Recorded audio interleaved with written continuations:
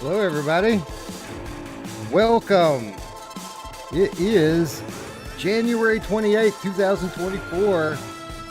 The 2023 show is on the air. I am your host, Wes. With me, as always, are my good friends, Roots. We did it, man. We're here. Can you believe it? We did it! Oh my god, hold on. We did it! That sounds terrible, man. What are you doing? I don't know, dude. I felt like everything was like totally good. Everything was, and then all of a sudden we had errors or issues I've never seen before. And so like, yeah, I think the workaround will work, but I was scared. I was scared. I thought we were gonna have to restart this. Yeah. What many of you don't know is after literally working all through the night and all day to finally get this thing set up, we get ready to go on the air and we see a problem that we have never seen in our 5+ years of doing this. Like, Eric, new year, new problems, brother. I actually thought in my head, if this is probably something's gonna happen. Like, who here thought there was something gonna like? We gotta assume that something's gonna happen. Like every year, like I remember doing this. Remember, was it last year? We had to spit out a whole bunch of keys into the chat because we had issues getting started, and we were like delayed for like over an hour. I mean, I assumed this was gonna happen. I figured. Yeah. It's good. It was a weird one. Luckily, we figured it out because it was literally a show-breaking problem. Like, if we don't find a workaround, we were gonna have to cancel. Yeah, that would have been clusterfuck. But guess what, ladies and gents? We figured it out, knock on wood. We think we figured it out, at least figured out a solution, and we are here. A show 3 months in the making. I say that, but it's more like 3 months of me trying to get around to making it. like it isn't like it was 3 months in the making. It took us like probably a good solid week of work to make it happen, but that week was scattered amongst the last 3 months. There were times during this 3 months that I doubted that we would ever even get to this point, so I feel a bit triumphant being here on the air. And Roots, why do we do this? Remind me again why we do this. I don't know. You know, what was funny is I was telling Dee this morning. Actually, I guess this afternoon as I was finished. My thought process was I don't know why I thought I could get my end of it done in 2 hours. Like I got up at 7. I thought I'm going to get it done by 9, and it was like almost 1. And I'm like, fuck, man. Like, and then I remembered last year that it took 6-7 hours. It takes about half the time it takes you to set up your end for me to set up the scenes, depending on what I've got ready. And I was trying to avoid the issues we had last year by redoing all the scenes, and apparently we got new issues. So, yeah, that's just the way it works. We do it. Yeah, for the people, Wes. Man, we do it for the people. That's right. That's true. That's true. That's why we do it. We could just do like a normal 3-hour show though. Like it doesn't have to be this blowout where we recognize every good game that came out last year and give away most of them. Wouldn't be Virtual Strangers then. And that's true. Who else is doing this? All the other shows Nobody. that you would think of that would probably do the 3-hour show, and it'd be good. But the thing about those assholes is that they would never do something like this because they would be so afraid that it would bust up their algorithm and fuck up their channel. We don't care about the algorithm. We're not ever going to be popular YouTubers anyway, so we just say fuck it. We'll do a 14-hour show. Although I would like to get done in sub 12. I know it's not going to happen, but we are starting late. So hopefully we can get through this a little quicker this year. I say that every year, and it typically doesn't happen. Yeah, it's an all-day affair. Sure. That's true. But I'm glad to be here. I'm glad to be back. I'm glad to be getting this show underway so I can get it behind us and then kind of get back to some normalcy. Right, with the channel, with life in general. Get back to playing VR again would be great. Like that would be like outstanding if we could manage to do that. Anyway, happy to be back on the air. Happy that the mythical 2023 show is on the air. So let's kick it off the way that we do every year, and we kick off every one of these celebrations by taking a look at where we were a year ago, what has happened over the past year, and where we are today as we look forward over the prospects for the next year. So, where were we a year ago? And people have liked to make it a bit of a habit in 2023 of complaining, and obviously we have a lot to complain about. I'm not saying that people's feelings are invalid here, but when you look at how things are today versus how they were a year ago, man, I'm so thankful for the position that we're in today, because a year ago, the MetaQuest platform, which is the lifeblood of VR right now, was 18 months dead. Like nothing had come out with any kind of money or backing behind it for well over a year.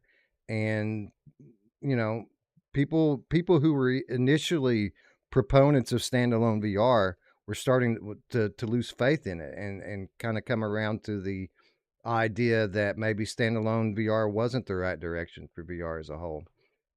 And I mean, and that was just standalone. I mean, PlayStation VR had been dead for even longer. Um, I mean, 2 years or more since we had any kind of real support for PlayStation VR, and the same could have been said about PC VR at that point. With the publishing of Meta's Lone Echo 2 a couple of years prior, that was the end of any kind of big budget support that we had on PC. So it didn't matter which platform you were playing games on, whether it be standalone, PlayStation, or PC VR. January last year, we had nothing in terms of big budget support for gaming in terms of VR. But then it wasn't long after that February rolled around, and what you see on your screen right now ended up having a profound effect on VR gaming, and that is the launch of PlayStation VR 2. A lot of people have said a lot of things about PSVR 2 over the course of the last year, but no one can deny that first few months was just probably the best time of the year for gaming. We had multiple AAA games that launched with the PSVR 2, and then a little bit later down the road, we had other titles come out, like Switchback and Synapse, and it's been a pretty good year overall for PSVR 2. Dry spell withstanding, but as soon as we had any kind of real dry spell with PSVR 2, along came MetaQuest 3, which not only brought with it some big budget titles, but also brought new technology into the VR gaming sector that we've never seen. Right now, we have begun the era of mixed reality. So not only will our devices now play VR games, not only will they play VR games without the need for a console or a computer, but they'll connect wirelessly to a computer, and they'll play mixed reality with full color pass through. So before I move on to kind of looking forward to what's next, Eric, what a difference a year makes, right? Like, I know people are pretty malcontent right now with regard to VR, but things are so much better now than they were when we were here for the 2022 show last year. Yeah, and I think the biggest part of it was 2023 was going to be the year of the hardware. Like, we had new hardware coming, like you said. We had the Quest 3 coming. We were all looking forward to that. We were, all of us, at CES in January, super pumped about the PlayStation VR 2, getting our first hands-on with that, trying Call of the Mountain for the first time and what that was going to bring. So it was all about the beginning of 2023, I believe, was all about the hardware, all about what we were looking forward to in the headsets. And because we were coming off such a drought in the games themselves, and I do think there was definitely, software coming, and there was a shift in that after the hardware shipped, we saw the software come along with it. But yeah, I mean, there was such a drought of good games to play towards the end of, 2022 and into 2023 and the beginning part of 2023, that it was just focused on hardware. That's all we had to look forward to, especially like PlayStation. Like you said, Quest was still going, but it didn't have the push it did. But PlayStation 1 was dead. Like that had to be one of the hardest years, 2022, to get through for a person. Can you imagine if you only did PlayStation VR gaming? I mean, 2022 had to be a super hard year. So no matter what we think of what the 2023 was for PlayStation, for a lot of people it was probably some of the best gaming they've ever done, coming off one of the biggest droughts they've ever had. So Roots, not only did we see a return to AAA VR games in 2023 for the first time in almost 2 years, both on standalone at the end of the year and PlayStation VR earlier in the year. But right at the very last minute, as 2023 is expiring, the Prey Dog mod drops. And I feel like this is going to be one of those events like that years from now we'll be measuring VR before the Prey Dog mod and then VR since. I think it's going to have that profound of an impact on VR gaming. So as we look forward into like what's coming over the next year, I don't know if there's anything, there's a lot to be excited about. Sony finally announcing some first party support. We've got Apple Vision Pro coming and starting the spatial computing era. We've got Meta focusing now on their own mixed reality efforts and making that more affordable for people over the course of the next year. Games, being funded left and right now by the platform holders. But in addition to all of that, PC gamers have something to play now, and they don't just have something to play; they have everything to play. It's a completely different landscape now than it was a year ago. Yeah, absolutely. I was looking for my phone. I was like, that's not even my ringtone. I was like, what the Not heck? mine. But I'll tell you what, yeah, it's changed the whole landscape. That the UEV, especially the UEVR mod, it's I know for instance, we've been playing Power World just the last few days, the last several days, one of the biggest games out there right now, super viral, and to have that in VR on day one and people making videos and experiences this amazing game. I mean, every game that comes out that's Unreal Engine that people can jump right in VR, it becomes a thing, right? Like, I don't know if the flat gamers have heard about it yet, but they will, right? Like, enough of these big titles come out, it's just going to be everywhere. So I agree. I think it is going to be a before and after, and I really am curious to see what Epic's going to do, right? Like, I know, Yep.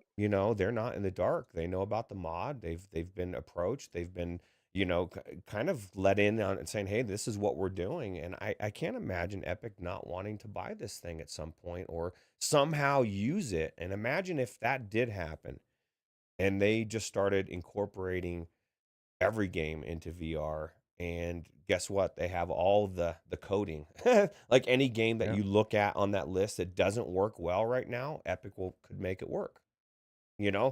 So I think is once they jump on board, everything absolutely changes 100% overnight. And I think it's very possible that happens, but who knows? But either way, I've been enjoying amazing games just in the last day. That Aliens Fireteam Elite is fucking amazing. Like, there's just so many games out there that you know blow most VR games, if not all VR games, out of the water, with the exception of the AAA ones. And I feel like the PC people finally got something. They haven't had much for a year or a couple years almost, right? So it's amazing. Doozy Cat asked, "What's the name of the opening thing for this podcast?" I can't remember the full name off the top of my head. It's called More Better something, and it's by a gentleman named Jeremy Corbas, Korbas. And no, I just pulled it from the YouTube library. I took a day and I basically all day listened to music on the YouTube free library, and I found about 10 or so songs that I liked, and that was the one I landed on. But yeah, that's Looper said More in the Better. description. Oh, thank you, Looper. There you go. But no, man, what you're saying is absolutely true. I mean, not only do we have all of this exciting stuff going on in the realm of official VR, but the unofficial VR will likely become official. And whether that means studios using the Prey Dog tools to add VR support to their games, or whether that means Epic working in more robust uh, tools for developers to add VR to their games in future iterations of Unreal Engine 5.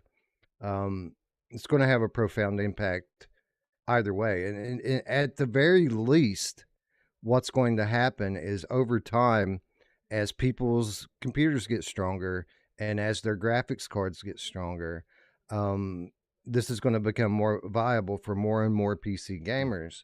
And all these people that have, Quest 2s in their closet they're not using for anything, it's going to eventually cross their mind that they're able to play their favorite game in VR, and all they got to do is go pull that thing out of the closet and hook it up. We have a shift coming. We definitely have a shift coming where the lines between standalone gaming and PC gaming are going to blur, and it's going to be so if you're in one camp or the other, very soon I believe you're going to have both. Like, you're literally going to have both, and you're going to be able to do whatever you want. So the whole idea of PC VR is dead. I don't think it's dead. I think it's just in a different state, and you're about to see a complete resurgence of standalone PC VR, whether that be cheaper graphics cards, everybody's getting a PC, or cloud computing, to the point where if we get a really, really good Wi-Fi for most of the population, cloud streaming will become a viable service, probably within the next few years. And then all bets are off. Then you have your standalone device that you can Netflix stream. Think about a gaming service, a VR gaming service like Netflix, where you could just stream every VR game, whatever you want, into your headset, whatever engine you're using, whether it be UEVR or whatever it is. But you're no longer held to whatever mobile chip they fit in the headset at that point. You're able to do whatever you can stream into the headset. Right. So Brandon VR is in the chat, and he says Quest 4 will be PC VR. So that depends, right? Now, obviously, Quest 4 is likely to be just as good as Gen 1 PC VR. The question is do we start to see money come back into PC VR now? Because if we have VR studios, they're actually developing for PC and trying to push the hardware of the day, then PC will always be in front of everything. Things will start to catch up, and then a new generation of processors and graphics cards will come out, and then PC will be back out in front. The reason why PC is not in front of everything right now is because people quit developing for it 3 years ago. That's the only reason. Anyways, I think the future is bright. It's brighter than it ever has been. In spite of people's discontent, and if people are wondering what the thumbnail means, it's pretty much symbolic of 2023. We have sunny skies and rainbows, but we have a bunch of people with golden pitchforks about to riot. Yeah. I'm sorry. Go ahead. I was gonna say, I just see everybody in chat. We all do this a lot with PC VR. We're always talking about graphics, and graphics are great, and we want the highest fidelity we can in the headset. But like me and Roots were having a conversation last night. The games that we're able to play in UVR now, it's not even just about the graphics. It's about the depth and about how much they can jam into the game. You just can't you take a game like Pal World. You could dumb the graphics down, but can you get everything that's in Pal World into a mobile chipset? And you just can't. So it's not about is this first gen PC gaming graphics wise. It's about how much depth you can get into the game. And if we want something as deep as, say, Pal World or any other game out there, that's where the power of the PC can get you where you can't get in just a normal mobile chipset. So it's not, you just gotta, I get into the same thing. I'm always like fixated on graphics and graphics and graphics. It's not just about that. It's about the depth and how much is in the game as well.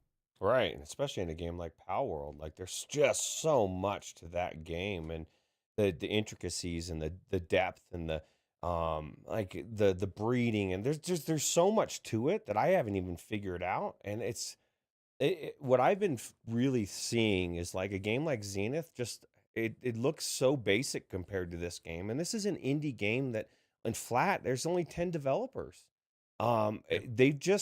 They really focused on making it a deep game. And that's why I think, like what you said is true. The graphics matter, but the content matters more. And I think that's why I, I I've been getting so excited about all these games I've been going into, because each one of them is I could get lost in for months, especially Skiva, something like Pal World. Yep. Skiva's in the chat saying that he's already got 30 hours in on it already. All of it in VR. But that just goes to show this thing's been out a week now, maybe 10 days. Yeah. And Skiva's already, got some real time into it. So It's that crazy, that right? should tell you all that you need to know. Anything that's got that guy out of Ghost of Tabor is impressive.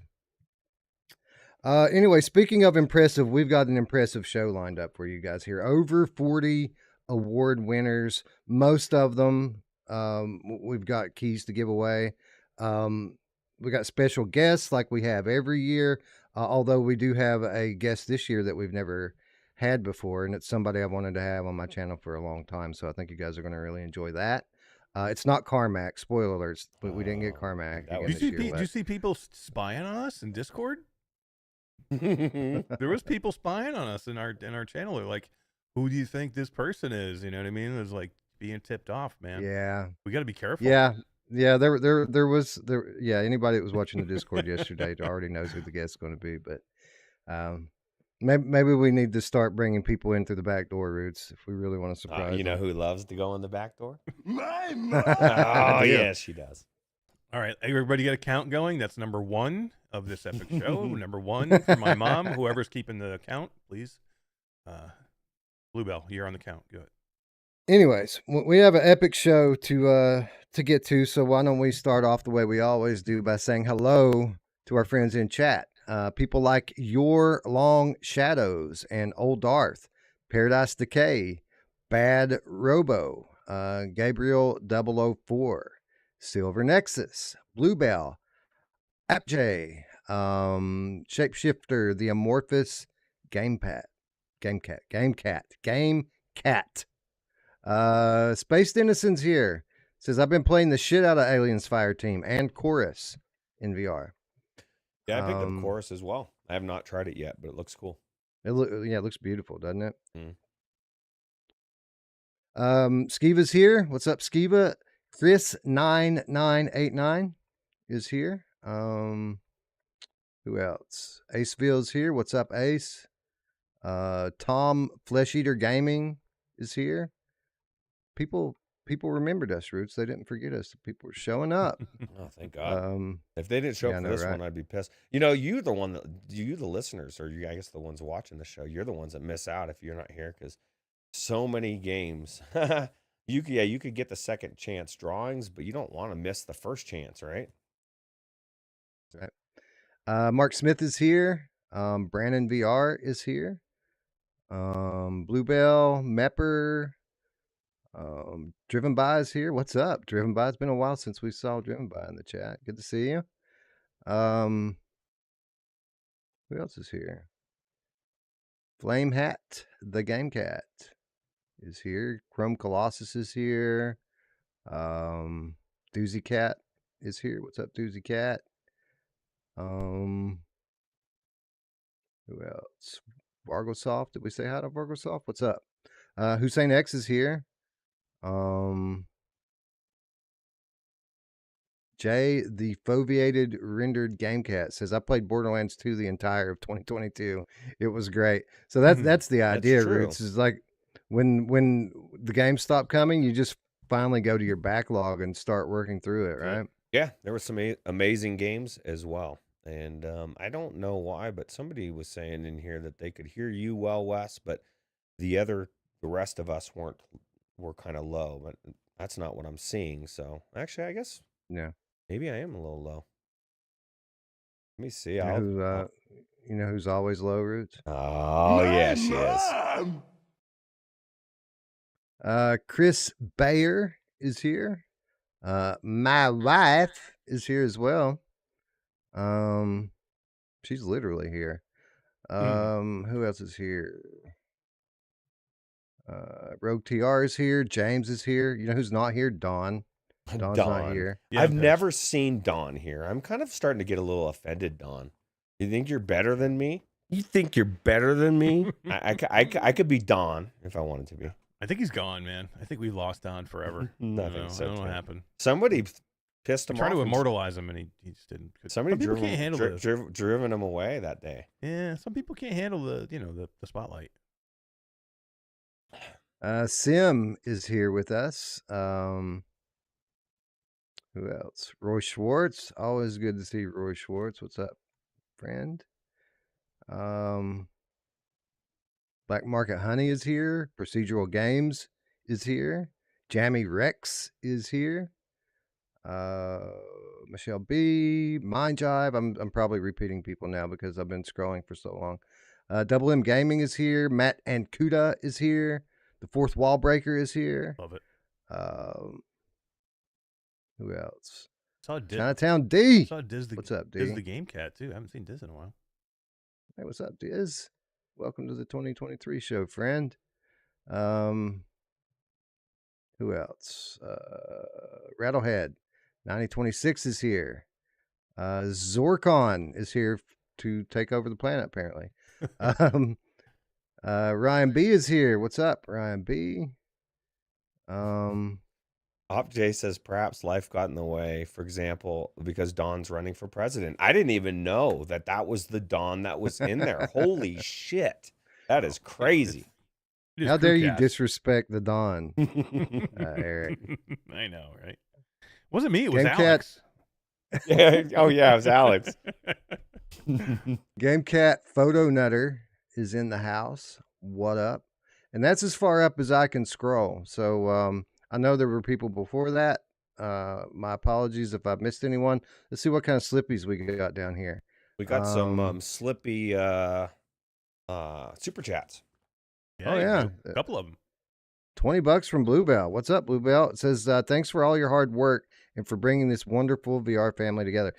You know, this wonderful VR family is our biggest accomplishment and our only real accomplishment. And you guys are awesome. You know, I sit here and I say rhetorically, why do we do this? Why do we do this? We all know why we do this. And it's absolutely because you all keep showing up, and you all, you know, are always there when we need somebody to talk to, and you're there for one another. So, right. Absolutely. That's why we do it. We do it for you all. Driven by $4.99 donation. Have a newborn baby in 2023. So no time for VR. I've been a dirty flat gamer. I know.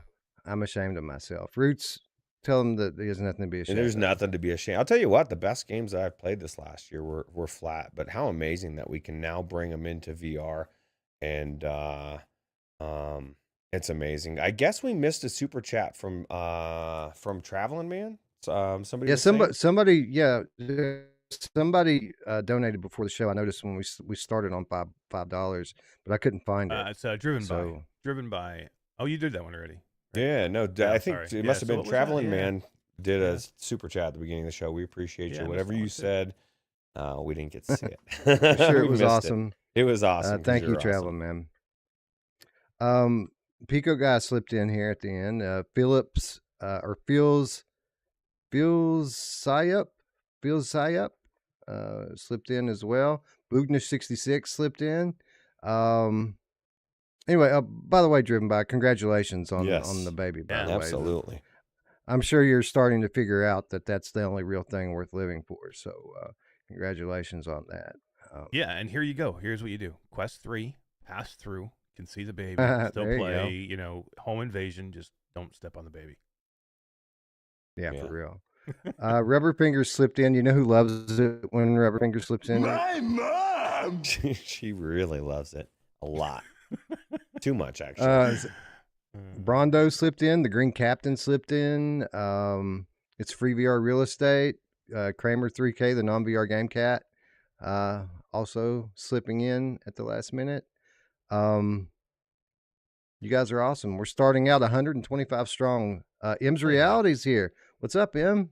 Good to see you. Violator, the Game Cat with the $10 US says, "Hey guys, I Ooh. finally caught a live show. You did it. Brother, We did you it! picked the right one to catch live. Let me tell Yeah.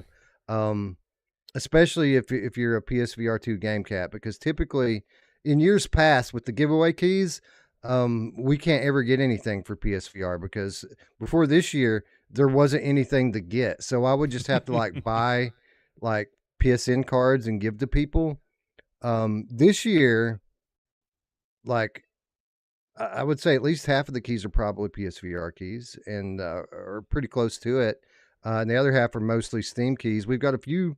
I'm sorry, most of the rest are Quest keys. We've got a few Steam keys, but it's a big shift, guys, because this year, this year PSVR is what Steam has been in the past. It's pretty remarkable. Are you telling me we don't have any copies of what is it that we usually have a million copies of every year? Right? Super Hot, Yeah, Super Hot.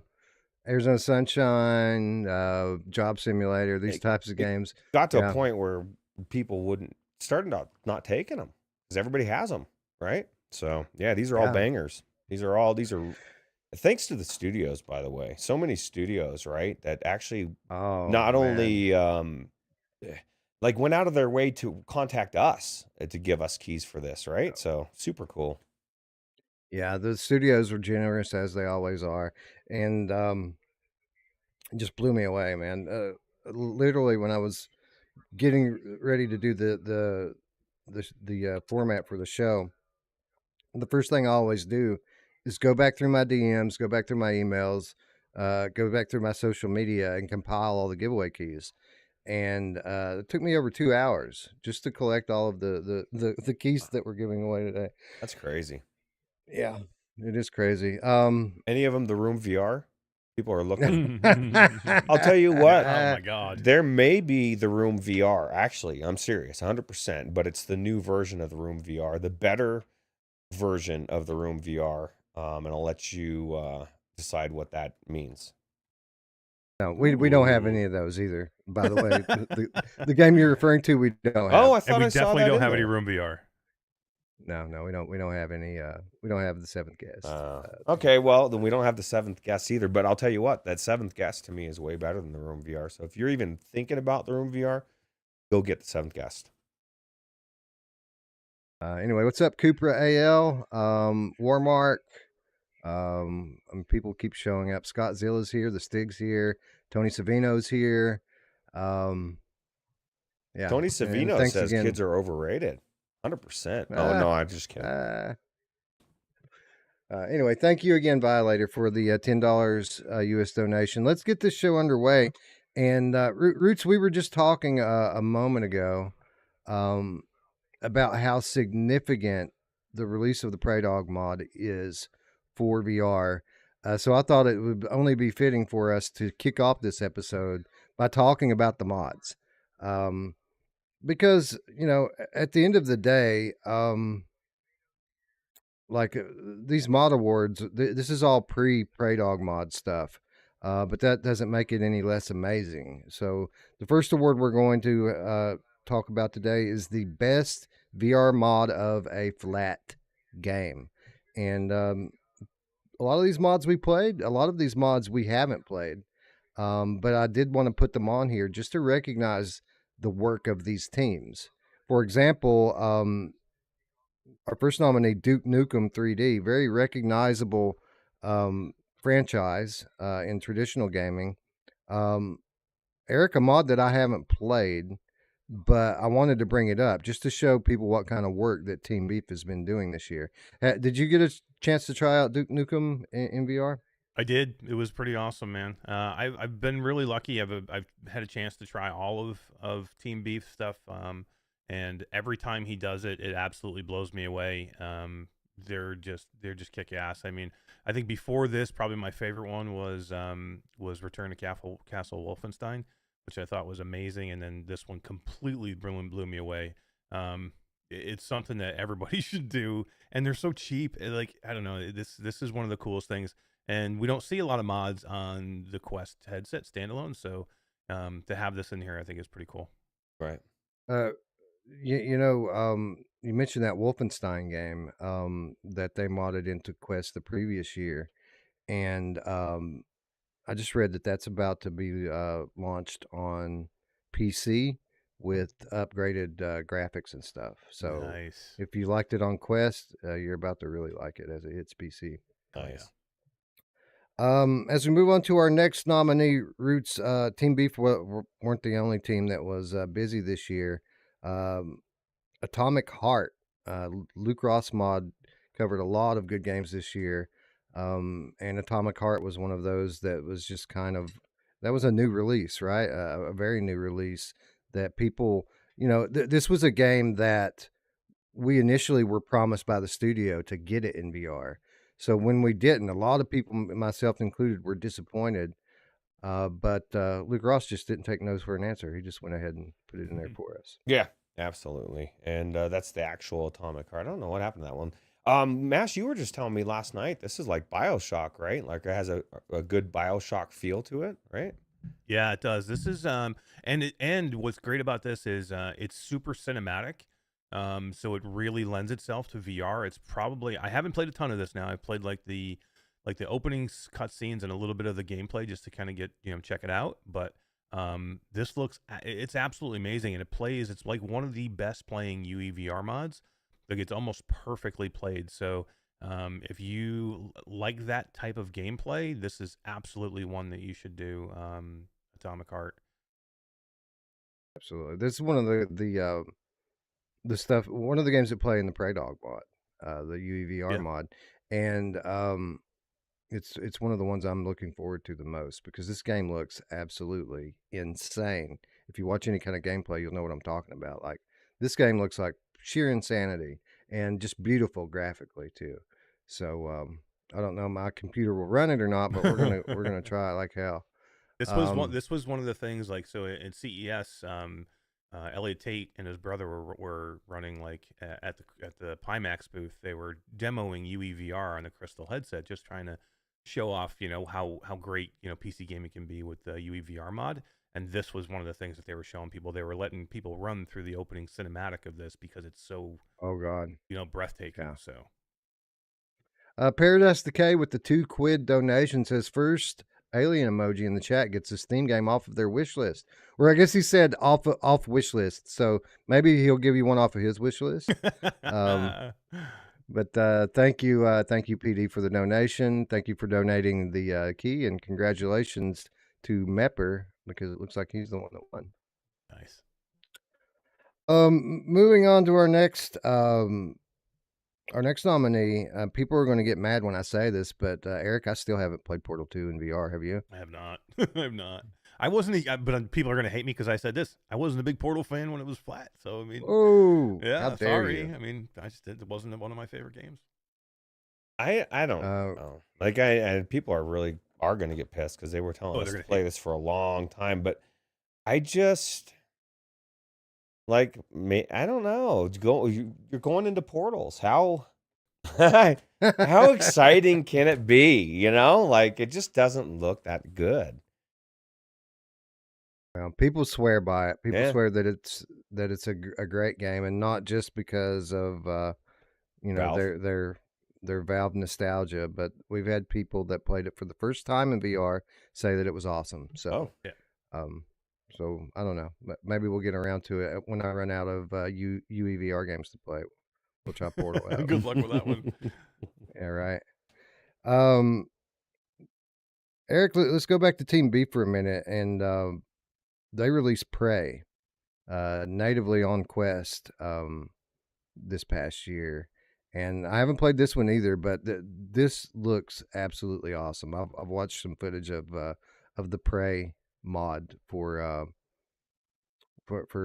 Quest, and let me tell you, on Quest 3, this thing looks outstanding. It's one of the most one of my more highly anticipated standalone mods that's out right now. Yeah, and actually, I spoke prematurely when I said I'd tried them all because I forgot about Prey, and I did not do Prey. Oh, you lied. So I spoke Mash, why are you prematurely lying to there. people, I just bro? completely forgot about this one, and I don't know why because it's like this kind of game is right up my alley too. And I did not play it before. I haven't played the mod, but it does look super cool. And now that I'm reminded of it, I'm gonna go do it for sure. But Prey, I same thing with you, Wes. When it came out, I watched a lot of other people play it. It looks freaking amazing. Looks So, creepy, man. yeah, it is. Yeah. Well, Chris9989 says you're not just going into portals, you're solving puzzles to launch yourself across levels using portal placement and speed. But that none of that sounds appealing to me. I'm not a big puzzle person. I don't care about going through portals or being launched. Like, I don't know. Maybe I just need to go into it and play it just so that I definitively tell people it's not that big a deal. And then I'll come out raving about it. Like, you guys got to check it out, Wes. I don't know. You know what I came out raving about? High on Life. Another one that Luke Ross put out this past year was Squanch Games High on Life. And I absolutely love playing this game with a controller through the Luke Ross mod. Takes some tweaking to get it looking good, but you absolutely can do it.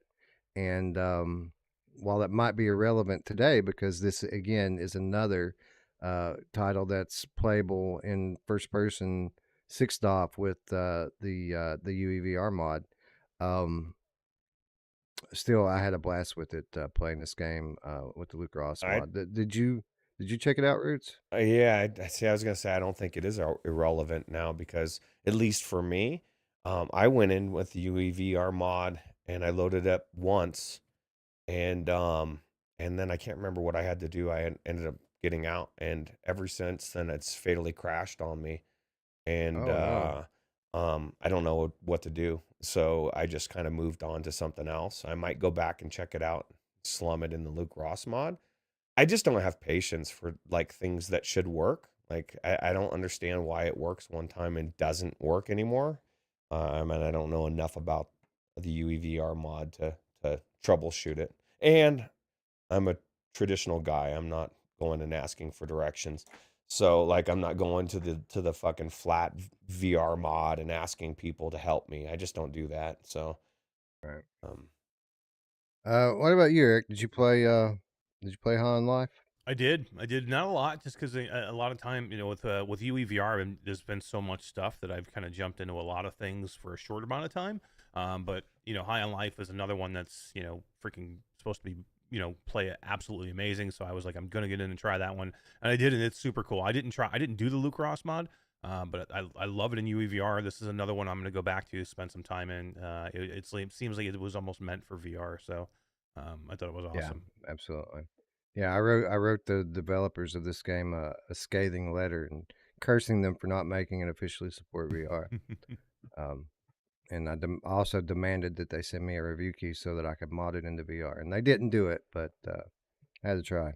How dare they? Next nominee is from Create Team. Actually, the only nomination from this modding team, and really interesting, man. Amnesia: The Dark Descent wasn't just modded into VR, but was completely rebuilt for VR in first person 6-DoF with updated assets. This is one of the better mods that I played this year. I really enjoyed this a lot. A lot of crazy, like, psychedelic effects that really translate to the headset well, and I really just enjoyed this a lot. Eric, did you get a chance to try that one out? Yeah, we did this one for a show, didn't we? Didn't we cover this one? Yeah. Yeah, we did. Yeah, this one was this one was weird. This one was like you were running through like these meat tunnels. It was weird. I don't know. Like there was a monsters chasing you. This was so freaky. Like I didn't play a ton of this one either, but I did get in and kind of try and play it because I think we were talking about it for one of the episodes, and I thought it was really good. Like it felt like a fully blown VR game to me, and I thought it was super cool, but very, very trippy, like weird. Yeah, it was weird. Yeah, it was tripped out and scary. Yep. That's why I liked it so much. Yeah. Speaking of scary mods, Roots, the next nominee, Bendy and the Ink Machine. I tried this mod out. we decided to cover it because it was so popular, and I loved it so much that I pretty much played through the whole thing. I'm in the last level. Like, I didn't beat it, but I was like 30 minutes from beating the game. Um, that's how much I enjoyed it. Like, after we covered it, I kept playing it. It's creepy, It right? was really good. Yeah, man, really creepy. Really, really well done too. Like, full 6 DOV VR mod, like a exceptional mod. Again, this one from Team Beef once again showing that they don't just do quest mods. They do PC stuff as well, and this is one of the better ones they put out this year, I feel like. Do you think Luke Ross stops even considering Unreal games? Like, because if I was him, I would, because not that he can't, because obviously he put out games that are on the Unreal Engine mod, and you could enjoy them first, Hogwarts, whatever it is. But like, if he focuses on ones that are going to take more work, or maybe they take more work, I don't know. Like, he's hitting a niche that no one else can hit, right? Like, if the UEVR is such a broad thing, I feel like he's wasting his time focusing on any mods that could be going on that, unless it's one that doesn't come out good on it, I guess. I don't know. Yeah, I agree. I think he should focus on like like he mods games that have custom engines built for them, like Right. Sony first party games and stuff like that. I think he should stick to that, and he doesn't have to put a new mod out every month. But just keep bringing us bangers. Bring us The Last of Us VR Yes. mod. I've got You know that. what I mean? I've got the remaster, and I'd love to play it in VR. I've ran down the street, Absolutely. Wes. That's the extent of what I've done. Somebody was like, "How far have you gone into it?" I said, "Well, I was running down the street with my daughter, or this girl in my arms," and they're like, "That's the beginning." I'm like, "Yeah, that's Yeah, as far as I've done." Nice. Moving on. Speaking of Luke Ross, I never did get around to playing Far Cry 6. Did you play it, Eric? I did not. Nope. There's a couple here that I did not play, unfortunately, and that one I did watch. You did play a Far Cry though, didn't you? Yeah, and we are The going to one. get to that, but yeah, We Yeah. played the first one. Right. This is the one that just came out. Like, this is the latest Far Cry game, Yeah. and yeah, these are the type of games that Luke Ross should stick with, right? Big budget AAA games that can't be modded automatically by the UEVR mod. And Root, you said Dee played this though, right? And that was Yes. pretty good. Yeah, she's been playing. She was really enjoying it. I don't know how far she's made it into it now, but yeah, she's gone a good portion of it. Nice. So, Root's you built a new computer over the last few months, and I keep hearing, it'll run this, it'll run that, everything runs buttery smooth. But I have a question, Roots. Will it run Crysis VR? Because we got this past year we got a mod from Kabbalistic that put Crysis into VR. So people thought it was bad enough to try to run Crysis on its own. Now you have to try to run it with the VR mod. And I don't know how well or not well this thing runs, but I think it's funny. I think it's funny that this is now available in VR. I know, especially since it was the definitive way to test whether it's kind of like the Alan Wake 2 of 2024, or back then, I guess. Right. But yeah, it's definitely important. I saw somebody, I think it was Mepper or somebody was saying, because the UEVR mod, that he was thinking about upgrading his video card, and I think it's a good idea. I mean, obviously, we're now at the point where we're what, a year away from the 5000 series, so you have to consider how but I mean, the 4000 Right. supers, and I mean, they're really reasonably priced compared to what you're getting. So, Eric, as we move back to Team Beef, tell us a little bit about Star Wars Jedi Knight Jedi Academy. You played that one, didn't you? Or I did. It was super cool. One of my favorites. But my dogs are going nuts. Hang on one second. Okay, super cool. Yeah, I'm a big fan. I'm a big Star Wars fan. So when this one came out, I had played this game years and years and years ago. Of course, this is was one of my favorite all time games.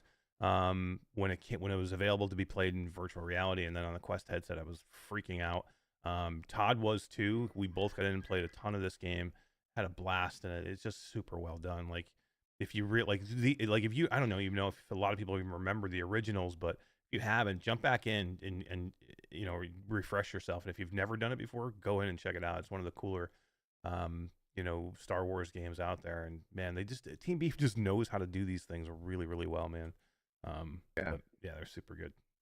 Yeah, runs natively on Quest and with full 6-off controller support, which is significant considering that you're wielding a lightsaber in this game. The fact that you can do that with your motion controllers is pretty awesome. But Roots, do you know what Eric didn't play? He didn't play Uncharted 4 in VR, and as we move back to Luke Ross' side of things, this is one of my favorite VR mods that I've ever played. Not because of any kind of 6-stop controller implementation or anything like that, but the game is just so damn good, and to be inside that game was one of my favorite experiences of the entire year.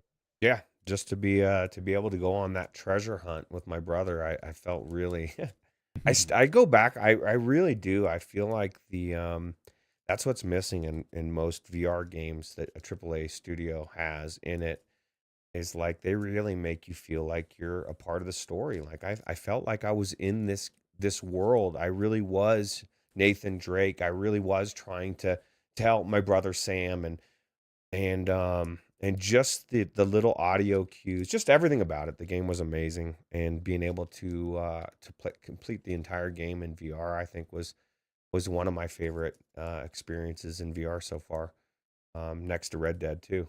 So Yeah, absolutely incredible.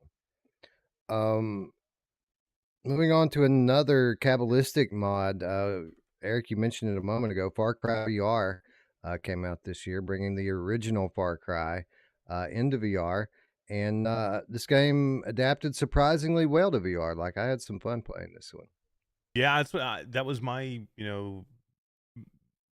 as much as I did with it was watch you stream it, and you did a great job streaming it, and I watched the whole stream, and it was great, man. And you had a blast in there. It looked like you had a ton of fun, and it looked like it played really well. And Kabbalistic is a freaking genius, man. Indeed he is. Old Darth asked that, did we ever try Lost Legacy in VR? We didn't. Ooh, yeah. So that's the other Uncharted game that was bundled with. It was the follow-up that I've never played, but apparently there's a moment in there that will blow us away, Roots. So maybe one of the early titles that we cover this year, maybe we go back to Uncharted. I'd actually be interested. I played through that entire game on my 3080 Ti. I have not even thought about going into it and seeing what how it could run on the 4090, or look better or whatever. So Scion is in the chat. What's up, Scion? By the way, Scion saved the day yesterday, or maybe the day before. I had originally accidentally set this episode to go off on Monday. So like the first couple of days that the show page was up, it had the wrong date on it, and Scion caught that. So thank you, Scion, for catching that. But Scion says that the best mod of the year was the one that got Echo Arena working, and we actually did have it down as a nominee, as was the case for most of these categories. We trimmed down some of the nominees just in the interest of time, and that was one of the ones we trimmed out. But you're absolutely right, Scion. Like, people were upset when that game got canceled, but it wasn't down for very long. Thanks to the modding community, people can still go in and play Echo VR to this day. But did you know you have to have owned it before? Like, if you didn't I did pick not it know up, that. yeah, if you didn't pick it up before, because reached out to me yesterday and was asking if I was interested in doing a play, a bunch of us getting together and playing. I said, sure. I'm pretty sure he said, well, you have to have picked it up before, back in the day. So Interesting. Anyway, all those nominees, but there can only be one winner. And it's interesting, Eric, that you mentioned what a genius Kabbalistic is, because for the second year running, it is his work that has won Best Mod Award. Half-Life 2, once again, Mod of the Year, according to our community and our patrons. Episodes 1 and 2 both launched into VR this past year. And this mod's done by the Source VR mod team, but they're all working on the foundation that Kabbalistic set over the course of many years. So, Kabbalistic certainly deserves some credit here, as does the rest of the Source VR mod team. But truth be told, we didn't vote for this one. Like, it was the popularity with the community and among our patrons that have allowed this game to once again, for the second year in a row, be the mod of the year. And I think that's a testament to just how good this Half-Life 2 VR mod is. Roots, truth be told, I prefer Half-Life 2 VR to Half-Life Alyx. I think it's a better game. Yeah, it's a much better game. Gameplay's better. You know, I mean, obviously, Half-Life Alyx brought a lot of new mechanics to VR. You know, magnet hands, all that stuff. But I think I felt like I actually had to try on Half-Life 2 or Half-Life Alyx. You could almost roll through it. Not that it was too easy, but it was too easy. Dreadhawk is in the chat, says no Rakuparta mods. Rakuparta didn't do a lot this year, man. Like Rakuparta was central to this segment last year because he put out 2 or 3 amazing mods in 2022. He just wasn't that active this year modding games. He did do some support, I think, on a title or 2, but also did Rypal, which is huge too. Like, so. But that just came out. I don't even know that was in our nomination window. Yeah, no, and it probably shouldn't be because it's not technically a game. You know what I mean? But Right. it's some of the he did work on it this past year, and it's one of the things that's going to help most moving forward with the UE VR mod. And if people don't know what Rypal is, it's basically it's a launcher to help you know what games in your library are available in UE VR, and there's some other stuff coming from him with Rypal. You know, so stay tuned around Flat to VR and Rypal stuff. So yeah, it's a lot. He's done a lot of cool stuff. But you're right. He just didn't have time, I don't think, to make an actual, do an actual mod of a game. Somebody said Looper Neon says, White. Yeah. Looper says Neon White. That was last year. It was nominated last year. And it was so good too. It was so good. I love Neon White. Actually, the reason why we played that game last year was because people insisted that it be nominated. And people kept raving about it and raving about it and raving about it. So we went in and played it and loved it. But yeah, that was last year. Anyways, a deserving winner here. Even if it wasn't my favorite of the year, still amazing and a favorite of the community. So definitely a deserving winner. What's up, Mickey? Can I just say that this category is huge, and it is. And it's like I think it was one of the biggest ones where we had this many, this many. It was the only candidates, and we could have had more that were in here probably. It just goes to show you how great modding was this year, and how many, and to see that most of these were free or just the base game you needed to buy. It's a testament to the modding community and a lot of people that put all this hard work into this stuff, and I don't think there's any one of these could have won. Like, really, they were all fantastic. Absolutely.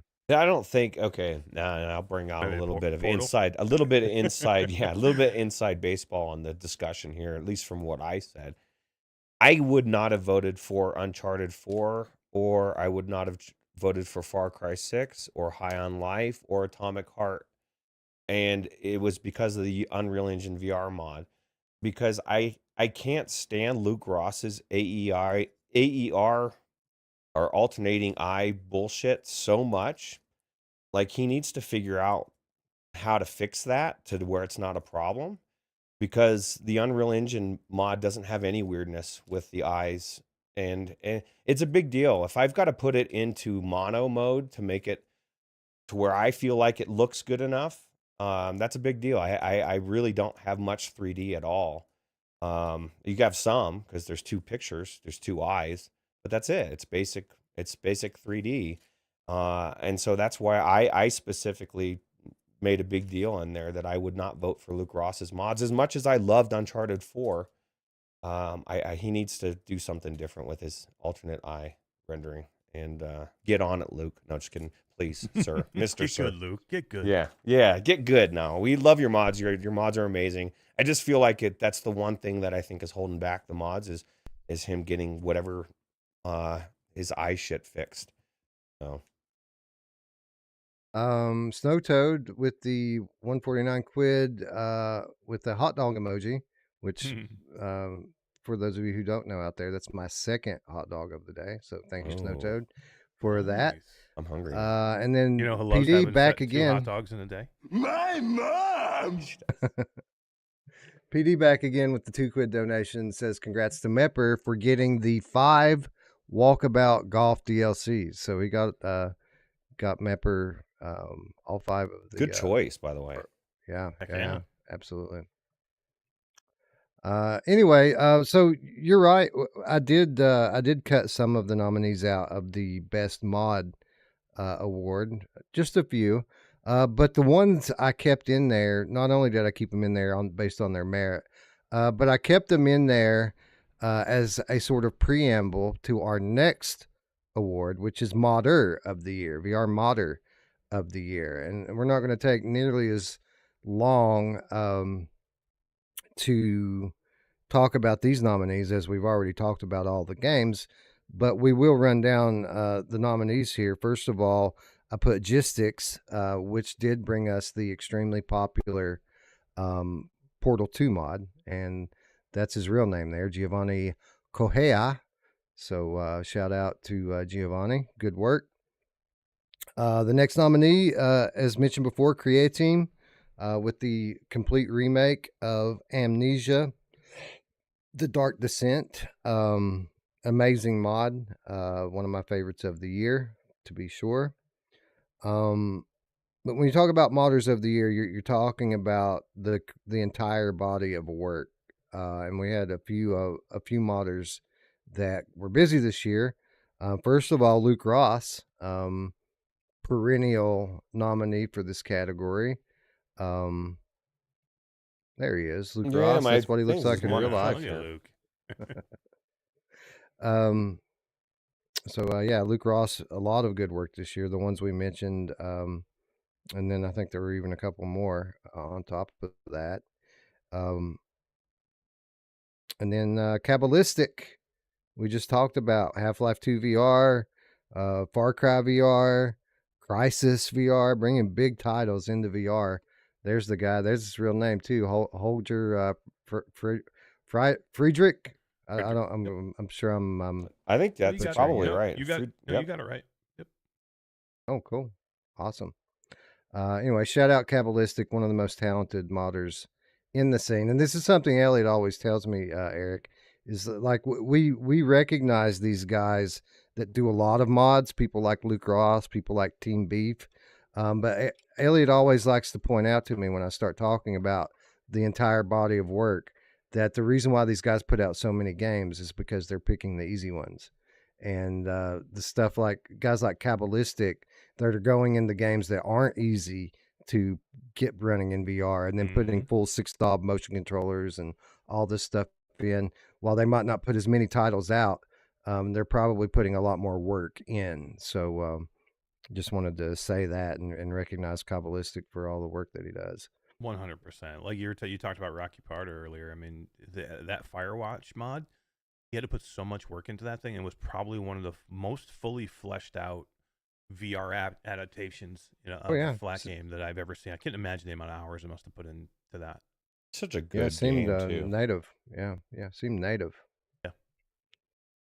Yeah. But of course, like I told Elliot, he's looking at things from the developer perspective. I look at things from the gamer perspective, and I think that we should recognize the people that brought us the most awesome mods to play over the course of the last year.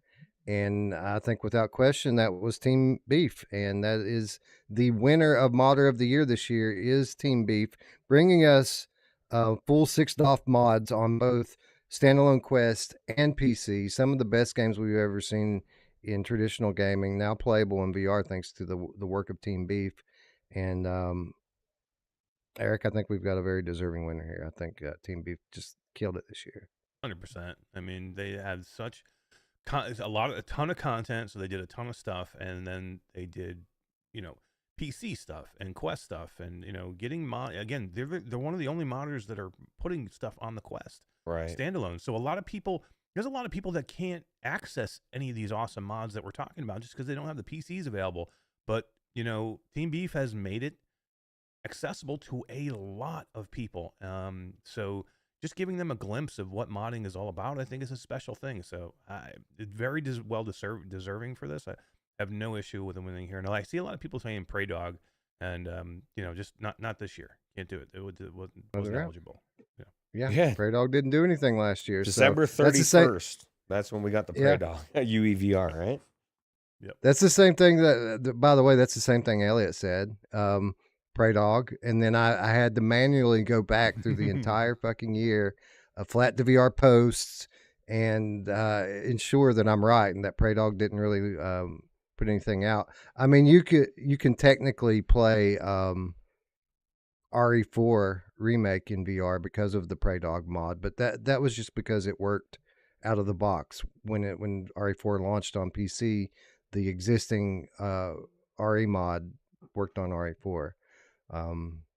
So Prey Dog's been working all year on UEVR, and it's going to be interesting to see how this affects this category or these categories next year, because I think we could end up with a situation where, like the Hello Games Award, right? The Hello Games Award is named for Hello Games because they deserve to win every year. I think we might have a Prey Dog Award next year that just recognizes the best UEVR games. And honors Prey Dog and his work year after year. Right. Yeah. People are saying Amanda Watson versus Prey Dog next year would be a nice argument, but I think it wouldn't even be that close for me, to be honest with you. An emulator versus taking games and putting 6 DOF and touch controls, and not to diminish that mod for the 3DS, but no, it's not even close in my opinion anyway. No. Oh, and by the way, new game, we're gonna get every new game. We're gonna have 2024. Any game that comes out that's gonna be in the Unreal Engine is gonna be playable. We just got Power World, and guess what? That was brand new game. So how many games are we gonna get this year that we don't even know are coming out yet? Correct. And by the way, while we're still on Team Beef and we're talking about the Citra VR emulator, I think it was 2 or 3 days after that emulator dropped that somebody on Team Beef put it in full 180 VR, because it was on a screen, right? It was on a 3D screen inside the headset. Yep. Now you can play these games with your full field of view in VR, which doesn't work for everything, but for games like Mario Kart, that's pretty significant. Anyways, we have now named 2 award winners, and we have not given away any keys yet. How dare you? I think it's about time we do that. I'll start off, as I always do, by going over the rules, how you can win keys during the 2023 show. 3 ways to win. The first way is by catching keys just in the live chat. You're going to notice, not often, but there will be a few times over the course of today's episode that I'll just drop some keys in the chat. These keys are free for all. Anyone can pick these keys up. It won't count against the you can only win once rule. If I drop a key in chat, those are just free for all. People pick them up. Feel free to say thanks and let us know who got them, because again, it doesn't affect anything else.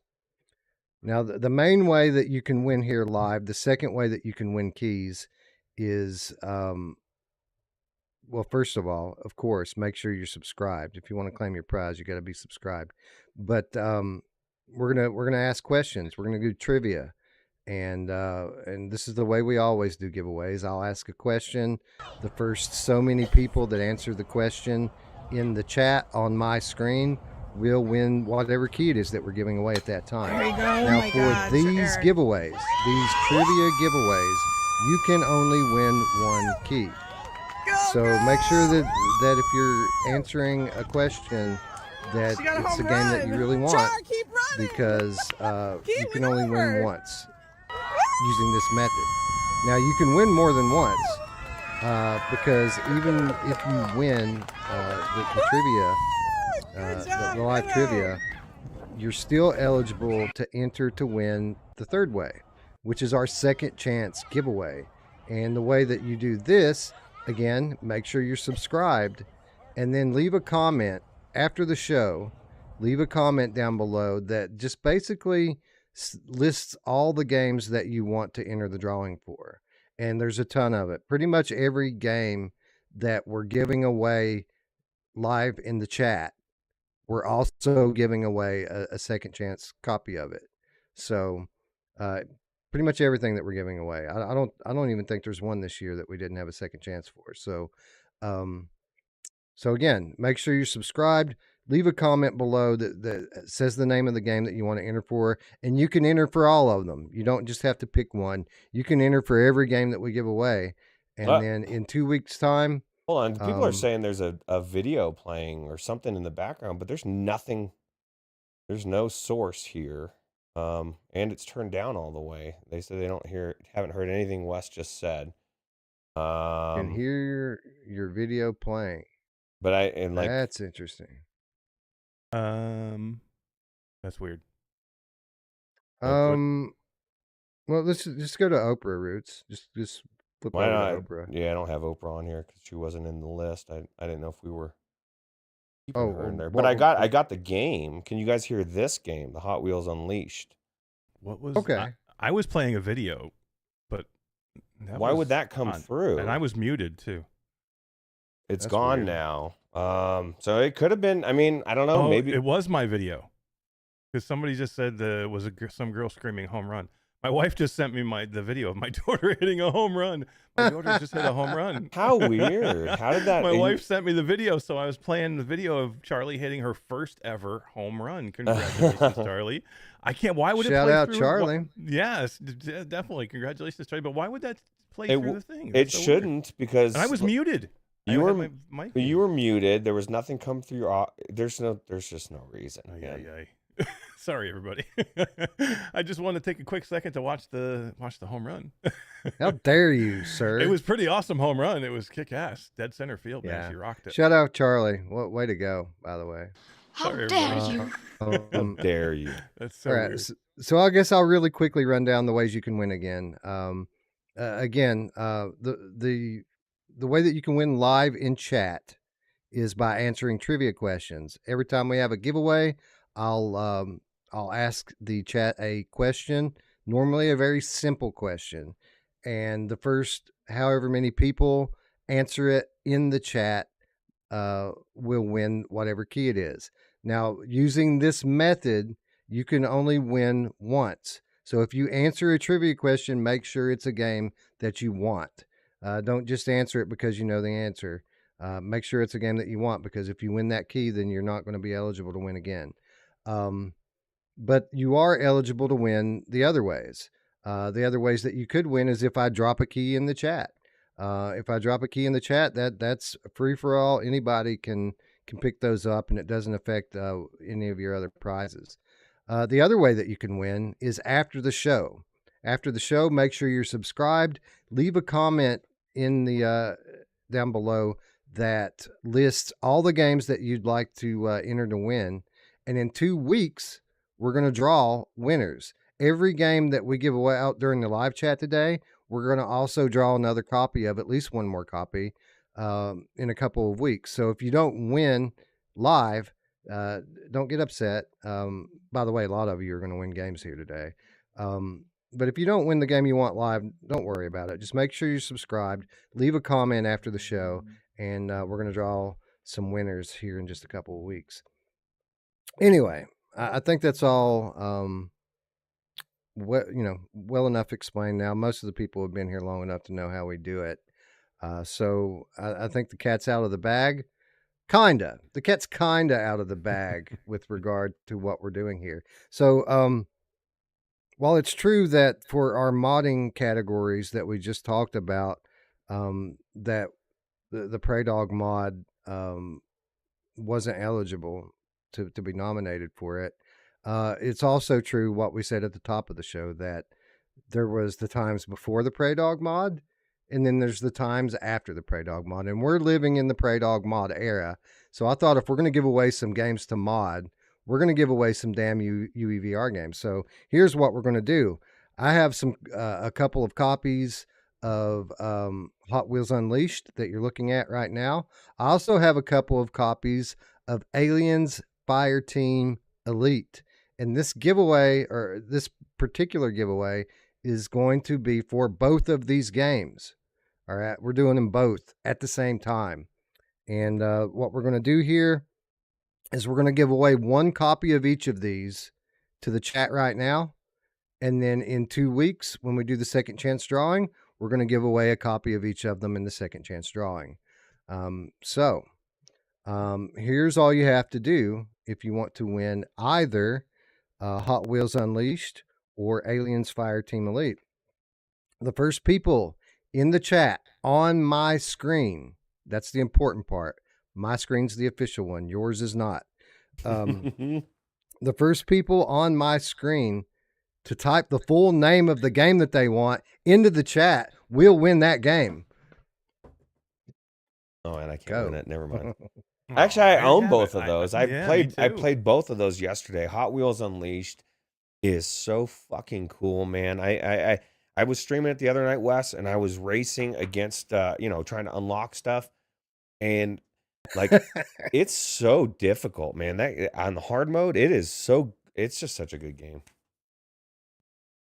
I can't So, wait yeah, to do Aliens Fireteam, by the way. I picked it up. I just picked it up a couple of yesterday or the day before. Somebody in chat had put something up there about it, and I went, "Oh, I'm going to get that." Roots, you said you tried it already, and it was pretty awesome. It was awesome. I played the first mission last night with 2 AI people, and it's just they're legit missions getting dropped into these places where you got to go, do whatever you're doing, and aliens are pouring out from everywhere, and it's crazy, man. I can only imagine what it's like with real people as my teammates instead of the AI. It's super cool, and it looks amazing. So. All right, so AppJ is the winner of the Hot Wheels Unleashed. Congratulations, AppJ. And I think it was Technoglitch that won Aliens Fireteam Elite. Let me just verify that. Trying to get Returnal. Good try. Airman trying to get RoboCop. That would be cool. I haven't tried that one yet either. I want to do that one. Yeah, so I picked these games because Roots played them and told me how awesome they were. Like, if I didn't know that they were awesome, we would have picked something else. But No, they're amazing. Yeah. I would say Hot So, Wheels Unleashed to me is probably the best racer in VR that I've played. You could say Grip is the best battle racer, but this is a traditional racer where you actually have to drift and you actually have to you have to race. Like I'm playing it on hard mode, and the AI is fucking really good, and it doesn't take much. And these courses are so cool. I do recommend if you pick it up. Splurge and get the DLC because the maps and the cars that you get are phenomenal. So AppJ has forfeited because apparently AppJ already has that game. So I'm gonna scroll back up here and see who the next one. Tech was the think second, I believe, or maybe I'm wrong. wrong. Shit! All right, so Tech was the second. Which one do you want, Technoglitch? Do you want Aliens Fireteam Elite or do you want Hot Wheels Unleashed? Let us know, and then we'll pick the next winner. That's a good position to be in. I would pick Hot Wheels personally because Aliens Fireteam is $10 on sale right now, so like it's a good deal. You could get both. Deal. Oh, did you really? Oh, Jesus. Yeah, I did. So Technoglitch says Aliens. I've got a good deal on both of them, by the way. So Technoglitch says Aliens. So we're going to go to the third person that put Hot Wheels in. I think it was Secrets. AppJ. Techno Glitch, and then Secrets of. Yep. Okay. So Secrets of. Congratulations. I got to be careful. I'm sitting here telling Wes what's on my screen. It's not Roots' screen. It's Wes's screen. That's right. Mine is the official That's one. the All right. official. So again, if you didn't win, don't worry about it. Just leave a comment after the show that says Hot Wheels and that says Aliens Fire Team, and you'll be entered into the second chance drawing. A couple weeks from now, we'll give away a couple more copies of these games. We tried to get Tech to come into Pal World last night. Yeah. He ain't about it. We got Radio Run in there though. Radio Run. I played with Tribe Grey Wolf. He's joined in the server. It's really cool. I think you're gonna like it, Wes. Yeah, people keep raving about it, right? So I haven't pretty heard awesome. anything bad about it yet. Like everyone says it's great. Even I got in, and it's not my kind of game, but I had a blast in there. I don't like crafting games, but the crafting doesn't feel. I mean, because of the way they're doing it, and you're leveling and you're progressing, and then you're passing it on to your pals to continue on. It doesn't feel like as grindy as other survival games have in the past for me. So that's good. Awesome. Why don't we talk about some real VR games? We've spent all this time talking about mods and mods and mods and mods. Let's move on to some real VR categories. But let's transition slowly by giving out the award for the best official VR port of the year or adaptation.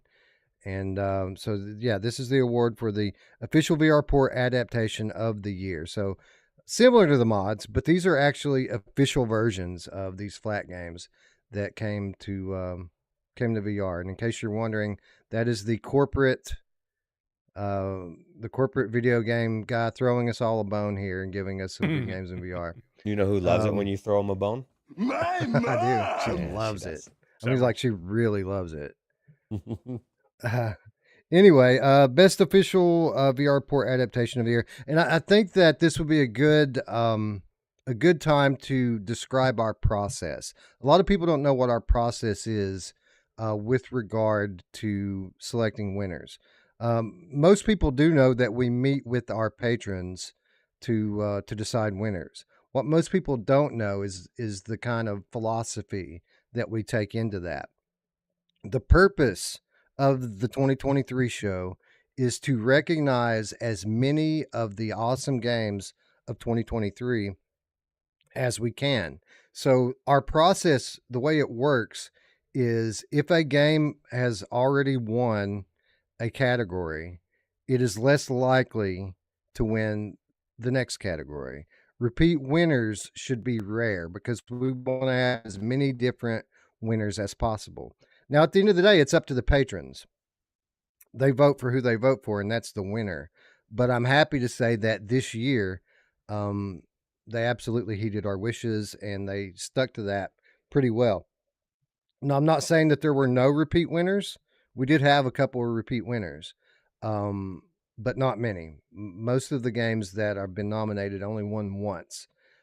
So if you see a category and you wonder, hey, why didn't this game win that category? It's obviously was the best on the nominee list. Well, the reason is probably because that game had already won a more important award earlier in the voting process. So I just want to make sure people understand that. Our goal here is to recognize as many games as possible. So if your favorite game doesn't win any specific category, it's probably because it won a better award already when we voted. Anyway, with that said, let's look at the nominees for Best Official VR Port Adaptation. And of course, we couldn't start this category without talking about Resident Evil Village, right? Because everyone knows our love for this game. And you talk about official VR ports. Roots, I mean, there aren't many that I've ever played that are better than this. No, this was, I believe, was amazing. You know, every single way. I didn't play it flat, but I didn't feel like I needed to. Like I feel like I felt like this was built from the ground up, 100%. And I guess it probably was to some extent. So yeah, it was an amazing port. Yeah, yeah. I mean, it still had a few telltale signs, Eric, that it was based on a flat game, but the signs were pretty rare, right? Like most of this game, what really set this game apart from Resident Evil 7 in VR is just how much it feels like a native VR game. Yeah, and there's way more gunplay and stuff like that in this game than say Resident Evil 7, so you get a feeling better of that, like, first person shooter type of feel to it. And I was talking, I don't remember where we were talking about this, but we were talking about the difference between our even RE4 remastered that just came out, or the RE4 mod that just came out for PlayStation VR 2, and that I think this version feels more VRified even than that version, just because of the way that they implemented so many things. Like the whole idea of using the jacket as like an inventory system and being able to pull certain things, like open your jacket up and then reach in and pull certain things out of it to use it, is actually better in Resident Evil 8 than in Village than it is in the newer one, which is RE4 that just came out in the fall. So I think they did a masterful job with this game, and there's a couple of hiccups, Wes, like you said in the beginning. Like when you're like maybe laying on the ground and you feel a little detached from maybe the character at that point with the perspective, but I would say 95% of the time everything feels like it should be, and it was just a masterpiece. Much more to come on this game, obviously, as we make our way through the categories today. But for now, we'll move on to the next nominee. And Roots, even though I didn't particularly care for Humanity in VR, there's no denying the popularity of this game. A lot of people really loved Humanity, and I felt like it deserved to be nominated here. Absolutely. Yeah, absolutely. I'm not into Lemmings games myself either, but they did this one in a unique way and super cool. And I think that's kind of encapsulates what humanity's like. Everyone's just smashed, running over each other, pushing everybody out of the way, and it's crazy. Yeah, it looks kind of like the border, Eric. Look at the picture there. I'm just kidding. Yeah. Did you play Humanity? What did you think about it? I didn't. This is not my kind of Oh, game. I man. watched a whole bunch of stuff on it, and I'm not. There was just too many things to play for me to go into something I'm just not. I know I'm not going to like, so it's not fair for me to even talk about it. So You might like it. It might be your Nah. jam, dude. This could be the I game just of hate the these year. types of lemon games. I'm just not into them. Like they're mindlessly boring for me. But I can see where people get into it, and people did. Man, it was for some people. I actually know somebody who was a content creator said this was his game of the year. Yeah, Yeah, it just a lot shows of you people everybody's did. A lot of people subjective, did. right? What you Yep. like is Yeah. different. So, I mean, that You know what I person has poor liked? taste. You know what I liked? I liked, and this falls under the adaptation part. Before people start yelling at me in the chat telling me it's not a port. I know it's not a port, but the Seventh Guest VR absolutely is a VR adaptation of a flat game, and Roots is one of the best VR puzzle games that we've ever played. Absolutely. It shat all over Room VR. No, Room VR is still really good, but I feel like this one did so much more. Because there's a story to it, like a more fleshed out, and they could have messed this up. Like, you know what I mean? People have really good memories of the OG way of this game was, and they really did a good job of bringing it over and making it special, just like the first one was, right? The OG. And Eric, absolutely awesome on every platform. Like even on Quest, this is an exceptional game. It really is. And I wasn't I didn't really know this game. A lot of people knew this game from before. I just didn't. It wasn't something that was ever on my radar. And I fell in love with it. Like the everything the way it's done. I love the way the cutscenes are done. And I just think it's you don't see these games often in VR like this that are kind of older games, but they are built from the ground up in VR, and it feels like it. So it's pretty awesome. Yeah, yeah, a great VR adaptation of a classic flat game. Roots, what wasn't playable on every platform though, or at least not yet, was Firmament. And a lot of people will tell you that the VR implementation of Firmament was not as good as it should have been, and I agree with that. But what is beyond question is this is a great puzzle game that's playable in VR. VR implementation aside, this is a full blown cyan puzzle game, and it's a really good game in spite of its flaws. Yeah, and it's an Unreal Engine game. You could play it in the UEVR mod. I guess you don't need to. But yeah, no, it's I haven't really tried this one. I know that Scion was really big onto it or into it or wanting to play it. I don't remember how He whether did. it was good or Yeah, he not. played through it. Yeah. Scion says my favorite game this year was Firmament. But I Really? haven't played the Seventh Guest VR yet, so he hasn't played Seventh Guest yet. It's a very different game, different type of puzzle game, Scion. So I'm not sure if you would like it better or not.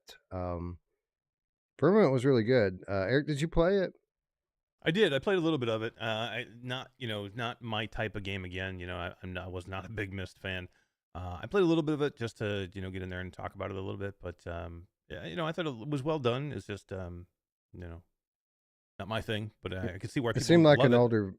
It seemed like an older generation VR game, right? With the lots of reading and your hands passing through things, and just it seemed like a 2017 game in a lot of ways in terms of VR implementation. But the game itself, the story, as is always the case with Cyan games, was very good and definitely worth a nomination. But there can only be one winner.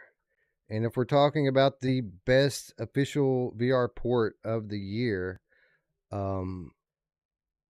Roots, I don't think we could pick any other game to win except for maybe the best official VR port that I've ever played, Gran Turismo 7. Like this, you always talk about give me the damn game in VR. I want the whole game in VR. And they gave us the whole damn game in VR here.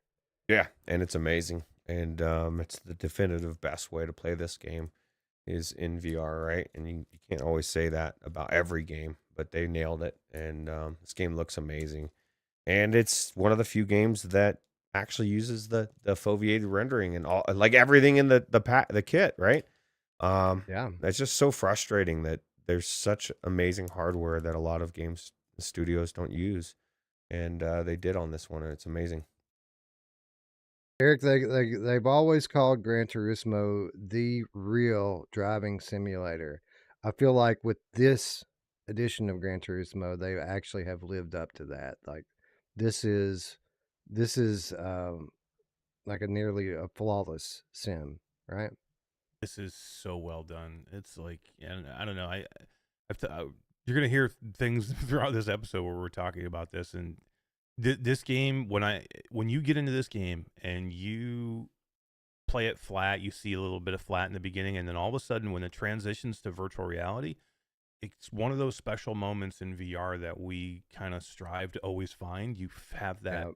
You have that wowed feeling where you get goosebumps, and you're like, this is something completely different than I've ever done before, and this is completely blowing me away. How many years now into virtual reality, and to have a game do that again, and be a great flat game. A lot of people like it flat, but man, to play it in VR is just a completely different experience. And I guarantee, if you took every PlayStation 5 player, you took them and put a VR headset on them and showed them this game, most of them would want to go buy a VR headset. I guarantee it. It's just one of those things that the difference between it flat and VR is like night and day, and I can't say good enough things about this game. Yeah, it's pretty incredible. And we'll be talking about this game a lot more over the course of the day. And I guess on that note, we should probably move on to the next category. And the next category is for the exclusive of the year. We talked at the top of the episode about how 2023 brought a return to big budget exclusive VR games, and it absolutely did. And the chief among those was Gran Turismo 7. So that's kind of our first nominee, so to speak, in the exclusive of the year award. But yeah, I mean, Eric, I mean, a lot of people, again, have been critical of the output from Sony, from Meta, even. I think when you look at the exclusives that came out this year, games like Gran Turismo, I think this has been one of the best years for VR games that we've ever seen. Yeah, and people go back and forth with exclusives. Some people like them, some people hate them. I think they're a necessity sometimes, and to get the best of the best on certain systems, sometimes you have to have these types of things. And Gran Turismo is an exclusive. You're only playing it on PlayStation, and it's you're gonna have that great experience. With the haptics, with everything that with the OLED lenses, everything that you get out of the PlayStation VR2 headset, that being the exclusive on it, I think makes sense. And whatever said about this game, it's already amazing. So yeah. Moving on to the next nominee, Roots. We would be remiss if we didn't include the best Meta Quest exclusive of the year, or at least of the nomination period. Assassin's Creed Nexus. It was just amazing, right? Like at the time that came out, we'd never seen a standalone game quite on this scope, and beyond all that, I mean, it's just a fun game to play. Yeah, and I am not really into Assassin's Creed games, but people that play them, or actually, I don't know, never really played a flat version of it, say that it's very reminiscent, like it's you get that same Assassin's Creed feel, and so they nailed it. They did a really good job bringing out this game to the Quest. So Hussein XX oh man, with the 10 quid donation says, happy belated New Year, Eric, Wes, Roots, and chat. Thanks for the fantastic shows you do. I just created another Google account with an extra X, as my main one won't let me super chat without giving my ID. They already know who you are, bro. Isn't They- that they- they weird? know They it. go to such great lengths, and clearly he was able to just create another account and do it. So, like, how secure is it? So it's just weird. Thank you, by the way, for the awesome donation. Appreciate it. Thank you hell so yeah, much. thank you, man, and happy New Year. And you should be Hussein XXX. Yeah, that's what I was thinking. I was like, where's Yeah, the right? extra X? Yeah. You know who loves Hussein Triple X? My mom. Yeah, she does. Paradise Decay wants to know if the guy behind me walking around in circles, is he okay? Now that guy's seen some stuff, man. Just leave him alone. He's dealing with it the best he can. Mhm. Moving on. Again, Eric, people like to be critical of the PSVR library, but it just keeps giving us awesome games over the course of the year. Games like Switchback VR. I mean, you talk about exclusives. This is not a first party game, but it might as well be, right? Because the only place that you can play this is on PlayStation VR. Yeah, I mean, this is the second PlayStation VR2 game that we've had on this list. It's not going to be the last. And, again, we've talked about, what we think the overall first year, which we haven't even gotten to yet, of the PlayStation VR2 looks like. And some of the best exclusives that we played have been on that platform. And the Switchback is no different, man. And I get it. People, not everybody fell in love with this game, but because of maybe what it had to live up to. But if you just took this game on its own and didn't compare it, I mean, especially after they've fixed a couple of things, I don't think you could tell me that it wasn't, didn't deserve to be on this list for best exclusive of the year. Absolutely.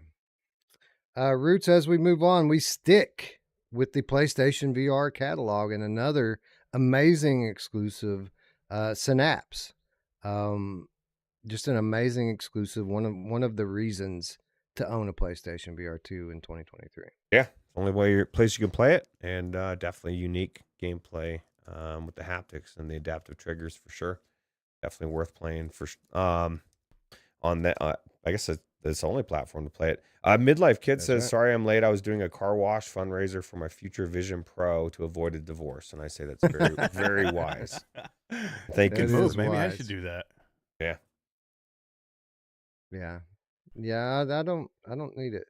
Like I want to play with it, but I don't need it. Like if I raised $4,000 in a car wash, I'd probably go buy a car with it or something. Put a down payment on a car. I just don't consume media, and it's ironic because Yeah, I didn't even think about this, but I said this in the Discord. I was like, and I don't think it'd be worth it to watch YouTube. And then somebody pointed out that it's not even going to have YouTube. And I'm like, that's the only thing I watch. So like there literally would be nothing for me to do because I don't want to watch. I don't know, man. I feel like very detached from it. I think it's super cool and I think it's interesting. Yeah. It's kind of a good place to be, right? Because I don't give a shit about it, but it's cool to watch.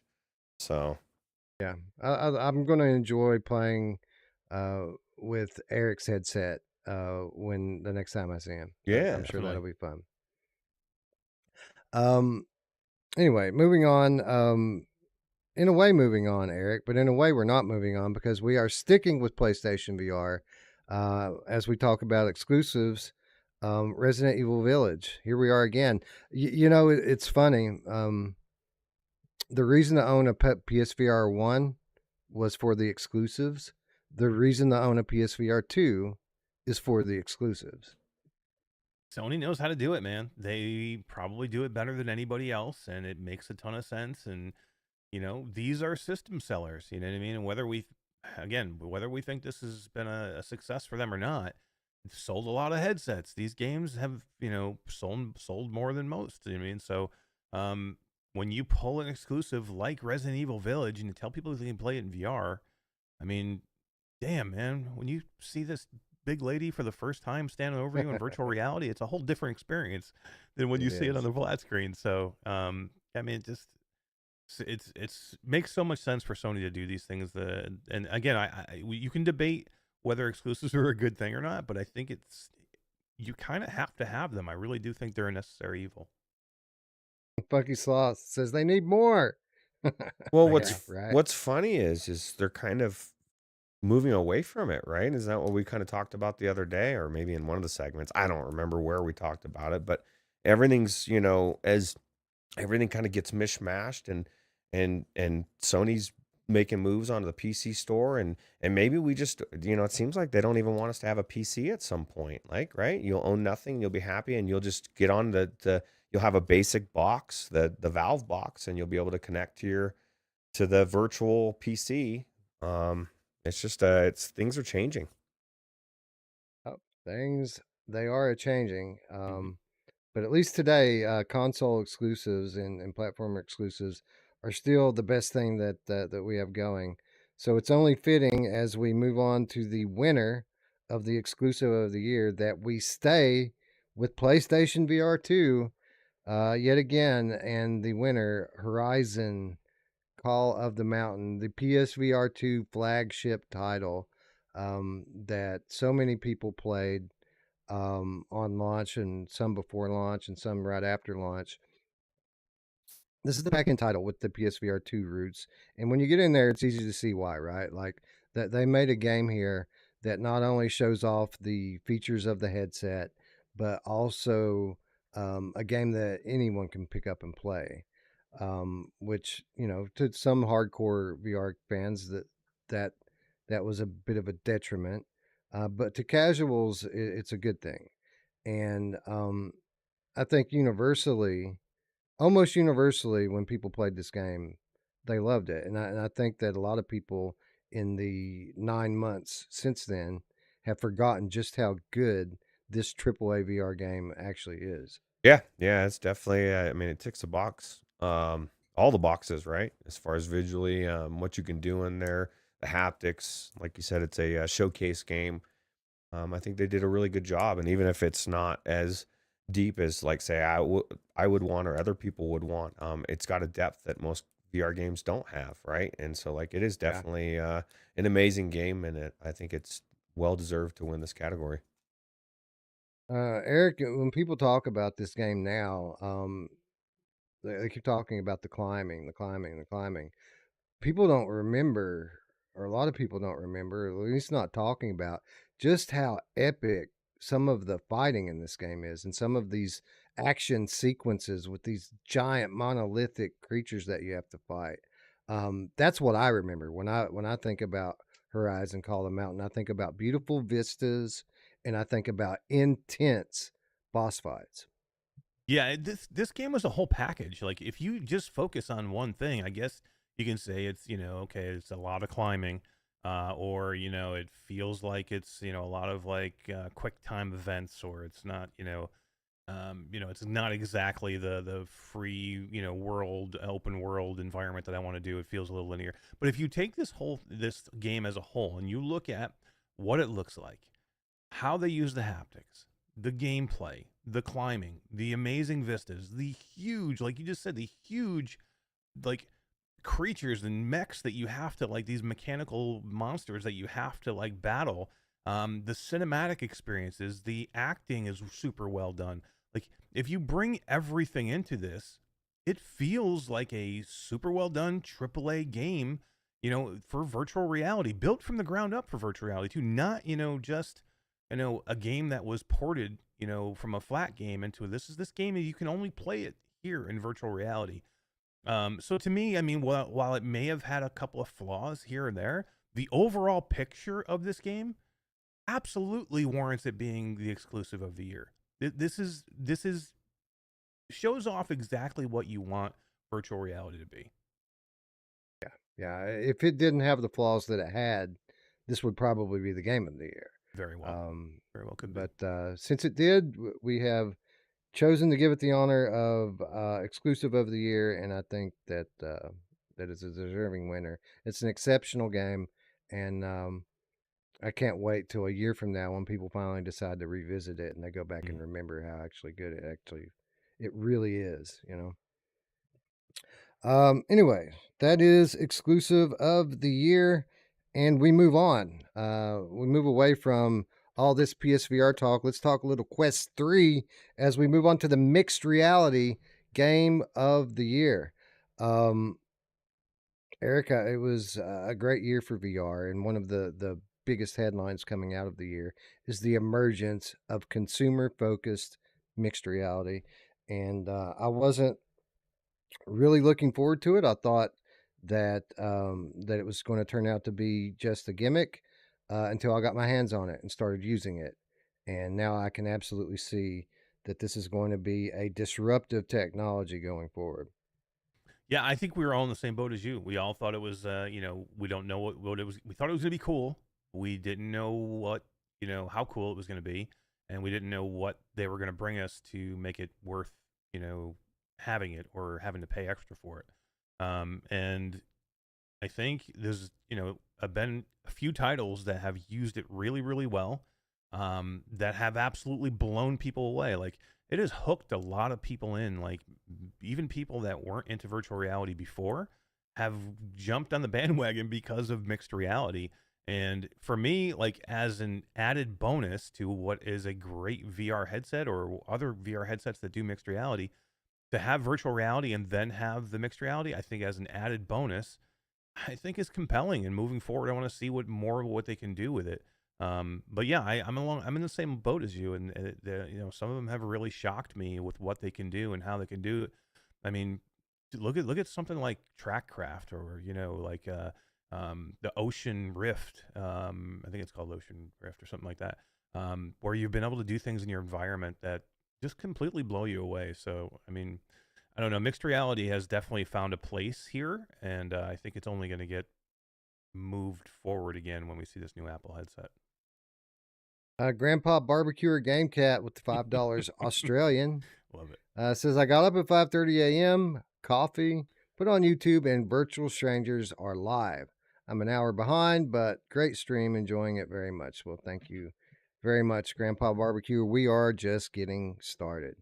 So, Eric, talk a little bit about our first nominee, Synth Riders, mixed reality, one of the more popular rhythm games in the VR catalog, immediately adapted for mixed reality. You can now play Synth Riders right in your living room. Yeah, and certain games lend themselves more to mixed reality than others, and like not every game makes sense for mixed reality or feels like it's tacked on or just like kind of cheap. And a game like Synth Riders it lends itself perfectly to mixed reality. To have part of your environment open up to where you can see into virtual reality through, say, your wall or your living room, and then you see all the notes coming at you, so you can and what's nice is you can you can kind of let go a little bit more. And in a movement game, say like Synth Riders, or any other game where you're moving around more than you normally would, where you sometimes hold back when you're fully in virtual reality because you're just nervous. You know what I mean? Especially people that don't have big play spaces. To be able to see your own environment and then be able to kind of like let loose, do what you want to do here, and kind of make the whole choreography of Synth Riders your own and not have any fear about moving around, I think is awesome, man. And just to see it coming into your own environment is so cool. The way they do it, I love it, and I just don't understand why we don't see Beat Saber have it yet. I don't know. It's like, Yeah, a little weird. it's so I think crazy. it's coming. Yeah, but why wouldn't it be like? Why wouldn't Meta ship Beat Saber? Like, again, I don't understand what the team does. Like, I literally think there's one dude spitting out like music pack after music pack. You know what you know what it does? It makes money.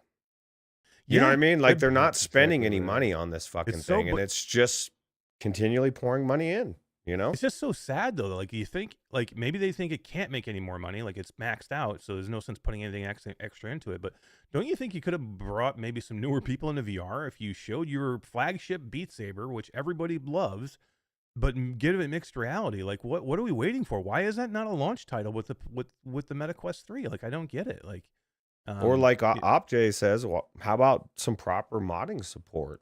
You know what I mean? Like, there's certain things that people that own the game would love, and Meta just doesn't. They just seem to be interested in milking this cow. I mean, that's all that they seem to want to do, right? It's like they've moved the whole team onto something else, and they have like a janitor sitting there just going, "Okay, well, let's do this music pack next," and that's all they do. Like, how does Synth Riders beat them out of the gate? Yeah, Synth Riders is on it. Shout out to Kluge. Hell yeah. For being on it. You know who else is on it? Trackcraft. That's our second nominee. A game that I haven't played, Roots. I don't think any of us have, but I know that the people that have played it rave about it. People rave about it. But here's my problem with this whole category. Like, I think I would rave about it if I was in my VR play space. I don't think the mixed reality makes a damn bit of difference. Outside of, like you said, feeling more comfortable and moving around or whatever, which I don't even 100% agree with that either for most people. For some, I just feel like somebody said in the chat, they said that they feel like it's kind of gimmicky. And I said, it's because it is. We're still in the gimmick stage. And that doesn't mean that there's not some games that could be cool. I just don't. Why the fuck? Like, why? I don't understand. Why do I want to look at my room? I don't. I want to be immersed in the world, and it just seems weird. This whole thing seems weird. I see down the road, but I feel like we're getting excited about something that will be cool that right now is just kind of there. So I don't know. But that's just it's not your thing. It's not my thing, not and I've tried it on D's. I've tried it with the Quest Pro. Mixed reality. I just feel like I prefer to be in my world. Isn't that what we all raved about a year ago? It's just weird to me. Eric, talk about how cool that you think it is to be able to play Demio in your room at any scale with people standing in the same room with their headsets on, co-located, everyone being able to walk around the board again at whatever scale you decide you want to make it. It's super cool, man. I love it. Like, and again, it's not everything's for everybody. I get it. Like, so some people just are going to look at it and go, it's a gimmick, or it's it's just not for me, or I'd rather just be in VR, and it's cool. And that's why that's why I always kind of preempt this by saying that's why it's like an added feature. Like, if this was just mixed reality, that would suck. But it's a VR headset that also does mixed reality, which is awesome. And then Demio doing this is really cool. Like, literally, because here's what people do with mixed reality with Demio. The first thing they do, they take it, the board, and they place it like on their kitchen table or on their desk or whatever, which is great, which is cool because you can kind of like see it in your own desk. But you want to see what is really cool? You want to know how you can like blow your mind? Take the board, completely blow it up so it's like triple the size or quadruple the size normal, and place it on your floor of your play space, and then get up out of your chair and go walk over to exactly where you want to look, and like and then look at your character, or put your head down in it, or move around. I mean, literally, it's room scale Demio. You can walk around, you can pick up your characters with hand tracking and like place them where you want to go. You can roll the dice throughout your living room, or you can like, I've seen like somebody like in the playing, and I see them roll the dice in my play space, and the dice goes out the window. It's just like one of the cooler things that you'll see. But for me, it's like a completely different way to play Demio than I've ever done before. I usually always play Demio sitting with my head like this, and I start to get uncomfortable after a few hours. To be able to get up and move around and then adjust the height of it. So, okay, if you don't want to bend over all the way down to your floor to mess with your character, you can actually pull it up to its waist height, but it's still the size of your freaking whole play space. It's just one of the coolest things I've done with it. It's I don't know. There's just so many things like, and then we're just on the precipice of what mixed reality is. We're just seeing like the little morsels of what it is.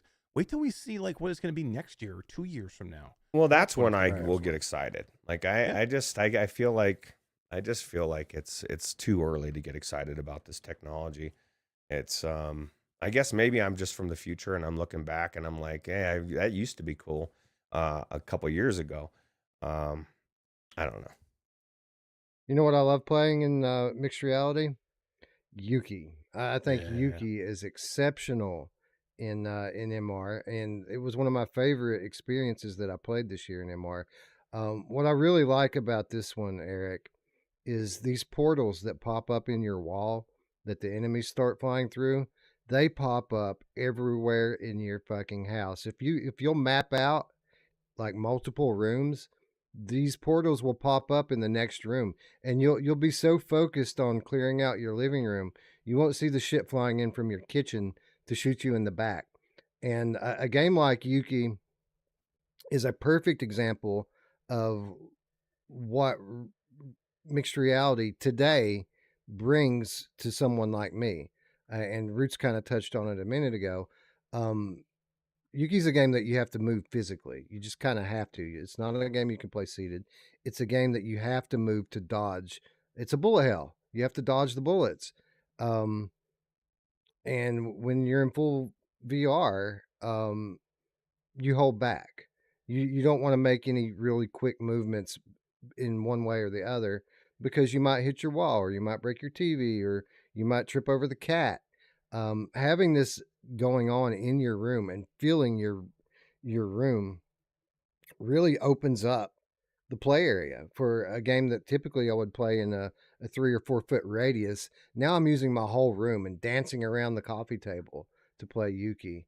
One of my absolute favorite games that I played in MR this year. But that brings us to the winner, and everything I said about Yuki pretty much applies to the winner as well. And the winner, I'm sure as everyone already knows, is amazing Drop Dead The Cabin Home Invasion. I've always been a sucker for horror games. I've been a sucker for zombie shooters. Now the zombies are coming through my windows. They're coming through my door. And like I said with Yuki, Eric, you can really move. You can dance around. That you have the weapons are being resupplied on your couch. You're finding shit laying on your coffee table. It's just really cool. It's easily the coolest use of mixed reality that I experienced this year, and this is one that I think everyone needs to try. Yeah, I love this, man. They did such a good job with this, and this kind of combats that. That there's no like full blown. It's all tacked on. There's no full blown modes or whatever, and this feels like a full game. Like this is what you could absolutely make a whole game just based on this, and do it in mixed reality, and it would be awesome. It would be fantastic. One of the biggest things that proves my point in this game, I put my daughter in here, man, and I was just recorded her just having, it was her first mixed reality experience, and just having her like run around the room, seeing everything coming at her for the first time, kind of freaking out but laughing, and this like being completely blown away. It's what it's all about, man. It's what it's all about. The setting up the room can be a bit of a pain in the ass, but once you get it, it's usually pretty easy to get, and you can set up stuff, and your own couch can be in here, and your own windows and your doors, and you can have obstacles for them, and your desk is where the computer is, and you got to walk over to it and activate it, and like Wes said, stuff just appears like all of a sudden, like there's ammo over here that I need to run over and grab, and I don't know, it's just super cool and super well done. Like this is for me, all these are great, but this one really shows it off for me. I love this game. Yeah, it's you get out what you put in, right? You put some extra effort into mapping out your play space that makes these games all that much better. And you're right, this is a game I put my kids in, and they absolutely loved it. I put my mother-in-law in this game, and she freaked out, but she's talked about it and talked about it and talked about it ever since then. So absolutely, one of the best, if not the best, mixed reality experience I've ever had. Roots, it's like having a full blown FPS game right in your living room. Yeah, it's super cool. I think this is probably the best case point for these type of games where you actually do feel like you got something going on in here. I think I had to say to D, Mash did say relatively easy. I think D, when she tried to set this up for me, she like it was the funniest thing because she had given up like 4 times. And then like an hour later, I'd be like, I guess I'm not going to check it out for the show, D. And she'd be like, she spent hours trying to get that thing. I don't know what was going on. She just had a really hard time mapping the Quest 3 for this game. And so I just put myself or somebody in, just average person, just got their Quest 3 and they're trying to do it. Like, we've been around this technology for a couple years, or she has been, and it was just very difficult. So I don't know what the deal was, but I look forward to a day where it just automatically maps for you, because that's what it's going to take to be able to really call this like a game that the average person could just set up and jump in. Right now, it's not it. Like, there's a lot of people, probably most people would have noped out within 20 minutes of what she went through. Because it was just so frustrating. I actually had the same thing happen to me, and I think what happened is I went to a different room because I had people over for the holidays, and I was trying to do it down in my living room, and I had my upstairs where my studio is all mapped out, and it got funky, and it wouldn't let me map 2 separate areas, so I had to actually go up and fully erase my studio mapped out for it, and my play space and everything, like my whole thing, and then redo it for downstairs, and that's what I did. So I think if you're trying to do multiples, it can be a little funky. Hopefully, most likely, most people, especially new people, probably were just mapping it for the first time. Because Wes, I think you said you mapped it for the first time and you didn't have any issues, right? Yeah, no, I haven't had there. I had some issues at first with it to remember it. Like, after I would come back the next day, I'd have to do it again. But I think it had a lot to do with some of the other things I was doing with the Quest when I first got it, and setting things up and erasing things. And I haven't really had that problem since then. So it's remembering things pretty well now. Anyway, an amazing mixed reality experience, something everyone should play. And even if you don't have a Quest 3, this is an amazing game on Quest 2 that that you can play in co-op. It's very challenging. Drop Dead the Cabin is an exceptional title, and that's why I'm so happy that we're going to do our next giveaway now. And the game we're giving away is Drop Dead the Cabin. Courtesy of our friends at Soul Assembly. Shout out Soul Assembly for donating these keys. We're going to give away 4 copies of Drop Dead the Cabin right now. And then next, when we do the second chance giveaway, 4 more. So the first 4 people in the chat to answer the question on my screen will win Drop Dead the Cabin on MetaQuest.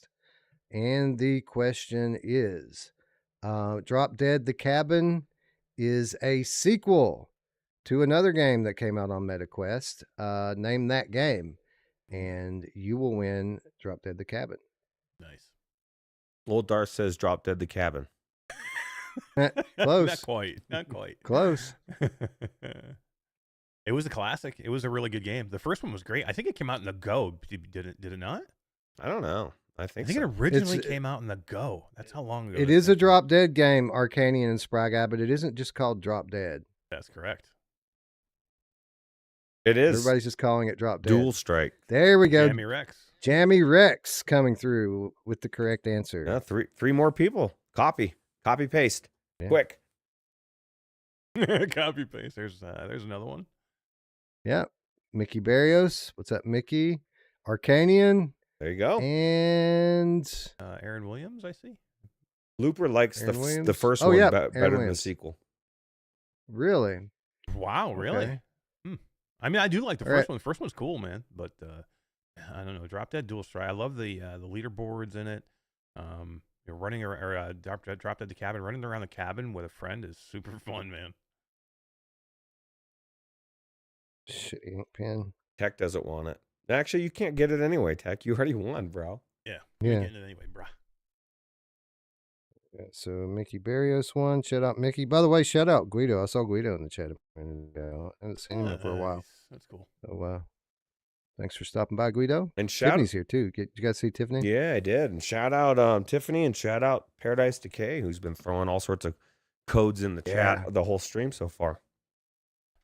So we had Jamie Rex, we had Mickey Barrios, we had Aaron Williams, Aaron Williams, and Arcanian.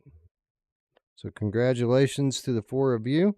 If you didn't win, do not fret. You can enter the second chance giveaway by making sure you're subscribed and then going after the show and leaving a comment that says Drop Dead the Cabin. All right, there we go. That's 3 more categories down, 4 more keys out the door. By the way, giveaway winners, to claim your key, all you have to do is tag me up on either Discord or Twitter. Just hit me up on either of those platforms in a DM, and I will get you your keys as soon as I possibly can. Probably won't be directly after the show because I'm going to collapse. But over the course of the next few days, I'll start divvying these keys out. With a few exceptions, of course. We do have a few games that the developers said give them away first, ask the people what platform they want them on, and then we'll send you the keys. So those will take a little bit longer. But that is not the case with Drop Dead the Cabin. So just tag me up in Discord or Twitter, and I'll get you your key. Very cool. Anyways, let's give away some more awards. Name some more award winners. And our first break is approaching quickly, guys. A few more awards, and we're going to go to our first guest.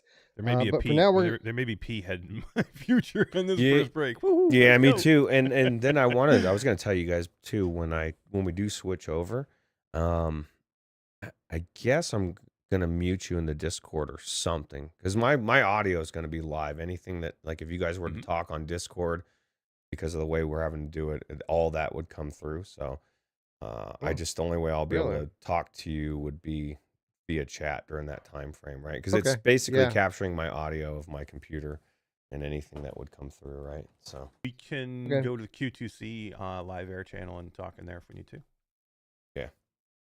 it would still Oh, catch yeah, it would it still. on Rich's Yeah. thing. Oh, Yeah. you're right. Yeah, it would. You're right. We'll just text. We'll text. It's fine.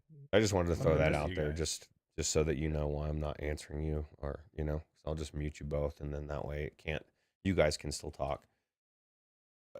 Yeah, that's all good. It's all good. Anyway, let's talk about some adventure games. We had some pretty awesome adventure games to VR this year. And I don't want to rehash the ones that we've already talked about, but although I will mention them because they absolutely deserve to be mentioned. And I don't think we saw many adventures that were quite as epic as Horizon Call of the Mountain, which, again, we already talked about as it won the exclusive of the year. But this is absolutely an epic VR adventure that hit PSVR 2 this year. But we move on to a game we haven't talked about yet. Roots, I don't know if I've been on a crazier adventure in VR than Vertigo 2. Like Vertigo 2, um, it's insane. It's literally insane. Like it's so creative and off the wall. I think this absolutely fits the definition of an epic VR adventure. Yeah, absolutely. You know what I would imagine? I would imagine that this game, you easily could have been Rick and Morty and pulled through this fucking crazy world because that's how crazy those episodes are of that show, and it kind of reminds me of that type of like weirdness going on. So super cool. Yeah, it does have that alien weirdness that we often see on Rick and Morty. Yeah. By the way, Guido in the chat with the $20 donation said it wouldn't be right if I didn't donate something. I love seeing everyone. Love seeing you back in here, Guido. Yeah, we missed you. We appreciate you. And how weird is it, Guido? I have not ever asked you this, but it's got to be weird. Maybe you're getting over it now, but not seeing Wes on a daily basis. You used to see him every day, right? Pretty much. You guys would pass. You used to see me in my underwear. He would see me in my underwear on a daily basis. Oh, yeah. You know who else Think would about see that you in for your a minute. underwear on your daily basis? My mom! Oh, yeah, she does. I wonder if he misses it. That might be weird. I know that is kind of weird. If he sends you messages like, Wes, I just miss you in your It's like, can you send me a picture of you in your underwear just for old time's sake? Your wife's like, do not. No. You know what's even weirder is now that I'm working with Eric, he sees me in my underwear. No. Well, I You know bet he what's even does when you weirder guys is are we out of made town this and nice stuff. moment Right? into like a very weird thing. Anyway, as we move on, Eric, a lot of things we could say about Journey to Foundation as a game, but it is beyond question one of the more epic adventures that we went on in VR this year, right? Yeah, I love this game. Journey to Foundation is great. I mean, if we're talking about an adventure, like this feels like a full-blown adventure where you have story, you have this epic, not just a story, you have this epic, huge story just loaded with lore where you can go in and read about so many different things and different species, and you can learn about their backgrounds and different planets and different types of technology and weapons. And like literally there's books that you can go in and read of on all these different things, and then you have all these different factions that you're having to deal with, and then you have different people you have to talk to, and you have to there's mind manipulation, and there's gunplay, and flying ships and going to different planets, and this is what a full-blown adventure feels like. And I know this didn't hit with everybody because maybe some of the pacing was a little off and it was a little long to kind of get going. But once it did get going, it absolutely had that epic scale of full-blown adventure. This felt to me like a Mass Effect game. Like if you were ever a fan of those types of games, Mass Effect, or any of those building games, those adventure games where you have a lot of dialogue and you're talking to people, and your decisions affect how you move through the story. This is what it feels like. Shapeshifter, the amorphous game cat with the €5 donation says, "Tip train, come on everyone!" And the caboose is wheelchair. You know who else loves to be the caboose, Wes? My mom! Yeah, she does. Yeah, she does. She loves any kind of train. Doesn't That's matter. true. It could be any train. Speaking of caboose, I'm gonna lose the fucking caboose. That's that's a train conductor with a gambling problem. Shout out William Montgomery. Anyways, we move along to another awesome adventure. This one exclusive to MetaQuest. We once again return to Assassin's Creed Nexus. This is like Roots. This is like three. It's like three adventures all wrapped into one. Right, and it involves time travel to some extent, right? Which is kind of one of the coolest things of VR that I love anyway. I know you do as well. I'm very intrigued with history and just the way things looked, and it's one of my most favorite parts of some of the games I've been into, like Red Dead 2 or whatever. Just going to places that you would think this is what it would look like, and feeling like you were there, and they do that really well here. Yeah, absolutely. Like incredible title. If anyone hasn't picked it up yet and played it on Quest, it's epic. It's one of the best games I've played last year. Oldar says this is a tough category. A lot of great games. Yeah, that's absolutely right. That brings us to one of the front runners and one of the best adventure games I've ever played in VR. Genotype, Eric. An absolute surprise. We didn't see this one coming this year, but incredible game that really gives you old school sci-fi adventure vibes, right? Yeah, Genotype was amazing. Like, and what came out of nowhere is like an understatement. Like, I had no idea for this game. Like, I had maybe heard the title, but I had no idea what it was going to be about. And then firing this thing up for the first time absolutely blew me away.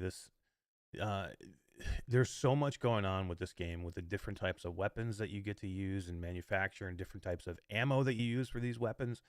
And then, just the environments, and then the different types of monsters, and, going through this whole thing. And it just got a lot of cool vibes to it. And then the story is great. The voice acting is great. Another great game. Like, I, I don't even know how this one didn't win. I don't know how this one didn't win. Oh yeah, I did.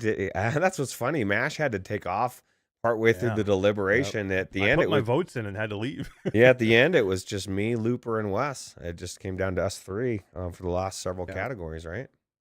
And to answer your question before we announce the winner of the category, the reason that this didn't win is we had to do some bartering. Like I had some games that I wanted to win. Roots had stuff he wanted to win. Looper had some stuff that he wanted to win.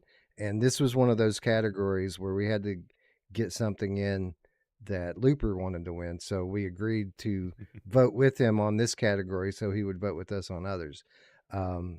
But with that said, the VR Adventure of the Year winner was a pretty epic adventure in its own right. Undead Citadel, PC exclusive, at least thus far. Did a lot of things right, a lot of things that could have done better, but unquestionably an epic adventure as you make your way through these beautiful levels and take on the undead. I'm still looking forward, Roots, to getting this one on PSVR. Still coming, still in development, and I feel like as they continue to refine this game, it's only going to get better and better. Yeah, I agree 100%. And maybe with the hopefully with the haptics and the the adaptive triggers, they'll be even cooler than the PC version. Yeah, absolutely. And then with the hopefully they use the eye tracking too. Yes. Right? You get that super sharpness going on because it's a beautiful game. Absolutely. Anyways, while we're on genres, let's move to a different genre and talk about puzzle games really quickly. Again, I don't want to rehash games that we've already talked about as we talk about the nominees for VR Puzzler of the Year. So I'll just really quickly mention that our first nominee is once again Humanity, which again, while it might not be our favorite game, certainly was a favorite among the community. People love this game. Certainly would bend your brain if you got in there and tried to play it. It's a very unique take on a Lemmings puzzler, but definitely deserving of a nomination. But as we move on to the next nominee, Eric, I think another Fisherman's Tale was one of your favorite releases of the year.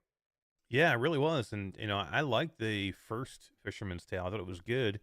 But this one kind of like blew me away even more. Like, I really liked the way that they kind of went out of the box and did something completely different than they did in the first game. And it looked great. It played great. The puzzles were, challenging, but not like, pull your hair out frustrating. But they, you felt, and you felt really like accomplished when you did get through it. And you were like, oh man, that's just a cool way to do that. Like, how did they think to even do those things? Then it looked great. Like, on every platform, it really looked good. So yeah, if you haven't played any of the Fisherman's Tale games, definitely go play them. But this one for me is one of the best. Yeah, it was exceptional. The puzzles were really clever, and it was a very unique take on a perspective puzzler. With that said, I think I'll throw back to you again on this one, Eric, because I'm not sure if Roots. Did you play I Expect You to Die 3? I played a little bit of it when it first came out. We all jumped in, and I think I played the beginning part of it. Because I remember how cool the score of it was. Like Yeah. it's very epic. Like you don't go into you go into most VR games, and it's like, oh, I'm going into a game. This thing is like your fucking production. By the time you get to the game, you're like, my God, dude, they really nail it. It's very, very at least the intros and stuff, and the gameplay of all of them have been good. So what I did play of it was good. So Um, Eric, these games, I mean, you know what you're getting uh, when you buy into one of these things. But the one thing that people normally don't talk about is that the sequels are typically better than the last. So I Expect You to Die 1 was good, 2 was better, 3 was even better. Yeah, which is a hard thing to do. Like when you're not like having a huge departure from the gameplay style that you've done, and it's not, but it has to be like still fresh. It's hard to do that, and they've done it every time. Like they come up with unique little ideas to the way they get through the puzzle. I mean, every game looks fairly similar. And it's not like, again, it's not like you're reinventing the wheel with these games, but they give you enough to where it's already great. You already love it, but they're giving you something new, something different, the way you have to do things, some of the characters in here. It's just they really put a lot of thought into how they keep it fresh without having to like have a huge departure from what made it great in the to begin with. Excellent puzzle game and a perennial nominee in this category. We always have an I Expect You to Die title in the nominees. But with that said, we move back to PC for our fourth nominee, and we already talked about Firmament. Just what an excellent puzzle game this is. Maybe not the best VR implementation, but definitely one of the better puzzle games that we saw hit the VR catalog this year. With that said, as we reveal the winner of VR Puzzler of the Year, it's another game that we've already talked about at length, but kind of a no-brainer. Roots, The Seventh Guest VR.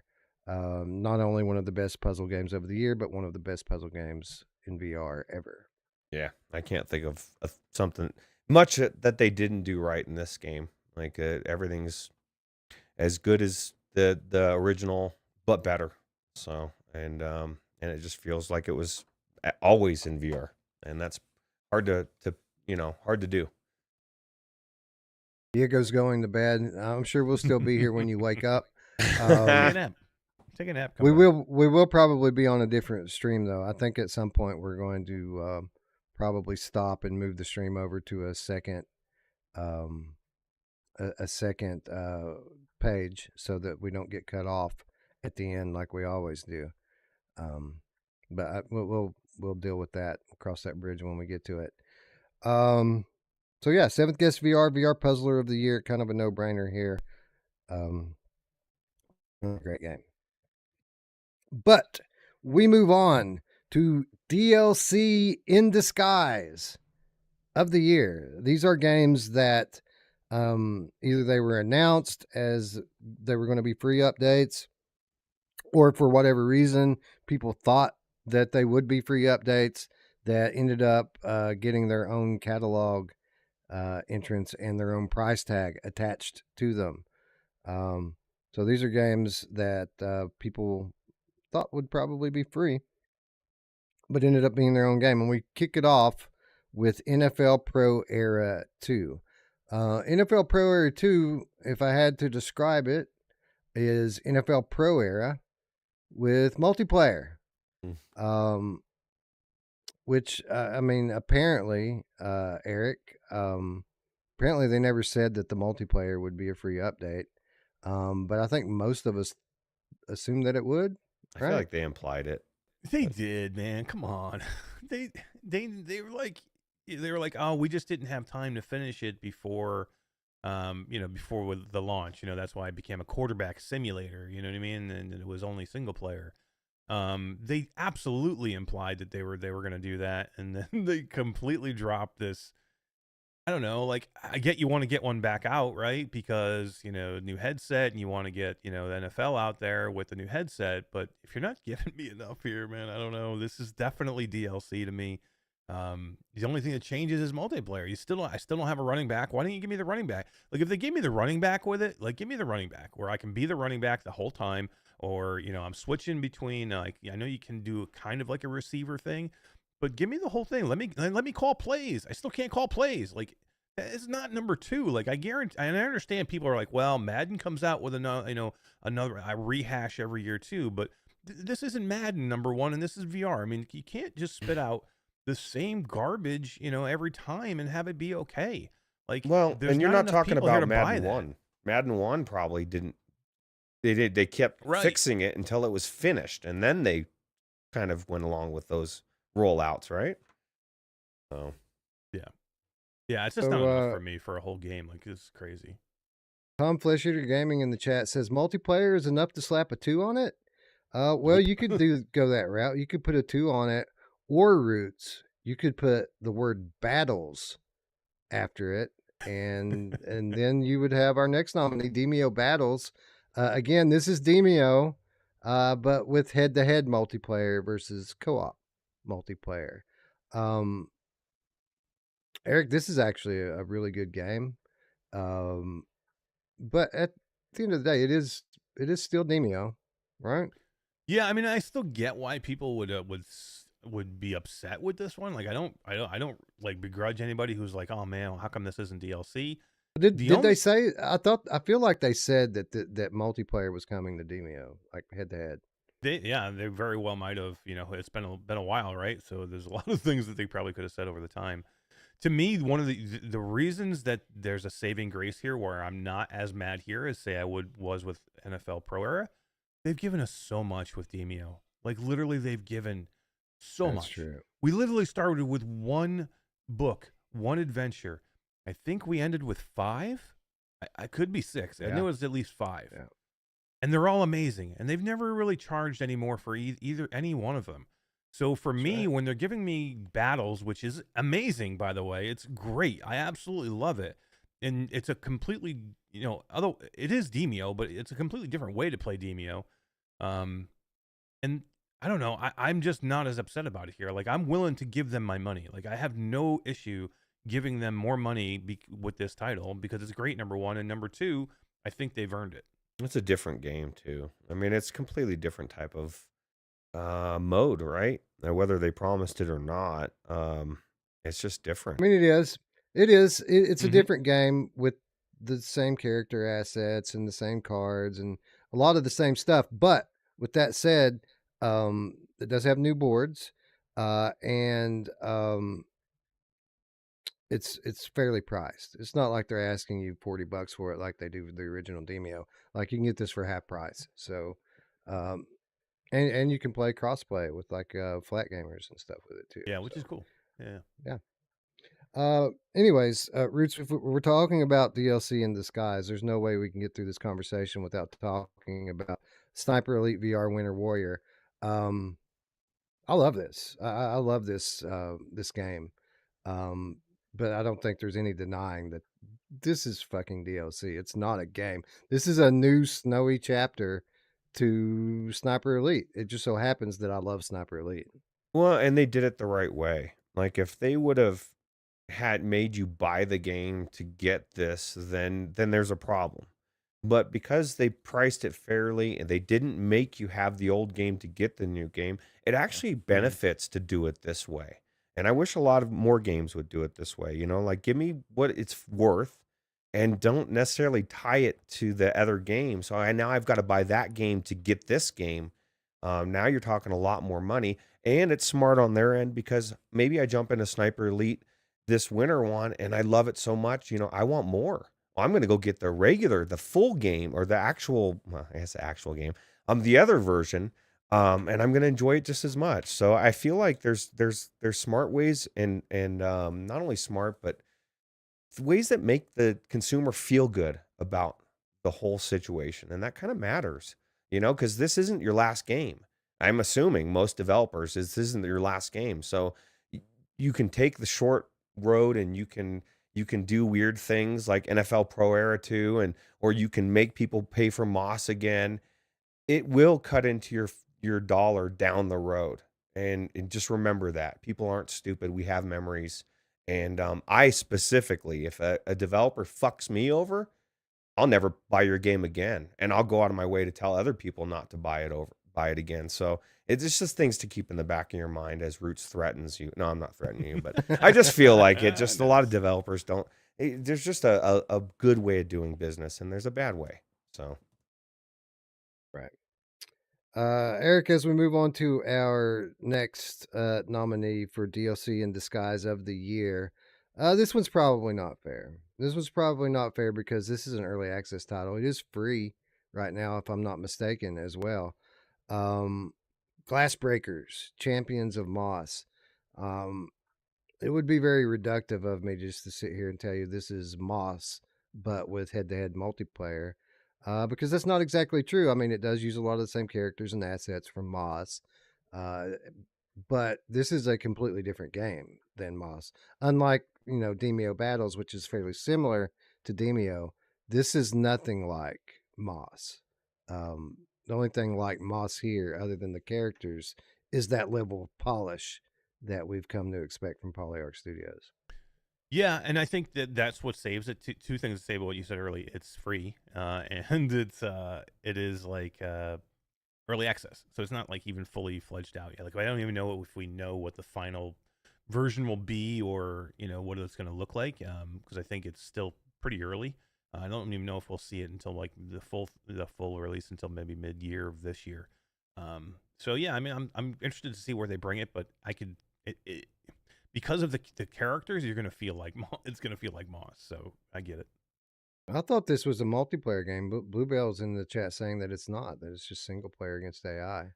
Is that true? So I think eventually, so it is currently right now, but you got to remember again, it's early access, and they're kind of it's almost like an open beta, kind of like what they're doing, and their final goal will be to have multiplayer where it's not it's not just against AI, but you're going to have multiplayer against other players. kind of smart. Why open that can of worms before you're ready, right? Because that's the most important part, is all the matching and getting all of that working together well. So. Braxbro joining us says there was a new Moss this year too. Where was I in 2023? Yeah, it's free. Imagine that, a free game from Polyarch. That's unheard of. But as Roots, as we move into the winner of DLC in Disguise of the Year, I think this is easily the best game on this list. It also happens to be a game that we were 100% promised for free, and some people, because of that, are getting it for free. Stride Fates. This is the long-awaited story mode for Stride that we initially thought that this was going to be what Stride was. But as it turns out, all of those extra game modes, that's Stride. Stride Fates is a whole new game. I don't know if you played this or not, Roots, but this is actually a very good game. I need to, because we said that's the whole conundrum is we were holding out. We were promised the story mode, right? And we said, you know what, I'm not going to play it until I get the story mode. And now we got the story mode, but it's a completely different game. And I have to play it because I don't even have the gripe that everybody else has. So I'm not going to pay for it. I'm not paying for it anyway. So I should at least get in there and see how good it is, because we did specifically wait on the entire rest of the game for this. It just kind of sucks that it had to come in a completely separate mode, I guess, to where it costs more money. But I mean, it's its own game, so I don't know. I'm torn on this one, Wes. How do you feel about it? Because I feel like we got bent over at the same time as something good happened. You know what I mean? Like it was like it's a double-edged sword, I guess. All right. So here's the thing. They never officially said that the Quest version of Stride Fates would get the free update. That was something that they said about Stride when Stride was only on Steam.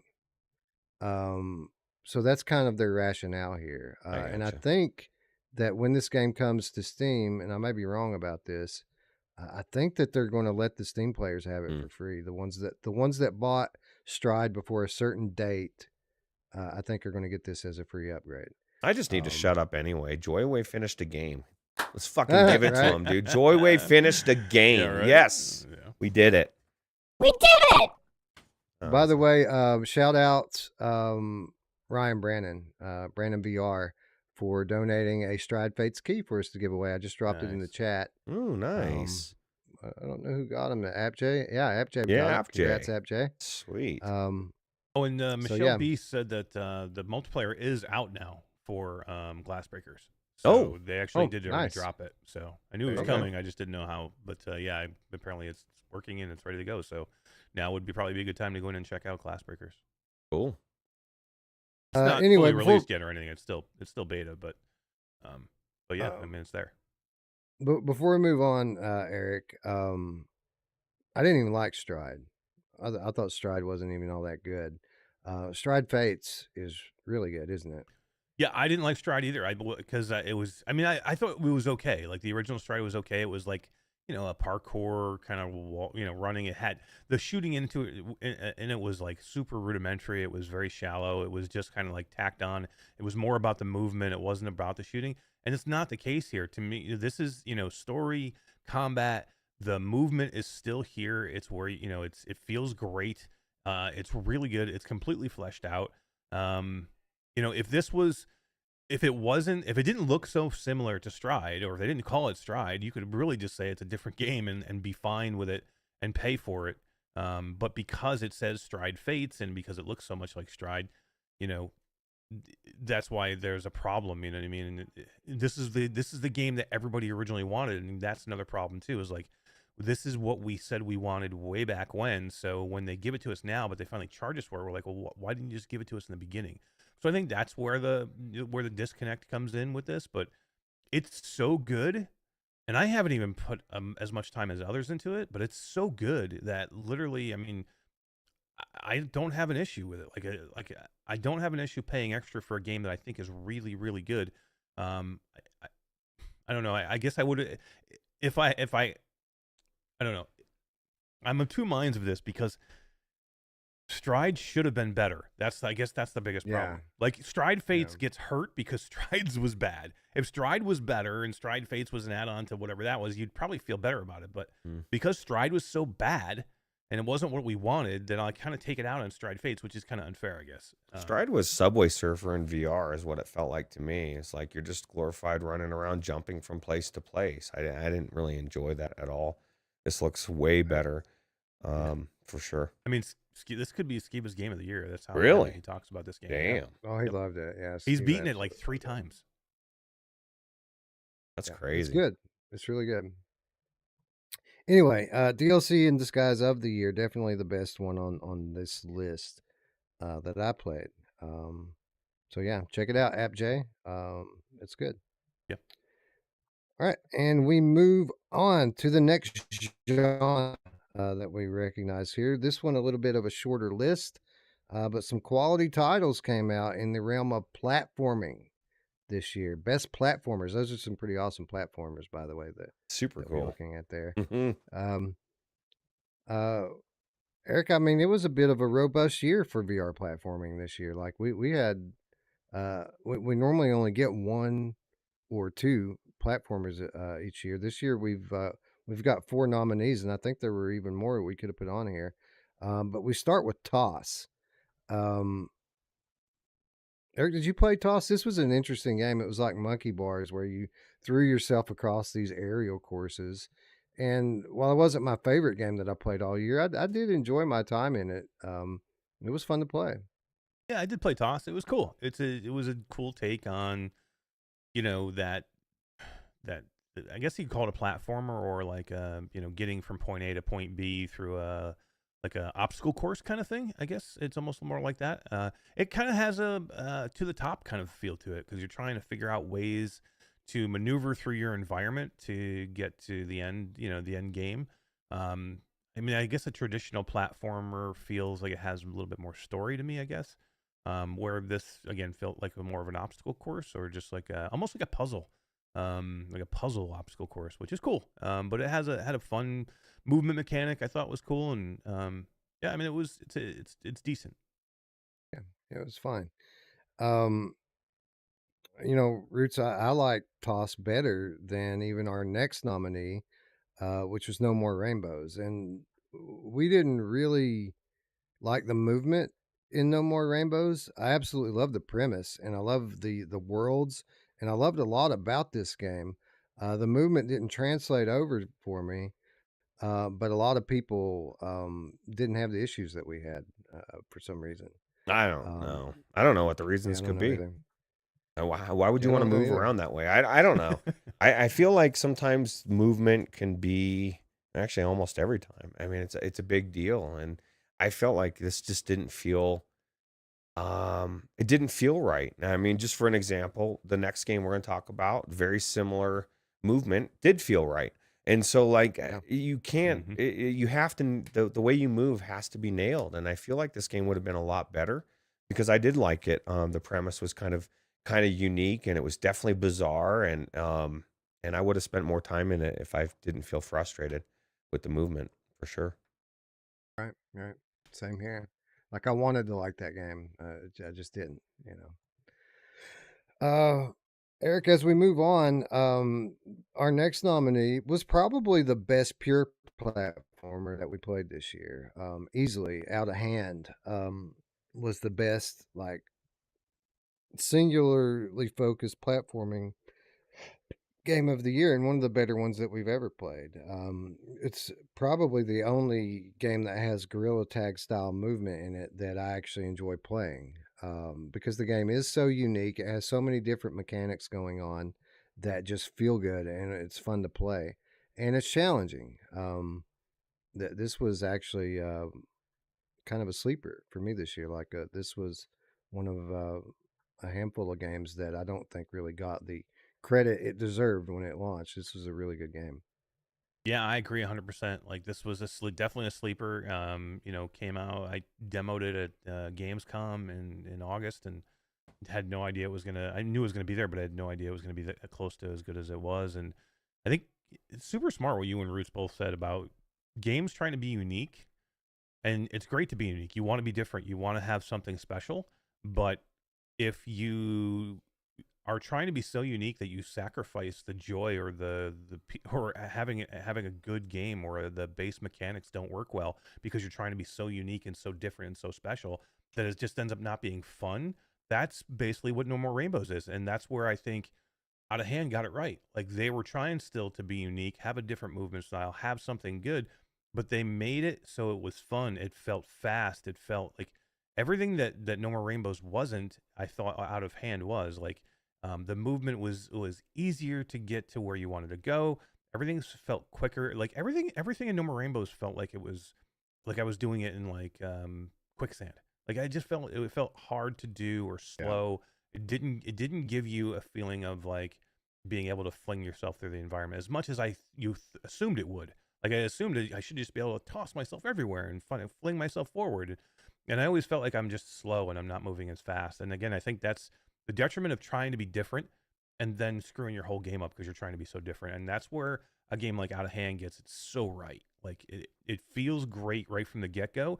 And then, it's one of those games where it's kind of easy to pick up the mechanic of doing it, but there's going to be some learning curve, which kind of like they bring you through. So it's still challenging enough to where it doesn't get boring, and they give you new movements later on. So I think Out of Hand was one of the best games that we've had this year. It was a well done, a unique, well done game.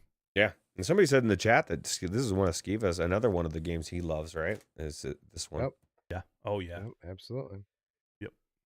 But at the end of the day, Roots, when I think about what I really enjoy the most about platforming games, um, it's challenge.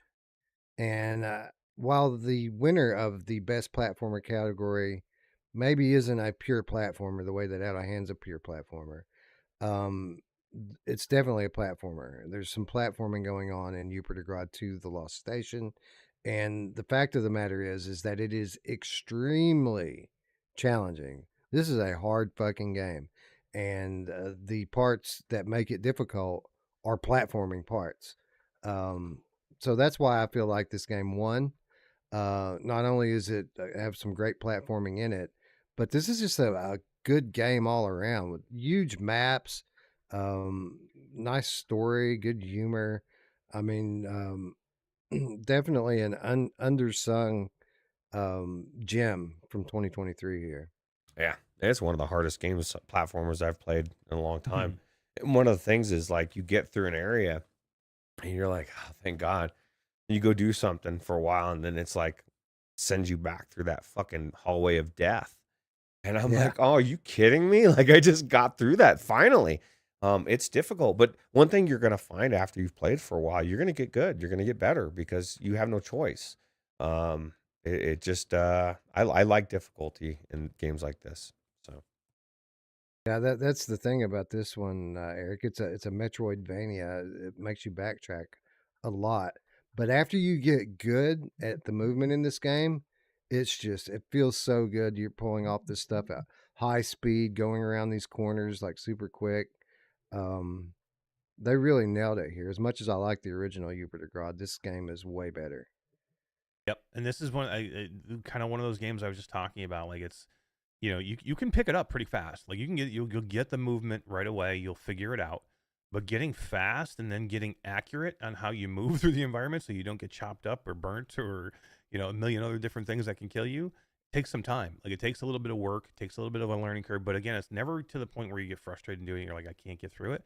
And then you'll just keep you'll get in there. You'll have a couple of repeats, and all of a sudden you'll have that click, and you're like, okay, now I got it. And you start moving through it faster and faster and faster, and then you'll try and go back and beat your times, or you'll try and get something different. So I don't know, it's super well done. I like it, and they added more play here than just the moving around the environments, which I thought was a smart thing. So they did a really good job with this game. Yeah, I agree. and it's on Pico. Thank God. Yeah, and It's like the it's only on game Pico. It's on Steam. It's on On Quest. everything. Not on PSVR, unfortunately, but it's on everything else. Um. Anyways, unfortunately, we don't have any copies of Grad 2 to give away. Sadly, Wow. but you know what we do have? We do have some copies of Out of Hand to give away. So, we say that this game is probably didn't get the recognition it deserves. Well, why don't we do something about that and give away a few copies? Two copies going to the chat, and then we're going to do another 2 in the second chance giveaway. So if you're watching this after the fact, make sure you're subscribed. Make sure you leave a comment after the show that says Out of Hand, and we're going to give away a couple more of these in a couple of weeks. But for now, the first 2 people to answer this question in the chat on my screen will win a copy of Out of Hand on Meta Quest. So the question is this: Out of Hand is a VR platformer. Name any other VR platformer, and you'll win a copy of Out of Hand. Oh God, there's some on the list here. Yeah, right? Yeah. Exactly. That's funny. I love it.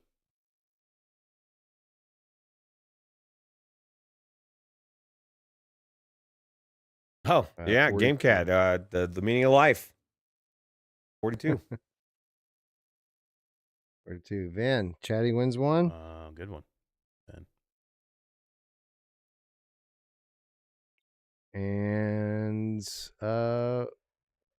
Moss, I Moss, mean, I Aaron guess. Williams already won, first of all. I'm not sure we would take Moss, though. I mean, maybe. I think it's Maybe. third person, and you do a lot of jumping and moving through Yeah, environments. I It would guess be it considered is. a platformer, yeah. Yeah, I guess But- technically it could be. But I guess it is. we don't have to worry about it because you said he's already won, right? Yep, Aaron Williams has already won. Looks like the next winner is Cupra AL. So congratulations, Chatty. Congratulations, Cupra. Oh, Yeah. ironic, the same game too. Ven. Yeah, right. They both. One of Yeah, the that's a good best, one. I think is one of the best platformers in VR, in my opinion. Definitely on the Agreed. Quest and PC.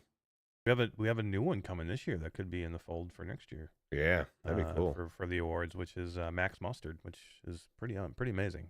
Yeah, Max Mustard coming to early access in a couple of weeks actually on Quest.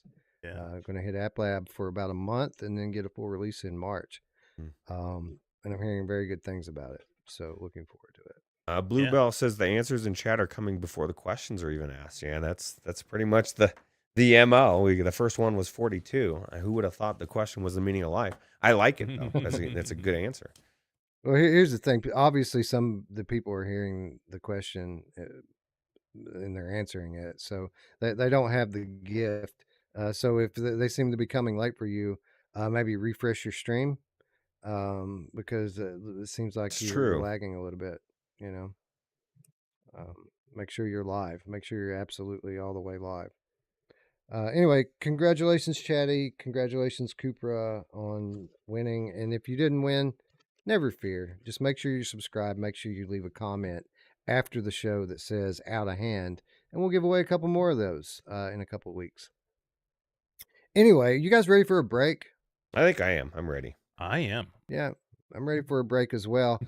So just in full transparency here, what took us so long to get started today, the reason why we were late was because for whatever reason, OBS would, when we tried to play back our guest segments, the pre-recorded segments, it would play them in slow motion. And obviously we can't play them in slow motion. So we had to find a workaround, and we're knocking on wood that this actually works. We tested it. It worked before the show. So everything should be okay with it here. But if there are any problems with it after we start, let us know in the chat and we'll see what we can do about it live in real time. But hopefully everything will go off on without a hitch, because this segment introduces a brand new guest to the Virtual Strangers channel, someone we've never had on before, someone that I have a lot of respect for. Actually, my primary inspiration for starting to create content on YouTube. Actually, my primary inspiration for buying my first VR headset, because I was watching this guy's content before I even had VR. So with that said, I ask you people, is this the 2022 show or is it the Frank show? What? All right, here we are back again for another awesome guest segment, and this time we have a brand new first time guest on the Virtual Strangers channel, our old friend Frank. Frank, welcome back to YouTube. Hey. And welcome to the Virtual Strangers channel. Happy to be here, brother. Happy to be here. I'm very happy to have you. We really appreciate you taking the time out to do this. I know it's been a bit of a tag session all day today, but really thrilled to have you here.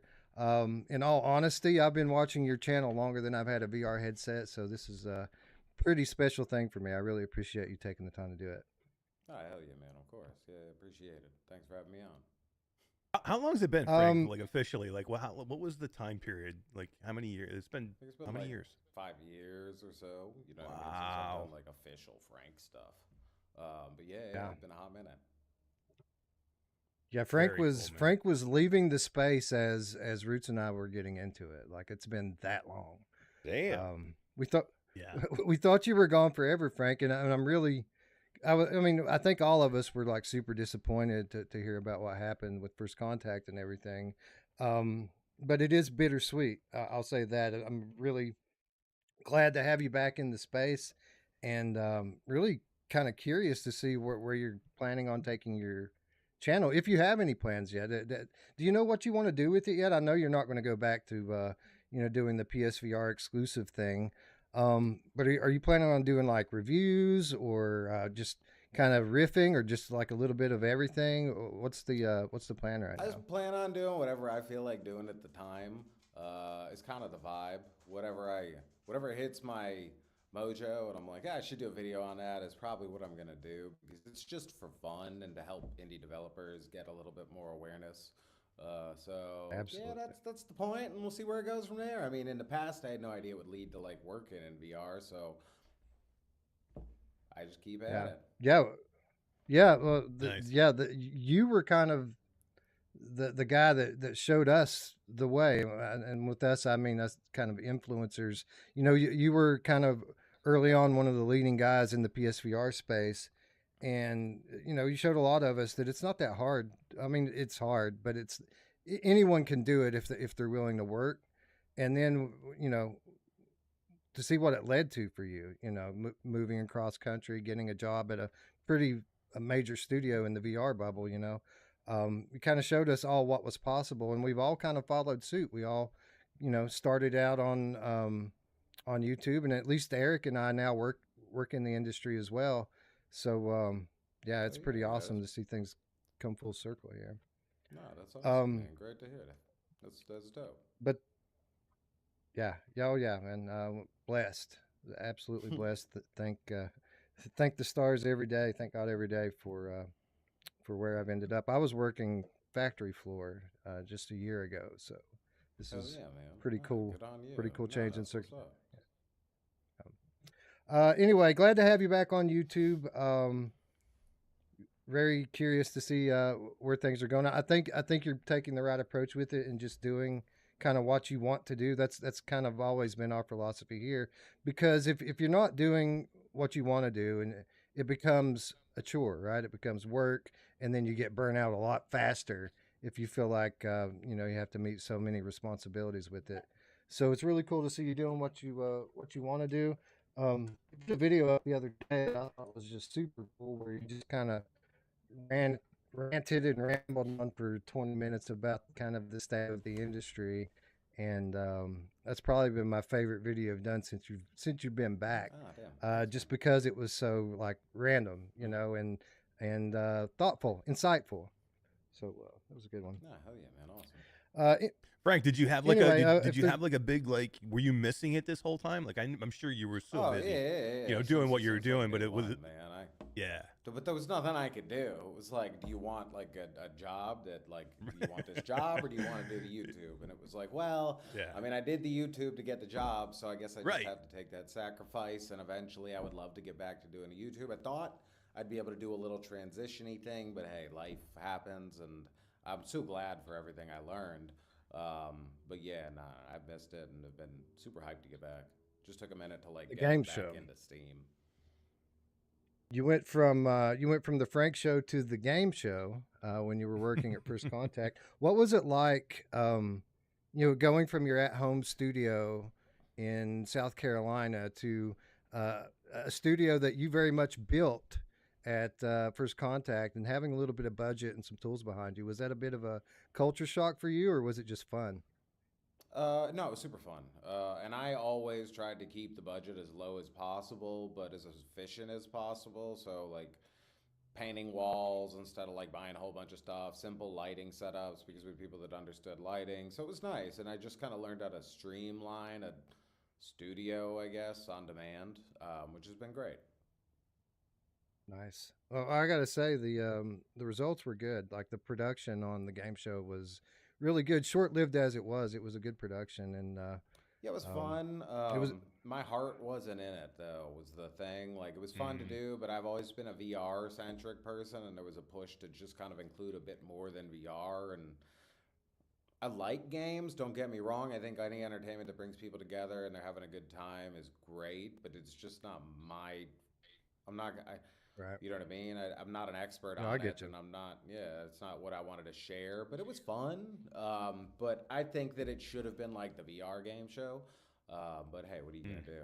I only got Yeah, I got a decent bit of input, but not full on it. So that yeah, it could have been more fun. I think it could have been better overall if it would have been that. But it's nice to just be back covering VR and like spatial stuff. yeah, and the good news is that thanks to the amazing modders out there on the PC space now, that line between traditional and VR is getting more blurry every day. So like a good percentage of the traditional games now are playable in VR. I mean, Rich, you were just talking about how much fun you've been having in Pal World, and I've yet to check it out. But I know I've seen you in there streaming it a couple times, and you wouldn't be doing that if it wasn't great. No, and I was saying, I wish Zenith was more like Pal World. It's like Breath of the Wild meets Pokemon meets I don't know, every Guns. survival Comment game. that was like I feel like I'm playing every single early access game at once. And what's cool is like it has so much nostalgia for like games that it's like it just does so many things well, and it does its own thing as well, and it's just an amazing game, and it's just one of like 3 or 4 games I've played today for the first time. Fireteam Elite as well, which is an amazing 3-player co-op aliens type of game where you get your own loadout, your guns, you're going in, you're fighting aliens, and you're now doing it in VR. And Void Citizen just linked me some kind of a profile that's going to allow me to play that in first person with a gun, like it's super cool. It's what we always wish Vorpex was, basically, is what the Prey Dog mod is becoming with the way people can share profiles now and really put people in 1-to-1 6th off first person gameplay. It's magic, man, and it's really unbelievable, and it's a great way to kick off 2024. But with that said, this show is not the 2024 show. This is the 2023 show. So we're here to recognize some of the top titles from the last 12 months. And when I say 12 months, I mean 11 months because we didn't count December. But why don't we do that? Why don't we start talking about some of these awards and nominees? And let's start with one of my favorites, which is the Nope Award. Nope Award, the scariest VR game. And I word that very specifically, calling it the scariest VR game instead of the best horror game, because we all know that if it were the best horror game, that it would be a shoe-in for a certain game. But we'll get to that. We'll cross that road when we get to it. Is there any game? Is there any game out there that has noped you guys out? Like Wes, have you ever noped out of a game? No, no. I love horror games. Yeah, I mean, I'm just trying to think of a game that would freak you out enough that you're like, wow, I've had games where I've never noped out, but I've had games where I took the headset off for a minute and had to like catch my breath a little bit or like compose myself. Like, I went back in and played, but I've had some ones that they've kind of freaked me out a little bit. Oh yeah, for sure. Horror games don't work on me, man. I just like fuck that, man. Resident Evil like a cakewalk. Yeah, I mean it's a game, and I'm too grounded in reality to get tricked, I guess. Wait a minute, Phasmophobia. Phasmophobia. Everyone says that game because I'm the same way. I haven't tried that one yet, you guys. I don't go. Well, you should. Me neither. You should try it. I'm being facetious because I'm like you, Frank. I tell people because they say the same thing. My mind tells me it's a game. It's not real. I mean, I might nope out if I have noped out if I go into something and there's enough demonic stuff because I believe that there's good and evil and I don't want to be around demonic stuff. But as far as being scared, no, I'm not going to be scared. Yeah, Phasmophobia might actually get you. I feel like it's letting it in. You know what I mean? Like, I don't want to be around it, but at the same time, I think if you don't give it power, it's like, who cares? That's it's true. Like the same, it's nothing. That is true. And that's the way I feel about most of that stuff. But I hear you. But the thing is, I'm not looking for a fright. And the Nope games, I feel like the best fun that you see with those are the people that are terrified of them and people putting them in headsets to try those out. Yeah. And I feel like while it's a funny and social clip, it's not the best experience for someone to get into VR, especially for maybe the first time in VR. Oh, man. Well, fuck, if that happened to me, I would never try this again. I love when you people say do that, but back in the day, what I would use to demo PSVR to everyone was Rush of Blood. I would always put them in Rush of Blood, even my kids, and they all loved it because what you said is true. It's just a game. And to kind of bring it back to that, like I've never noped out of a game, but I love the horror genre because there is that potential that you might experience something that really makes you feel something on a physical level. Like it might make your heartbeat increase a little bit. Rare, I'll admit, rare when you come across these games. But it is. I like to feel something when I'm in that headset, and we've been doing this for so long now. It really takes something, right? So I think that's one of the reasons I enjoy the horror genre so much. Rush of Blood is a perfect example of what you just said you don't want people to do, Frank, because you put them in there and it's like the beginning, it's like a carnival guy, and like they're shooting ducks and shit, and they're like, because I've done it to a couple people, and then all of a sudden things start getting weird, and they're like, wait, what's going on? And then all of a sudden they get scared, big and then faces they going like rip the headset off, and they're like, I'm never going to. Oh wait, man, that's probably not a good idea. I think it is funny, but it's not good to get people to stay in VR, I think. I No, agree. it's like trauma. It's like childhood trauma. You know what I mean? It's that same vibe of like you're creating this, like, I think even if they don't acknowledge it, some deep down sense that they will associate VR with like, oh man, like it just made me uncomfortable, versus they could have a really positive experience the first time in there, and then once they dig the headset, then throw them in some like scary shit, Yeah, and then get who 'em- cares? Yeah, that's a Yeah, good at point. least just get them used to it first, and then be like, "Oh wait, I got this really fun one for you now that you feel comfortable." And then Then you go This put is him. the Then you go put him in best Resident one. Evil 7, and then you can have Jack chase him exactly. around with the It's like chainsaw those for an people hour. that it's like the people I see trying Richie's Plank for the first time, or get pushed over in VR and they feel like they're gonna die. It's like they're never gonna touch a headset ever again. Yeah, it's a good point, and you've really got to, I guess, know your subject, right? Like maybe Read the room. horror's not Read the the best thing. room. Right, Yeah. exactly. Exactly. Read the Yep. room, exactly. But anyway, speaking of Rush of Blood, let's get into our nominees here. And our first nominee is somewhat of a spiritual sequel to Rush of Blood. This year saw the Dark Pictures Switchback VR launch exclusively on PlayStation VR 2. Frank, a lot of hype around this. I don't know if you were paying attention to the space at the time, but when this game got announced, I mean, the hype levels for everyone just went through the roof because of people's love for the original Rush of Blood. And at the end of the day, this game wasn't exactly Rush of Blood. It was very much its own kind of take on that genre. But what did you think about the Switchback VR? Were you as hyped for it as everyone else was? I mean, I was like, Rush of Blood was fun for me, but it was just like not it. It was a really, really good time that I knew I could have a good time with, but it wasn't one that I went back to a whole lot, like a lot of people did. I think because it ended up going free for PS Plus, and it was kind of like a almost greatest hits within the PSVR 1. It gained a lot. It was top selling for months and months and months on end, or at least in that list. So I think that there was just a lot of love and hype, yeah, and excitement for that, especially because it was one of the few games that I remember at launch also talking about using eye tracking, which, in my opinion, is a feature more devs should be using and finding cool reasons to use. But I think that that's what the big thing was about it. But I remember it hit with kind of a cold, soft launch because graphics weren't up to people's expectations. And then I tried it. I mean, I liked it. You know what I mean? It gave me what I expected, and then a little bit more, and it made it fun. And there were some cool points here and there.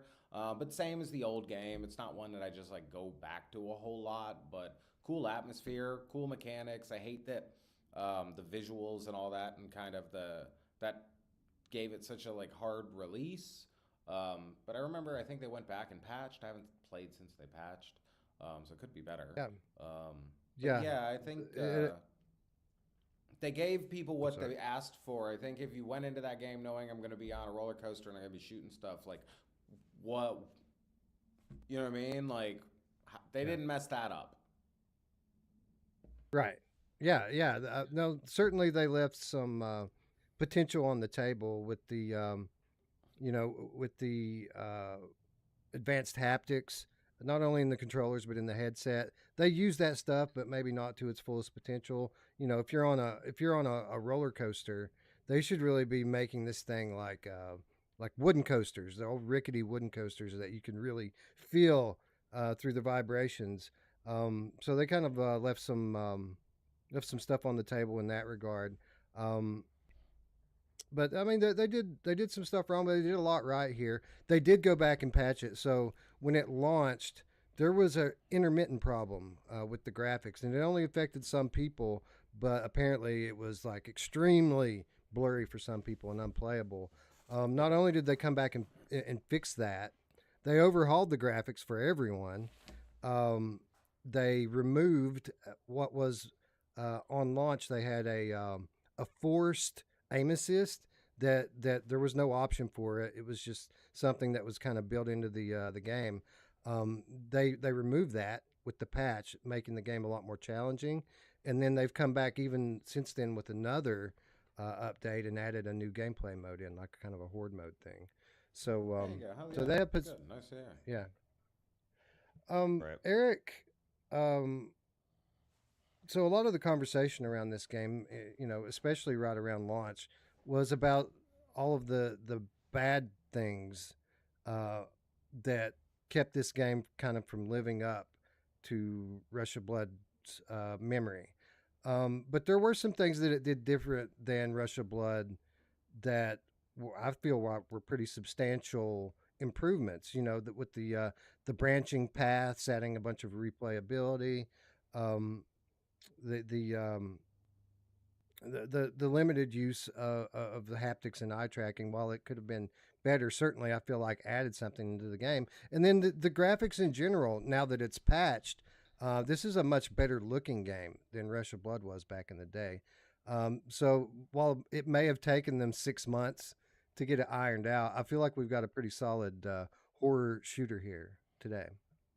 Yeah, I mean, in a different segment, I've already said this, but unpopular opinion, that I like this better than Rush of Blood. Like, I know that everybody's like, how dare you, but I think a lot of times we have a fond memory of Rush of Blood that's a memory and maybe isn't exactly what the game really is because you haven't been in there in so long. And when this game came out, people just hated it or they shit on it because it, didn't feel exactly like Rush of Blood, or they had a different memory or what they thought Rush of Blood was. And they did have some issues, but they fixed them real damn quick, man. And they've added to it, like the Horde mode. I love it, man. I've had a lot of fun just doing that one over and over again. I like the graphics way better. Like, to me, it looks so much better. To me, none of them were scary. So I don't get. So that's what I get from a lot of people. Like, well, this one's not as scary as the other one. Neither of them were scary to me. They were a fun roller coaster shooting game to me, both of them. So I just thought this one was done better. So yeah, I mean, I think this is a great game. I love this game. Roots, are we remembering Rush of Blood through rose-tinted VR lenses? I think partially. Because part of me does like Rush of Blood a little bit better, and I think for me it's because it felt like more of a roller coaster than this one does. I feel like this I agree one, with that. like every time you started, you stop. It's like, but the other one had more breakaway course tracks. I really do hope they bring this over to the PlayStation VR 2, the Rush of Blood one. I don't know if we've already discussed that, if that's even possible, but I would love to see it with the graphics. And I agree with you what you said so much, Wes, about the haptics. Like, I remember playing the PlayStation 5. Now, granted, this is the DualSense or the PlayStation 5 control. But that Astrobot demo and feeling the zippers and all the things that controller did, it's in that other controllers. They're in the other controllers. Like, I should be able to feel that course, like the roller coaster, right? I should be able to feel every bump, and I feel like they missed that. And clearly, they're using the eye tracking, but I think they could use it for more. So yeah, agreed. It's a good game. Yeah, it's a fun game. At the end of the day, though, not the scariest VR game. Scary, sure, but not the scariest. So we move on to our next nominee, and Frank, I kind of led into this segment by saying if we were talking about the best horror game, it would be a shoe-in, and I think it would be a shoe-in for Resident Evil Village. Not only is this one of the best horror games that I played all year, it's one of the best VR games that I've ever played. Absolutely love this game. Did you get a chance to check out Village? Yeah, Village is great. I love honestly, VR got me into the Resident Evil games, and it was a great time. I've been playing 4 recently. I finally got a chance to sit down. That one's great too, and not as scary. A lot more like just running, gunning. But yeah, Village was a great game. Yeah, some impressive set pieces. Eric, the Resident Evil franchise, I feel like, especially in this generation of PSVR, has kind of been Sony's crown jewel, even though it is a third party title. I mean, it brings so much to the table that we don't typically see in VR games, right? When you're talking about just the scope of the game, I mean, any Resident Evil VR game, official Resident Evil VR game, has been like playing 5 typical VR releases all put together into one campaign. You typically have different maps with very different aesthetics and enemies in each one. And then after you make your way through that, it all culminates where you began. It's a very tried and true formula. Um, and it's one that they very much stuck to with Village. But what they did a little differently this time around, I mean, not only the obvious stuff like the 6DOV, hand tracking, but they really took advantage of of the haptics and all those things we've been talking about that makes PSVR 2 a special platform. They really took advantage of that stuff to create an immersive horror game here. Yeah, and you're 100% right. Sony should be the big spoon cuddling up to Capcom and kissing their freaking ass for this 3 Well, I'm games sure that they have. that they have Paid 'em. supported and brought into VR between 7, 8, and Resident Evil 4. I mean, literally, Sony should be like, "Holy shit, thank you," because we'd be in freaking trouble without you. So I think Capcom has been one of the biggest supporters of VR on the PlayStation platform, and absolutely, what you're saying is right. These games are so deep, and I just got finished going all the way through 4, and I think we've talked about this in another segment too. 8, which came out before it, I actually think is more VRified even than 4 is. Just the way it works, the way your coat works to be like part of your your inventory. You can pull things out of it. The flashlight's different. The Resident Evil 4, for some reason, they make you the flashlight's attached to your forehead, so that's where you have to retrieve it from. So when you want to go grab your flashlight, instead of opening your coat in 8, and you grab it out of your coat, in 4 you grab it off of your forehead like you're a miner or something. I don't know what they were thinking there, but it's either way, all 3 of them are awesome. And Resident Evil 8 is a scary freaking game. Tell me you haven't gone into that doll room and not been freaked out in there. Come on, there's no way you can tell me. Yeah. Roots, it's almost too much, right? Like the enemies in this game, like the thing that makes 7 kind of my favorite horror game, maybe that I've ever played, or at least one of my favorites, was it kind of had this underlying realism to it, this believability, even though, the boss fights are kind of fantastic. But compared to 8, 7 seems like a very realistic game. 8 is almost comic bookish with regard to some of these characters and enemies in the game. Did that detract from the game at all for you, or maybe kind of lessen the barrier of believability, so to speak? No, actually, maybe it's the immersion, how good the game was. I never really felt like, oh, this is not as realistic. But you're right. Like, I mean, Jack coming back to life and like there was some aspects of 7 that were not that realistic either, right? But I could look past that. But I feel like everything was so good in this game, the assets, everything. It was just so immersive that I just found myself lost in it. And I agree with what Eric said. I mean, we've got a handful of legit AAA games from start to finish, and they're all on the PlayStation platform, right? So, right. So yeah, I'm sure that by the time this segment runs on the 2023 show, we will have already spoken at length on Resident Evil Village, and I'm sure that there's much more to come on this game as we move through the day. So let's move on to our next nominee, and Roots. the successor, Village's successor. Right. Yeah, the rightful heir to the title, right?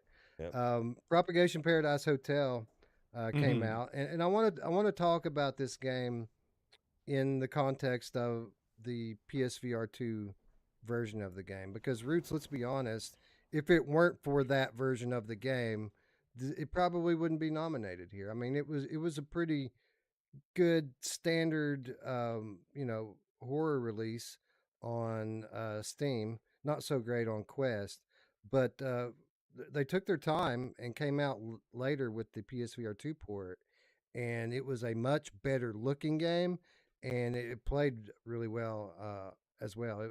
Like my main like problem with this game, the only remaining issues I have with propagation at this point is that there just wasn't enough of it. Like I was ready for a lot more game when this one ended, but it really was an exceptional release and a popular one on PSVR 2.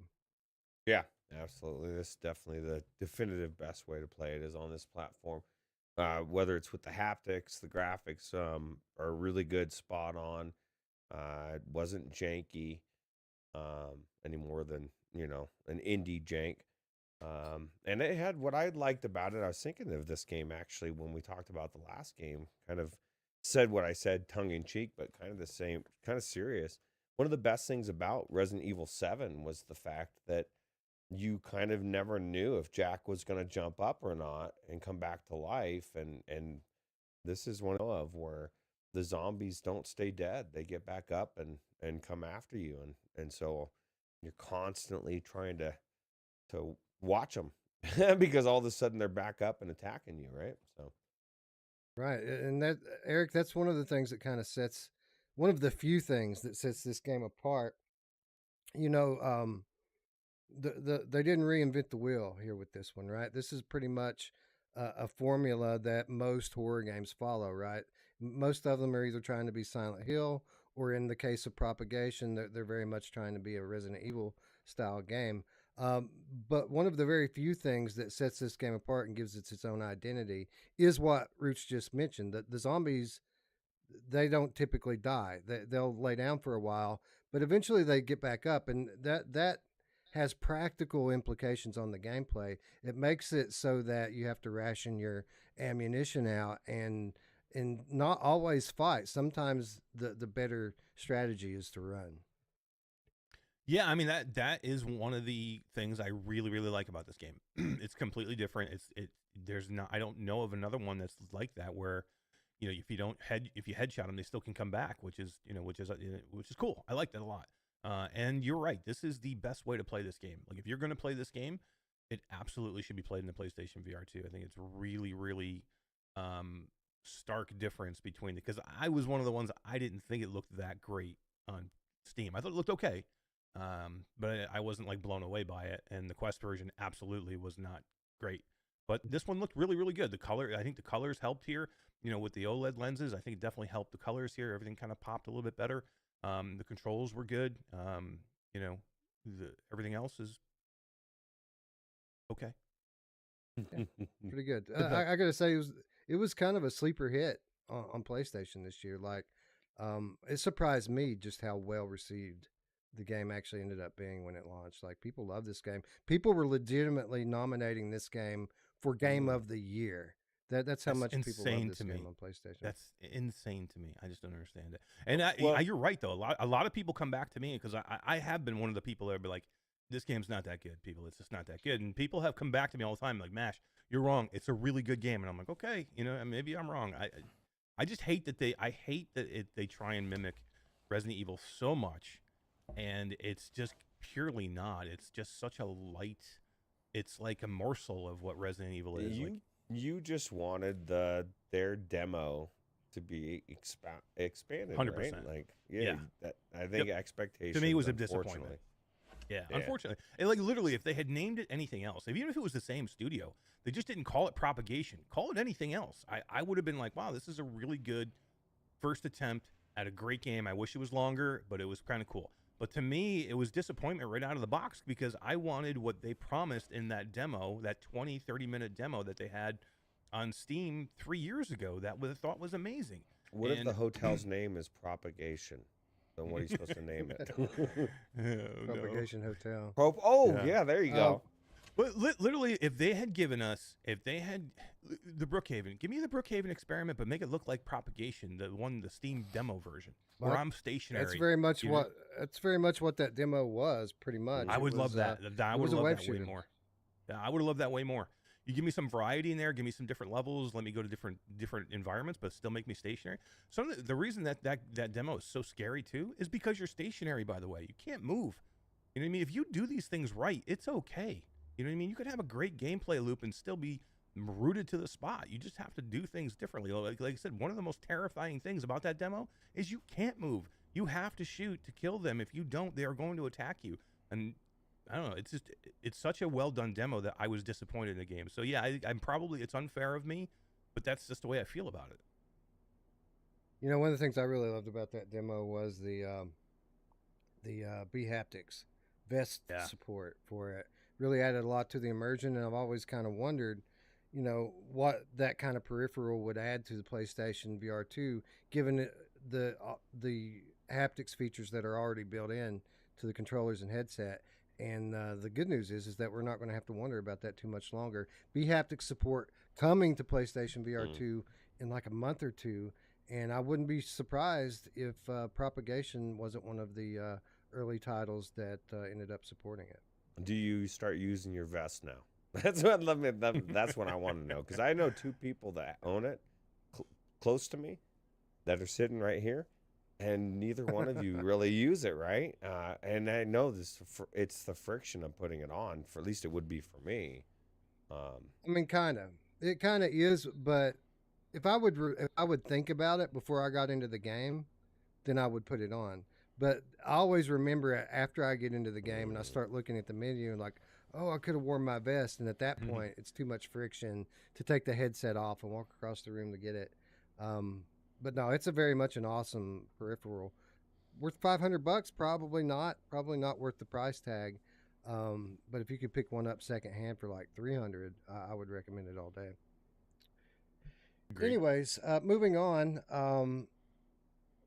I think these last couple of titles have a very unique thing in common, especially with regard to this award. Is I'm not sure any of you guys have played either one of these last two here. But our next nominee is it launched as a Quest exclusive, Broken Spectre. And if I'm not mistaken, don't quote me on this, but I think that this did eventually end up coming to Steam. But this very much was launched as a hand tracking game on MetaQuest. And the hand tracking, as it often is, it was just kind of a gimmick.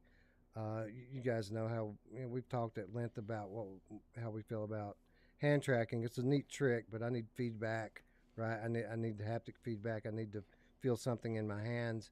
So you don't really need to use it here. There's an option to use controllers here, and that's how I would recommend that people play it.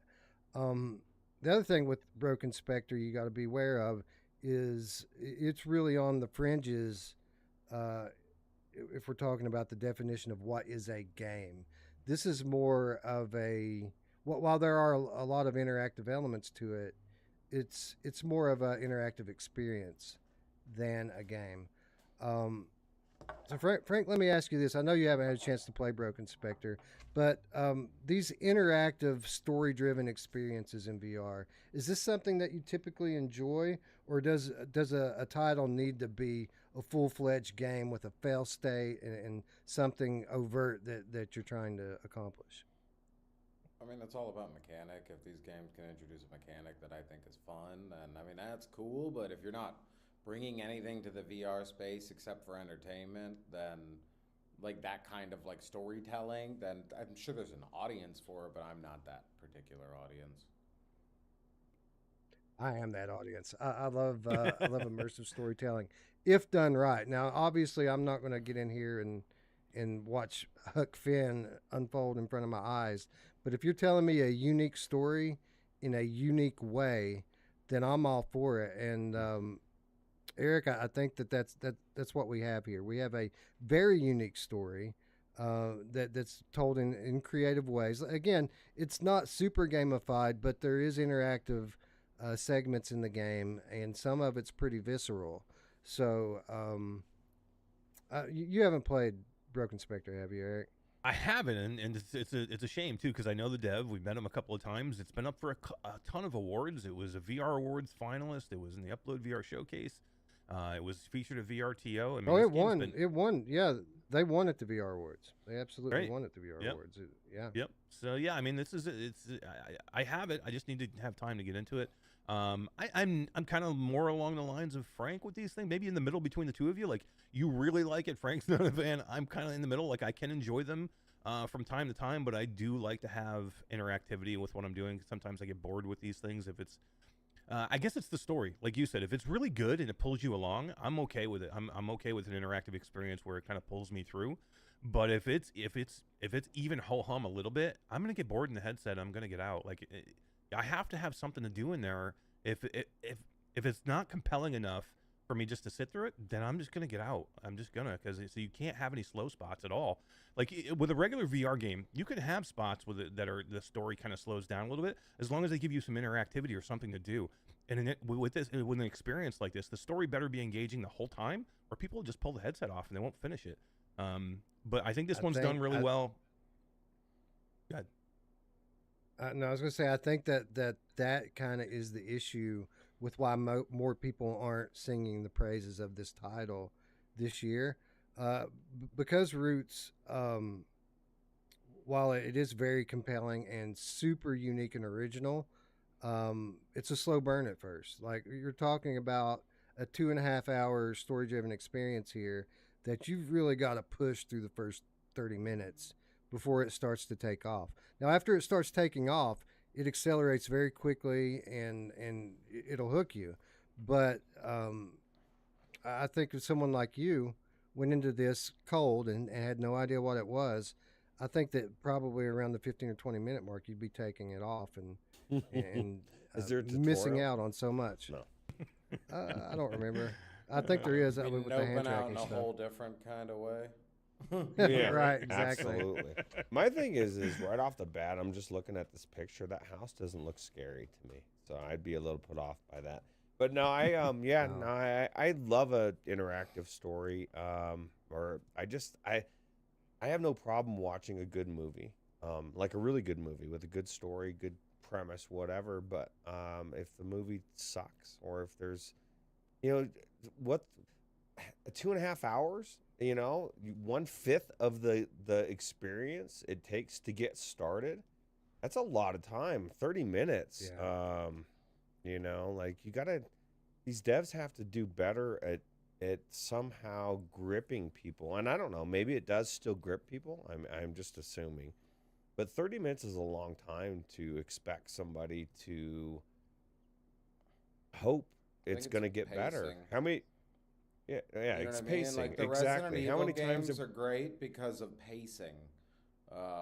Between big shit to do, there's really cool stuff, and then it's not overwhelmed with cutscenes. And even when the cutscenes are there, it's well-written dialogue. It's fun. Something cool or action is happening that you're like enthralled with. A lot of these indie devs just don't get the pacing down right. Like, they want to tell too much of a story, and it's, as much as they care about it, your audience doesn't care about it. Like, that was my main issue of Vertigo 2, even, is the pacing was just off. The game's awesome. There's so many great things, but the pacing at times, I'm like, oh, God, look, I don't want to listen to this shit anymore. Yeah, I agree 100%. Anyway, for those of you out there who really do enjoy a story in VR, I can't recommend Broken Spectre enough. This is not spoiler alert. This isn't the last time we're going to be talking about this title during this episode, but it's very much worth slogging your way through the first few minutes of this game, because ultimately we have a story here that deals with some really profound and insightful concepts that we don't see tackled in gaming period very, very often. So it really is exceptional. I give it a really high recommendation for those of you who who don't mind a bit of a walking sim every now and then, as long as the devs are showing you something interesting. It's on what Steam about too, the by the hand way. You're right. tracking? It's there on Steam. How was the hand tracking? I'm so, Did you try the hand play it that way? tracking was actually really good, as far as hand tracking goes. Now I don't feel like it added anything to the game, but it's Wait, the very hand playable. tracking Normally works that on PSVR 2? no, this is a Quest exclusive. Oh, It's on Steam. It's on Steam too. You're right. Oh yeah, it's on Steam. It's on Steam. It's not on PSVR. Okay. But no, the way that they work, I don't, it's teleport only, so that kind of sucks. Like, but it makes it easier to navigate with hand tracking because of it being teleport only.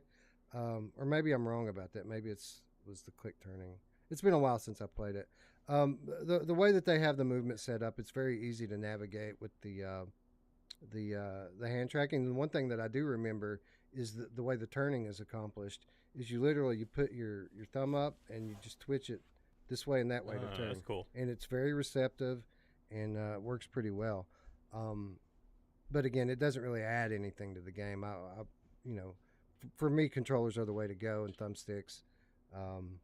But if you don't have any handy or your controllers die, it's quite playable without controllers. Were you saying something, Eric? No.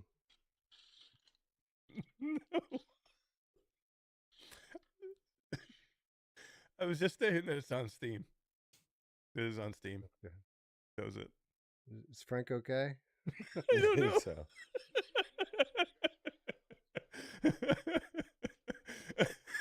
Okay. I got you. I got him muted too. I got you muted just because it was making a lot of noise. Okay. No. All right. So while Frank finds some new headphones, let's move on and talk a little bit about the winner. Which again, like Broken Spectre, I'm not sure any of you guys actually played Very Bad Dreams, and this game, one of the biggest surprises for me this year. As this is a title that comes from a studio that previously was only known in the VR space for Darkness Roller Coaster in its many iterations, which was, by all accounts, a terrible Gen 1 VR game that really I don't think anybody liked. So when we saw the trailer for Bad Dreams, the reveal trailer, and it looked pretty good, we were skeptical. We thought that maybe the trailer was being misleading because it looked so cool. But as it turns out, Eric, this is actually a very cool, very creative, surreal horror game. And while it is still quite indie, very obviously indie, I absolutely love this game on PSVR 2, and I think a lot of other people did as well. Yeah, now just refresh me. This is a version of Bad Dreams, which is the Steam version. Okay, so Bad Dreams was on Steam, so yes right? and no. Right. Yeah, so this game is on Steam. It launched on Steam. It actually launched on Steam and PSVR 1 as well. One of a few games that hit PSVR 1 in 2023. So I played this. I played it on the Steam. Okay, good. So all right, so the PSVR 2 version of this, what makes it Very Bad Dreams instead of just Bad Dreams is bonus content. There's a couple more levels on the PSVR 2 version that are not present on the Steam version. So while it does, the PSVR 2 is the best version for multiple reasons. Not only the extra content, but I mean they use some of the hardware features to really optimize it, and a lot of the jank that you saw on Steam is not present on the PSVR 2 version of it. It's the smoothest running version, it's the best looking version, and it has exclusive content. But at the end of the day, it is very similar to the Steam version. So what did you think about this game on Steam? This game was freaky. This game had a lot of weird shit in it. It's not just that it has jump scares, it has scary moments, but it like messes with your mind. in certain spots. There's like this is from what this came out in July on Steam, and I remember getting into it and just checking it out. But there was a lot of like weird little freaky moments in this game that will just mess with your mind. But then there's jump scares too and just freaky stuff. So controls were a little weird, little janky, but I mean, I didn't play the PlayStation version, but the Steam version I liked a lot. Like if they could have like gotten a few of the mechanics down, I think I would have liked it a lot better. But there was definitely something here. Like this is a truly scary game. Did you nope out? Yeah. I did because I didn't want to play with the mechanics anymore. The mechanics were a little janky. I remember having issues like trying to get stuff, like trying to maneuver. Yeah, the Steam version had some problems with like interacting with objects and stuff. It was kind of glitchy and broken. Not so much the case on PSVR. Yeah. Yeah, sad day. But if like they never fixed it, I would absolutely go back. Like I don't know, and this came out in July. Like they may have updated it since then, so it might be worth to jump back in and take a look. But check it out on PlayStation. Check it out. Yeah, on no, PlayStation. I will for sure.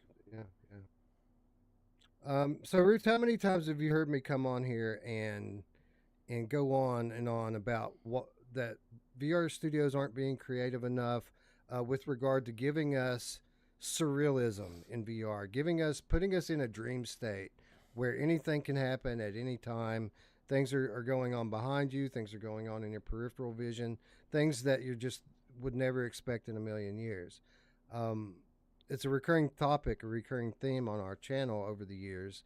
And now here we have a horror game that's literally the premise of the game. You're in a dreamscape, or I guess more of a nightmarescape. And they certainly take full advantage of the scenario that they're building. Yeah, looks creepy. Those kind of games hit like a hard mass market. You know what I mean? Like, and there's just so much to go into dev that's probably why we don't see as many of those games. I have a feeling once VR is more mainstream and when there's more headset and there's more like assurance and being able to make kind of like a passion project is what I think that would more be.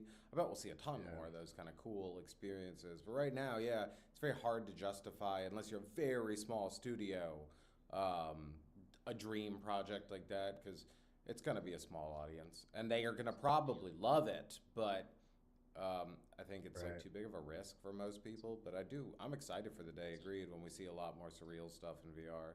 We saw some, I think, in PSVR 1 days when they were really kind of goofing around and trying to see what people were interested in. But I mean, Here They Lie. Really took off. Here They Lie was incredible. Yeah. Yeah, Here They Lie. Layers of Fear is another one that kind of sticks out, even though that wasn't the best on the original PSVR. Yeah, but you're right, Frank. It's certainly. I think there's a lot of underrepresented subgenres in VR, and I think that's exactly why. It's because maybe they're not profitable enough. And when you're talking about a market itself, which is just a minuscule fraction of the traditional gaming market, I think once we eventually, 10 years down the road, 15 years down the road, once the VR space has grown to the point where even relatively lower selling titles are still making a decent amount of money, then we'll start to see genres and ideas like this be explored a little bit more, hopefully. No, same, 100%. It's just a long term, and it's not an if, it's a when. It's friction, baby. Like as soon as we can get friction down and cost down, then you'll see way more people in there. But it's still early days. Indeed, still the early days. So yeah, congratulations to Creative 3D VR for knocking it out of the park with their second title here, man. That was really a big turnaround from Darkness Roller Coaster to Very Bad Dreams, and I'm really, really interested and excited to see what they decide to do next, because obviously I love horror games, and they're staying right in that lane and getting better. So kudos again and congratulations. Anyway, let's move on to a topic and an award category that's probably going to be a little bit more fun and interesting to talk about for most like normal people who aren't dead inside like me. And let's talk about innovation in VR games. Let's talk about the most innovative VR game or the most innovative gameplay. You know, I think all of us kind of love VR because it, in and of itself, represents the There he is. biggest innovation within the gaming space that we've seen since like the early console days back when we were kids. Um, but now that we have this hardware and all these brand new tools available to these artists, these game developers out there, a few of them are truly creative and they innovate uh, inside of the constraints that they're given to really. I think what I'm trying to say here, and I'm doing it poorly, is VR. It affords these artists um, tools unlike any other that they've ever seen before to creating these worlds, these experiences. And there are very few people who are truly talented at it and really innovate inside of the innovation to produce something that the likes of which hasn't really been seen in gaming in general. And that's what this category is all about: is recognizing that innovation, recognizing these people that have really put forth something different, something creative, and something engaging. And Eric, I'll start with you as we talk about our first nominee, Another Fisherman's Tale. On the surface, I mean, this doesn't seem to be anything that's super groundbreaking in terms of the genre and the type of game that this is. But where it really innovates is the way that you get at the perspective based puzzling, right? We've seen perspective based puzzlers before, but we've never seen one where you physically grab your own head, pull it off, and throw it across the room so that you can see something from a different angle. That's something very unique to this game. Yeah, and this would have been super easy for them just to use the same mechanics and style of gameplay that they used last time and just put a new skin on it. You know what I mean? Different story, just, continuation of a story or whatever, and just give you the same great thing as it was last time, because then people would have liked it. I'm sure it would have been fine. But they didn't. They stepped outside. They figured out something new, something innovative. They did something different. It shocked me when I got in there. Like, I was okay. Like, I thought A Fisherman's Tale was a good game. It was a lot of fun. This game blew me away. Like, I was expecting A Fisherman's Tale. When I got in there and I saw something completely different, I saw that every level offered you a unique, different way to do something. They kind of like brought you along and gave you, new mechanics every time you got to another level. And it was different than the previous game. I think they did a great job. I think it looks great. This is an excellent game. I think everybody should give this game a shot. Frank, did you play the original Fisherman's Tale on the PSVR 1? I did. That one was dope. I really enjoyed it. So yeah, I never got a chance to play the sequel, sadly, but it wasn't out of not wanting to. It was just out of probably like busyness at the time. But now y'all are making me excited to try it out. Yeah, so it's cool that they really kind of riff on the premise of the original game. The original game itself was a perspective-based puzzle game. This one is as well, but it approaches it from a very different direction.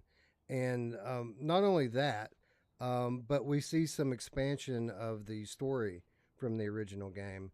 And Roots, I feel like that's one of the coolest aspects of this game as a sequel. While it is a very different game, you do get that continuation in terms of the story that they're telling and the backstory that's kind of hidden underneath.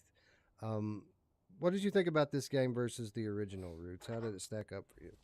I think it's different, and I think Eric said this last time, or originally when we talked about it.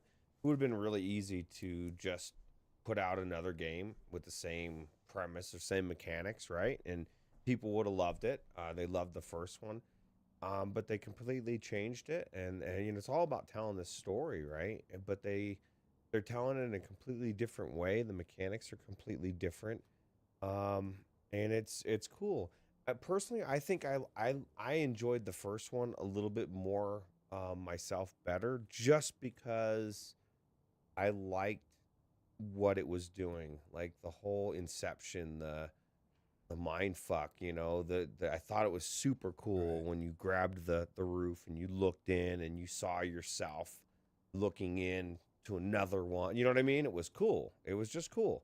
But this is cool in a different way. So I feel like they nailed it in a different way. Um, but yeah, it's cool. Yeah, very solid title, reasonably priced, and definitely worth your time if you're a fan of casual puzzle games. But as we move on, we come into another very unique and different take on storytelling in VR, and that is the latest title from Archaeact, Journey to Foundation. So, Journey to Foundation um, is a VR adaptation of the original Isaac Asimov's very popular novel Foundation, or I guess maybe it's a series. Um, and which has since gone on to be adapted into a very popular Apple TV series as well. Not something that I was really familiar with, though. This is something that I learned about after this game got announced. Um, but Eric, that's not even why we're recognizing this title in this specific context. We're talking about innovation with this category, and I think that the way that they've gone about a lot of the mechanics with regard to the way that you can read people's minds and manipulate their actions through your telepathic ability, and the way that they use the PSVR hardware to kind of augment that and make it even that much more immersive. I think was really an exceptional and creative thing that they did here. A bit of a slow burn, at first in terms of the story, but the mechanics, the way they go about it, certainly interesting from the very get go. And as the game develops on, um, it really turns into something unique and special, doesn't it? Yeah, this game's got it. Like for me, I mean, this game is not going to be for everybody, because what Wes is right. It's a slow burn, but it pays off. Like it really, really pays off. The story is here. Like if you're a fan of the books, or if you're a fan of the Apple series, which I didn't watch, but this story has hooked me so much that I picked up Apple TV so I can watch it now, because I want to see what the whole thing is about. But the controls, and there have been other games where you've done mind control, flat games, and there's different ways to do that. They've done that with flat. You press a button and it gives you different link trees to different conversations. But the way it's done here for VR, it makes you feel like you're a badass. Absolutely, like dialing in the control, using your hands and the controller to dial in the control of somebody's mind, to read their mind, or to persuade them emotionally to change something as well. Like as you get deeper in the game, it's not just about reading minds, it's about changing their emotions and sensing that they have a fear emotion, or if they have an aggressive emotion, and then you can react off of what you read, or you can change their emotion as well. So if they're in aggressive mode, if you have enough like skill on it, you can actually change their aggressiveness to, like either fear, or you can change it to passiveness. And it's all done with controls. You've using like the controls and like manipulating things. It makes you feel like you're like really doing it, which is great. And it's completely different than anything I've ever done before, even in a flat game or in a VR game. Frank, so some really new concepts at play here. Again, that really lend itself very well to the PSVR2 hardware specifically. Even though this is a multi-platform game that you can play across all major platforms, it really shines on PSVR2 because what you essentially have here, especially in the first few hours before the action really takes hold, is you have a game here that's very much like a negotiation type game. It's the main mechanic is dialogue and negotiation, but you have telepathic abilities. You can read people's minds and tell what they're thinking, and the game is structured in a way that it allows you to kind of explore the character's psyche, use their weaknesses against them to create emotional reactions, and then use that to um, manipulate what they actually do and get them to help you or sabotage something else, so on and so forth. The PSVR 2, the way it really adds into it is it uses the eye tracking and the haptics in a way that when you're using your telepathic abilities, you can literally sense and feel it as you really get in tune. It isn't like you just walk up and start reading someone's mind. You have to tune into it and get on a wavelength with them. And the PSVR 2 really lends itself well to putting some tactile feeling to that process. Anyway, half the people that played this game were bored out of their minds. The other half of people absolutely love it and think it's a revolutionary thing. But one thing is for sure, and that is that this is a very big departure for Archaeact as a studio. I mean, this was the studio that brought us Evasion, arcade style shooter game, and then they did that short experience Freediver. They brought us Doom 3 to PSVR. Were you as surprised as everyone else was when this game got announced and the fact that they were bringing us something so different than anything they'd done before? Nah, I mean, they're always trying new things. I think that's the fun thing to do in VR. I mean, Archaeact did that like bubble first-person shooter. Remember? I think that one was a blast back in the day too. So they've kind of like been dipping their toes in little areas and probably just wanted to see how this would go. Well, I mean, it's certainly it's high quality in terms of production. Like I don't think anybody disputes that. And it's very different, very unique, and that's kind of, it's kind of what we like here, right? We like we've played so many of these games at this point that it really takes something different to get our attention, and I think they absolutely delivered on that. Roots, what did you think about this? Did you ever really get into the meat of this game? Get past the kind of initial super heavy story section of the game to get into kind of some of the action and some of the events that eventually unfold? Before I answer that, I'm going to listen to future audience, the audience that's watching this tomorrow, and I'm going to switch the audio sources because I think it'll be to the Discord. I think it'll be a lot more uniform. And Okay. yeah, okay. Is mine getting bad? No, it's good. I just the whole time the for whatever reason your OBS source has just not been high as ours, and it's been bugging the fuck out of me. But I was just watching the Discord, and I noticed when you were talking the last time, it was right along the line. So you guys in the chat, you can stop screaming, turn Frank up, and you can say, Roots, thank you for syncing into the chat tomorrow. But yeah, no, my thing is we talked about the last game being a 30-minute. I think this was this not like almost 2 hours before when we talked about it originally, before you could really, yeah. So you got to play like imagine this, Frank. You got to play 3 hours and like, okay, it's a slow burn. It's a 3-hour slow burn. And don't get me wrong, that it's not like the 3 hours is boring as hell. It's a long time though. And so no, I didn't get as far as like Mash, who really fell in love with this game. Like I've got a very, I don't know, I don't want to say short attention span, because if something's really grips me, it'll grip me. I can do it, like I've been playing the shit out of Power World, and it's a Pokemon-esque game. But it's super cool. Yeah. I just feel like, again, like Frank was saying earlier, the pacing in this game could be a little bit better. But what I did play of it, I will say, was very good. The story is very good. It's very intriguing how you can do what you can do with reading the mind and manipulating things. I just don't know if I have the patience with this pacing to make it through it.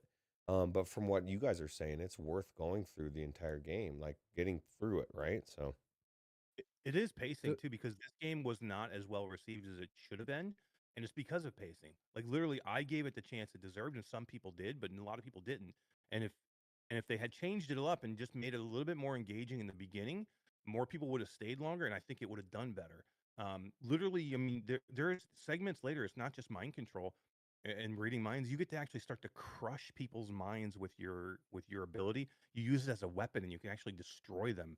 So I mean, it's like it really gets going later, but they probably should have introduced some of those things within the first 30 minutes, or gotten you to some of the gunplay, because there is gunplay here. There's a lot of gunplay Yeah. here. Yeah. They should have brought you there first before giving you this. I mean, there's like a syllabus in here where you can like open up like these huge, books, and like learn, all this different lore they have. They Oh give you that God. right up front, I can go to where they school. should have done that. Yeah, they should have done that slower and give you more action front. So I think exactly what Frank said. Pacing, this game would have been way better received. Yeah. Yeah, So what we're man, talking that's the about big here, problem. hmm No, I mean, I agree with you guys there completely. When it comes to pacing, it's rough, and something I learned too is that, I mean, you guys can look at the trophy data for any game. Most people don't play that much of a game, so you kind of need to front load it at least a little bit. To get them in, get them having fun in the first 30 minutes, because there might be some badass stuff 3-4 hours in, but 20% of the players are going to get there, and that just sucks for the other 80%. Well, and yeah, especially and we live in a world too where it's a 2 hour window for a free return.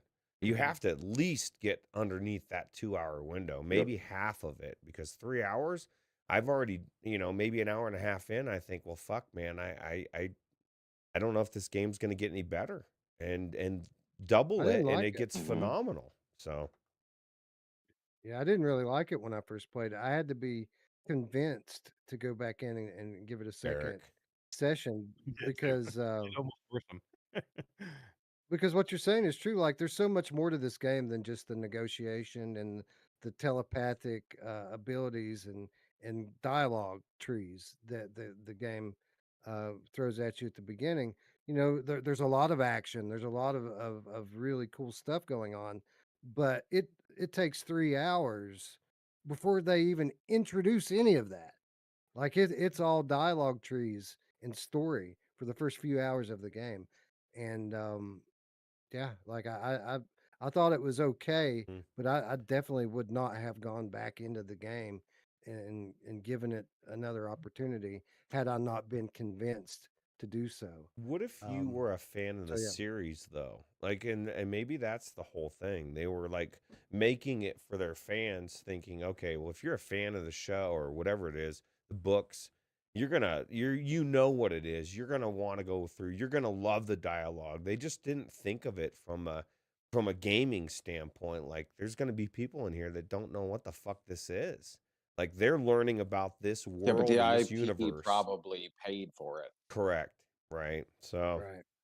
So yeah, they have to follow to some degree the design that's intended by the people and agreed stay in the world. So yeah, I have no idea. I've never heard of this IP before, but you're right. There's a good chance that the people that love this thing, it was perfect for them. right.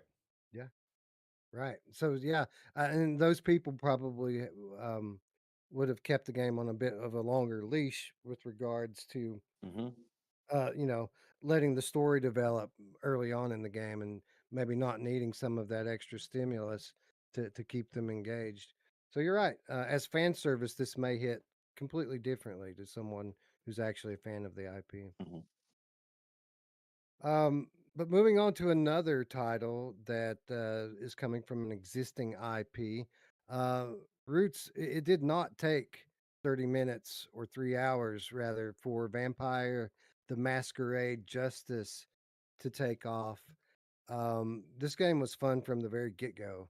And in terms of innovation, which again is the kind of topic of the day here, a lot of cool, innovative mechanics in this game with regard to kind of the ways that you can manipulate and defeat your enemies in this game. I mean, so many different cool abilities that you have as the lead character slash vampire in this game. Stuff that I never would have even thought of.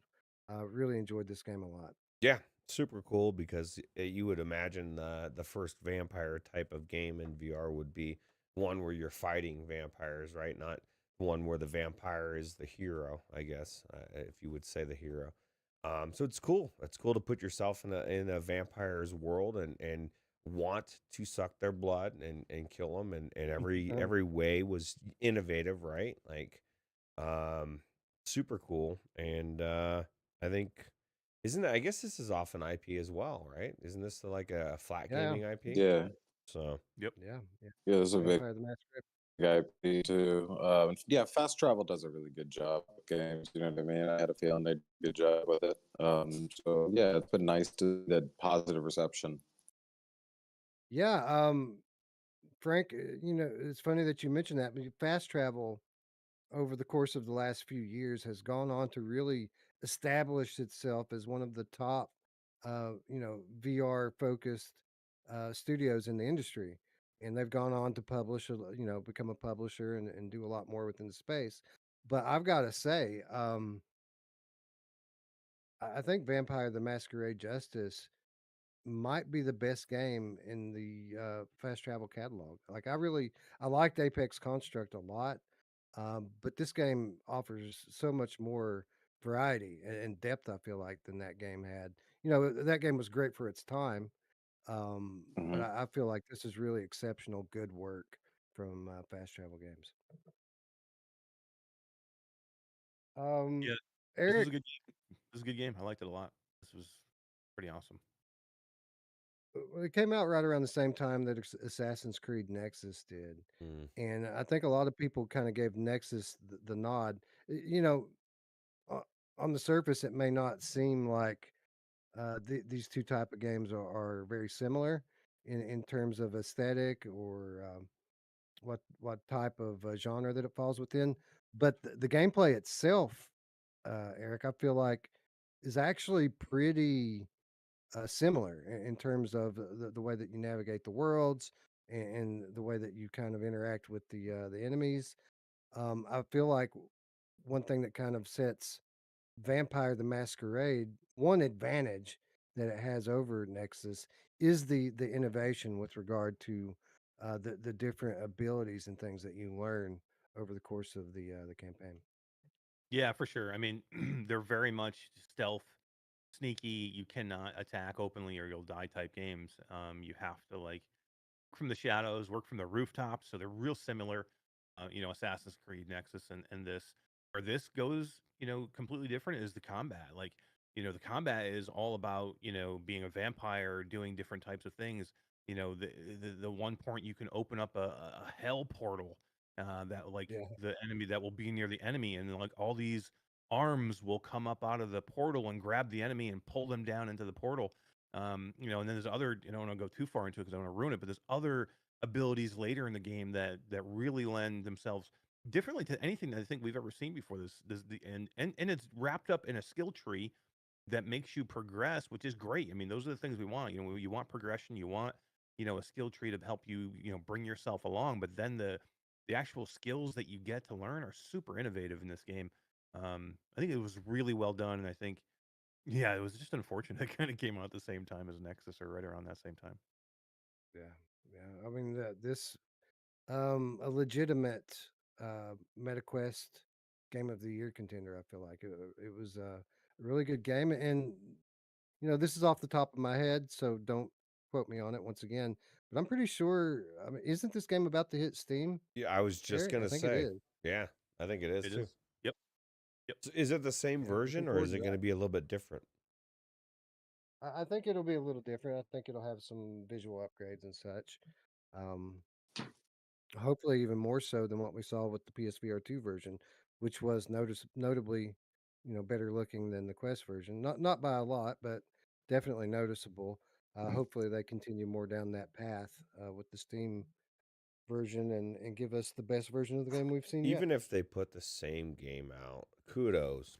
Thank you for putting the game out on Steam on PCVR, not leaving it out. I've got a 4090 and a fucking Quest Pro, and nobody puts any games out on the Steam. It's like, what is happening? Like, I don't know. I think it's cool. Mm. As we move on to our next nominee, Frank, we often joke on our channel here that our favorite game developer is some guy, because it seems like through all the mods and some of the better indie games, um, just end up being like put out by a small team of like one guy, two guys, three guys. Vertigo 2 is a good example of that, like of a game that largely developed by just one dude over a very long time. And that also is the case for the next nominee, T for God. Um, this is a bit of a sleeper title here, a title that not a lot of people are aware of. Launched on Steam and Quest. No PSVR version of this game, but what really sets this apart in terms of innovation, I mean, not only is it a very unique world, very unique story going on here, um, but it's the way that so it's procedural, right? The maps are procedurally generated, kind of a roguelite in that sense as well. But what really sets it apart is the way that the maps are generated. So this is a game, one of only a handful of games that I've ever played that takes your boundary information from when you do your boundary setup and literally creates the maps uh, around your play space so that you're constantly um, you're moving in full room. Like completely side loaded before it went to the regular store, and but it was great there. I mean, it was really, you could see the progression. You know, if you played it early on, you played the demo, and then you could see where they were going with it, where it was coming from. And this was a game that everybody knew. I mean, anybody in the VR space knew about this game because it was completely different. This was before Eye of the Temple. This was before any of those types of games kind of came out. These were the first people that really do this type of thing. So it's really good. I did not give it the time that it deserved back then until we did this review. Like, I spent way more Right. time in it now than I did back then. And even today, like being what, 6 years old, I mean, the game was great, man. I think they did a really good job. I mean, it's not the most visually impressive, but it gets the job done, and it's super cool and something different that you even today it's different. Yeah, agreed. Roots, um, a very unique feel to this game as well. I mean, it isn't just all about the unique map generation or the unique weapons, just a overall unique vibe. And typically, this kind of super basic, low poly art style, I'm kind of getting tired. It's a little bit played out in VR, especially in the standalone era. But it kind of works here for this one, doesn't it? Yeah, yeah, it works especially with procedurally generated. But no, it looks good. It's like a dystopian look, and I thought they nailed it. It definitely was cool. Although I think it was you that said it's best to be played in a bigger space, right? Like if you play it in a small Yeah. space, because that's what I did. And I when I was running around chasing that robot, I felt like I was spinning in circles, right? And Yeah. so like it's definitely a cool. I think they're going to be using this in the future, maybe in unison with, I don't know if you guys have seen that new, Disney's created like a new thing on the for the floor for Yeah, that's walking cool. around or something. Um Treadmill. So it's like a material or something that you can walk on. And so maybe with that, with this type of um a generated thing, it could really make you feel like in a general big sized room, make you feel like you're really walking around uh a legit room, right? So, or Yeah. area. So, Anyway, a very good uh, title. That very innovative release in 2023. Maybe a bit unsung, but that's what we're here to do, is to tell people uh, what they need to be checking out. And um, Frank, when you talk about, as we move into our next nominee, when you talk about kind of the Gen 1 games that were known for being innovative and doing things that really not a whole lot of other games were doing. One of the games that always comes up in that context is Sirento.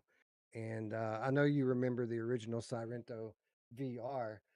2023 brought us, in many ways, a spiritual sequel to that. Maybe not so much in terms of the aesthetic or the story behind the game, but rather with regard to the actual gameplay mechanics and controls with Hellsweeper VR. Um, First of all, were you a fan of the original Sirento? Yeah, it was a cool game. I mean, the menu system was clunky as all hell, and it took I think it was really hard for new players to figure out how to play the game. But once you figured out how to do backflips and slow down time and move around and get the hang of things, it was fun. But it took an investment. Um, was the only downside I would say to Sirento, but yeah, it was a really cool game. Yeah, you're absolutely right. And Eric, I feel like that's kind of part of what's really holding Hellsweeper back. Like this is a really cool game, and it expands on um, a lot of the things that made Sirento great, and it gives us a title that's a lot more in terms of the scope of the game than what Sirento originally gave us. But what Frank is talking about here is absolutely true of Hellsweeper, whereas there's so many different things that you can do and different ways that you can play this game.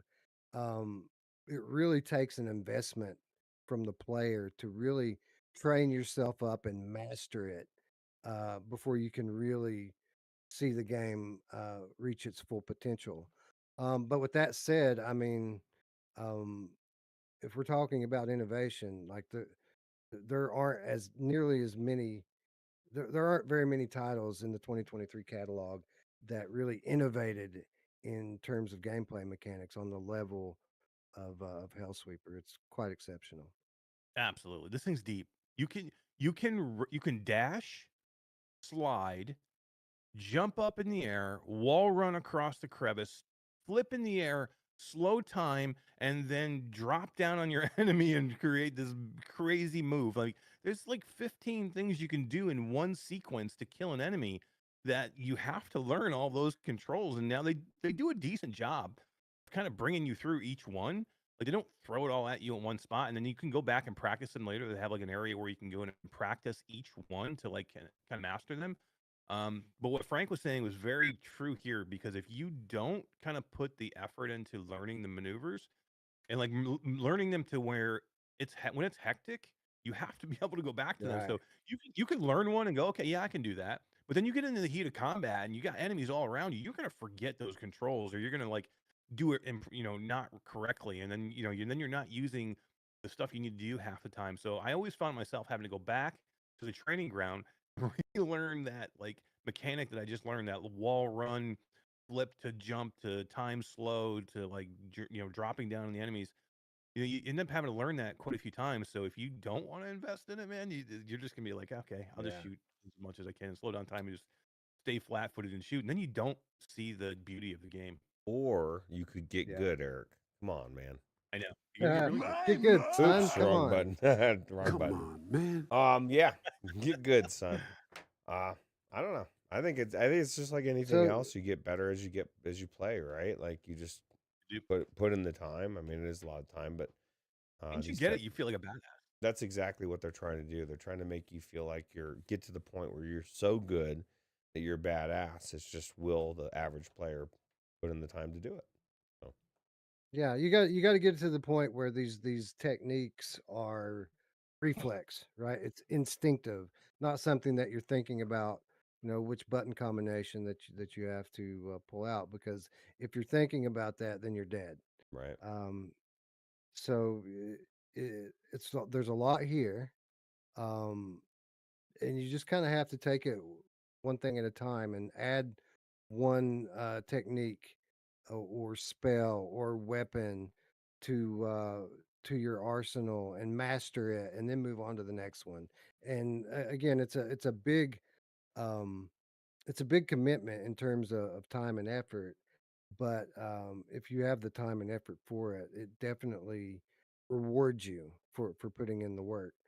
Um, Not only are there all these movement options, there are all these different ways to attack and defend, and those even you can blend. So I mean, you can use magic and use gesture based spell casting, or you can use a pistol and shoot your enemies in the face.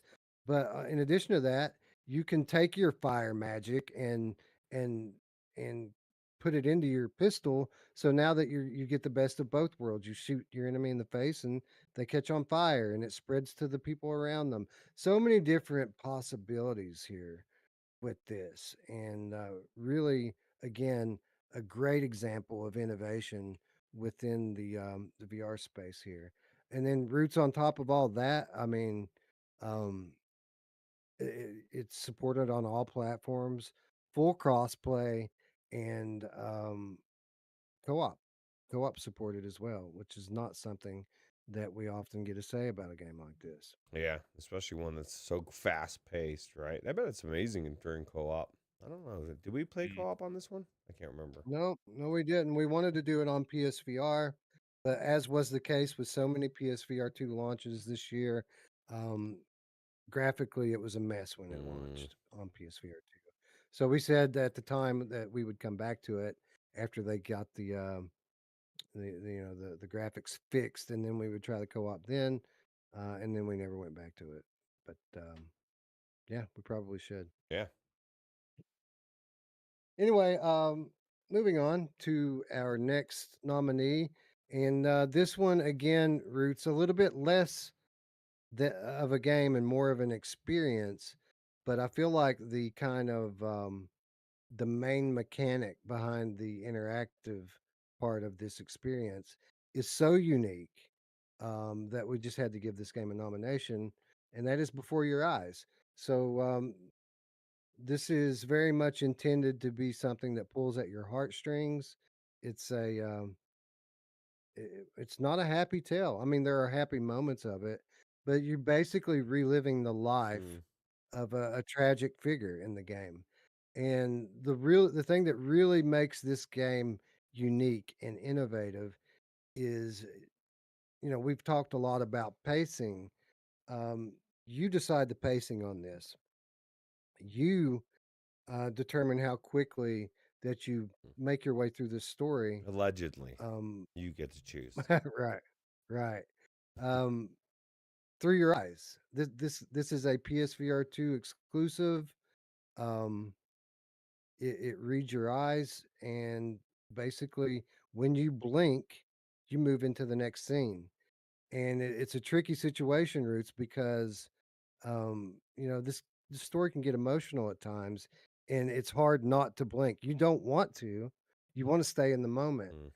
but when you're tearing up, it can be very difficult at times not to blink and move on in the story. Yeah, this is a perfect example about pacing and about experiences and how they can be just amazing, right? To the point where like everything that they did so well. Like if I had to choose my favorite game in this list, this is ironically probably be the one that I enjoyed the most out of everything on that list. Because it really did evoke emotions in me. I really did feel like I was in this story. I felt like there was moments where, like you said, it's not all sunshine and rainbows, right? Well, neither is life, and this story's being told, and shit's happening, and you're trying to hold on to moments, and you're trying to watch moments, and they slip away, and they really wanted you to feel that emotion, right? And they nailed it.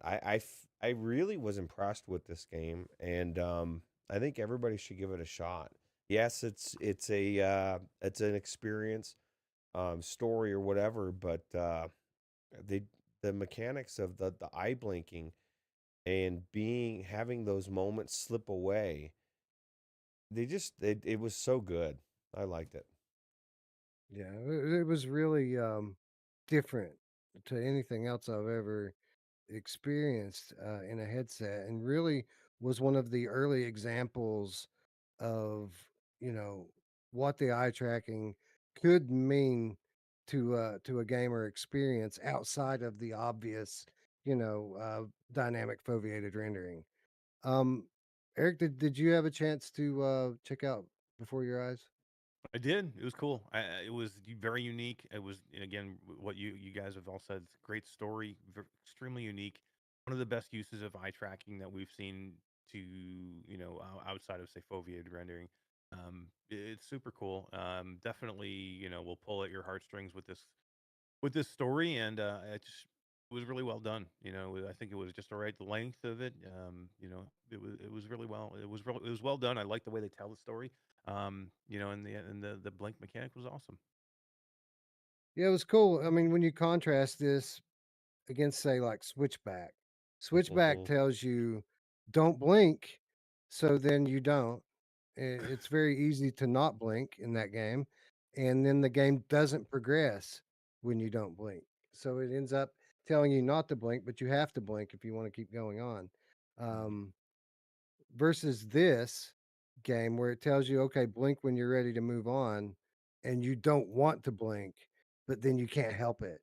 And it just completely, there's no going back, right? After you blink and you move on to the next phase, there's no going back without starting the whole game over and reliving it all over again. So, again, very unique um, use of a new feature like eye tracking just a great example of one of a plethora of ways that these new features can impact a game on a very fundamental level.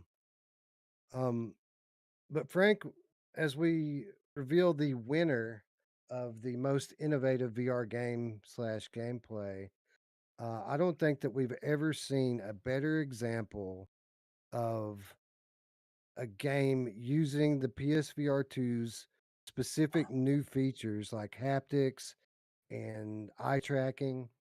I don't think we've seen them be put to such a creative use uh, quite as much as we saw with Synapse from In Dreams. Um, this is a game that was hyped very heavily from the moment it was revealed, just mainly off of the reputation of In Dreams as a studio. In Dreams always puts forth, or not always, but normally puts forth a very compelling experience for their players. Um, the Synapse was something else entirely, man. Like the way that you use your the eye tracking and haptics to manipulate objects and enemies um, at a very fast, breakneck pace. Um, it's something that I've never quite felt or experienced in VR before. What did you think about Synapse and the way that it innovates uh, to to use the PSVR 2 hardware to its fullest? Oh yeah, I'm a sucker for like telekinesis games. So any game that throws something like that already, even before we had eye tracking, I was hold on. So yeah, I thought that was great. The loading in through those little like doorways is really cool. The art style and visuals were like simple, but done well so that it felt really impactful and really fun. Like across the board, I think they did a really good job. I think they built on some of the mechanics that did well in some of their other games, which is the smart thing. It's like the Servio's way to Right. do things, as I noticed. And yeah, overall, it was just a solid, really fun title. I had probably one issue is that it felt like a little Smaller these games that are smaller in terms of scope, and now they're adding things in like the a pretty deep roguelike progression system in this game um, to really kind of feel it out. Now, obviously, we all would have liked more, right? We would have liked more levels, like more enemies. But in terms of the minute to minute gameplay in this is just phenomenal. It is. I really think that like next year could be the year for for In Dreams. They could have the best game of all time. Like they're getting that close. Like they did a great job with Fract. Where like, man, this thing is just too short. It's not deep enough. The story's not there. And they came here and they made a better game. They made it, gave you some more progression to help you with the length, but it's still quite not there. Like I literally think that if they could just come out with that 8 to 10 hour fully fleshed out story driven game with great gameplay and like it feels like AAA length and progression like it is here, they're going to have the perfect game. Like they're that close. I mean, I think they're there because this is innovative and it looks amazing and the controls are fantastic and you know, it has everything you need except for maybe a little bit of length, you know, and maybe a couple of bosses. Maybe you'll give me 2 more bosses. I don't Be know. specific, It's like Eric. so close. We got to be specific with them, right? Because we leave it open, and then Right. they're like, Oh, "Oh, you want a longer game? We'll make you play it 3 times." yeah, right. Yeah, exactly. Yeah, I agree. I think everything you just said. So I think we need bosses. That was one of the biggest things, yeah, not having like a finale boss to beat the whole thing. So, yeah, I agree. Yeah, and it's like they were building up to it. Like the game felt like it was building up to a massive fight at the end of it. And spoiler alert, it just doesn't happen. But you know who really hates it when it's not long enough? My mom! she gets pissed. Yeah, she does. Uh, anyways, Bruce, we've said it many times here with this one. Like it's so close, right? This game literally does things that have not been done before in a VR game or in a game in general. But it just we need just a little bit more. We need a little bit more in terms of scope of the levels, right? We could use a few more levels. We can use a bigger levels, and definitely, I think you can count on your fingers the different varieties of enemies that there are in this game. Certainly, could have been a lot more of that. If this game were longer, though, longer, bigger. I shouldn't say longer. If the game were bigger and had a bit more variety in it, I think it's a front runner for game of the year this year. Am I wrong? No, I think you're right, 100%. Um, they're like, I think if you were scaling it on that what you were just talking about on a scale of 10, they did like a 7. You know what I mean? Like they really included just about everything they needed to. That they, what really impresses, or what you see in a AAA game, or even a really really high end indie, is 20, 30, 40 different types of enemies, right? Several bosses. um I feel like they nailed everything they did. They just need to keep going, right? And Hey, I at think least they we will. weren't stuck in a kayak the whole time. Yeah. Oh, shit, Frank, man, I'm glad you said that, Frank. I'm in the same boat, man. I'm like, kayak VR is the most boringest freaking beautiful mess I've ever seen. Or no, not that. That kayak No, VR I no, he haven't was tried. talking. He I'm was talking. talking. Oh, you're talking Don't about don't Uh, don't don't don't don't oh, yeah, the In don't Dreams don't don't game. Yeah. don't name the game. Don't name the game. Wes is like, I'll we're I, about to do something here. be your giveaway? Is that going to be your yeah giveaway? yeah Yeah. yeah. Well, No, but I I guess will not. I guess we say just kind of though, gave it away. So I'm gonna Yeah, have to because come up people. with a new question. Yeah. but I will say But that that at was least that game is better than kayak VR for me. I'd rather have that game where I can at least shoot from the kayak. Kayak VR, I'm just like paddling around. I mean, at least they give me, at least in Dreams gave us a little bit of stealth, and you can snipe and you can shoot your weapon. But uh, man, I want a game that incorporates all that. So that was going to be the answer to or the question, our trivia question for the giveaway. But now that we've blown it, the game that we're talking about here is Phantom Covert Ops. It was a Meta Quest exclusive. That you're right, Frank. We when they debuted the trailer for that game, we laughed out loud at it. Just the concept of a stealth shooter that you never get out of the boat, we thought was comical. But at the end of the day, it was a fun game. Like I enjoyed Phantom Covert Ops.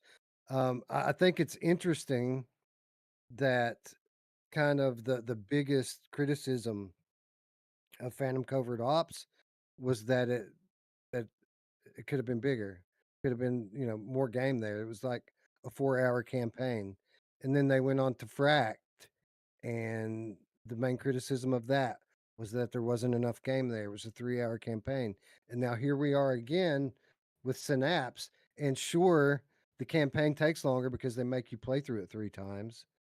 But again, people want more from In Dreams. So I think it's kind of ironic that we keep coming back to the same narrative with them over and over again. Yeah. Yeah, I think they are. I think they're perfecting their, you bring all the games into one. Can you imagine if you could play this game, but you could like hop into a kayak and go shoot some people? It'd be amazing, right? Just mash them all together. I like it. Then you can go skiing like in Fract. It'd be perfect. Yes. Yeah, right. Yeah. Anyways, In Dreams, as usual, coming very close to absolutely nailing it. But Synapse is one of my favorite releases of the year. Definitely a deserving winner here in terms of innovation.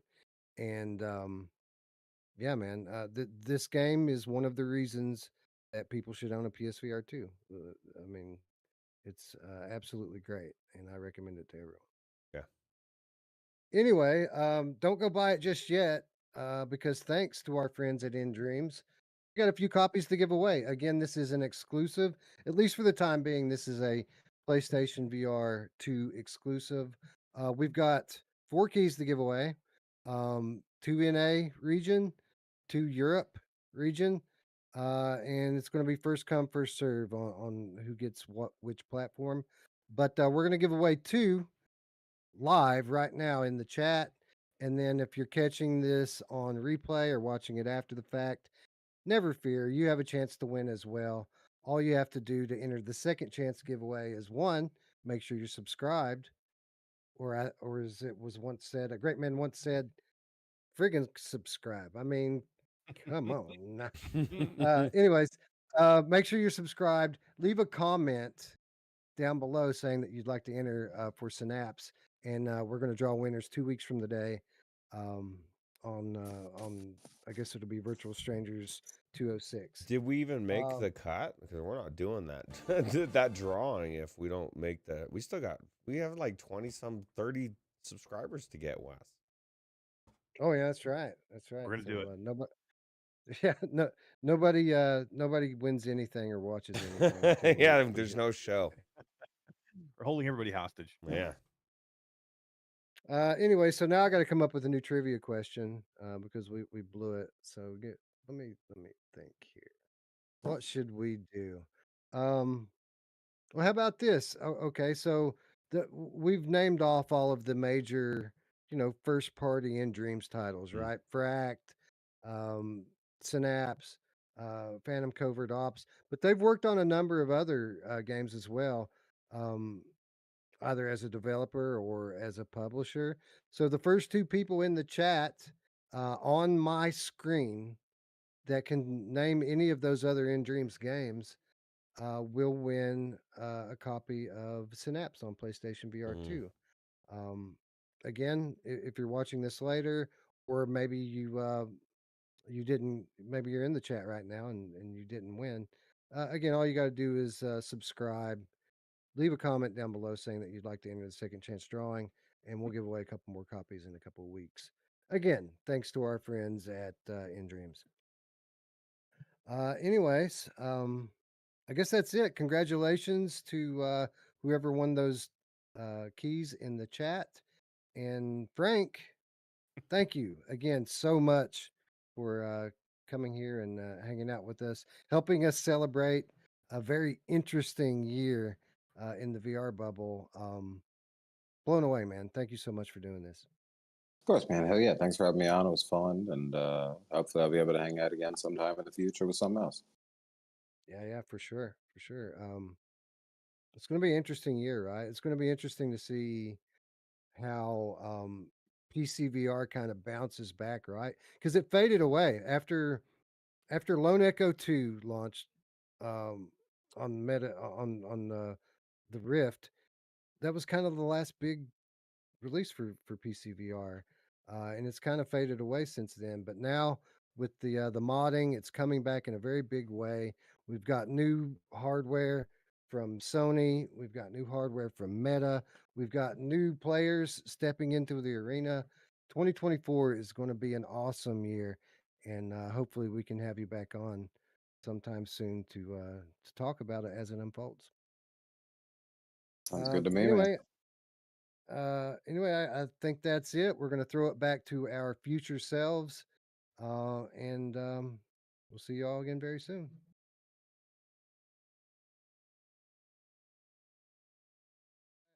Okay, so I believe that we are back. Okay, So it I worked. can't Roots, hear it you guys. I worked. gotta unmute you, but you should be able to talk. Now he can talk. Okay. I can hear him. Yep. We're back. It worked. It worked. Roots. Oh it my worked. god, I can't believe it. And that was risky. That was a little risky. That's what we call winging it, ladies and gentlemen. Winging it. We're nothing if not Like- risky. I'll say that. Well, and then I was telling D too, because man, what an awesome friend and roommate she is. She ran out and grabbed me a Schlotsky sandwich and coffee. What? She didn't get me anything. I know. I told her Dude, get what mashed the subs. fuck, She's dude? like, I ain't getting him shit. Seriously, not onion ring number 1. Nothing. It was good. It was an amazing Schlotsky sandwich, pastrami actually. But no, so when I asked her if she would go, or she actually offered, because I told her I can't leave because of what we're doing here. But even with that, like if something happens, like with the internet, because every once in a while OBS will just freeze, and I just gotta stop it and start it, and I don't know why. Sometimes it doesn't do it at all, and so it was just good to be here. So I appreciate everybody letting us know in real time as we were sitting here. The little hiccups there. Yeah, yeah. And they call it OBS for a reason, right? Like we know what the BS stands for. Yes, it is It's very. always so much bullshit. It is a lot of bull. So, All right. Anyway, there we have it. That was our friend Frank. Again, want to thank Frank for being kind enough to give us some of his time this past Saturday. We just recorded that shit yesterday. Like we were just gonna have 2 guests, and I just started chatting it up with Frank a little bit, and he was free and we were free, so we got together and did it. And super cool to have Frank on. Yeah. Wow. So That was awesome. shout out Frank. But guys, we're about what, a third of the way through now, roughly a third of the way through the 2023 show. It's gonna be a long night. It's gonna be a long night. Yeah. So We gotta move it along. let's waste no time in getting into our next award category, competitive multiplayer game of the year.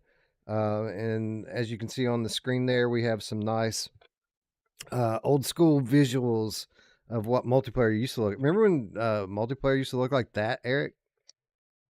Yeah. The split screen. Split you had to screen? You have to, share a TV. Yeah. I remember when it was split screen and you have to try and not to look at the other screen. Like we used to try and take cardboard and so separate the stupid, screen right? so you couldn't see the screen. It was side by side screen. Yeah. You're playing a competitive shooter where you can see your opponent, like in GoldenEye, right? Like it's like, dude, I know where you're running. Yeah, dude, super cool. I don't know. Did you guys ever have the same issues I always had? Like, sometimes end up, and maybe it's not as good with this type of game, but you end up looking at the wrong thing. Like I do that with a lot of Fall Guys, or you're following somebody else and you're like, fuck, what? And all of a sudden you're dead. Like, oh man, that's not cool. So. Anyway, none of that mess in VR. Oh shit! As Wes, I just realized you didn't call me during the break. I put the Synapse hoodie on. All right. You guys are, oh my God, you guys are like twinsies. This is so embarrassing. Wait, I can't believe we're wearing the same outfit. Let me go put one. Oh wait, I didn't get one, so I don't get to, like, you guys were talking about this hidden Were you wearing it the pocket. whole time? I didn't even know. Yeah, no, he was wearing it the whole time. So I got cold. I needed to put it on. So It's exactly why I'm wearing it. Like I've worn my my pistol whip hoodie for the last week. I thought it was time to switch back to Synapse. So yeah, we'll just look like a couple of quiz twinsies. Hey, we got a super chat. Violator, the game cat Messiah says, hello. one more chat for the tip train before I crash. Great show, guys. Well, we appreciate it, throwing $20 at us, and yeah, thank you. Appreciate it for sure. I forgot about the tip train. Violator. It's a slow train. Yeah. Thank you. Should I do my impression of gambling conductor again, or It was pretty good. Competitive multiplayer game of the year. First nominee, and some people are going to give us shit for this, but they can get over it. The first nominee is Firewall Ultra, because you can say what you want to about Firewall Ultra. Sure, they had their problems, right? And they had their problems specifically in public lobbies. But you know what? I never played it in public lobbies except for one time, and when I was in Firewall in private lobbies, it was good. I had fun in it. I think it's a shame that the studio folded so quickly because they were so close to having a hit here. Like, there's a lot to like about Firewall Ultra, and again, Roots, like they came close, but they didn't quite get there, and it seems weird to me that they could get that close and then just quit, right? Because we did have fun when we played this. Yeah, it was actually I prefer this to Breachers personally.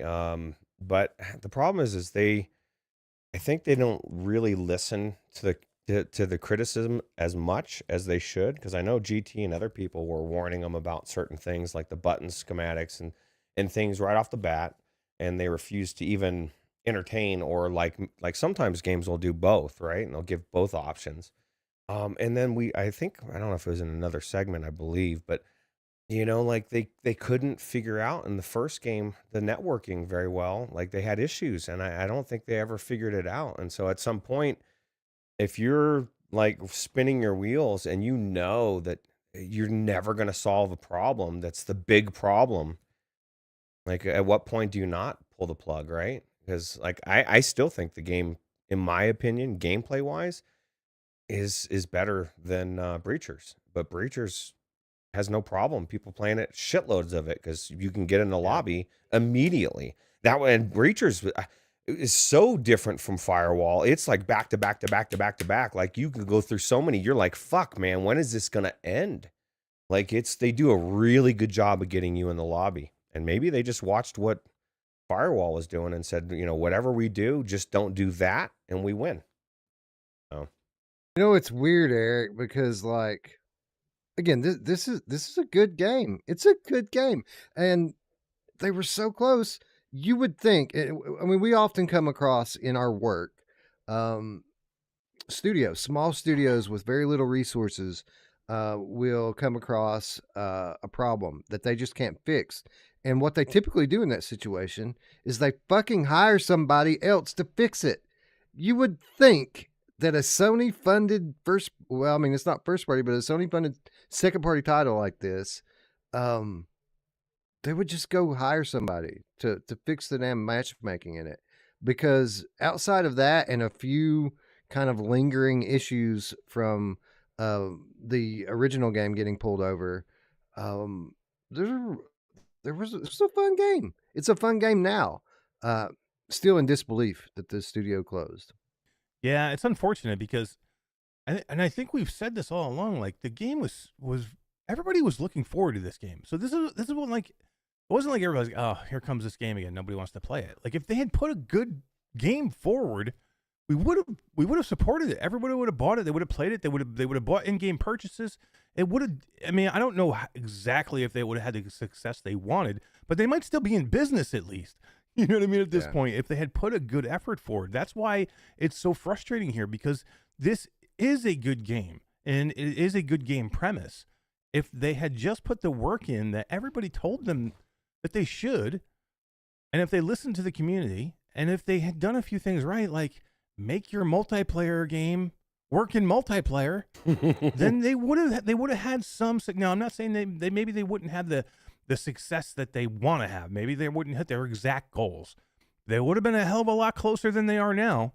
right. You know what I mean? Yeah. And then to turn around and blame the community for your game failing when you put it out there to fail. Like, you set yourself up for failure, unfortunately, and you did fail. And then you want to say that there's not enough support out there, but your game didn't deserve the support. That's the problem. And it wasn't by lack of hype, or it wasn't by lack of love for the game, because it was there. Like, I remember how excited we all were. Like, we were all like our little group of content creators that we all talked together. Alex, Skiva, me, Wes, Roots, we all talked about getting in and start playing together. We were playing Firewall 0 hour leading up to it. Like, we went back to that because we were so excited for Ultra. And it disappointed. Yeah, unfortunate. Maybe they closed their doors, Roots, so that they didn't have to try to figure out how to deliver the ultra mode that they promised everyone before they launched. It's very Um, possible. Shades of Grey makes a good point too. Says that the progression reset bugs were also apparently awful, and I know the Oh, God. progression in Yeah. general was Yep. so tedious and slow that like a good game has a good, you know, like you're constantly that's what I've been raving about Pow World. It's like everything you're leveling on everything, so everything feels good, right? You feel like you're progressing at every minute. Whereas Firewall, like you could play in there for days, it felt like, and you're not getting any progress, right? So, yeah, that's a big issue. Yeah. Anyway, it's sad. I do feel like Ultra was good enough that it deserves the nomination, but certainly not the best competitive multiplayer game. Especially when you're going up against a game like Galaxy Kart. You know, Galaxy Kart had its fair set of issues when it launched too. The difference being is that today Galaxy Kart is fucking awesome because VR Monkey has plugged away at this thing for a year now to make this thing all that it can be. And Roots, for a while, I was kind of upset that Dash Dash never made it to PSVR, but I'm feeling that less and less over time because Galaxy Kart's so good. Yeah, it's unique, and as far as I know, Dash Dash doesn't have wheel support, and it doesn't have the amazing virtual wheel that this one does. But Galaxy Kart, I think, is perfect for this list because it's a great competitive game, and yeah, it started out rough, but by the time we did the deliberations, it's the best game on the PlayStation VR 2 platform of this type, right? So, super cool. Absolutely. Eric, I mean, people remember how bad the Firewall launch was. It was not as bad as the Galaxy Kart launch. The Galaxy Kart launch was a fucking disaster. Yeah, that one was a weird one too. They just made some. The game was there, the gameplay. They just made some weird things like locking all the tracks. You know, I think there was only one track open or something. You had to unlock all of them to get to any of the other tracks, and everything was locked up behind behind. You had to open them up to get there. So it was like in the beginning there was like no different things to try, and it was very weird, and it just didn't play particularly well. But for their credit, man, they really worked hard on it. Like this is like Firewall because the bones of the game are here. Like everything that was there was great. It just wasn't like put together particularly well or set up particularly well.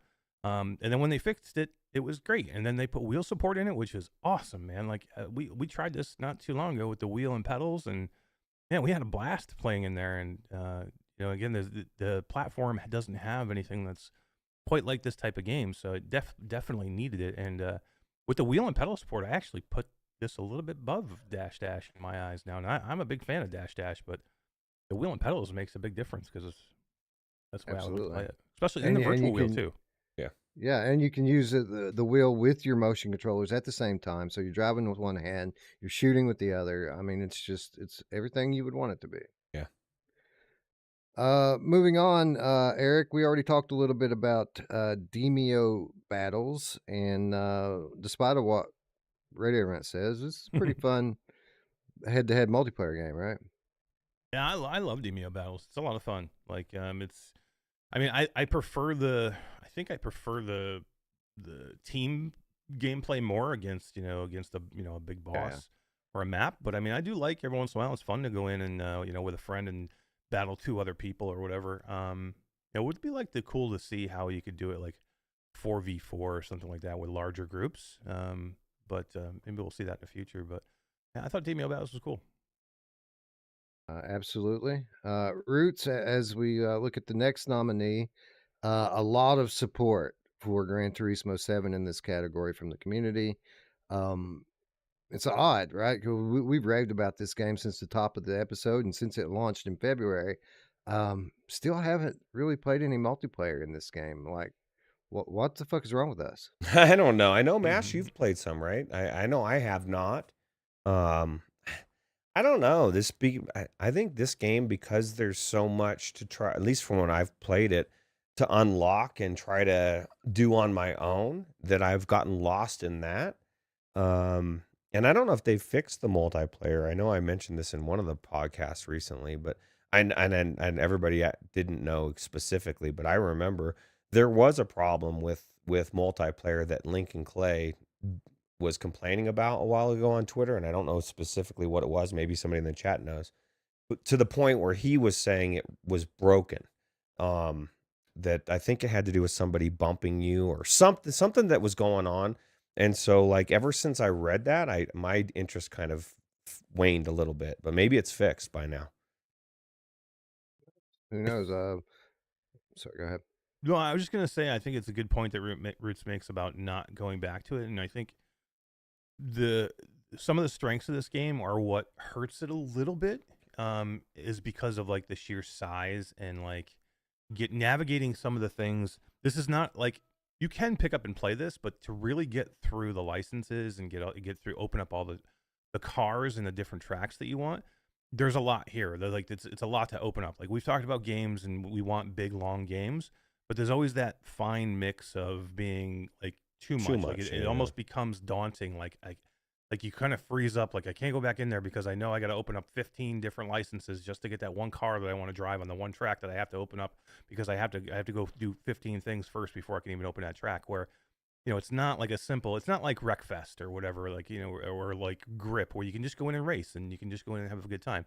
And you can do that to a certain extent here, but I think because of the licensing and things and because of the deep sim that it kind of is, it kind of like makes people a little hesitant about jumping back in all the time but they shouldn't, because there is easier ways to race here without having to open everything up. Maybe they don't know how to get to multiplayer. That's probably what it is. Because this is the thing. Like I know when I first went into it, and for a while, I didn't know what the cafe was. I didn't know I'd never played a GT game. I didn't know what was happening. People are like, Roots, you didn't do. I'm like, where do you go? I don't feel like the game really directs you like in a easy enough way, or maybe I'm just dense to it and people are like, dude, it's so simple. But once I got it, but I felt like it's set up very weird. And I guess probably for somebody that loves these type of games, this is probably the way it's always been set up, and so it's very familiar to everybody else, but it was very weird to me. Yeah, I agree I with had you. some of that too. It is a little confusing, especially at first. Yeah. So if not Gran Turismo 7, then what possibly could have won the competitive multiplayer game of the year? Well, I think it's kind of a no-brainer at this point. Breachers launched in 2023, and we've already talked about it a couple of times when talking about other titles. But the fact of the matter is that this game has been a sensation. People fucking love Breachers, and they're probably playing it right now instead of watching. So, fuck you all. If you're watching this later, How dare you? should have been here live. How dare you?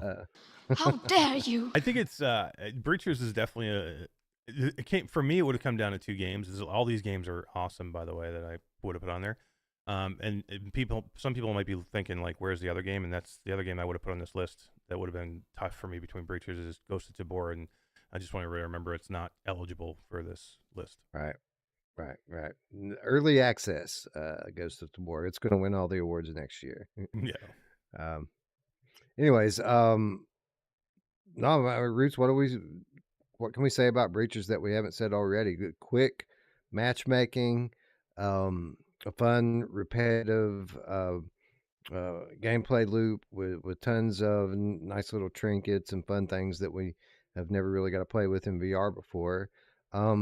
It's just a good game, man. A good game from a small team, and it's getting better over time. Absolutely. It's an amazing game. It's not my type of game. I don't like breach type of games or defend and conquer or whatever, but it's not about what Roots wants. They do this game very well. Like it's like even just watching the trailer and I'm remembering like the invisible shield, and like there's a lot of tools that you can get. And there's people out here. Who was it that was like fucking crazy? It was I know Alex, of course, but there's like certain people that you're just like, fuck, man, I hope they're on my team, because Brandon and VR. Brandon, and like there's people that are they know how to play and they're killing the other team, and you're just if you're on the other team, you feel like your dick's in your hand, and it's not good. Oh. Brandon VR is Yeah. funny. He breaches from like 15 floors up. I'm like, Brandon, where the hell are you? And all of a sudden, he ends up being always the last guy going, and he ends up wiping everybody. I don't know how he does it. He plays a lot. That's how he does it. Yeah. Yep. Anyway, a deserving winner here with Breachers. Popular title over Quest and PC for the majority of the year, and now PC or PlayStation gamers are just now kind of getting into it. Haptic support coming on PlayStation in another couple of months, and all is well. Everything looks great right now for Breachers. What about AVP? Is Mash going to be playing this on the Apple Vision Pro? That'd be Maybe. cool. I don't know, maybe. If I can just shoot with my fingers. That is one of the things that I'm really actually kind of interested and excited to see how people are going to use it and break it, and like it's going to be people are going to use it for that, and maybe you'll be able to hook pro controllers up to it. Who knows? Cool. Yeah. We're gonna play Apple you Arcade. never know. Apple It's Arcade's weird. awesome. It's weird, right? Like they want to deny it being a VR headset, but they want to put VR games on it without controllers. It's weird. I get it's it. weird. I mean, and I guess the hand tracking will probably be really good. Mash, I'm excited to hear what you have to say about it soon. Yeah, I think the Apple's kind of smart. Like if you look outside of our bubble, the virtual reality term can be weird especially with a $3,500 headset, right? Like True. if you just say, "Oh, I just spent $4,000 on a VR headset," people are like, "You're fucking stupid."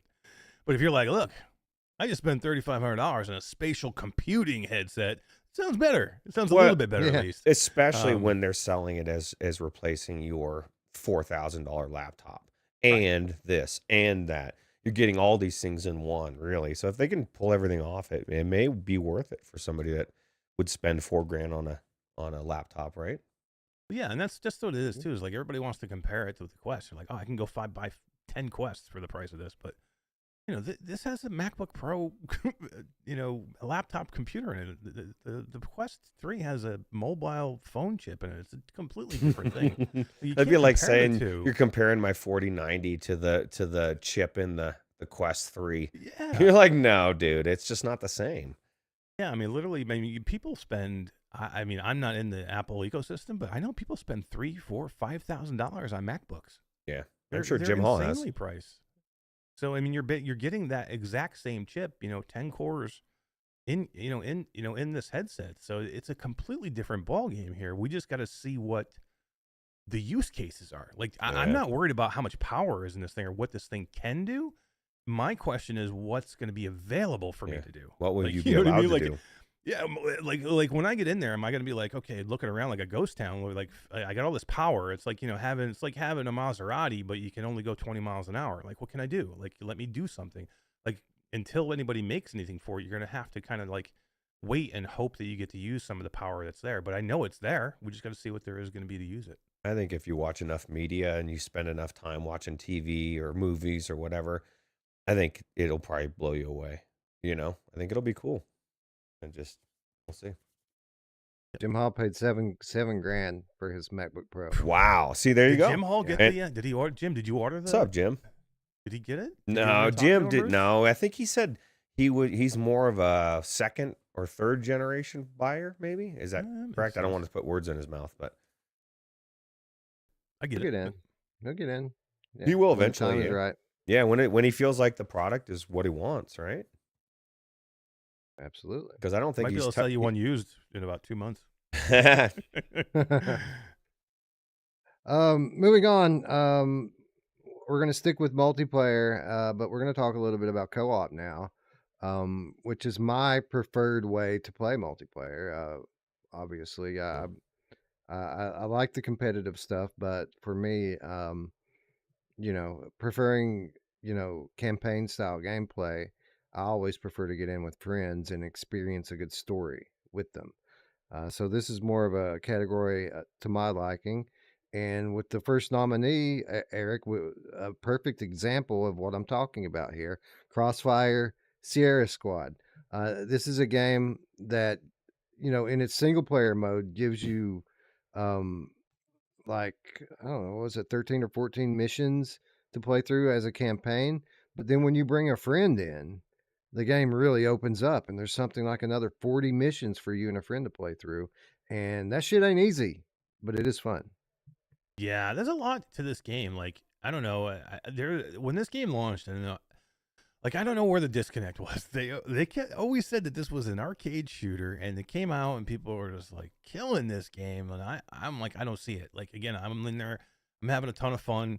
We were in there doing co-op. We were in there doing horde modes. You know, we're spending hours just at the freaking shooting range, just shooting all the weapons that you can shoot, and just having a lot of fun in here. And then going and playing like the realism mode where you get one shot and you're dead. Like, you know what I mean? And seeing how hard that can be. And, you know, I don't know. Everything about this game was great. Like, especially on the PlayStation, that I don't understand some of the hate for it. If you understand what it is going in, you know, if you're looking for if you're going in going, wow, this is just a shallow, it's not a military shooter. Well, they didn't tell you it was going to be a military shooter. They said this was going to be a fast, fun arcade shooter. And that's what they delivered on. So this is one of the better games that I played last year. I love this game. I just wish the PC version wasn't broken. I got to go see it. I got to go back in there and see if the multiplayer is still not Jacked. broken or broken. Yeah. It was funny how divisive this game was, Roots, when it launched. I mean, you had, it seemed like you had like your more quest focused content creators put the first reviews out, and they came for it like they decided that that game was going to fail. But then the PSVR people said their piece, and the Game Can army came out in droves to attack the people who were attacking this game. And it was interesting. I feel like most people now, with revisionist history, look back at Crossfire Sierra Squad as one of the better releases of the year, but it certainly wasn't at the time, right? Like, there was a little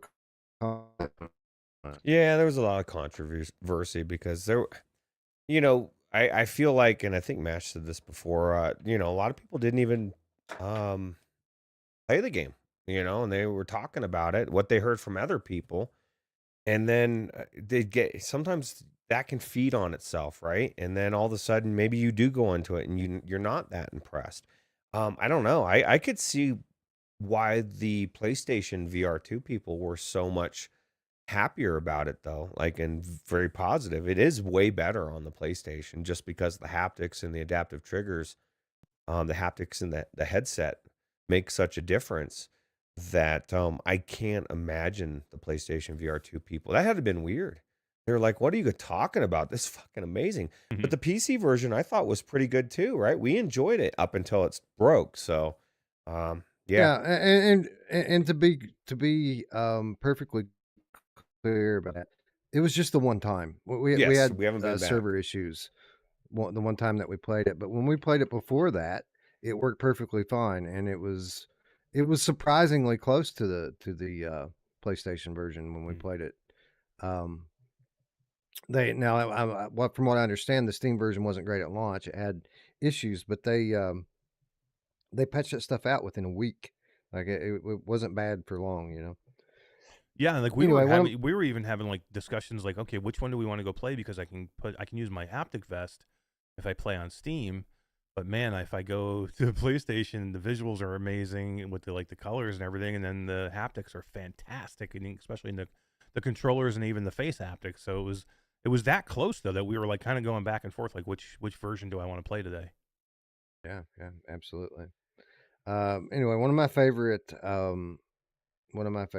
releases of the year, and probably I think it was the one I voted for actually in this category. But as we move on, there's some other awesome multiplayer games that came out. We already talked about Drop Dead the Cabin. We talked about it in the context of its mixed reality mode. But long before it was a mixed reality game, it was one of the more challenging co-op multiplayer games on the Quest platform, and certainly a lot of fun. And as good as I got at this game, Roots, I don't think any of us ever really got close to D. D was like, she was into this game for a little while, wasn't she? Yeah, she was really into this game actually. And like you said, that it's not all about the mixed reality. Actually, you know, I was going to type it, but Paradise Decay, have a good night. I don't want to miss you before you leave. Thanks for hanging out. Yeah, good night, PD.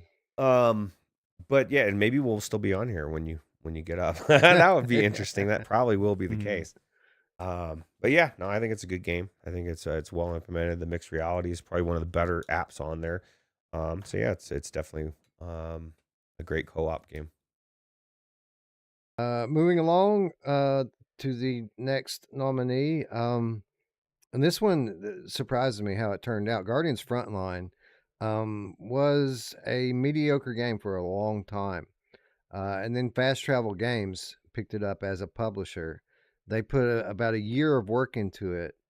And now, Eric, this is a community favorite. People love playing Guardians Frontline now, and it is a way better game than it used to be.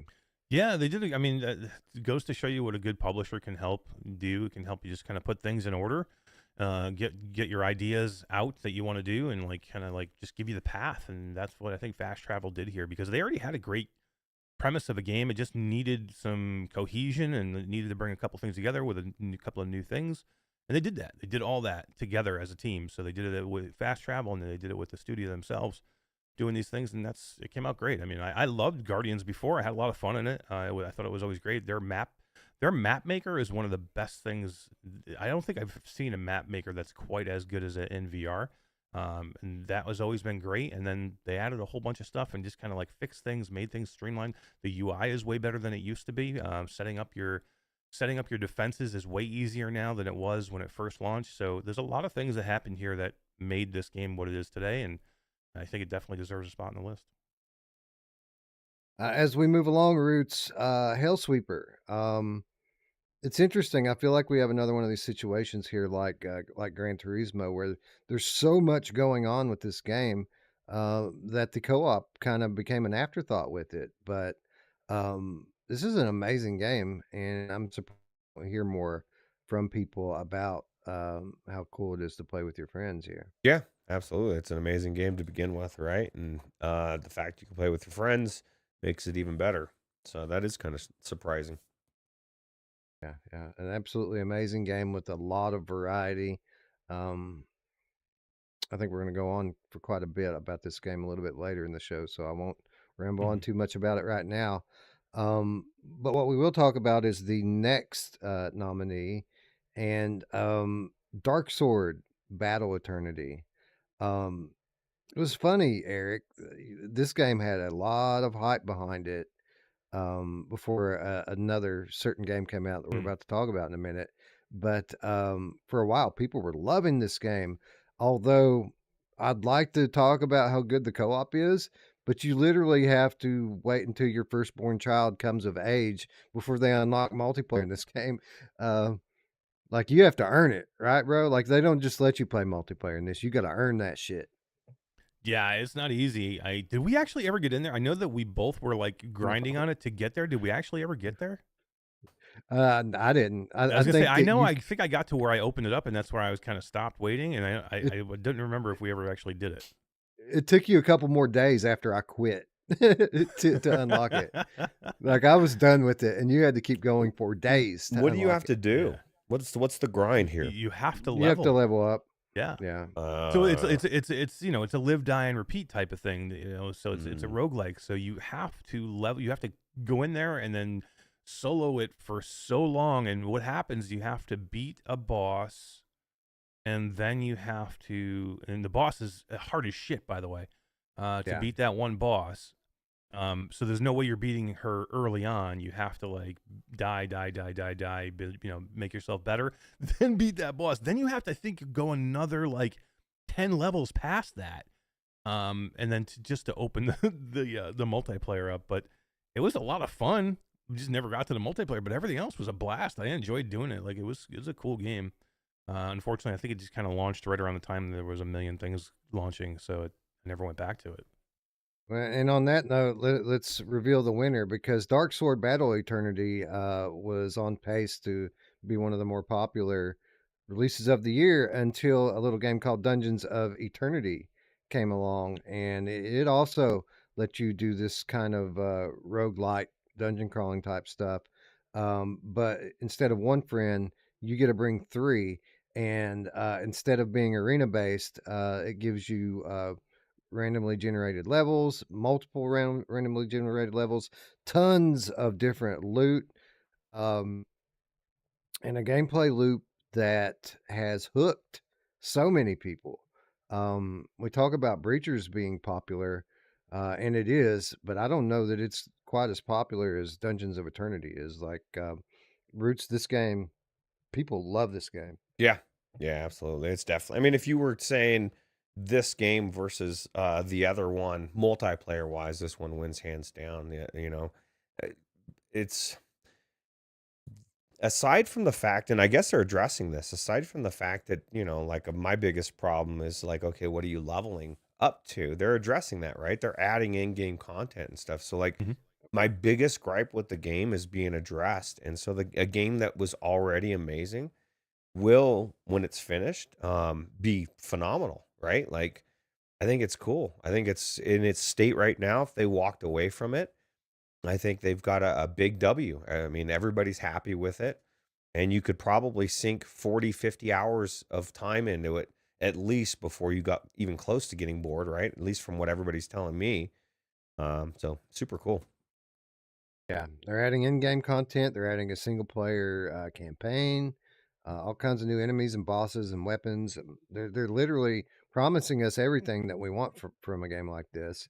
And I'm sure that next year it'll be nominated in the DLC in disguise category when they actually put out the sequel that has all the shit in it. No, it's a joke. It But could be, and maybe it's not. you know. Yeah. I'll tell you what, if they deliver another game that gets even more, and I would pay for it. Assassin 32 says they spent more time in this game than any other game this year.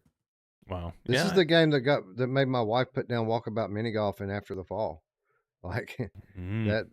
that was a monumental task, but it absolutely happened. What is she? Is she still in there, Wes? So I had played with her quite a bit too. I was in there with Betty and her and Dee, 2 months ago probably when I was really playing it a lot. Is she still in there now, or something else grabbed her attention?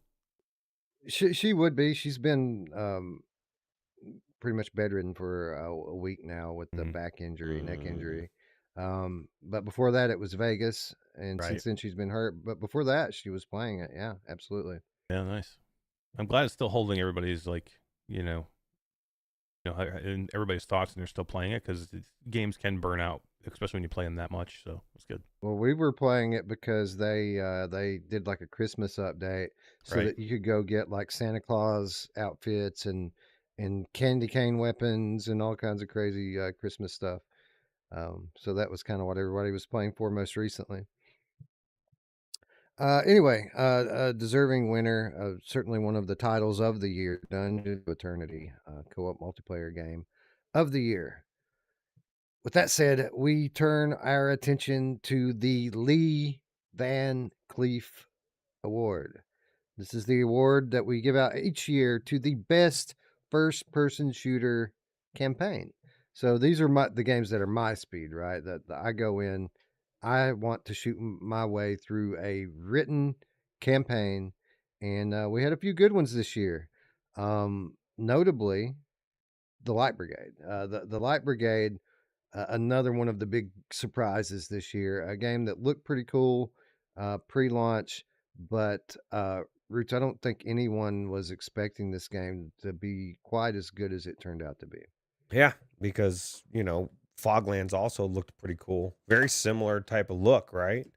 And it didn't. And it just shows you that just because a trailer looks cool or the gameplay looks like it could be good, it still has to be implemented. And not only was it good on launch, they've also added content to it and cool new items and cards, and it's just got a really good gameplay loop. And that's the biggest thing. At the end of the day, we're playing these games to have fun and to want to keep playing them, right? And so it's important. And I know Dee's played this game more than probably any other game last year. Yeah. And people that love these type of games, they can't put it down. Eric, they've this game is randomly generated levels, but they have updated the game with a number of pre-written levels that you just get dealt to you randomly in your run now. So every now and then Yeah. you'll get a little a little something extra. They've added a bunch of new weapons and player classes in. They've added a shooting range, um, Quest 3 graphical update, and mixed reality mode to go with it. This game was amazing at launch. It's even better now. It's shocking that we haven't talked about this yet tonight. Like literally, this I'm surprised we just haven't. Yeah. I mean, I know the categories maybe haven't lent itself, but this game is so good that we probably could have talked about it for a lot of other categories. Which, you know, it's not winning this this category, but I absolutely think it deserved to be here, and it definitely could win. And I think this was one of the more hotly argued titles when we were doing this category. Like I think this was one of the ones that we really looked at close to possibly win this, and it's just a really good game that they've continued to support. And it's on every platform. Like this is very rarely that you get these games that are like this, and plays great on every platform. There's games out there where are cross-platform, but maybe one platform is a little less than the other. This is a great experience wherever you play it. It's that good. Yeah, it's incredible everywhere. You're absolutely right about that.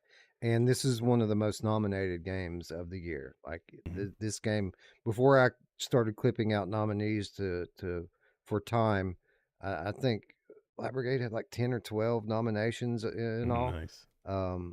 including Game of the Year on every platform. So like, it's a very good title and one of the year's success stories. Yeah, it's one of those titles that I pulled a lot of.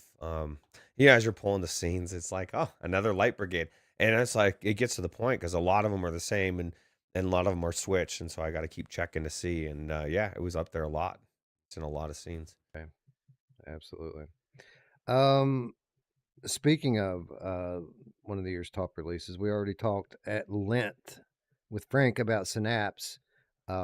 Technically, this is a first-person shooter. You have shotguns, you have pistols, you have semi-automatic submachine guns.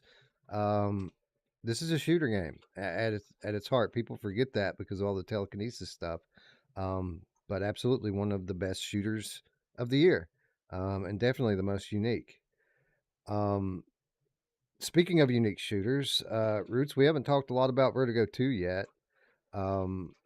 And we would be remiss if we're talking about campaign-based first-person shooter, I haven't played very many of them in my life that are better than this one. Yeah, this is one of the best that I've played as well. I mean, I put it up there with Half-Life Alyx, but that's because I'm not a fanatic of that universe. But I think it's really good. It's an amazing story. Yeah, and Eric, I mean, just as a first-person shooter, what a collection of weapons. Everything feels good in VR, whether you're playing on PC or PlayStation. This is just an excellent shooter. Yeah, this game is amazing. I mean, I know we talked about it a lot in that last segment, but it's truly, I don't know, and I've been waiting, and I haven't had a chance to do it yet, but I've been waiting to kind of like get in and finish this game on the PlayStation VR 2 because it was I started it on Steam and it was so freaking good. But I'm like, I'm gonna hold here, and now it's just gotten so busy where it's dropped, and I haven't, and we had it even before it dropped, but I haven't had a chance to play it. Yeah, I haven't even touched it not once. So I feel super bad, but it's something I'm looking forward to in the little break that we'll probably have where it starts to slow down game-wise launch. So I'm looking forward to getting into this just to see I want to see the end game. Like I've heard some people talk about the end and kind of like it was a little bit of a weird ending. So I'm curious to see for myself. But from what I've played so far, which is probably about 4 hours worth, it's been amazing. It's probably one of the best experiences in VR I've ever had. Yeah, it's good. I do think that as of today, though, that Steam is the way to play it. I mean, the PSVR 2 version turned out pretty good, but it suffers from frame rate issues at certain points in the game that you don't have to deal with on PC. I just saw there was a patch too, though. Oh, really? PlayStation, well, maybe yeah, just recently, within the last couple of days. Wow. So I'm hopeful. Cool. I'm hopeful. Yeah, I don't know. I didn't see what the patch was, so I have no idea, but I'll definitely try and check You heard it here. MASH said they fixed the frame rates. I did not. I did not. I hope they did. I hope I that. hope I they mean, did too. if they're patching other stuff and that stuff's still bad, then that's a bad move. But we'll see. Oh, so Looper says you can get a good ending as well. Like there's Ooh, multiple okay. endings apparently. That is good to know too. Yeah, it's cool. I did not know that. I've been trying not to watch anything, so did not know that. You know what else was cool? Genotype. Genotype on MetaQuest was, I already said it, one of my favorite campaigns that I've played all year. We talked about it earlier, Rooster, in the adventure category. But at its heart, and when you're talking about the core mechanics, this is an old school sci-fi shooter, right? This is a first-person shooter campaign, the likes of which we grew up on. Right. Yeah. Very yeah. familiar, but so different, right? So cool and unique, and it does its own thing with the way the guns and just it's kind of like I say like Fortnite. If you had Fortnite in VR, the skins would be worth buying, right? Like things in VR, like you're looking at these guns, you're in there. It's like it's different than looking at it through the screen. Like these guns are really cool, and then not only do they look cool, but each one of them, what they do is cool. And so I just feel like this is one of the better shooter campaigns to play through. I agree 100%. What a difficult category to vote on, Eric. I mean, we've had 4 bangers: Light Brigade, Synapse, Vertigo 2, Genotype. How do you pick a winner out of that? It's so hard. Like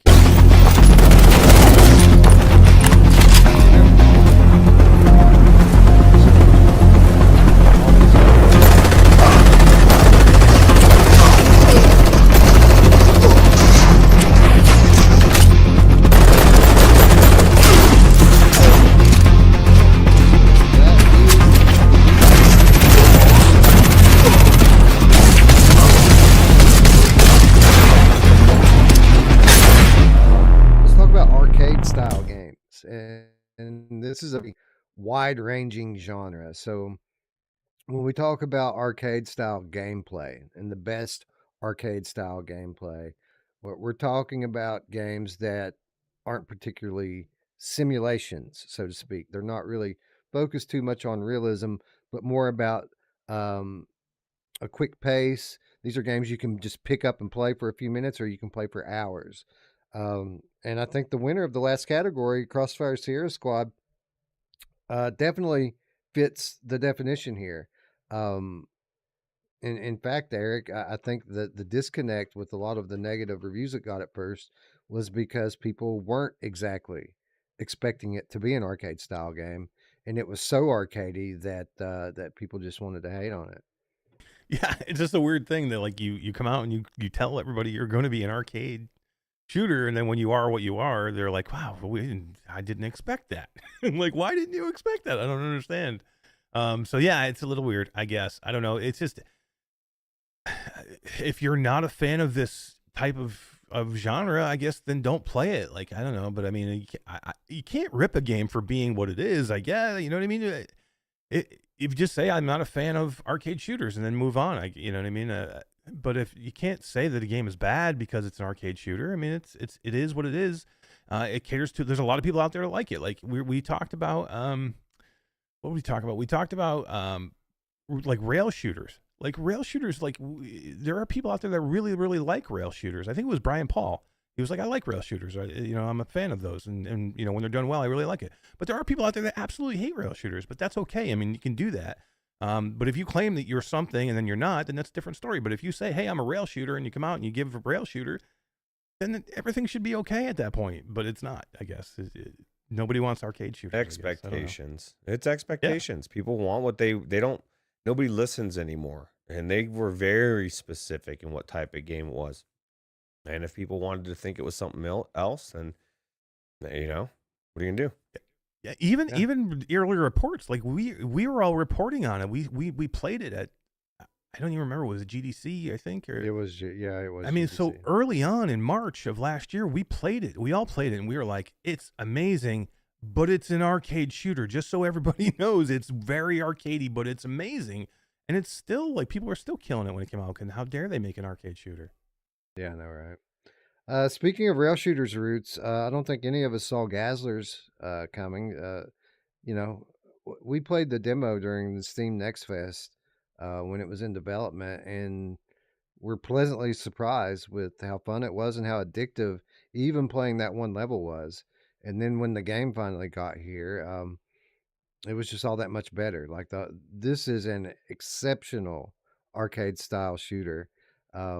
That just goes to show that even in 2023, you can make a good rail shooter that hooks people and that people really enjoy. Yeah. It's again, like we said earlier, at the end of the day, it's all about fun and making the gameplay fun and work together and just have some kind of a gameplay loop that is almost addictive. And this does all of that, right?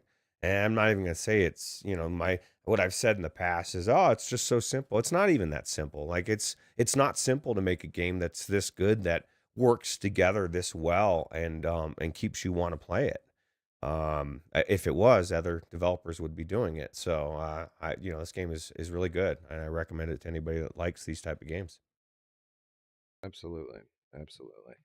Um, Eric, I know this one, like me, for quite a long time, didn't it? Yeah, I did. I love this game. This is a great game, and like, again, rail shooters can be really, really great, or they can really be bad. Like, look at Transformers. Transformers is another rail shooter, and it could have been great, and they didn't do that. They made it repetitive and boring, and like, just button mashing, nonsensical, mind-numbing fun. This is exactly not that. Like, they took this and they made it, colorful and fun to play with a great loop. With the roguelite aspect to it, and they did a really, really good job. And it's a good rail shooting, palette cleansing game that I continue to go back to all the time now. If I just want to jump in and do a few runs, I'll just jump into this or Mother Gunship Forge. Those type games are awesome. Yeah. Yeah, this is a very good one, and definitely recommend it if you haven't checked it out already.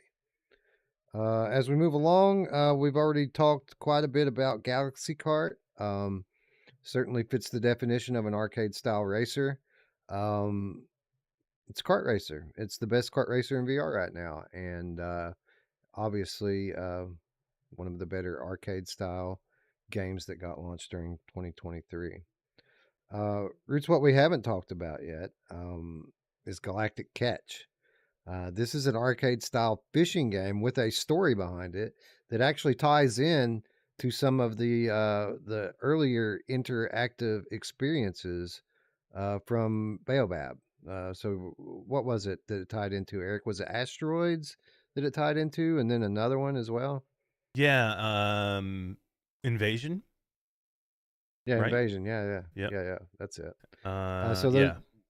So those early on free experiences that were on PCVR and then later came the Quest, they have continued that story on out into a arcade style fishing game, which might sound like a funny premise at first, but Roots, this was actually a fun game to play, isn't it? Yeah, because not every game or everybody wants to go fishing, right? I need a reason to fish. So if you give me like cool planets and like alien fish and a story and like I think it makes me want to do what everybody else loves about real VR fishing. Real VR. I know real VR fishing has, things and you catch this and you got to do that. I don't like the structure of that game as much as I like this one. But they're very similar and they're both good fishing games. So yeah, I think it's super cool. Yeah, absolutely. A surprise. Like I um I played this for reasons other than the fact that I just wanted to play it. And at the time, and I was pleasantly surprised with how much I enjoyed it and played it for a lot longer than I expected that I would. Hey Wes, Philozix just said this is the longest show I've seen from you guys. And I'm like, we just even started, close. man. We're probably a third of the way through. Well, maybe I don't know how long, maybe a little bit over a third. So Yeah. We're approaching halftime here pretty soon. I think we're making pretty good pace on it, honestly. The way that we've narrowed the categories down and we're not elaborating too much. After we talk about a game once, we're moving through it. Yep. I think Yeah, we're and it'll get figuring it even out. more as we go, right? Because we're going to Yep. be talking a lot of these games multiple times. So Absolutely. And that is the case with the winner of the best arcade style gameplay. Not a better light gun shooter in VR right now than the Dark Pictures Switchback VR. Eric, we already talked about this game at length with Frank, but there's no denying the fun factor here and the fact that you can endlessly pick this game up and you can play it for 20 minutes or you can play it for 3 hours and it's fun every time. love it, man. I love it. I think it's one of the. I love shooting games. So and again, we just talked about rail shooters. Give me a good, fun rail shooting game. It's one of the best things to do in virtual reality, and they did a good job with this one. Love it.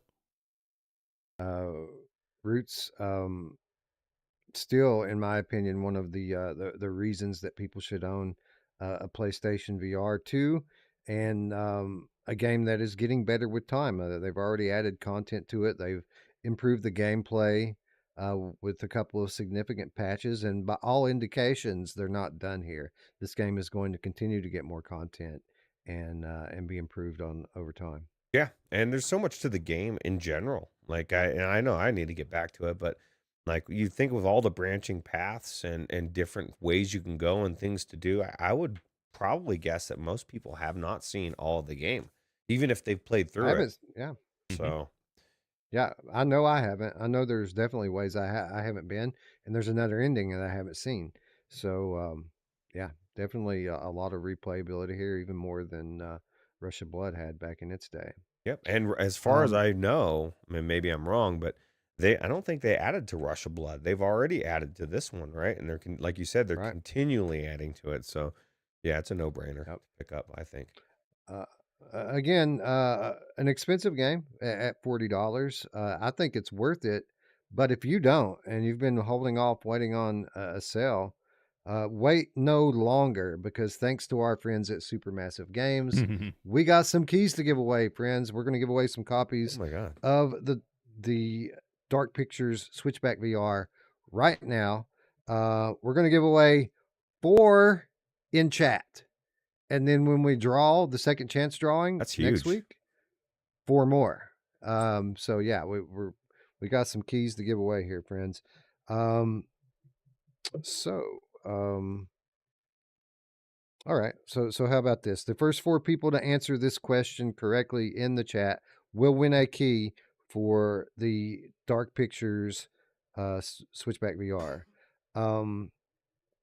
Obviously, the Dark Pictures Switchback VR is known as a spiritual sequel to Rush of Blood. And where Switchback VR is based upon a traditional gaming series known as the Dark Pictures, Rush of Blood was also based upon a flat gaming series.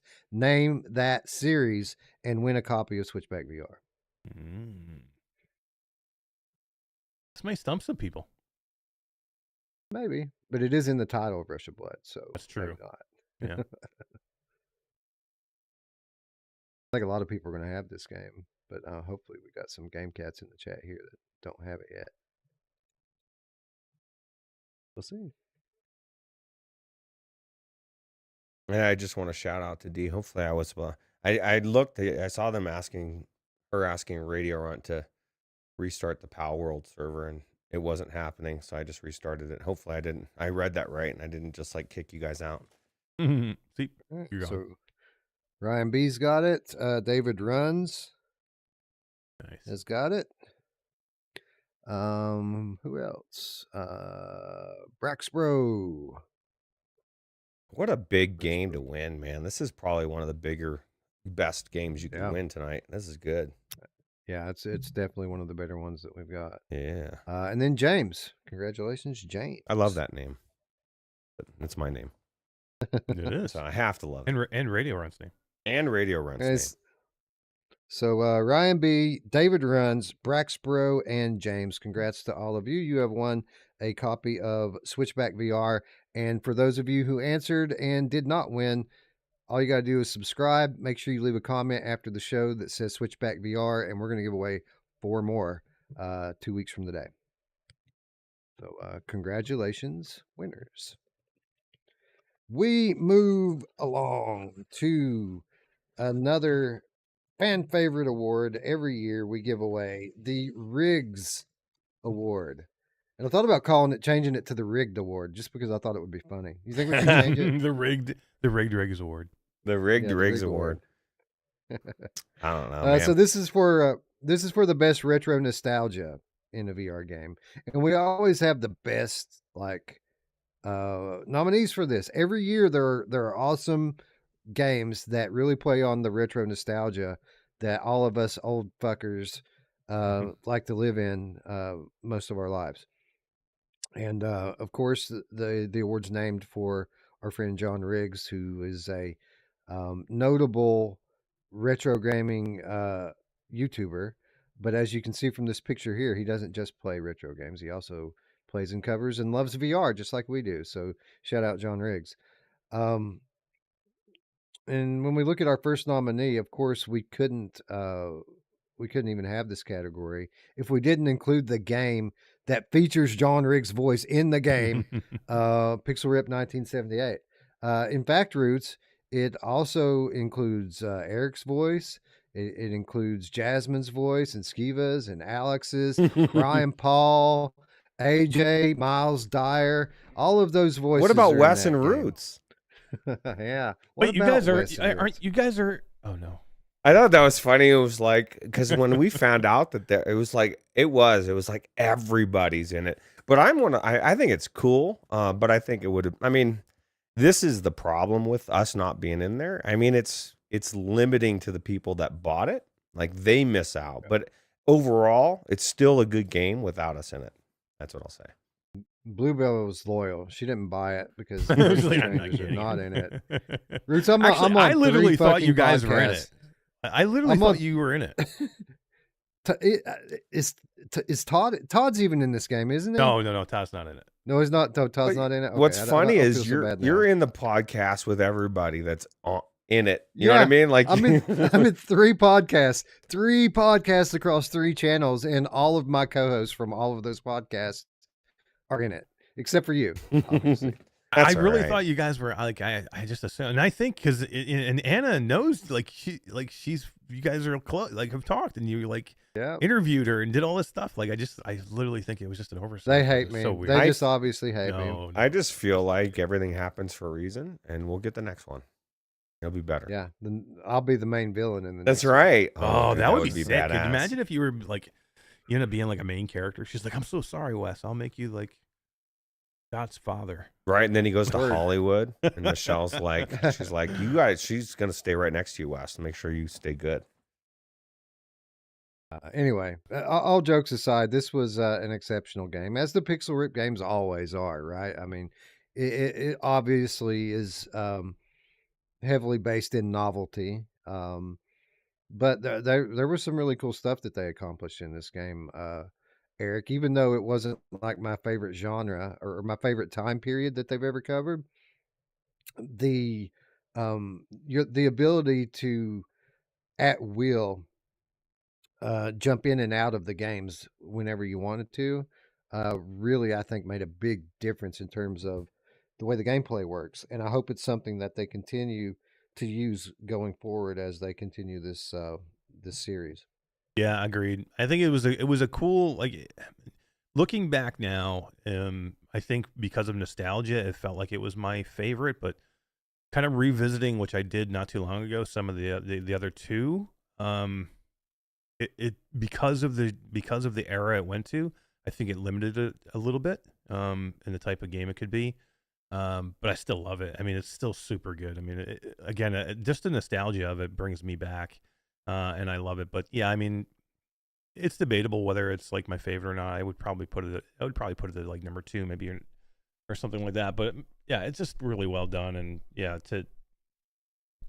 I don't know, to be able to get back to that era of when games really kind of began, or at least took off, was something special. And I'm glad that Atari got back into it for this, because now they're doing other things, and they have a new game coming out with Aka R, and it's all around, this thing is amazing. Tiffany also didn't buy it, Roots, because we weren't in it. Yeah, well, Oh, I there she. I'm appreciate in it. that. Go listen to me. Go buy it for me, Tiff. Oh, that's Not right. fair. Eric's in I'm there. there. Don't boycott it. I didn't think- keep him out. How cool is it though, Eric? Seriously, that you. I mean, I think it's super cool. All jokes aside, whoever gets gets a shot at something like that, because it's really just about opportunity and circumstance of where you're at that particular time.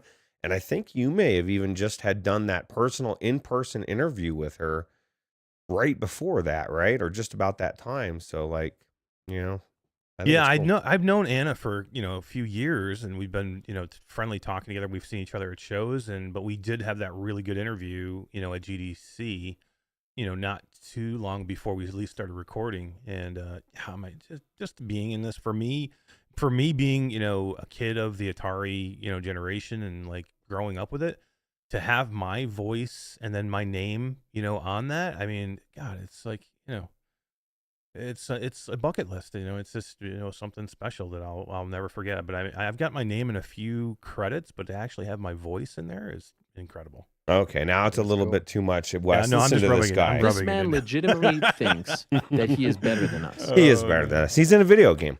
No, kudos, man. That's cool. It's cool. It is cool. You know what else was pretty cool? And a lot of people are going to laugh because I said this. Operation Wolf Returns First Mission VR. Was this the game we wanted it to be? No. But it was polished and it was fun while it lasted. It was short, a little bit small in terms of scope. Wasn't maybe the Operation Wolf game that we wanted. But I enjoyed it. I had fun with it and played through most of it. In one sitting, I think, Roots. I mean, it Plus- wasn't a bad game, was it? No, it wasn't a bad game. Plus, I like Operation Warcade, but like this is the reality. If you loved Operation Wolf, Operation Warcade isn't Operation Wolf. Operation Wolf is Operation Wolf. And so this probably brought a lot. I didn't play this when I was younger. This probably brought a lot of memories to a lot back, you know what I mean? And a good nostalgia. It was done well. It wasn't as, long as we'd like it to be, but it was still good. As we move along, did either of you guys play Colossal Cave? Hmm. I did the Colossal demo. Cave VR? I did, It I did sounds the demo like familiar. over a year ago, but yeah. Was I it didn't Colossal? actually play the. It was Colossal. This is actually one of my my favorite like retro inspired games I played this year. Like Really? I could not believe how cool it was. I wasn't expecting it to be good at all. But it integrates like certain visuals and mechanics from like early role playing games into it. But of course you're in it because it's VR. But it plays like an older flat RPG, Okay. and it really hits you pretty heavy with the nostalgia, just from the way that the game works and the way it's structured. It's one of those kind of PlayStation era RPGs where like you have a pointer that you point and click at stuff, but when you point at certain items, the icon will change from a pointer to a magnifying glass. Or you remember playing those types of games where you click the magnifying glass and it'll tell you something about what you're looking at.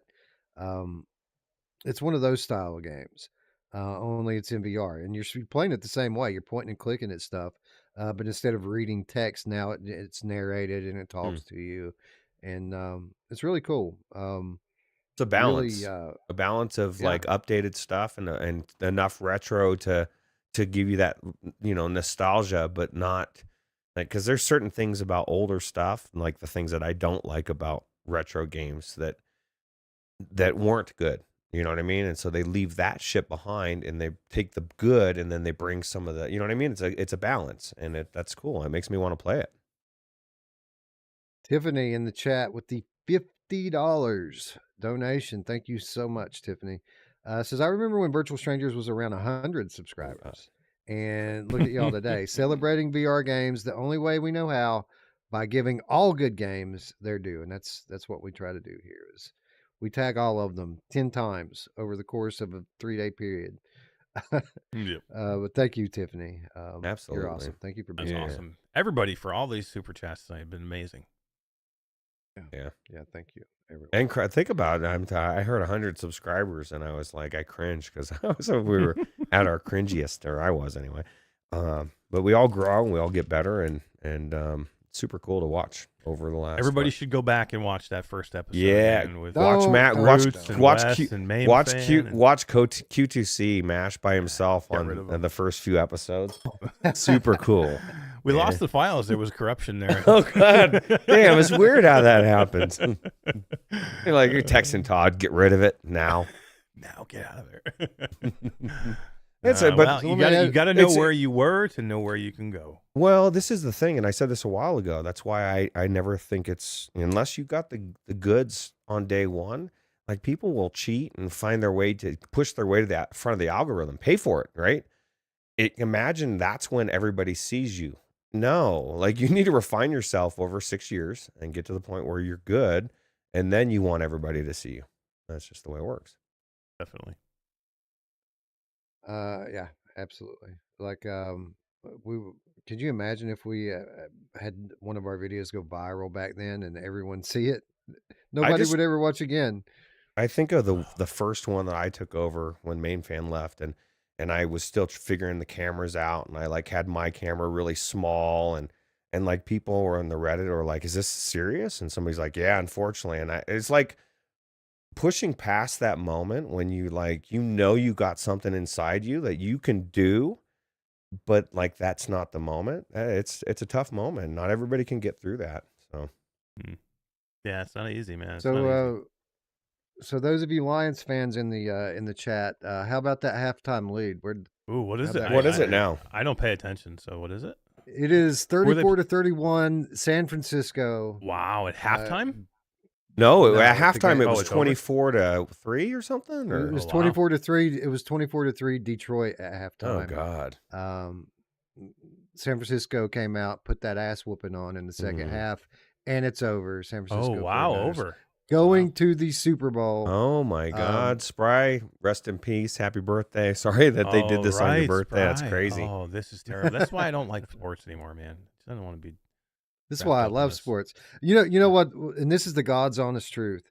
Back when I was a football fanatic, when I was in high school and college, if you would have asked me back then what my favorite NFL team was, I would have told you that I have two. Back then, I kept two teams. The teams that I followed were the San Francisco 49ers, which I follow to this very day, and the Detroit Lions, because I was born in Detroit, and I've always followed them back through the Barry Sanders, Herman Moore, Brett Perryman days. In recent years, I don't have the time to follow two teams, so I'm a 49ers fan now. I don't really follow Detroit anymore, which allows me to kind of talk shit on them a little bit. But it was a win-win for me. Like, I obviously wanted San Francisco to win, but I would have loved to have seen Detroit make it to the Super Bowl after all those years of being like the worst team in the NFL. The fact that they're even in the NFC Championship game is That's true. remarkable. Maybe next year, right? So, My boss would say you have no soul. He'll say you get. He's like, you get one life, you get one wife, you get one football team, and like he's so serious about it. Like it's funny. Like I don't know. I used to get serious about football as well when I was younger, but I just kind of grew out of that. I think Can't a do it lot of the anymore. weirdness in it in the last decade kind of pushed me away even further. So I just want to watch a game. It's like movies. I just want to go watch a movie to escape all the weird shit in the world. Don't like make it weird too. That's my thing. So. Pepper says the Lions always seem to find a way to fail. Hey man, this is the farthest that they've made it. True. In my life, I don't ever remember them making it this deep into the playoffs. Oh, I thought So they it's were going to pretty go all the way. incredible. Oh. But no, I think it's San Francisco's year. I think we're finally going to win one. Knock on wood. But we're just stacked at every position this year. You know who else is stacked in every position? Cool. Oh no. Cool. Oh, what? Who does? My mom! Sorry. Cool. Shit. That was on the weird thing. Yeah. Anyway, as we get back to the Riggs Award, have you ever wanted to play Outrun in VR? Well, you kind of can now, but it's In Run from Ivanovich Games. This wasn't the most complex of games roots, but it was okay. It was pretty to look at, certainly, and it was fun for a while. It had its moments. It had cool parts about it. You know, the thing that I realized with this game the most is how much I want an actual Outrun game in VR. Like, Mm. I want a legit game like that. That's that type where I'm driving across the country, racing. That game was so cool in the arcade, and I think it would be a cool retro arcade game. And this one was structured differently. I think that's where the weirdness in this game was, and it's not in a weird, bad way. It's just different. It's structured differently than I would have thought, right? So I can't remember, Eric. Did you check out Enron when we covered it? I did not. I don't think I was here. So this is one that I never checked out, and I am an Outrun fan. I have fond memories of that arcade cabinet, but did not get a chance to play this one. Was it good? Yeah, it was pretty good. I mean, it was early access when we covered it. To be fair, it had Um, moments that were really cool. Like it would change perspective in different times, and like there'd be times where it was like, wow, this is really cool. But like the only thing was what they had you doing was a little different than normal. Like you would think it'd be racing, but it wasn't necessarily racing. Like at times you had to like land on top of other cars, and it was different, you know. Yeah. But I mean, Yeah, that was a Ivanovich does do a significant part good of the job with game. these. Yeah. So the way that this game works is they give you like goals that um you have to achieve to unlock stars and unlock new cars. So they'll tell you like you've got to smash 100 police cars or something, Mm. or land on so many, or get so much airtime. Like, because there's a lot of jumps and stuff in the game, they want you to rack up airtime. It was pretty fun. It felt like something that if they continue to polish it, could be a good, fun arcade style game. Um, anyway, we move along. Eric, have you ever wanted to play Mega Man in VR? I Because have. you kind of can. You kind of can with System Critical 2. This is an interesting game because, it's first person, and it's hard to picture what a first person Mega Man VR game would be like. But you get in there and it actually is a lot like Mega Man. Like the weapons are very similar. The structure of the game is similar, where you've got like the 8 levels to choose from at the front, and you've got to choose them in the right order so that you can unlock the weapons in the correct order and beat the bosses. It takes a lot of inspiration from Mega Man, and for that reason, definitely one of the better examples of retro nostalgia in VR this year.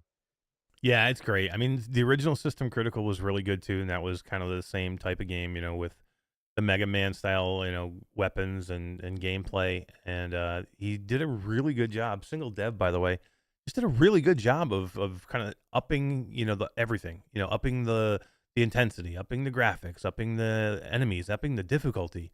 So that he kind of like just made this the System Critical 2 like System Critical, but like on crack. He just did a really good job of bringing it to the next level.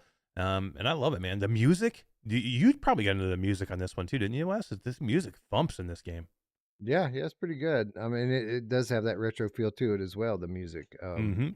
yeah, it's a very good ode to those old school games for sure.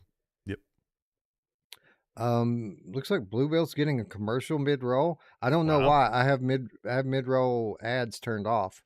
So I don't know why anybody would be getting mid roll ads right now. It's yeah, we kinda don't. weird. Yeah, we don't do mid roll Could ads. be because of the length of it. Oh, Maybe. YouTube would never do. Oh, never mind. We love you, YouTube.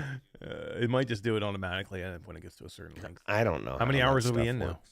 How many hours have I we been can't live? tell because I've 6. We just crossed 6 hours. Yeah, that's So- might what it be. He might hit a 6 hour 6 hour roll or mark. something. Okay. Yeah. Well, enjoy your Oh. your ad. Hopefully, it was a good one. Yeah. Was it for Cialis? It might be. It's like Could every be. commercial Cialis. Well, actually, did you notice that I don't watch commercials very often? I've only had to watch them through Hulu because I just don't watch.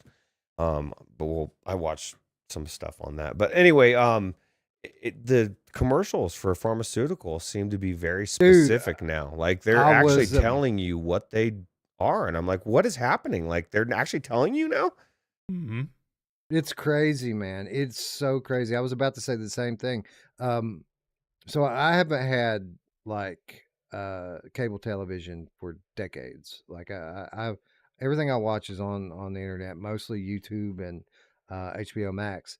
When I was in Vegas, I watched some TV, some like actual regular TV, and it is a fucking nonstop parade of pharmaceutical ads. Like literally over half of the ads on television now are for some fucking medication where 100% of the time the potential side effects are way worse than what it's supposed to be treating.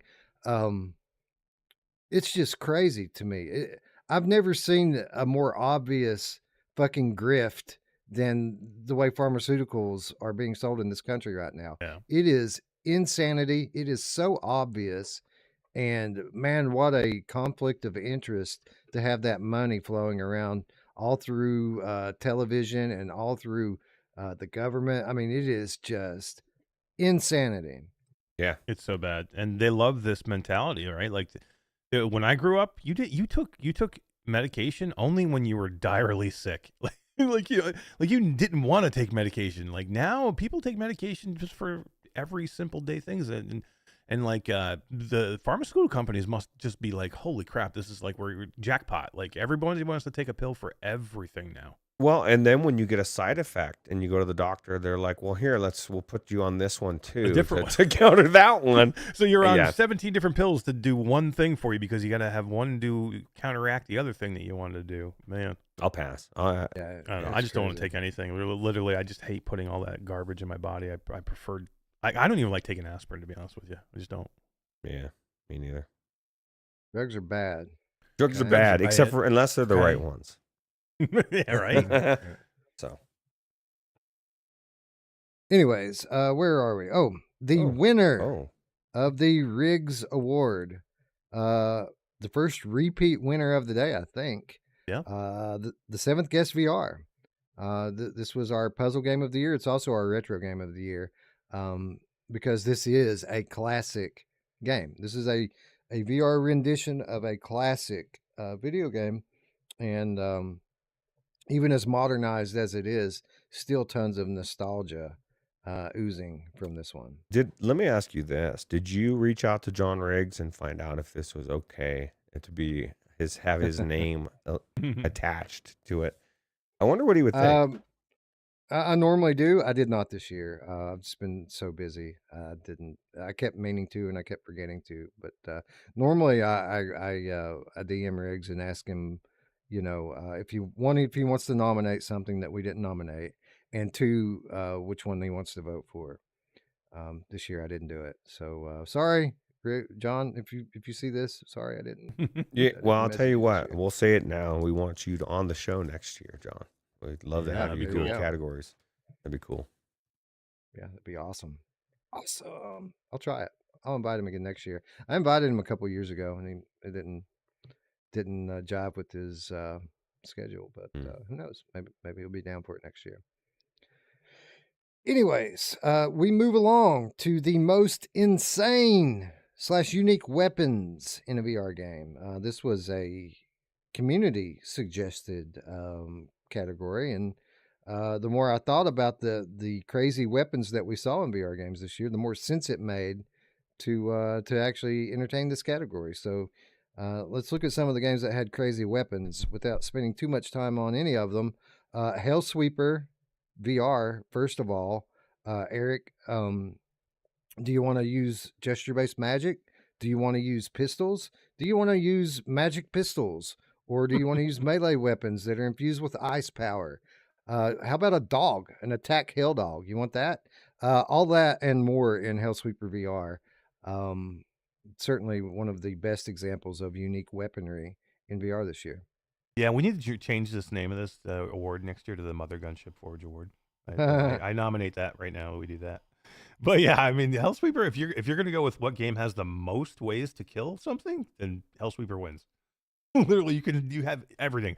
There's that many games you have guns and melee and magic Right. and like attack dogs, like you said, and like different things, and it's crazy. And you This can game's- combine them. You can put Yeah, the magic freeze and on then your heat. sword, and I mean, how Yep. cool is that?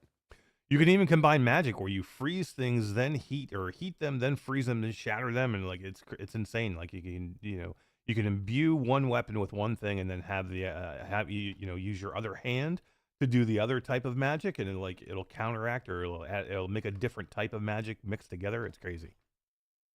Hussein X says, Upload VR wants to know, does it have any bats? No. No? Then it's Oh. not the winner. It's Well, how it could actually, be a there good are game. bats. They're just not. They're just like flying bats. Well, we call them bats. Oh. We call them swords, but they have sharp. They're sharp bats that slice you. They're vampire bats. Yes. Yeah. Yeah, vampire bats flying around. That's what I knew that we were in trouble when I was looking at the reviews for What the Bat, and somebody gave it a 5-star review and said, I'm so afraid of vampire bats, but I loved them in this game. I'm like, what in the Roots. hell are we talking Roots. Roots, when I was in Las Vegas, I met Kyle Risenbeck from Oh my from God. Upload VR. That was so And awkward. when he realized who I was, it was awkward for about 5 seconds. He was like, "Oh yeah, you guys, you give us a little bit of a hard time," and then I had like a 20-minute conversation with the guy where he was winning the What the Bat thing, getting Game of the Year, and his defense was what we've always said about them. His defense was, "I'm not a gamer." Like, okay, all right, fair enough. Yeah. He said, "But I pay people." He says, I pay the gamers and manage them, and they told me that this was good, and I played it and I liked it, so I went with what they told me." I was like, "Oh, okay, fair enough." He might have regretted that. That was Yeah, too funny. I'm maybe. like, Kyle, you know Wes Dillon from Virtual Strangers. Wes Dillon, yeah, we know what you think about. Yeah, I'm like, oh, you're the fucker that said. Oh man, it was so Oh. funny. I've had those It was moments, funny. Wes. I'm glad it was you and not me. Like usually it's me with those moments, and I'm like, yeah, sorry. This time it wasn't me. It was like I was so excited it wasn't me. That's Yeah. awkward. It was funny, but he was a really good guy. Shout out Kyle if you're watching this. I was talking to him for a long time. I mean, I sit there and talk to them for an hour or more. Really cool person. Actually, doesn't live that far from here. It's just like a 2-hour Yeah. drive, something like that from here. So yeah, shout out Kyle. Anyways, insane unique weaponry. We move along to Gazzlers. Eric, one of my favorite things about this game is kind of got that Mother's Gunship Forge thing going along, where you can improve, upgrade, and augment your weapon as you go, and that is central to your success on the leaderboards. Is what kind of choices you make when those pop up. Yep. You know what I like about this one too, which is let's touch on this. It'll make sense. Is it has like detriment too, like sometimes always picking the stronger or what you think is the better weapon may not make sense for the loadout that you've got going so far, because they have buffs and they have like anti-buffs that will like hurt you if you take the wrong thing. So that's why I love about it too. It makes your weapon, it can actually, so when you make your weapon something different because you think it's going to be more powerful, it can end up hurting you in the long run, which is awesome. I mean, like the choices affect exactly everything that you're doing in that game, and can make a great run into a crappy run within a couple of choices. Mm-hmm. Oh god, Yeah, now I'm scared to choose. like Yep. firing rate is huge. If you're trying to collect Yeah. scrap by shooting the balloons, you have to have something that shoots pretty quickly, or else you're gonna miss some of those. So yeah, the strongest gun isn't always the best gun in Gazzlers. Vertigo 2, Roots, we already talked about Vertigo 2 and just how crazy some of the weapons are in this game. I mean, a lot of them are, guns and stuff like that. A lot of them aren't, though. Some of these weapons in this game are just freaking crazy, like magical shit. A very creative game with a lot of very creative weaponry. Yeah, and that's the theme with all of these games so far. Pretty much, I guess, on the list, right, is that they're all not only have unique weapons, but like most of them, if not all of them, have a lot of different weapons, right? And I think that's a key that I think devs just need to you need a lot of variety. Like the more you have that's different. I mean, you don't have to have a million guns, but give a good handful. If you only have one or two guns, uh, it can be a good game, but that's definitely not going to be the highlight of the game. So Definitely not. Anyway, that's definitely a deserving nominee. Roots, what about Galaxy Kart?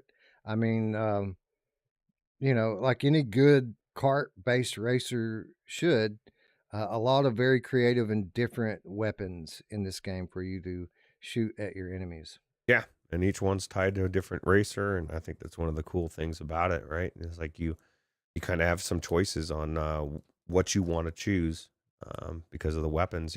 Some weapons are better than others. So Yeah, all we need is a blue shell, and we'd be good to Yep. go. Eric, Dead Hook, a game that surprised us this year as it hit MetaQuest. One of the best Joyway games we ever played. Joyway really killed it, and finally, after so many years of searching for their identity, they really they found their place in 2023 with Dead Hook, with Stride Fates. They're putting forth quality stuff now. And Dead Hook's about to come to Steam and PSVR next month. Yeah. And I'm looking forward to it, man, because I really enjoyed this game. A lot of really interesting and different weapons in this game as well. Yeah, I'm looking forward to the PlayStation VR 2 version of Dead Hook for sure. I'm looking to see what they'll do to take advantage of that headset and the haptics and everything that has to go with that. And Dead Hook's a cool game, man. It's really good. It's like it's a spawn of Outlier, and they've really brought it along. It's really deep. I have not even put as much time into it as it probably deserves, and I'll probably do that when the PlayStation 2 version comes. But yeah, they had a great year, and they have Stack too, right? Stack or Yeah, they have what's Stack. the one with the That's one of a couple of early access titles that they have. yeah. That's not the one that I'm most excited for, though. Red Flowers is a Ghost Runner Flowers, clone, yeah. and it looks really cool. So that's the one I'm looking forward to James trying out still when don't- it gets a.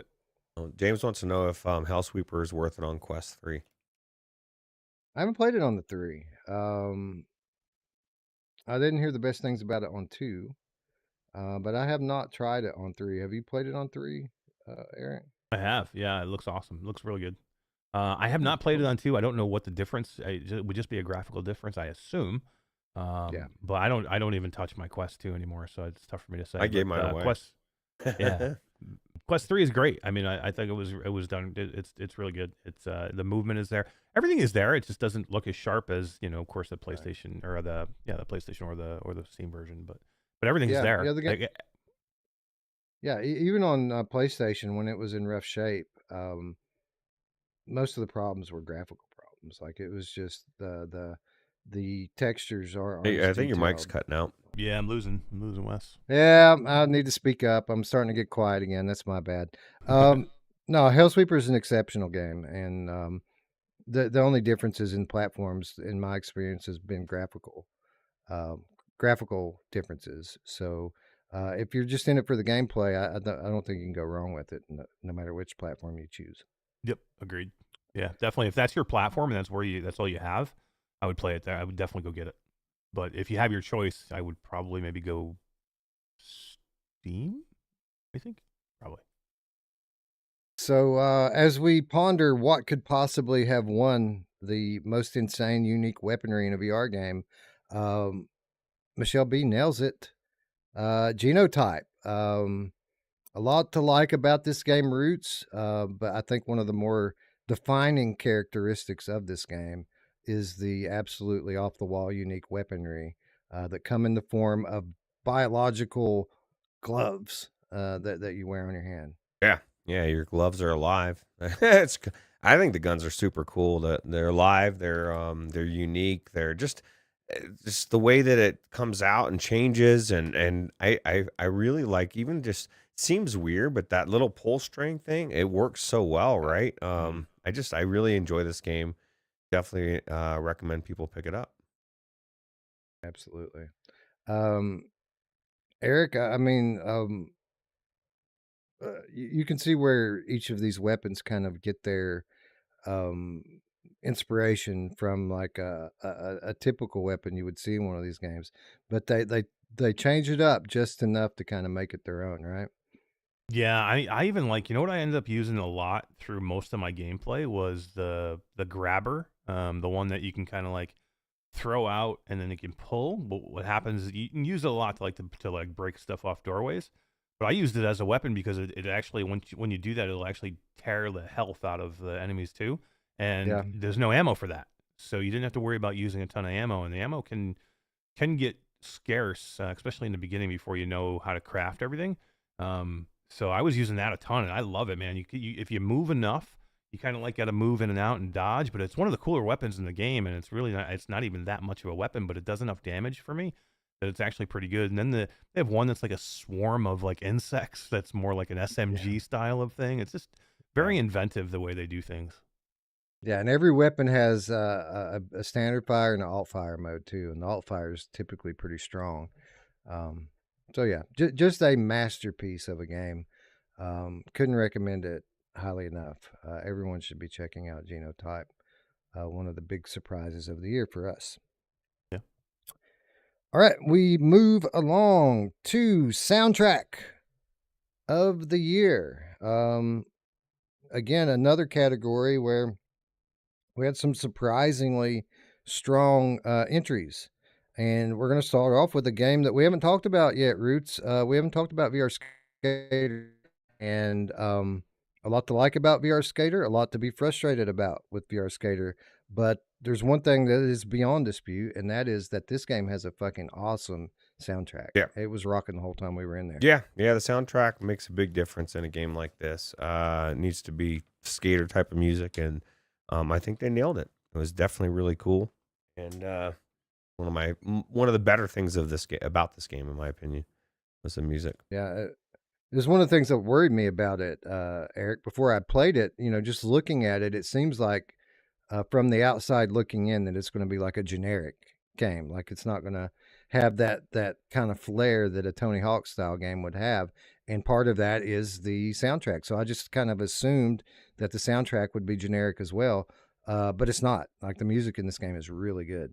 Yep, well done. I mean, it's one because you need that music to pull you kind of through the game, to kind of like get you in a rhythm to like what you're doing. So you have to almost have it in a game like this, and it's there. It's perfect. Johnny C pointing out that Genotype is coming to PC and PSVR 2 soon. It absolutely is. I think that's next month as well. Nice. Yeah. We move along, Eric, to Crossfire Sierra Squad. This is just your stereotypical Mountain Dew bro heavy metal soundtrack, but it hits pretty hard, don't it? It does. And again, this is another one too. Like this is an arcade shooter, so it needs to have fast-paced music to go with the fast-paced action to kind of bring you through it. It lends itself. Like can you imagine if you played this game and it was zero music and all you had was the sound effects? It wouldn't have the same effect. That's what makes this a great arcade shooter is the music that's in there. Otherwise, it would be like playing Tarkov. You know what I mean, where you have nothing but ambient noise.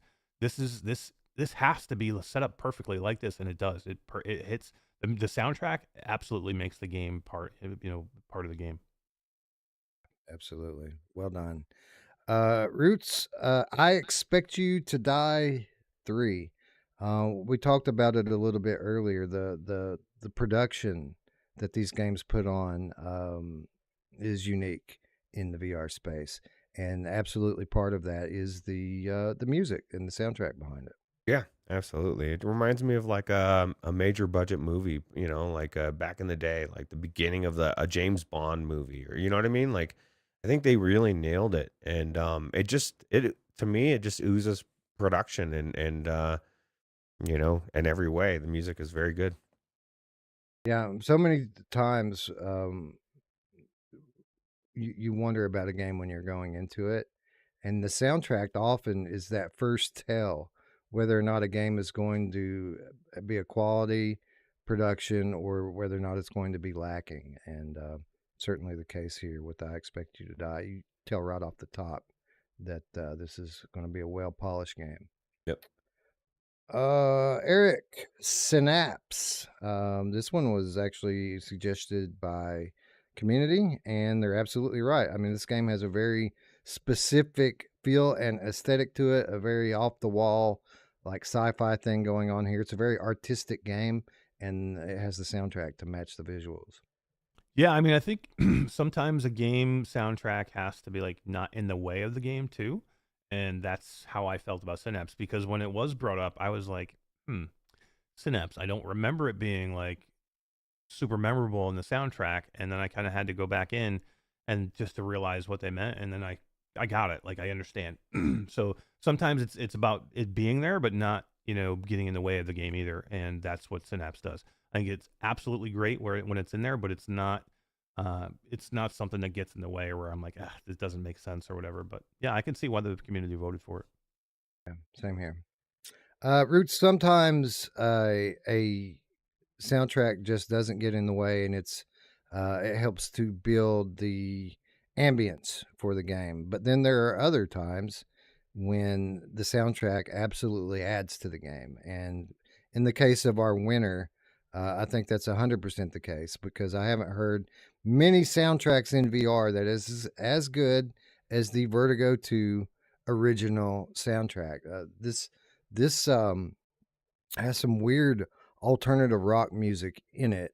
But this is one of a few soundtracks that I could say I could probably listen to this, just anytime. I don't have to be playing a game to enjoy songs like this. It's just very well done. I don't know who the artists were that did it, but absolutely a great soundtrack. Yeah, I agree 100%. And it's just one of those things that you would hope would be in a game that isn't always there, and it's there, and it's really good. I forgot what I was gonna say, but yeah, no, I agree. Eric, real guitars, real drums, and Nani playing and singing for us. Who doesn't want that? Really? Hey. I know. Anyway, soundtrack of the year, Vertigo 2, kind of a no-brainer. Although I will say VR Skater was a strong number 2 for me. Looper says it but- was Zach himself. I don't know if that's true or not. Who created the music? Really? Wow. If that's Wow, true, that's pretty incredible. like, I'm even more impressed with this dude. Like, I was already impressed with Zach, Mr. Zach. Mhm. Sorry, Mr. Zach. Yeah, maybe I have to ask him about that. Yeah. That's pretty incredible if true. Anyway, we move on from beautiful sounds to beautiful art as we move on to the Bob Ross Award for Best Graphics and Artwork in a VR Game. Another perennial category for us here. And as usual, we have some pretty tough competition here. I mean, every category, when we look at the nominees, it starts to take a picture starts to take form of just how strong 2023 was in terms of releases. Every category just has banger after banger after banger, and this is no different. As we look at graphics and artwork, we start off with Horizon Call of the Mountain, and Roots, Mira, and Reprojection aside, if you take a moment to just stop and look out over some of these vistas in this game, it's some of the most beautiful imagery you'll ever see in a VR game. absolutely. And I would say the only thing that I've ever seen that seemed to be even more beautiful vistas to look over was the Uncharted vistas. Some of those were Yeah. fucking amazing. But now this Yeah. is those views, like you climb up. That's one of the best parts of a game like this. You get to a vista, and you climb up there, and you stop, and you get to look at this amazing, beautiful view. And there's a lot of climbing, a lot of vistas, a lot of viewing, and yeah, no, it's a very beautiful game. Beautiful foliage, Eric. Mile high waterfalls. A beautiful color palette in this game. Something people don't really talk about very often is just the colors that they use in this game and the way that they come across on that OLED screen. Like you have to tone it down a little bit because it will burn your retinas out. The colors are so bright in this game. It's amazing. The water effects, this is a game that you'll do these climbs, and then you like halfway up, you'll just stop and turn around and just look at everything that you can see below you. It's like amazing. Then, there's that, in the beginning, you're trying to kind of building your way to get to these snowy peaks where, one of the huge mechanical monsters has kind of wrapped itself around it and kind of died and froze there. And it's like one of the most beautiful things you've ever seen. And like, I don't know, everything about this game it's majestic. Just taking somebody in VR for the first time ever and putting that headset on them and sticking them in the boat ride, where you can all you do is the boat ride down the river, and you get the chance to see every one of the mechanical monster or mechanical animals in there. It's like one of the best things you'll ever see, and it like blows people away every time I run somebody through it. So yeah, I mean, this game is definitely what I would consider a showcase game. Absolutely. Roots, we couldn't possibly have a category like this without talking about the work that has been done on No Man's Sky. No Man's Sky, for what it has been, has always had graphical flaws in the past, even on PC. That was until the most recent PlayStation VR 2 build came out, which put that foveated rendering in there, and now this is just a masterpiece of a game. Absolutely beautiful. Yeah, absolutely. And you know what's ironic? And I just thought about this. Like, they have kind of that was the final thing, I think.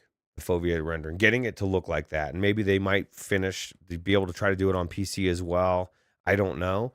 But it's not lost on me that we're now hearing about their next project now when they finally did it. How cool. How long has it been? Like, what, 10 years?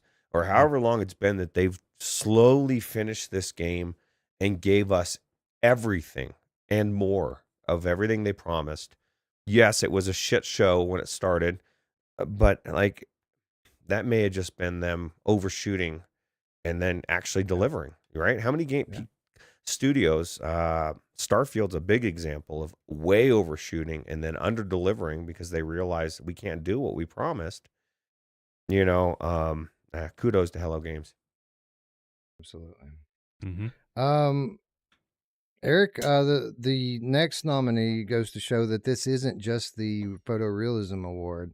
Vertigo 2 in its own right, a very beautiful game with some really beautiful environments. That's one of the things I really appreciate about Vertigo 2 is some of these worlds you go into, like the one with all the dinosaurs and stuff in it, and like the giant trees, and then the one where you're actually up in the treetops. Some really beautiful environments in this game. Yeah, it's awesome. I mean, a couple of times you're flying in the pod and you get to see like an overview of everything below you, and it just blows you away. It's super cool. And then just like, just doing the art design and the artwork on some of the crazy creatures that you see. I mean, that's part of it too, right? Like, I mean, that's to me, that lends itself to the graphics is the art design of what they're trying to make beautiful. And that this game is like so out there that it's amazing. Yeah, absolutely. Everything good. Everything about Vertigo 2 is just off the wall great. Yep. But with that said, Roots, sometimes there's something to be said about having a good old-fashioned photorealistic game, and that was the case with Undead Citadel. They were going for a more realistic look when the creatures of the undead attack you, and very effective here. One of the better looking releases in all of VR last year. Yeah, absolutely. Surprisingly, right? I mean, it looked really good. The skeletons, very what I would expect skeletons to look like. But yeah, definitely super cool. Very good. But if we're going to talk about photorealism, Eric, I don't think I've ever played a more photorealistic game than Gran Turismo 7. Like, this game looks almost real. Like, if it weren't for a little bit of like the scaling in VR, I mean, it would be almost indiscernible, of course, if it weren't for the, mirror and screen door effect and all that stuff that comes with a VR headset. But in terms of like VR games that I've ever played in my life, I don't think I've ever been in one that looks as real as this one does. It's crazy. It's crazy the amount of detail is in the cars, in the interior of the cars when you're inside, the tracks themselves, the environments. The snow tracks. I don't know if you guys or if anybody else out there has had a chance to try the snow tracks that they had that they brought this past fall. They're crazy. Like it's amazing the way everything looks, and I don't know. It's the whole package with Gran Turismo to me is just utterly jaw dropping. I've been talking about this for a while, but you go into the game and get a go-kart. Get one of the open wheel, like an F1 go-kart, which is like you can get these little like you would go to like a go-kart place and you get in these little, they look like an F1. But the problem is you're right down on the road. So you get that perspective of being right on the road, and you start driving like that. The visuals like that are insane. The perspectives you get, like it just blows me away every time I go in there and look at it. I'm like, how is this even possible? Right. Right. Just an incredible achievement for a VR game, and proof positive that they can give us the whole game if they want. They could do it. If they want to put the money and time into it, they could do it. So here's to 2024 bringing us more games like this. But in a year of such stiff competition in terms of visuals, how could we possibly have something that looks even better than these games we've mentioned? Well, you do it by having Cyborn bring Hubris to PSVR 2 using the eye-tracked dynamic foveated rendering to bring a game that was already known for being one of the most beautiful games in the VR catalog, bringing a even better version of it to PlayStation. And that's not to mention, Eric, what they did on Quest. Like the Quest was exceptional, but this game on PlayStation VR 2 is breathtaking. It is. It's amazing. Like it's number one, we all knew how good the Steam version was going to be, and then they popped it out for Quest, and you're like, holy crap, this is amazing. And then you're like, yeah, I can't believe they put it on this headset. And then you look at what it looks like on the PlayStation VR 2 with the OLED lenses and the colors and everything's just. It's just every time you're in there, it just amazes you. Like, is this game real? And you look at some of these huge set pieces, especially at the end. Like you get this huge ship outside. You know what I mean? There's so much going on. There's ships flying everywhere and debris falling everywhere, and you see this huge mothership up in the sky that's exploding. It's incredible the way this game looks, man. Philosix says, what about a high-powered PC? Well, here's the thing. The PSVR 2 version of this game runs at a higher render resolution than the Steam version does.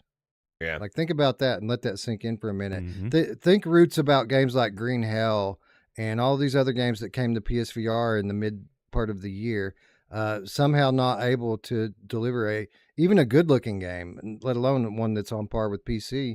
And then you have games like No Man's Sky and Hubris that are coming out on PlayStation VR 2 and putting forth games that look notably better than the PC version, showing that it absolutely is possible if you have good developers behind your game. Yeah, and the hardware, right? And it makes you wonder, and I think it was Eric that was saying this on the Crewcast recently, or somebody was, about how we were all hoping how Quest 3 was going to have the up until the last minute, when it was too late to where it was just known there was no eye tracking in there. Like, what a miss, right? Like, I get it. People already balk at the cost of the Quest 3, right? It's too expensive. But what could have all of these developers have done with all of these games if it was included? And the biggest thing is it would have became universal for every developer to want to put it in there because it's the most used headset, right? And so, like, we were just talking yesterday to somebody about the PlayStation 2 and how it may have gone too far past a point to where there's maybe not the funding. A lot of developers are not wanting because the player base, the money that you're making isn't there, and they're starting to drift back to Quest. Well, think about if the Quest 3 had the eye tracking in it. Like, I think it would have changed for the whole across the board. It's just I think it's a miss. I think it's coming in the next iteration, and probably in the next Pro. I guess it will be in the next Pro, but maybe for sure. Yeah, so I don't know. Anyways, yeah, just an incredible game, no matter what platform you play it on. But if you are a person who happens to own a PlayStation VR 2, thanks to our friends at Cyborn, we got some keys to give away right now. Nice. So yeah, And this thanks PlayStation? to Man, PlayStation's yeah. banking tonight, man. This is like you Yeah. finally are getting your guys's because it's been for several years of getting the scraps, right?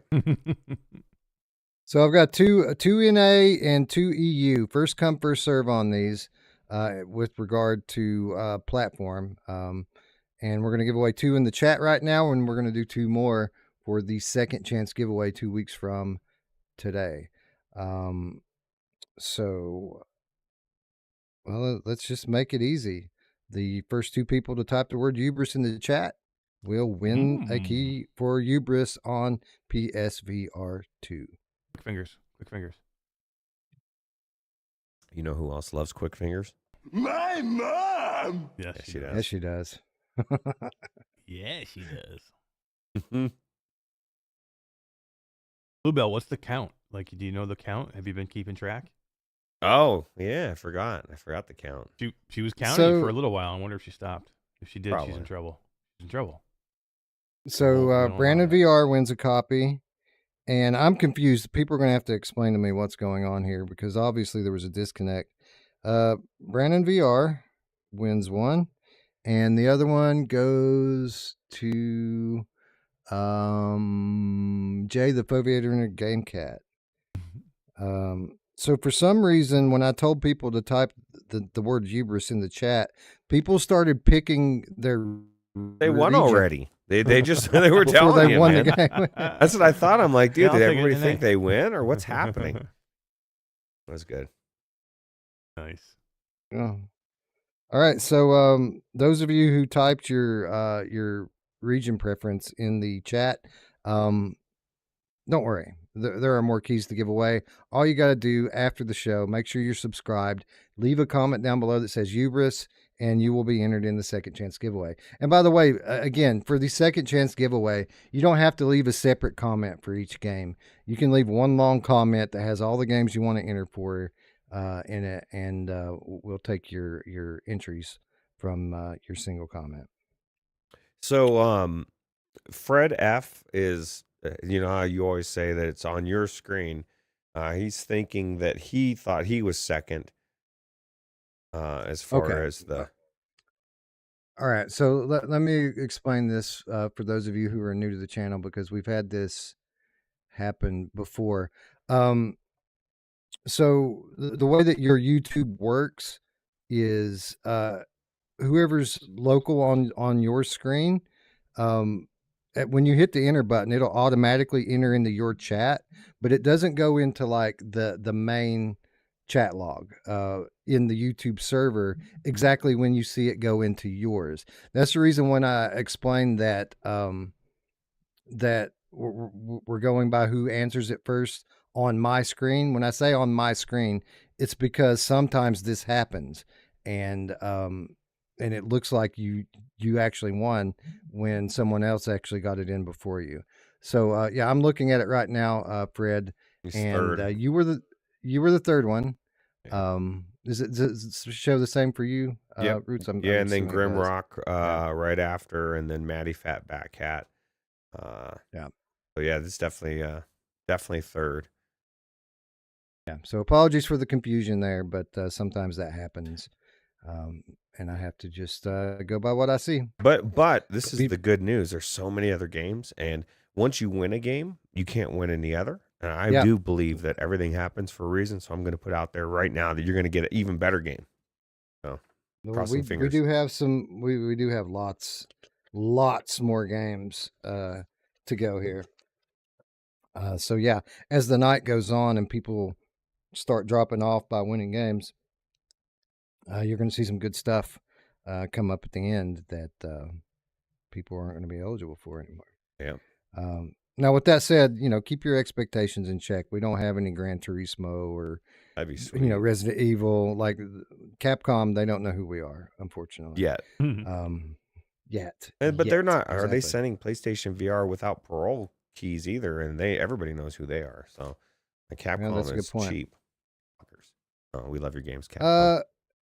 Anyway, let's do a few more awards, and then go on to our next guest segment. And the next award is actually another one of our perennial awards. It's again an award that we give out each year, and that is the Hello Games Award.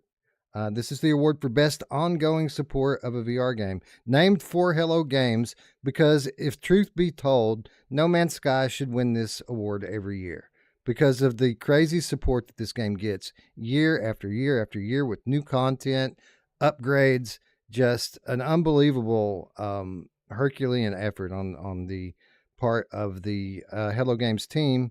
So we felt like it was only right to honor them perpetually by naming this award after them. So even when they don't win, they do. And with that said, we look at our first nominee, which is, of course, No Man's Sky. How could it not be No Man's Sky, Eric, after everything that we just said about this game and the way that they, after all these years, delivered an even better version? Incredible. Yeah, and we've talked about like how they had to deliver it. Like it was not a great game when this launched on the PlayStation VR 2, but they continued to work on it to where the point is now it could be arguably the best game on the PlayStation VR 2. So, I mean, the way they go about these things, like they never give up. Like since the inception of the game and when it launched flat to like all kinds of controversy and problems, they continue to support it and continue to support it, and it's paid off for them. They have one of the best games ever made, flat or in VR, and man, they deserve this award to be named after them forever. Batman Kissed by Game Cat Woman. Just wanted to say I love playing Hubris, and I'd like to play more adventures like it. It's an awesome game. It absolutely is. An awesome game, and I'm glad to see it finally getting the love on PlayStation VR that it should have gotten all along, to be quite honest. Anyways, Roots, as we move along, if we're talking about great ongoing support, we already said it with the Light Brigade. Extra character classes, all new pre-written levels that just randomly get doled out, new weapons, a shooting range, new game modes, Quest 3 specific updates, PSVR 2 specific updates, mixed reality mode. I think that is the definition of awesome ongoing support. Yeah, and I think you'll see a theme with these developers of these games. Like there's developers that make games to sell them and make money, and obviously everybody wants to sell their game and make money. And then there's others that like it's their baby, and like they it's an artwork, and they want to make it better and better and better and better, and they keep pouring into it. They don't. This game came out, they easily could have dusted their hands and walked away, and they could have been justified. The game was phenomenal on launch, and they've just continued to add to it. And so, like, again, I say this a lot lately, but you know, these are the developers that in the back of my mind I'm cataloging. You know, what's the next game they come out with? Because I'm already in line before they've even mentioned it, because I know what they did with this game. And that means a lot in a day where developers, a lot of them suck and are lazy. Like, all you have to do is just put the game out and make it work.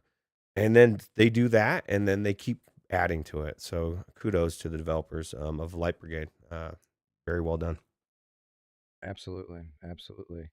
Eric, if we're talking about great ongoing support, how about a team like Vertical Robot with Red Matter 2, who continues to make sure, no matter which hardware platform you're talking about, that their game is among the best looking, best running games on that platform. And that can be, at any given time, if a new headset comes out with new hardware, within a month or two, Red Matter 2 is going to come out for that headset, and it's going to look better and play better than anything else on it, no matter what headset you're talking about.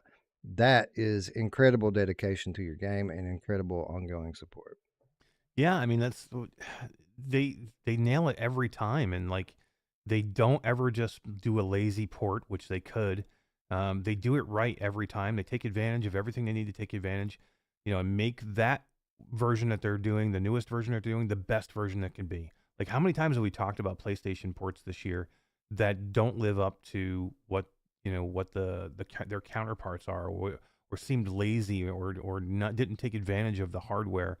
That's not here. Like, they made their PlayStation version the best version it could possibly be, and it could be the best place to play it now, the definitive place to play it, because they continue to work on it and continue to make it better and better. So, just a great studio. I cannot wait to see what they do next. Like, I'm looking forward to, like, not Red Matter 3. I'm looking forward to what else they could do. Like, that studio is so good.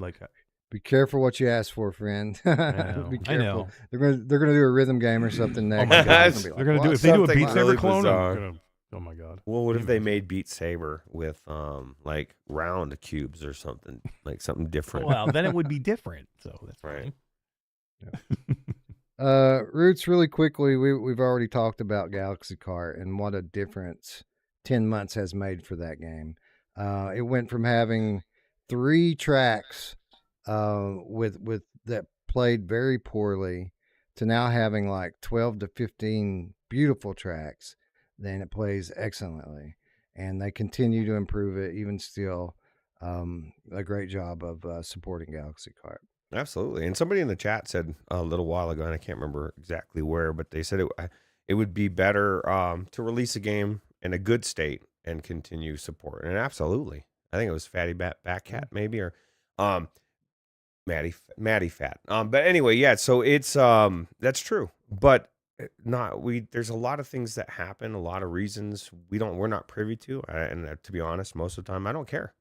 I want the game to come out and I want to play it, but it doesn't always work out that way, and usually that's when developers drop the ball and run, and they didn't do that. They continued to again work on it, and they made the game that they promised, and they polished it, and they gave us what we wanted, right? So I have a lot of respect for the finished product, and again, I recommend, if you like this type of racer, I would pick it up. It's definitely worth it. So, while Galaxy Kart maybe didn't fit that definition, I would say certainly that the Light Brigade was awesome at launch and continued to get better. Red Matter 2 was awesome at launch and continued to get better.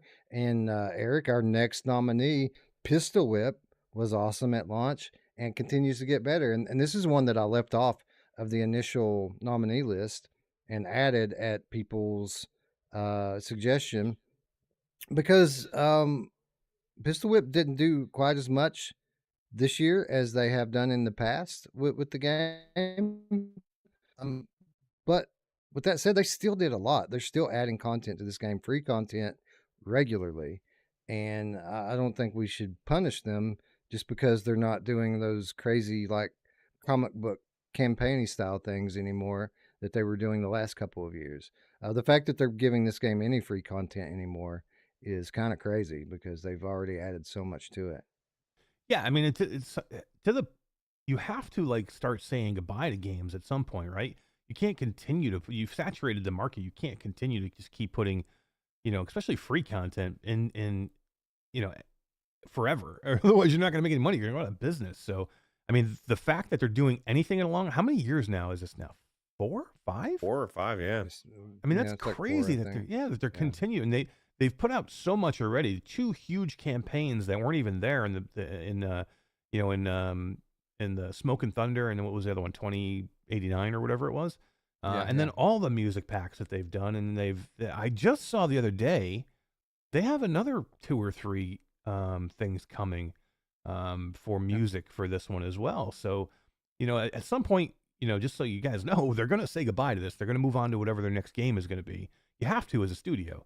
But what they've done so far, I mean, they absolutely should have on this list. I mean, I think just because of, I understand why you left it off and didn't think about it right away, just because they didn't have that big campaign, but just the fact that they're still supporting it at all makes they should be on this list. Absolutely. Definitely a deserving nominee and one of the better supported games that we've ever seen in VR, even today.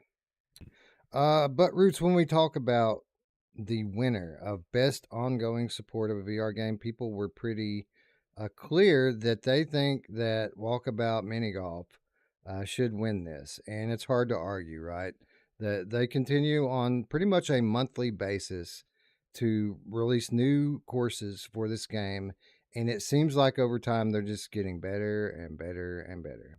Yeah, the base game was enough. It was amazing, and honestly, it's at the point now where and I think you said this the last time, Mash, and I don't know, maybe somebody did. It's like every time if you haven't played it for a while, there's multiple. There's multiple releases or DLCs that I haven't even seen yet.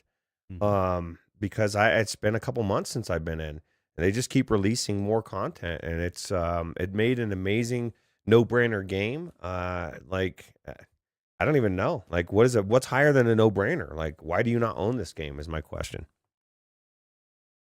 Eric, a staple in the VR catalog at this point, a favorite no matter which platform that you play on, and an endless supply of fresh content coming for it. Yeah, it's crazy. And the staying power of Walkabout Mini Golf. I mean, how brilliant is this game, and like the continued support for it with different courses and the pricing on it too. Like they could easily probably charge you $5.99 a course, or maybe even a little bit more. And they just don't, they keep them fairly, they keep it to the point where it's almost a no-brainer to get every course, you know what I mean, at the price that it is. And man, they just, and then the courses themselves, that they put so much like time and effort and like make sure they're super like different. And like Roots, you're right. There's a couple I haven't even seen yet. Like It's I didn't crazy. do the newest one, the 80 days around the world one. I didn't do it all yet. And what was the one before? I might not have done the one before that either. Meow Wolf. Oh, I didn't do Meow Wolf yet. I haven't done it yet. I haven't either. And you know what's crazy? And this is what I always tell people, because I've sold this game to many customers when I'm talking about VR, because this is one that everybody loves, miniature golf. It's not just the levels. Like you get the levels, and then you get the night course, which is a completely different thing. Then you get the scavenger hunt. You get the balls. Like if you've got every course and you've played at, like Brian, how many clubs do you have? How many balls do you have to choose from? Like that alone, it seems like such a simple thing, but it gives you even more than the base game. And it's just really cool. So who Here's else all likes the to have a time lot of looking for balls to choose from? Oh, dude, she's so busy. Man. She's That's so a double. busy. That counts as 2 Bluebell on the Yep. list. She said she lost track. How dare you? I know. How dare you? How dare you? Anyways, a deserving winner of the Hello Games Award. If it wasn't going to be No Man's Sky, it had to be Walkabout. So There we go. We move on to the Jumanji Award. The Jumanji Award for Best Immersive Storytelling. Eric, did you know this thing we're looking at here this is a real thing that somebody made, a replica of the Jumanji board, and they're selling this thing on like eBay or Etsy for like $700. That's cool, man. I've actually seen one, maybe not this like intricate, but I've seen like a smaller version. I think when we were in Amsterdam, I've seen like somebody had one in a store, like a gift store, but nothing like this. This is crazy. Were you going to buy this for me? Is that what you're saying? Would you open it if you heard drums? I don't know. Yeah, they better put like a drum in it, like that. If you're gonna go to all the trouble of doing this, you need to put like a track in there, right? When you go to open it or touch it, the drums start going off. Roots, where's our Jumanji VR game at? I don't know. That would be cool, man. Jumanji, they made one, right? Or Didn't even Zathura, I think would be cool, because like it was kind of like the space version. I don't know if you ever watched that. It was more of a kids movie. Well, I guess they're both kind of kids movies, but I think it'd be cool. It'd be a really cool VR game, right? Yeah. Shout out to Dwayne The Rock Johnson, fan of the show. Yeah. Really? Yeah, he's right there. He's in the show. That's who Don is. Don is Dwayne? Yeah, that's right. The Big D. You The know who Big else D. likes the Big D? Oh, yeah. My mom! She likes Annie D. All right, so let's talk about immersive storytelling in a VR game, and let's talk a little bit about Before Your Eyes. Roots, we talked about this a little bit during the Frank segment, I think. Yes. A very interesting concept and a extremely singular, unique take on immersive storytelling. Never have I ever digested a story quite like this. No, the parameters are set. And I didn't say this during the Frank segment. This game actually came out in PC originally, right? And you could use a camera Yeah. for the same thing, which I wouldn't have been the same, but it's cool that they had that thought even back then and were able to finally bring it to fruition, right? How cool must that have been? But yeah, this story, because of the way that it's told, because of the way that you progress the story, it changes the story, or it kind of changes everything. It sets that parameter right off the bat. And I don't know if you like experience the story in just a different way, if it could even be close to as impactful, right? Super cool. Yeah. Excellent. Excellent example of immersive storytelling, as was The Last Worker, Eric. Um, I enjoyed this game for the most part. There were parts about the kind of gamified aspects of it that start to get old after a while. But in terms of the storytelling, uh, this game gripped me from the beginning, and I really enjoyed a very thoughtful story with some really kind of profound subject matter with regard to the current state of our rapidly changing world. I really like The Last Worker. Yeah, it's really good. I mean, I'm with you on the same thing. Like, to me, like, the game itself is just it's just there really to get you through to the next part, right? Like we talked earlier about immersive experiences and like, how you have to have a gripping story, and if it's just going to be like if it's just the experience and there's not much game there, you need to have like the story has to be like compelling throughout the whole thing or you'll lose me. And I think there's just enough here with The Last Worker to keep me involved to where when the story starts to get a little bit slow, or if it's not, a part where you're telling enough of a story. So I think there's just enough here, and it does kind of sometimes border on the part where it's like it gets too monotonous, to where I'm like, okay, I just want to get through this part so I can get to the next part of the story. That's what you don't want to do. So it's close, but I think there's enough here. And the story, if you get this a chance, the story is so good. It's just like it's such an interesting way to tell the story. Yeah, it's really good. I mean, the whole premise here is the story. Like you're just doing the game to get through the story, right? The game itself. If there was no story, you would never do this game. You would never want to play it. It would be boring.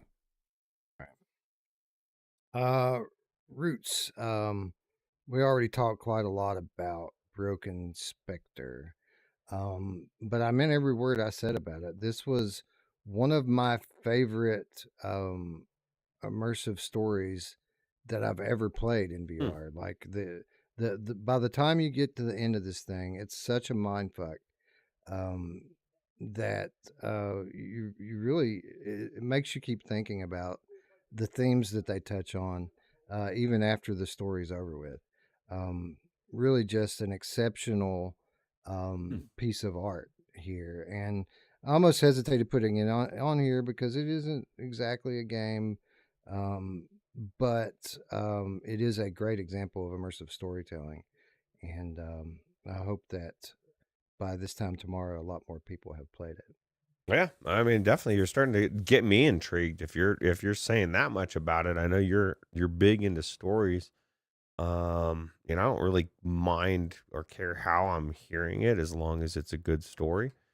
Um, and It's cool. yeah, It's something that makes you ponder. It makes you think about the themes that they play with. yeah, that's a sign of a good tale or a good story, right? So you're thinking about it after the fact. So cool. Absolutely.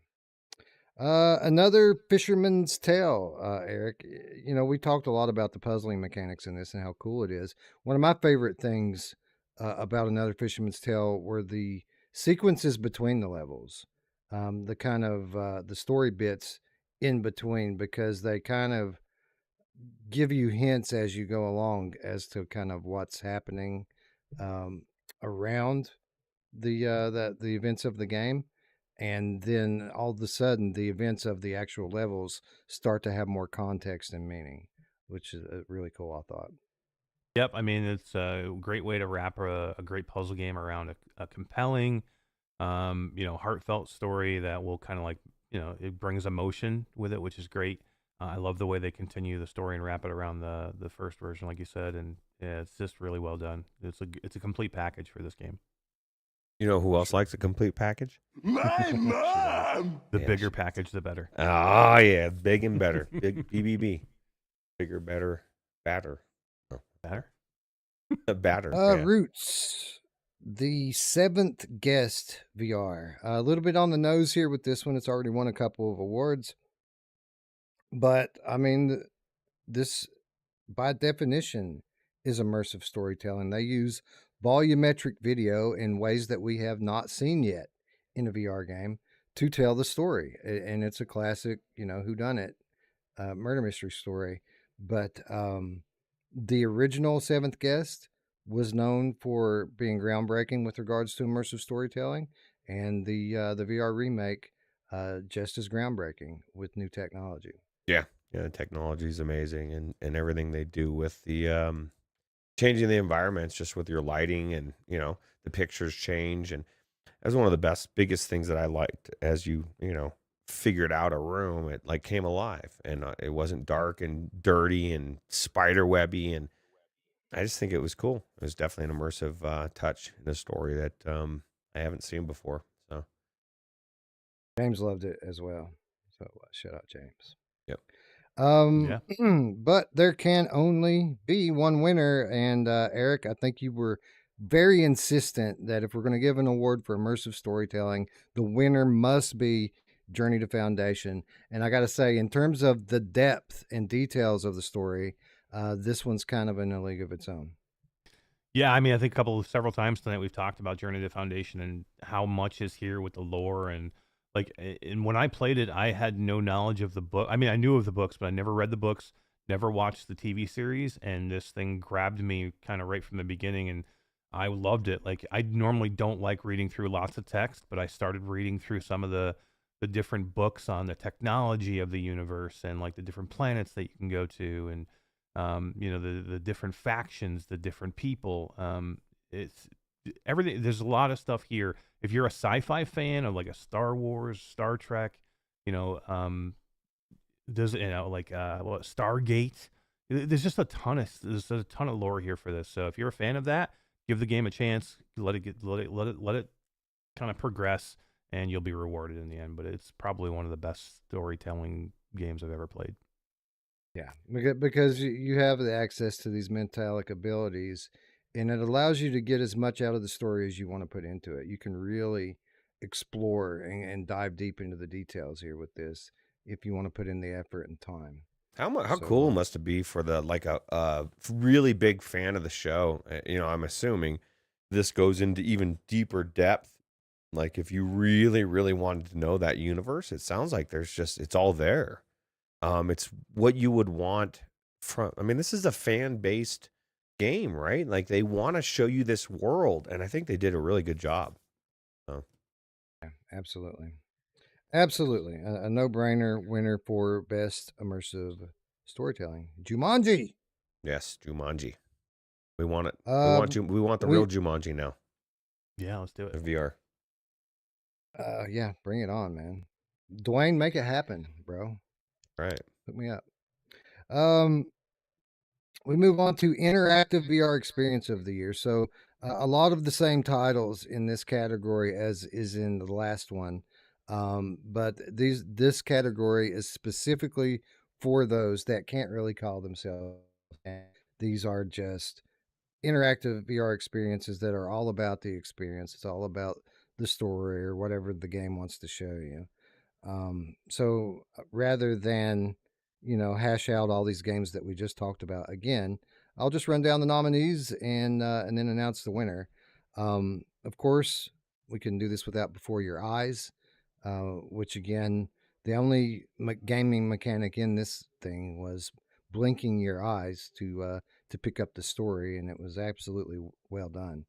The Last Worker, a lot more gaming elements to it, but like Eric mentioned, it's not really about that. The gaming elements in this are just a means to an end, a way to get you to the next part of the story. Not really much gratification in actually performing the activities that they ask you to perform. The utility room, this one is exclusive to Steam VR, and it's very much a dark walking sim that explores a few real life themes in a very artistic way.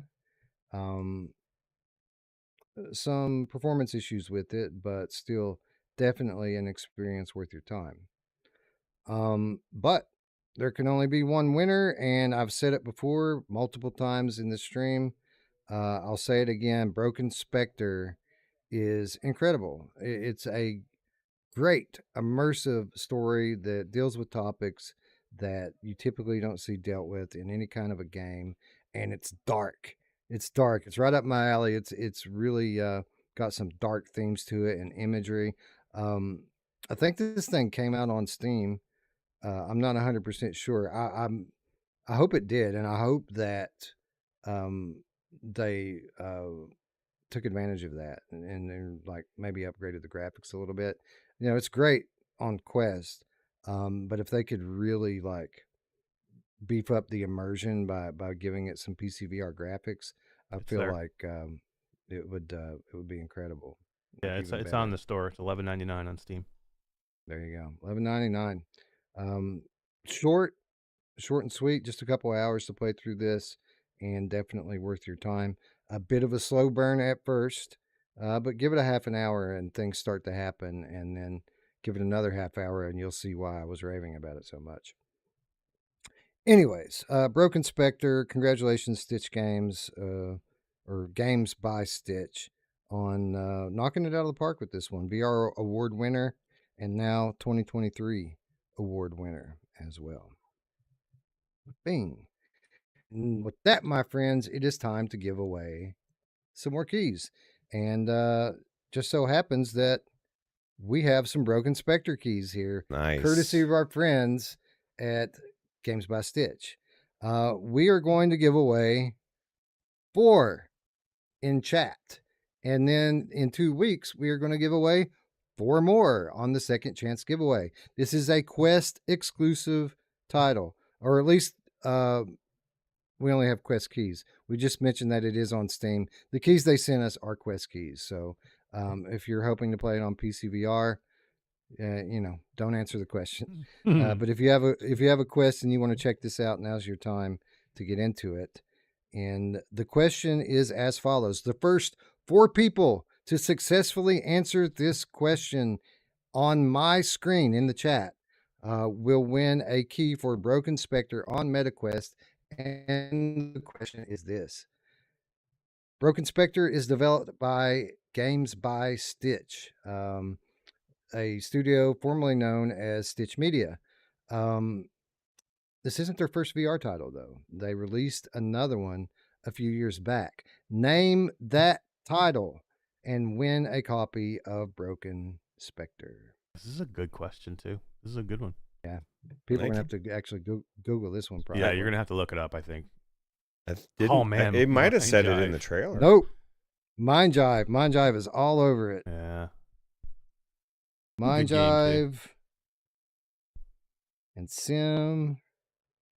Were the puzzle box they sent out with Flow Weaver? Rattlehead. That was Yeah, cool. I've got one. That is cool. Rattlehead and James says your James mom. says your mom. Yeah. Tech says that's Baywatch. 3. Baywatch, yeah. Good one up for grab if anybody else wants a copy of Broken Spectre. Some people might not want to waste their win on a $12 game, but it's worth your time. It's really good. There we go. Robert Smith coming through, picking up the scraps. Thank you, Robert. Congratulations, Robert, Rattlehead, Sim, and Mind Jive. Stick with it. Like it's node-based teleport, it's click turning. All that stuff is a little bit annoying at first, but if you stick to it, I'm pretty sure you're going to enjoy it. Think about what you're seeing. They show you things, right? They show you things that seem like puzzles at first, but you come to realize toward the end of the game that even that stuff had some meaning in the greater scheme of things. And that's all I'll say about that. Mm. All right, Mind Jive, Sim, Rattlehead, Robert Smith, congratulations, everybody. If you would like to enter to win a copy for yourself, make sure you're subscribed. Make sure you leave a comment after the show that says Broken Spectre, and we will give away 4 more of these in 2 weeks. Nice. And with that said, friends, I think it is break time again. It's time for us to welcome on yet another guest. For the first time in 2 years, Gamertag VR has returned to the Virtual Strangers channel and the 2023 show, and it went how it always goes. So Nice. I hope you guys enjoy. I think this one's, what, 2 hours and 15, 2 hours 20, something like that, it's Rich? a little over 2 hours. Okay, so we're going to take a break while GT joins us. We'll come back in a couple of hours. We'll probably do an award or two, and then maybe we'll go ahead and switch over to part 2 of the stream so we don't get cut off. But we'll see you in just a couple hours.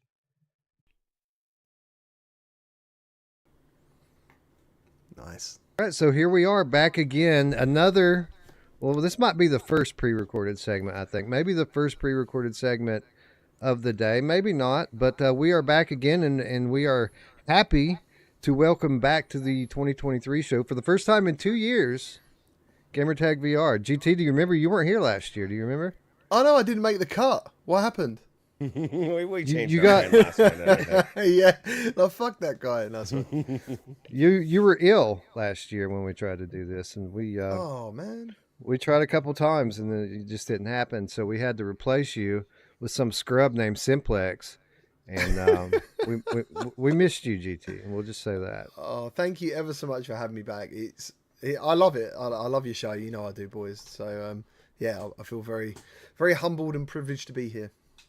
You say that now, but you always forget what we do when we bring you in here. And I'll point something out to you.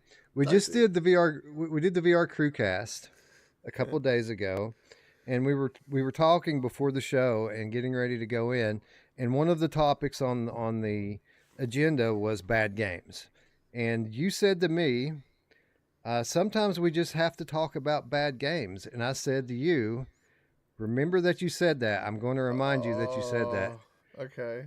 Do you remember this? I do very, very much remember it because I was a bit creeped out. I was a bit like, what's he saying that for? Has he got some sort of dirt on me that I don't know about? Like, what's going on? No. That's just my lead in to our first category that we'll be naming award winners for today, and that is garbage of the year.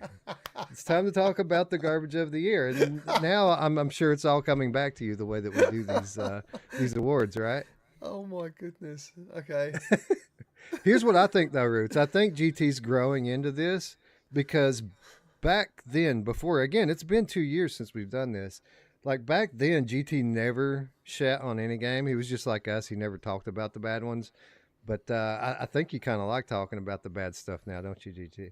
I only like talking about the bad stuff because I just don't want people wasting money on bad games. It's as simple as that. And I think what I noticed was as my channel grew, more developers were actually like the videos were bigger, so they were noticing, and they would actually come to me for feedback. And the whole premise of what I do now is try and get in there before I get to a review, so I can help the game get better, or maybe even just tell them these are my thoughts about this game. That's the whole idea of why I do what I do. So even though I review a game, it's also a bit of a message to say like these are my issues, and I know they're not shared. Obviously, not everyone feels the same about games, but yeah, that's something. Yeah, that's something we've certainly learned this year, right? Is that not everyone feels the same about games. You can think a game is trash, but if the crowd disagrees, they can get rather testy at times. It's been an emotional year. It's been an emotional year in the VR community. How awesome is it that both of you get to do what you're doing professionally for work? Because like we all three of us, or I guess probably all of us that do what we do, we started to showcase VR, to let people know how awesome it is, to do everything we could to make VR mainstream, right? And now you guys are like literally from the inside fixing things before they become an issue. We're trying. Mad props. Well, you got sometimes you have to take the devs kicking and screaming. Some devs are open to feedback and others aren't. Like we said the other day on Crewcast, it's their baby. It's the best game in the world, and it may not be, but in their mind it is. And so like somebody has to be there to say, look, it's not the best game. It's good, and here's how it can get better. And so I give props to both of your guys' companies that that you guys have been a part of. That it's just awesome to see. I think as you grow on this platform, or your awareness grows, and I think there's certain devs I've spoken to before, and there's been a whole range. Like they go from being very nice, very like, oh, thank you for letting us know, blah, blah, and then you get the other ones who are very quite angry, and they actually disbelieve you. They're so angry. They're like, they're not issues, like we so and so has played it and they said it's fine, and it's only over a course of time that eventually that experience that we have generally tends to be the correct feedback, what they needed. Because at the same time, like channels in general, and you're absolutely right, Roots, when you start, like most things, VR when you're new is amazing. And there's hardly a bad experience, really, because everything is amazing. You're like, wow, this is brilliant. Like the Lego song, there isn't a really. And then I think slowly as the magic wears down and it becomes the norm, that's when you start seeing other things, or at least other games that have done things better, because mechanics change over time. Like Half-Life Alyx changed everything really for a lot of games. The way you could interact with items and stuff. So. Yeah, things change and we change with it. But the difference is I don't think we ever will fall out of love with it. Like the medium's just so good. And I know you love flat games. I love flat games, but I love VR so much more. It just brings me. I never lose that magic of being inside a game.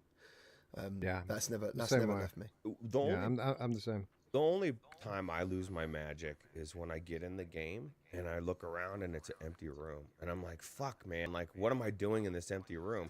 And I'm being facetious, but I mean, like, I feel like, and that's why I go on and on and on about AAA games. I feel like the level is up here in every way.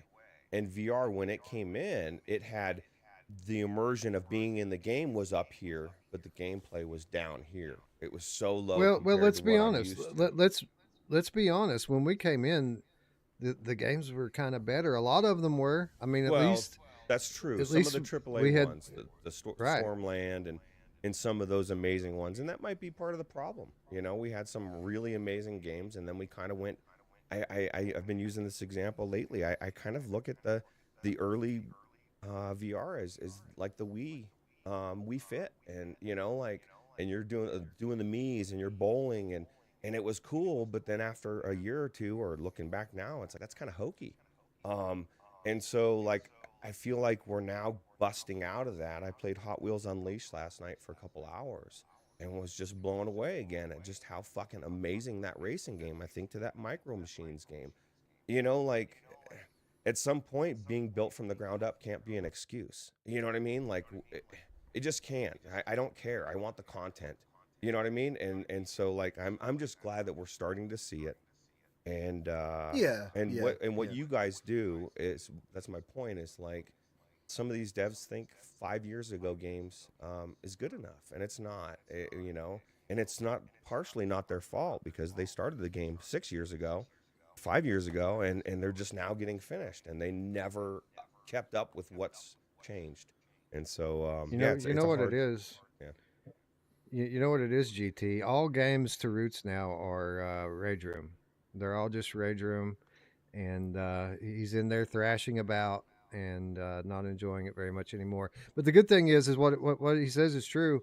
Things like the Prey Dog UEVR is kind of taking away the excuses now. Like, if these games are that easy to get running in VR for modders, then what can these developers say, right? Like, at a certain point, some of them just aren't as good as others, I think.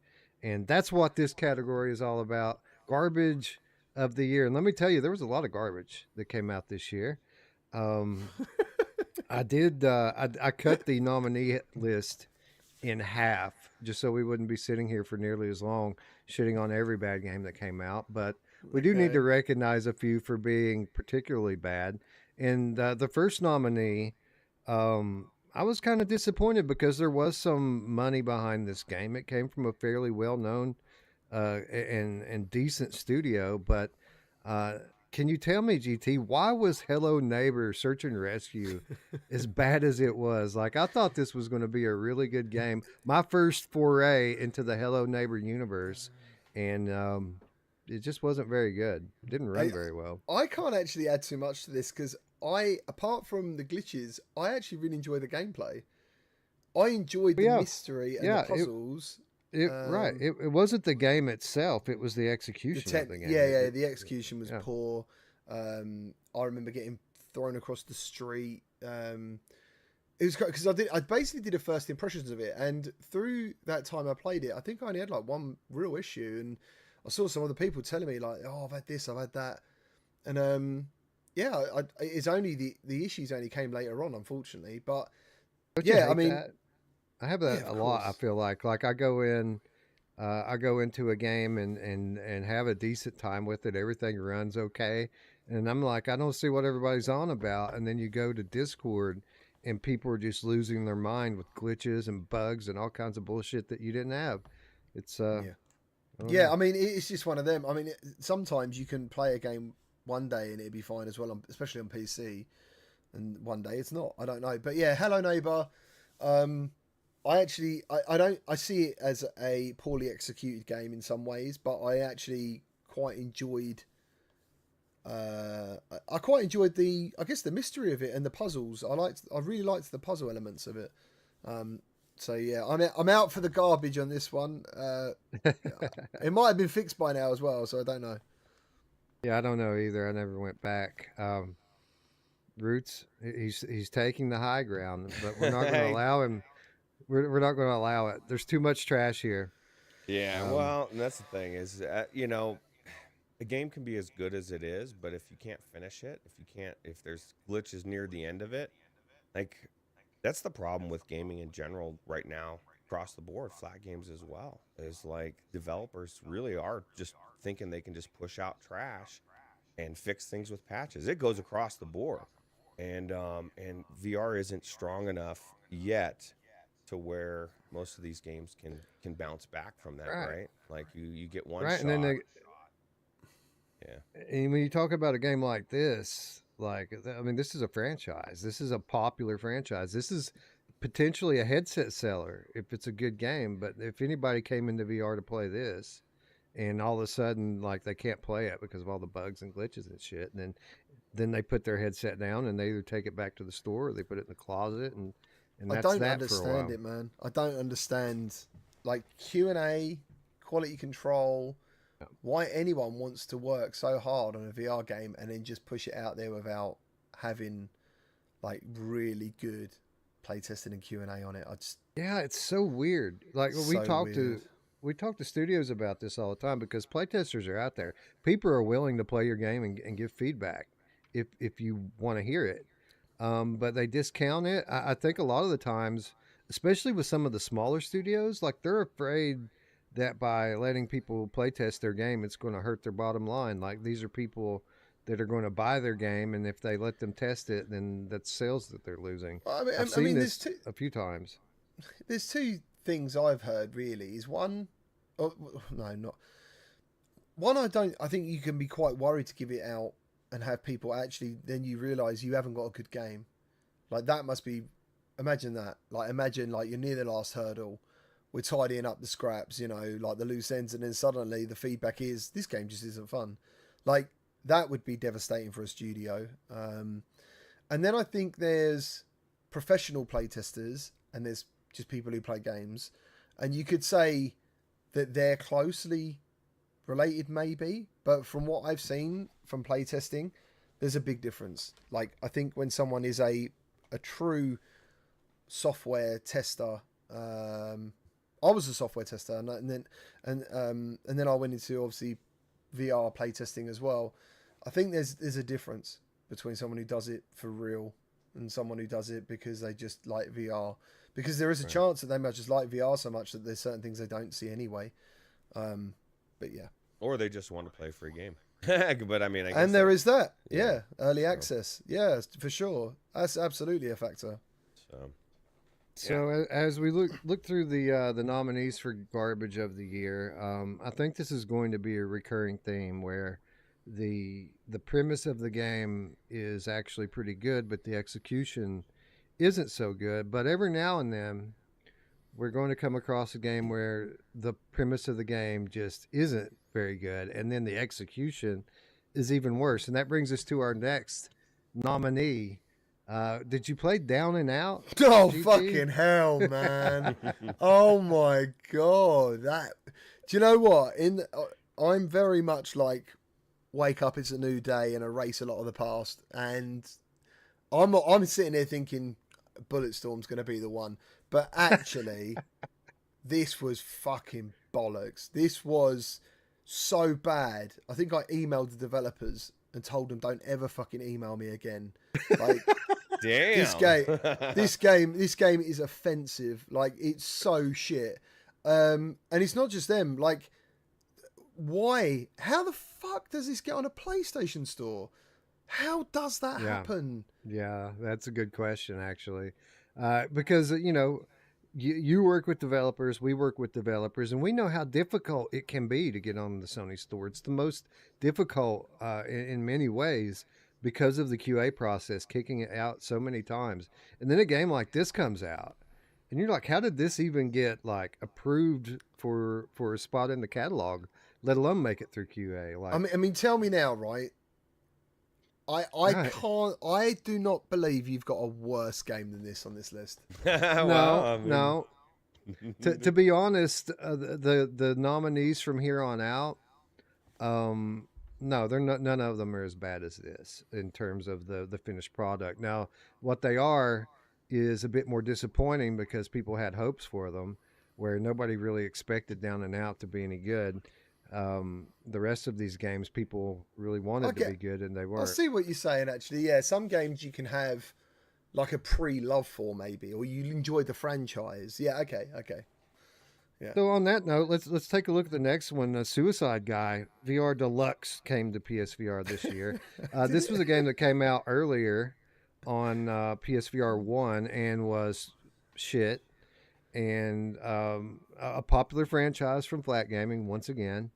But here, when it was coming to PSVR 2, everyone was kind of hopeful that the additional resources of the PlayStation 5 would finally give us a game that ran well. Okay. And this probably runs worse than Down and Out in terms of like frame rate and things like that. Like this game will make you sick to try to play it, right? Right. Okay. I'll be honest. I remember Suicide Guy. I remember playing it, and I remember forgetting I played it. And then I think I got an email about this one. I just wasn't interested. So I haven't experienced that. You didn't try the deluxe? I mean, come on. This is it is come deluxe, on, man. I think deluxe carries some. I think deluxe carries like a different. Like deluxe sounds okay. I don't. Do you have like deluxe burgers in America? Do you have the deluxe? Is that a thing? Well, I think that's a European thing. We do have our enhanced versions of our sandwiches at the fast food, but I think calling it deluxe, I think that's more of a Euro thing. I think it might be, yeah. If you go back and look at Quentin Tarantino's film, isn't it? Right.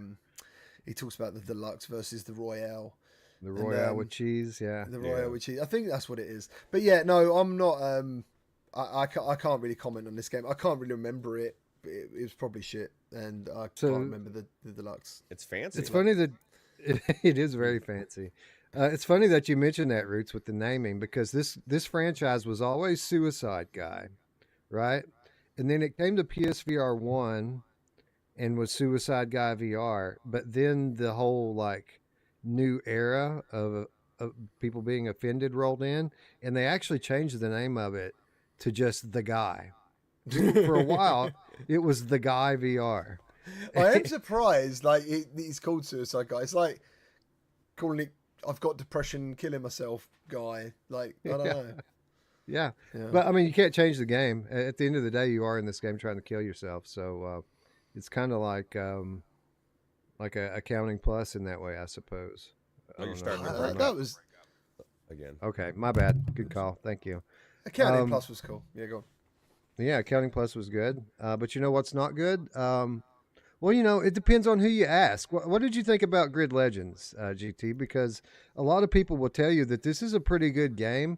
It just looks like utter garbage. Now, I never played Grid Legends, but I heard quite a bit about it on Quest. Yes, I feel so bad for the guys on Quest with this one because I remember I think I'll remember it forever. I remember starting up the game and the intro sequence is in-game graphics and you're like on a starting grid going along a road, and I remember thinking this has got to be the worst looking game I've ever seen in a VR headset. It was hideously ugly. Cars were like, I mean, considering it followed the flat game so closely, the choices of the colours and the cars they put in that beginning sequence was terrible. They were like purple, green, black. It was awful. It's an awful looking game in some ways, but if you can get past the graphics, it is actually a very good racing game. It's got really good physics. The whole game's there. You see if you enjoy like a single player racing experience, and the racing's really good. There's a really good sense of speed. So yeah, I didn't hate on this game. Obviously it's very hard to like I still recommended the game. I still actually really liked it. I mean, at the end of the day, there is no other races on Quest really of this caliber or any real racing games really. So it's a real shame that it looks so bad. Yeah. So yeah, what you said was right. People who have invested the time into it and taken the chance have actually found out this is a very good racing game with lots of content, but it just, you can make it look better using Quest Optimizer, but only to a point. Only to a point. You know. I feel really bad because I was racing against Batman and against Squidward last night in Hot Wheels Unleashed in one of the fucking coolest racing games I've ever played. And the Quest people don't get to experience that, right? Like that. That's the weird thing. This game roots. This is a port of a flat game. This game came out on PS4 and PS5. It came out on PC, and the VR version, for whatever reason, was Quest only. And it's crazy. If they had put that on PSVR 2, they'd have a massive win on their hands right now, I think. You know, there's obviously, and the other thing is there's a lot of people who bought PSVR 2 for Gran Turismo, so that'd be another huge win. Right. But yeah, like, did you try Hot Wheels with UEVR Roots? What is it? Did you try Hot Wheels Unleashed with UEVR? Yes, that's what I've been playing it on. Yeah. Yeah, same, man. It's good. It's the coolest. It's the best looking game I've played probably in VR. It looks so amazing. Race is amazing. And what I love about it is it's actual racing. Like I beat my first AI on hard because I have it on the hard mode last night in one of my races, and it felt so good because I actually have to fucking race. I have to drift. I have to do everything I can do because these cars are fucking amazing.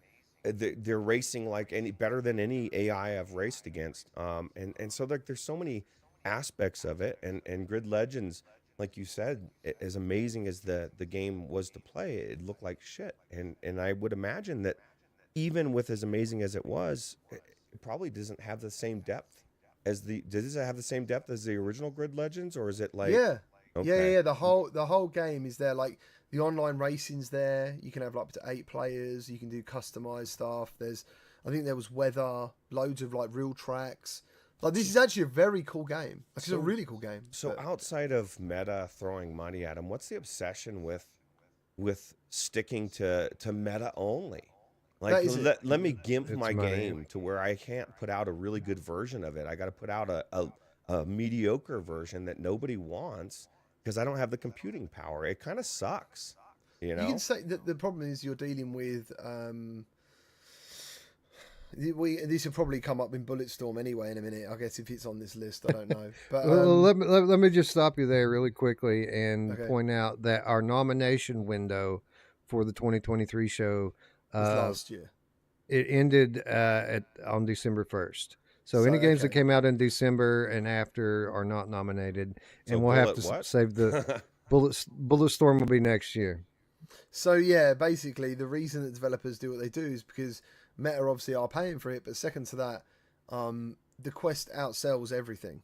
Like it's the most popular headset in the world. The By Quest 2's far. got 20 million headsets out there. All right, we don't know how many people are really using them on a day-to-day basis, but that sale number's there. They do have really good analytics. Gorilla Tag could prove to you that there are hundreds of thousands of players still online every day. Yeah. They might not be playing anything but Gorilla Tag, but they're in there. And obviously Quest 3 has now smashed it again over Christmas. But if your game sucks, it doesn't matter how many people are playing. They're not going to play it. So like it's kind of, it's a catch-22. Let's put it on the most popular headset, but we're going to put it out and it's a mediocre version.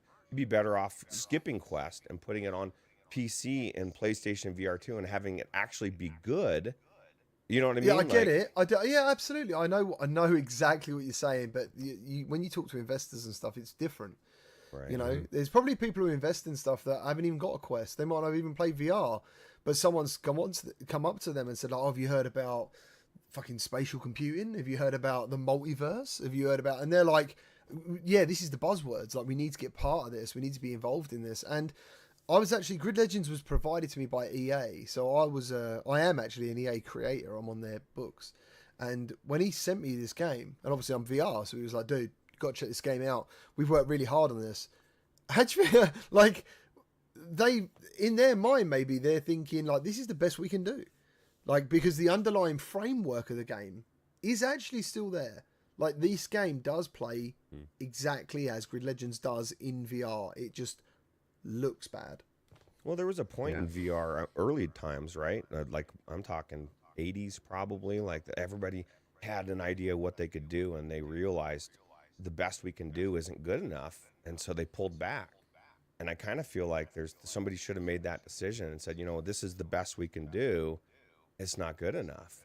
Yeah, that's kind of crazy when you think about it, that there was a VR peripheral for Sega Genesis / Mega Drive that went into full production, and they pulled it last minute because people were getting sick in the games. But when you think about that, and you think about how hard the Quest struggles with some of these games today, Oh God! imagine what those games would have been like on those old 16-bit consoles back in the day. They must have been so bare bones. Like there I must don't know be if you- nothing to it. If you guys have access to Oculus Store, you should try Dactyl Nightmare, and you can play it is it together. on there?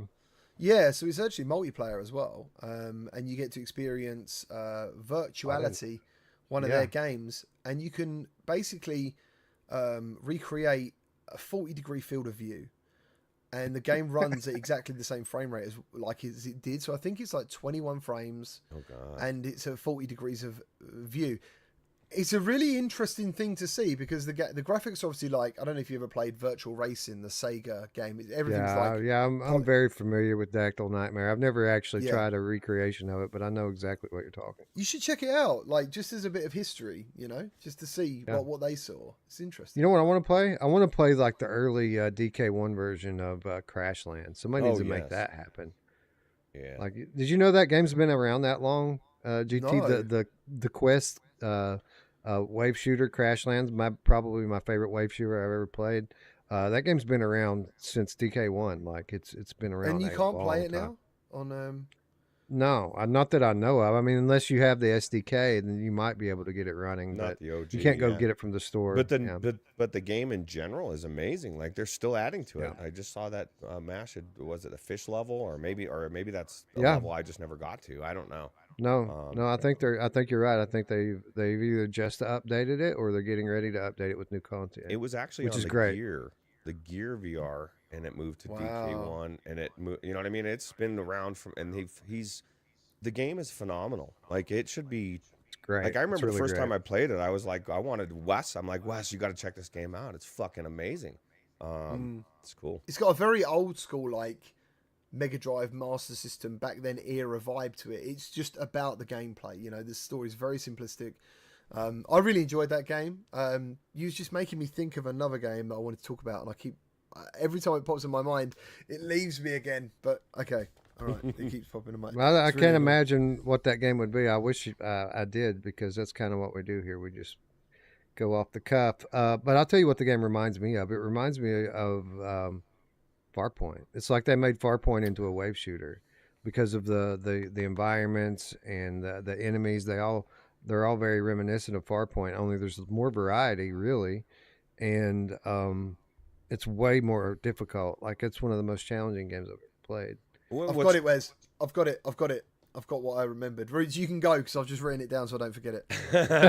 I was just gonna say Crashland is it's just it's one of those games that you think I'm out. Like, I'm out. I got past the level. I'm on the next one. And just when you're about to get out of there, something grabs you and you're like, Yep. no, like it's such a paranoia feeling, but it's such a good feeling. I think that game was done very well. So Yeah, agreed. Yeah, nice. So what was it? So actually, I've never spoke about this before. One of the first videos that got me into VR was a game called Hawking. I don't know if you ever heard of Hawking. Hawking, Steven that's a Hawkins? Oh. that's not a VR game though, right? That was So it was gonna be, right, and it was for a little while. So Hawking was a free-to-play online mech game. I've got to think about mechs, anime, all that stuff. I love all that. And Ryan McCaffrey on IGN, I don't know what year this would have been. It would have been like the old DK1 or DK2, but he played Hawking in VR, and I watched that video like 40 or 50 times, thinking this was the coolest thing I'd ever seen. And I think that goes back to what we was talking about, where a game isn't necessarily made for VR, but they implement VR into it. So the graphics are there, right? It looks fantastic. It looked amazing at the time. And yeah, it's like what you just said about Crashland on PC. I'll never get to experience it because it just never got any legs. Right. Maybe no one cared, or not enough people cared. But that was the game. That was the first VR video that I remember watching over and over again, thinking like, this is what I want to experience. Yeah. Yeah, amazing. Speaking of early inspirations, shout out to PSVR Frank making his way back into the arena. I know he was a big inspiration for you early on. Same here. Probably wouldn't be here doing this right now if it weren't for PSVR Frank. So happy to see him back. Yeah. Anyway, back to our nominees. You know, we talk about Grid Legends. Who knew that when they were talking about Grid, they were actually talking about the graphics? But bad games and bad ports are not exclusive to MetaQuest. PSVR 2 has their share of them as well. And we talk about Suicide Guy in our hopes that the PSVR 2 version would be better than the PSVR 1 version, and that's not completely unlike our next nominee, Transformers Beyond Reality. This was a game that had high hopes on it when it hit PSVR 1 back in the day, but what was a pretty run-of-the-mill rail shooter. It was still kind of fun to play, but it should have looked way better even on PSVR 1. So when we heard it was coming to PSVR 2, we had hope, right? We had hope that not only would they fix the graphics, but they would add in some new mechanics with the new hardware to make the game even better than it was. Adaptive triggers. Yes. Yeah. But unfortunately, that was not the case. GT, I think this might be the only game that I've ever played that the adaptive triggers actually made the game worse than it was before. I can't remember if I was too angry to cover it, because I did a review of it on PSVR. Now, I don't know if you guys know, I am a huge fan of Transformers. I've got a fuck off Optimus Prime now. I've got all the collection of G1 and some other ones and stuff, and I still seek them out to this day. This, for me, and I kind of knew it from when I first saw the trailers, it was what they did with the franchise that disappointed me so much. You know, you end up just being like a human on a platform, going along, shooting shit. And I was like, oh my God, the only Transformers VR game is this. But still, I think you were right, where it's like, it kind of really didn't do anything offensively wrong. But it didn't do anything really amazingly right. The progression was actually pretty good. The way that you can unlock and upgrade your weapons and things, and the way it gave you incentive to do multiple runs. I thought all that was surprising. Like I wasn't even expecting that kind of depth to it. The gameplay was just kind of monotonous. They had like 5 enemies. That was the problem. That yeah. was the problem. It Right. wasn't. Yeah, it was just boring. Like it was boring to play, and in VR, I think the uphill struggle is you've really got to earn your time. Because they're locked away. They can't do anything else. It's not like you're sitting at your PC and you can be on your phone for a minute and you can have a drink, you can talk to someone or anything like that. Like you are locked in, and all of your senses are on this. So it really does matter, what's going on. And yeah, for me, like this, a bit like Bulletstorm. I actually found Bulletstorm's gameplay like that. I didn't care. I just didn't care about the gameplay. Right. So I think it would. I think you're right, though, Wes. I think the gameplay was good enough that if you had gone in and it looked phenomenal, it would have been an okay experience. It wouldn't have been like, oh, this is the best ever. It would have been okay. But it was like you got in there, you were trying to enjoy it, and everything looked like shit. And it was a disappointment. It's just a disappointment when you see big franchises like this, especially ones that you love, with so much money behind them, that they won't take the time to make sure their game is really good. You know what's weird? That like outside of Star Wars, when you talk about big media franchises coming into VR, more times than not, it's been a disappointment. I mean, there's some good Star Wars games. There's a good Walking Dead game, but not all the Walking Dead games were good, were they? No. But we're used to that, right? Our whole life growing up, what was the worst video games that existed? They were ones That's a that good were point. movies, That's a good point. So it's not Yeah. not like it's really easy to take a franchise and make a good game around it. It just that's why everyone's like, "Oh my god, Aliens. I can't wait for Aliens." Well, guess what, dude? Like who's the developer? What was their last big game? Okay, I mean, it's so kind of. it doesn't mean you they got- can't make a good game. It just means I'm going to go by what they did last time with my anticipation. And everyone seems to have forgotten the last Walking Dead game that was fucking Walker's dog got shit. me. And Red fucking missed, and like all of that. It was one of the worst games for a big franchise that I've ever seen. And so I don't have much big hopes for that Aliens game. Hopefully, I don't know.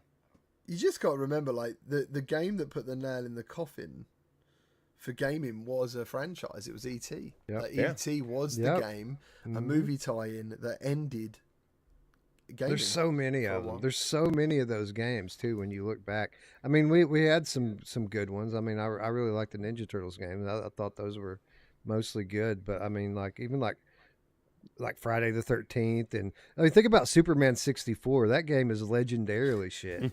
You know what I mean? A lot of Yeah. problems with the early on games, I think, is they tried to like recreate the movie that you've already watched. Like I need if you're going to take, like if you made a Back to the Future VR game and you said, you know what, we're going to make it and it's going to be just like the movie. That'd be cool, but I've fucking seen the movie a million times. I want to be Here's in the that thing about it. world and go on a different adventure, completely different. So I agree, but I disagree with there because I feel like if we were talking flat games, that you would be absolutely right.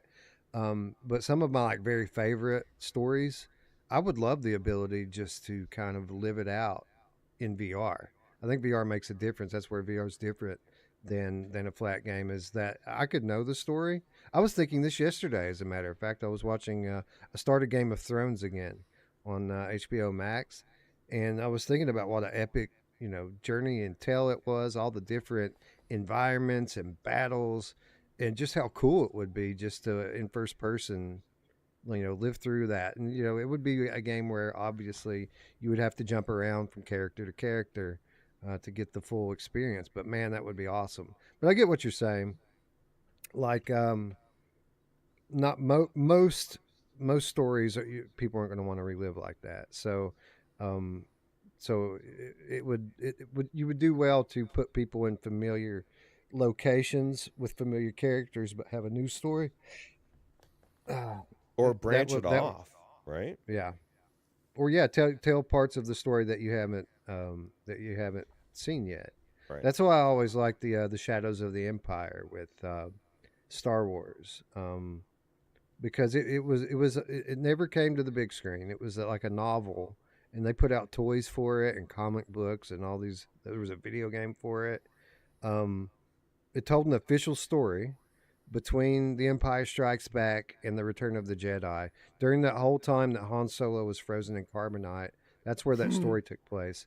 And I think that was one of the reasons that made that video game so popular, was because it was an official story with familiar characters. So yeah, you're right. Anyway, we're getting way sidetracked. Transformers sucks. Don't buy it. We're still waiting on that PC version too, by the way. But although I don't have very much hope for it, I don't think they'll make that. What a waste of development time. Yeah, there'd be no point. And they shouldn't. Like, the only way you should, if you're out here, they're developers for this, is if you're gonna make it better, change it. Like, fix whatever's wrong on. Why bring a mediocre game over to another platform that nobody wants to play? I said I don't want to be rude, but that's just the way I feel. Yeah. All right. So as we move on to the winner of the garbage of the year 2023, we are staying in the PSVR 2 wheelhouse here. Unfortunately, no. And we're talking about another game that had very high hopes strung on it, but turned out to be pretty shit. And that game is Project Wingman Frontline 59. Oh, you know how to pick them, man. That's almost my face. We had to take your video for this one, GT. So this game, everyone had their hopes pinned on this, as this is going to be the Ace Combat 7 that we never got, and a lot of the fallout around this launch falls on the developers, because they pretty much let people believe that they were getting the full game, which, by the way, is playable in VR on Steam. They were letting people think that we were getting that, plus some extra bonus content, the Frontline 59 campaign, just for buying it on PSVR 2. What they didn't tell us, GT, is that the original game that you can play in VR on Steam is not playable in VR on PSVR 2. It's only the extra content that you can play in VR. And then that turns out to be pretty uninspired, basic, and ugly, and not very fun. Do you know what's annoying when I do these videos? One, they're not scripted because I don't need to, because I feel that passionate about it. But two, the game looks good on social. Yeah. That's what's annoying about it. The game looks good on the social screen. But yeah, this was a major disappointment. Like, major. And I remember getting the email key, and they were so proud, like, of giving this game out. And I was just like, what the hell is this? It's worse than Ace Combat, because Ace Combat was up front and said, hey, this is what you get. You're only getting this, and people plus wanted it was great. More, and it was good. The content they gave you that was in VR was good. This is like, we're going to make you believe that you're getting this. You're not going to get it. Plus, what we are giving you is kind of mediocre. So yeah, it's a video like that. I remember was more about, it's like a public service announcement. It's a warning, like, don't. This is what's so bad about the pre-order situation. I don't want to go on about it too much. But when games have pre-orders, what you notice is the marketing push is all about make sure the channel speaks highly of this game, or the marketing, or the whatever, whoever's going to. Or nobody says a word about it until after. And they don't give out anything until it's launched. Yep. So you can't fuck them up. And so literally, like, if I play a game like this, I play it, I'm sitting there and I'm like, within 2 hours, I'm like, I know enough. But I just need to go that little bit further. But all the time in the back of my mind, I'm thinking, I could save someone money right now if I made this video as soon as possible. And I remember this one, I think I'd done maybe, 4 hours, pushed myself, and I was just like, right, just fucking tell the camera what you think. And it's awful that developers put us in this position. There's so many warnings that you can get now. If you're not getting access, they'll blame Sony. They'll blame whoever it is that they can't get the keys ready. And I genuinely believe that is the truth sometimes, because it even happens with good games. But still, man, like, this was misleading. on purpose. Like, Yeah. I think this was misleading. Well, it's from the worse on get-go. PlayStation because there's no recourse, there's no refund unless it's so bad that they pull it off of every fucking platform in the world. Then Sony will give you your money back, like Pal World, in Korea or whatever. So like, I just don't. I don't know, man. That's GT. That's why I respect what you do, because like most content creators they want to get it out there quick because they want to be the first person. That's the reality. They want their video to be first. I want eyeballs on mine. I don't care if I've played 30 minutes and GT's sitting there struggling. I've only played it 2 hours. I need to give it a couple more hours, and he's concerned about people's money out of their pocket. Like that. If anybody, I just feel like if somebody really, really cares about what they're buying, they should be watching your content because you're being straight up. There is so many times that I know for a fact that it's hard because content creators are my friends and I know them and their audiences might not watch me anyway, but there's so many times that I have spent a day in a game to make sure I constructively get it right, and I'll put out a video, maybe not the same, and someone could play it for, like, as you said, exactly an hour and say this game is almost game of the year, it's fantastic. And like, it puts me in such a strange position because and they'll get maybe 5 times the amount of views than me, and what do you do about that? There's nothing you can do. You just got to keep pushing the elephant up the stairs and just hope that. But it's my but even saying that, before we go, I don't want to go on too much about this, but it's just my perspective, and that's all it'll ever be, is my perspective, and that doesn't mean it's correct. That's what I've got to remember. Yeah, we all get it wrong sometimes, right? Yeah. It's not about getting it wrong. It's about being who you are. Well, your true, likes, your dislikes. That it's your perspective, and people need to remember that there's nothing wrong with going around. What does he think of this? What does he think of this? If you're worried about money, some people don't just buy games anyway. But yeah, like, multiple perspectives are important.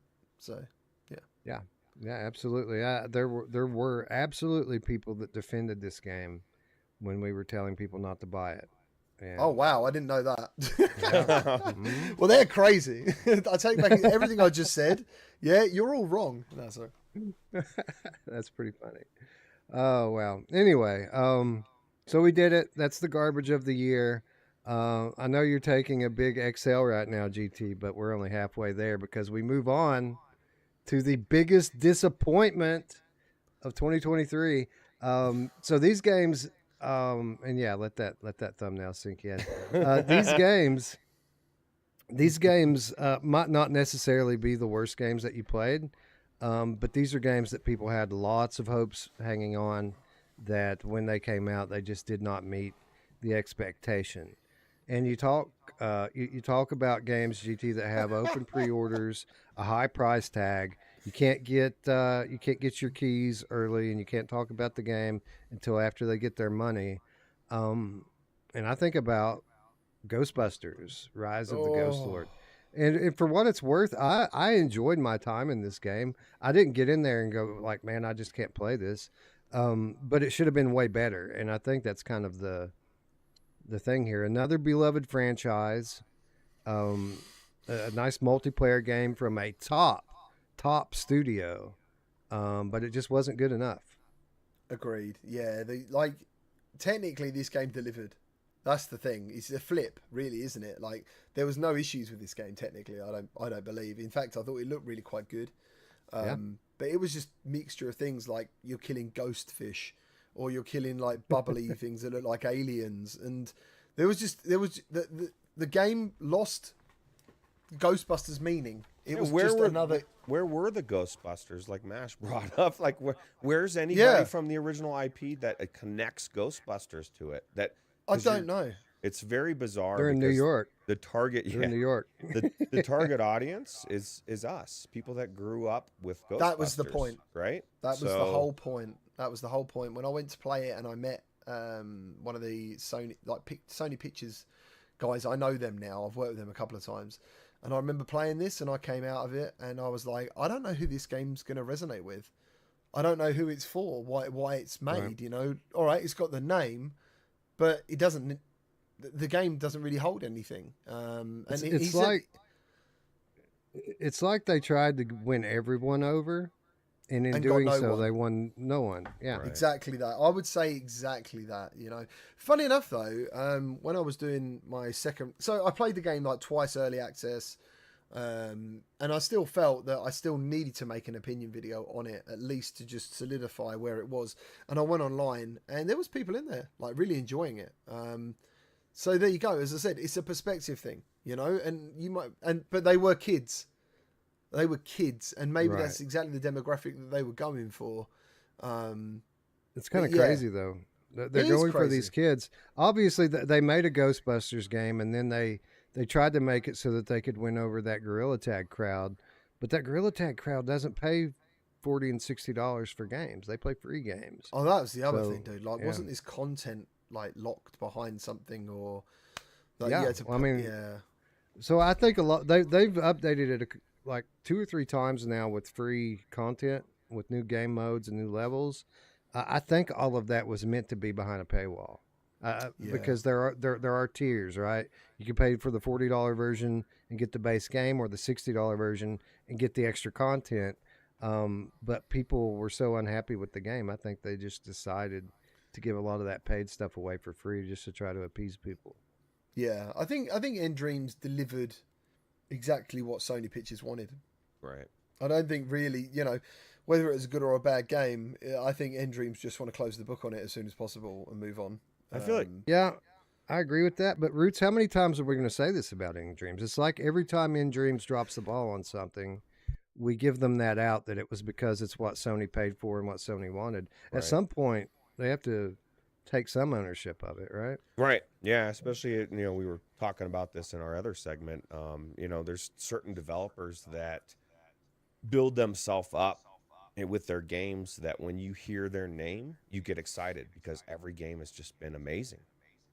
Missed opportunities. I would like to point out in this type of game, like little things like crossing the stream being a thing. Like, oh, you can't do that. Like having to work together a little bit more to where I just feel like the gameplay was mediocre. It was, there wasn't much to really make you wanna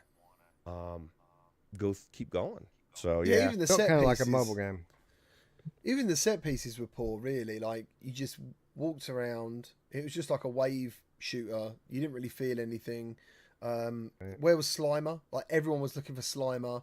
Everyone's looking for the main characters. Everyone's hoping to drive Ecto-01. Like they're looking for this stuff, And did you guys none ever, of that happens. Did you guys ever play the Ghostbusters game that was back in the day, the one where you could drive around the vehicle? It was like half the game. It was like half the game, right? Driving around. It was actually a really good Ghostbusters game. It was cool, and I think that they could have made it a lot cooler. I just feel like it was just like a mobile game, like Wes said, and it's just a bummer.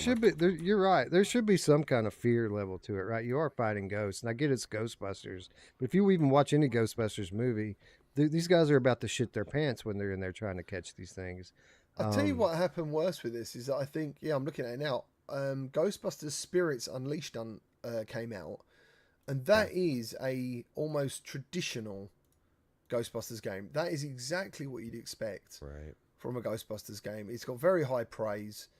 It looks awesome. The ghosts do look semi-scary, even though, they still look a little bit childlike. And I think you can play that in UEVR. I'm not 100%. Well, I'll tell you what. That's what I was saying to Mash the other day. I just feel like these games are... I've missed what I was going to say. All right, well, it'll come back. I guarantee you. It's all good. It's all good. It'll come back.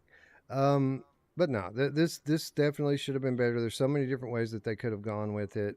You know what the funny, ironic thing about the whole deal is that Blair Renault called this like 18 months ahead of time. Well, when they put the first concept art out for this, he said that's garbage. Like, is that then the CGI trailer they did, like the cartoony CGI trailer? Yeah. And he immediately set out to make a demo of what a Ghostbusters game should look like. And it looked badass. Yeah. Within like a day or two, right? It was crazy. And everyone gave him shit for being a hater when he said it. Like everyone said, you're just hating. It's not going to be that bad. And then the game comes out, and everybody's just like, well, "What I the remember fuck what I is was going to this?" say. What I was telling Mash, and this is during the deliberations.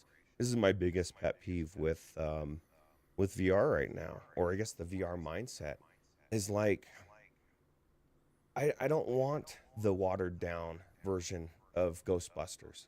Why can't I have the same fucking game the flat gamers get, the AAA game that actually had all the time and money and care and put into this amazing package? And then for VR, they're like, here, let me give you the scraps. We're going to give you your version of Ghostbusters, your version of Assassin's Creed. You can't have the real Assassin's Creed. You're going to get a watered down version, and you're going to like it.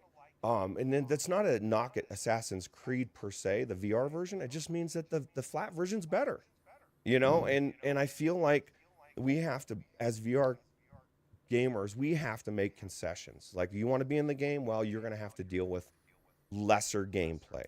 And now the good news is we're getting past that. But this is all of my frustration for the last year and a half. I felt this way for a long time. And so that we're starting to see it, but this is a perfect example of how we get the short end of the stick while the flat gamers get the amazing version. And I'm tired of it. So anyway. I hear you, man. I hear you. All right, so as we move along, I think I'm going to try to pick the pace up a little bit. We've still got a long way to go, and I want to be respectful of GT's time. We've been doing this for an hour already, and we're like halfway through. So I'm going to try to pick it up just a little bit, although it will be difficult for us to blow through how disappointed we were with the Foglands. All of the pre-launch promo material for this made it look like it was going to be one of the most badass releases of the year, and it wasn't terrible. Like a lot of people said, it was terrible. It wasn't terrible. It was okay, but it should have been way better. And GT, I feel like they were pretty close to having a really good game here. Just needed a little bit more, right? Yeah, absolutely. It's there was just something majorly missing, and to be honest, I can't really remember it, and I'll tell you why. I had to basically make 10 days worth of content in 2 days. And this, all I could do on this was a gameplay video. And I don't usually do that. I don't usually put out like a 20-30 minute video of me just playing a game and talking about it. But that's what Foglands was at the time. It's all I could do at the time. And yeah, there was just something missing. It was all right. It was, I've seen some people online absolutely love it. And I've seen quite a few people just say it's very mediocre. Yeah. But yeah, that was the problem with it. Like the game has a very good look. It has a good premise, Roots. Like, I mean, in terms of like the concept for a game, I mean, we've had a ton of roguelikes at this point, but the way they went about it wasn't necessarily bad, but it was the gameplay. It was when you got in there and started doing it, it got fairly repetitive fairly quickly, and it just wasn't that fun to fight in this game. It just shows you that the implementation of how they do it matters as much as what you're doing, right? So, like, you have a game like Light Brigade, which is a similar, I'm not saying it's the same game, but similar concept, right? And the way that they did it actually didn't get repetitive and boring, and it just kept being exciting.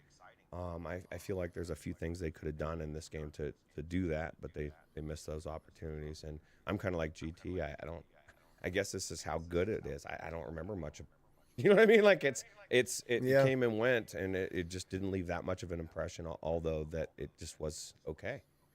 So yeah, it was okay. That was the thing. Like, not the worst game, but definitely one of the biggest disappointments, because many of us thought that this was going to be a banger, and it just wasn't.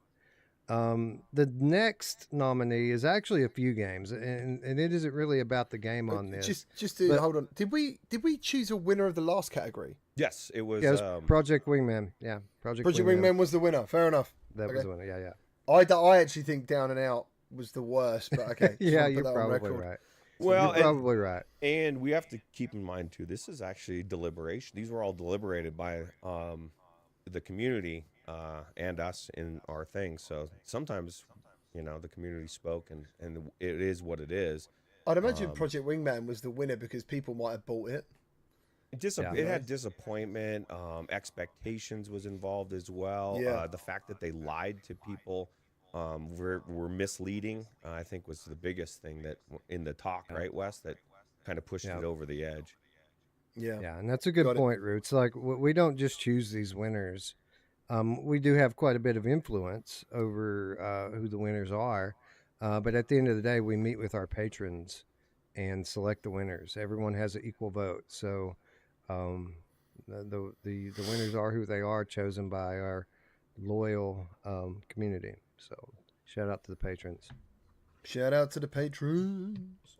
Right. And the next nominee, again, isn't so much about a game, more as a trend that we saw, and it was one of the stories of the year. And when we're talking about disappointments of the year, not many things were as disappointing as the trend of shitty launches on PSVR 2 of games that were pretty good games. Games like Green Hell VR, Hellsweeper, Switchback. None of them really lived up to the pre-launch expectations, and it was all pretty technical stuff at the end of the day that really held them back. Mostly poor graphics on launch, and many of these games have been updated and fixed since then. But I just don't understand, GT, how we keep doing the same thing over and over again. We see these games that have a lot of expectations put on them come out with less than versions on PSVR 2, and then they expect a different result. Like at a certain point, these guys are going to have to start holding on to these games and polishing them before launch versus trying to fix them with patches after launch. Yeah, so I mean, you know the story of Hellsweeper with me, don't you? I told you that. Like, I played it before anyone else in the public, and they spent all night setting up a co-op PSVR 2 scenario, so me and Mike could like do an earlier hands-on video. So I just, while everyone was having a coffee, I said, "Oh, I'll quickly just jump in," and I came out and I was like, "You cannot release that. Like that looks like 1080p." And I said to like whoever it was, and she came in and had a look, and then she got her engineer to have a look, and he was like, "Oh, it's okay. It's because this was a co-op build, so it's blah blah blah." And I said, "Well, I'm just letting you know, man. Like, you can't put that out in the public. Like that just can't fly." And yeah, again, why Root said it right at the beginning, and he's absolutely right. Like, you don't really get much of a second opportunity in VR. You know, like, it's such a storm in a teacup at the moment that I don't know. I think some games can pick themselves up, you know, but they would have to probably do another marketing push all over again, like a relaunch. You know, make a really big deal out of it. Some of these games just get updated and no one really cares anymore. I don't know how Hellsweep is doing. I thought Hellsweep was a very cool game, but on PSVR 2, it looked awful.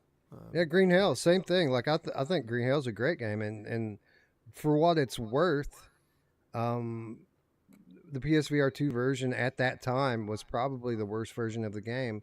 It also, I mean, graphically was the worst version of the game, but also was the only version of Green Hell that I played completely through. Like, I finished this game on PSVR 2 because the game's so good.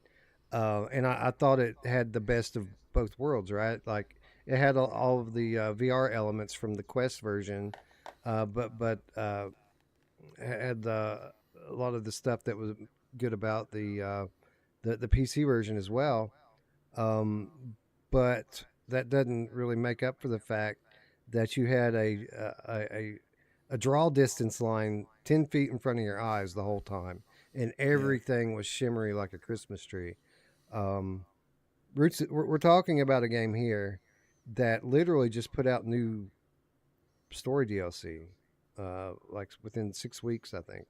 They just put out a big thing, and nobody cares anymore because they blew it at launch.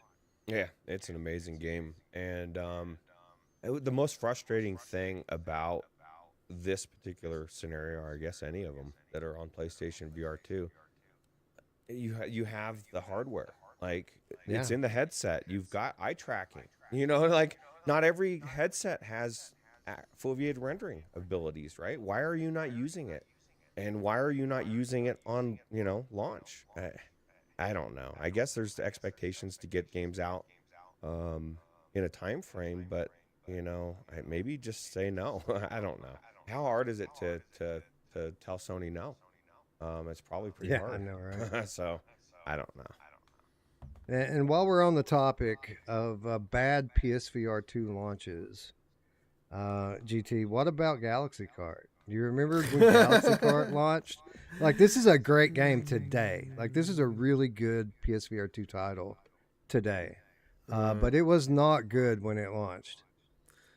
It was awful in a lot of ways. Like, gameplay wise, the worst thing was I play tested this game. So if you thought it was bad then, I play tested this game about 2 months prior to this, and it was worse. And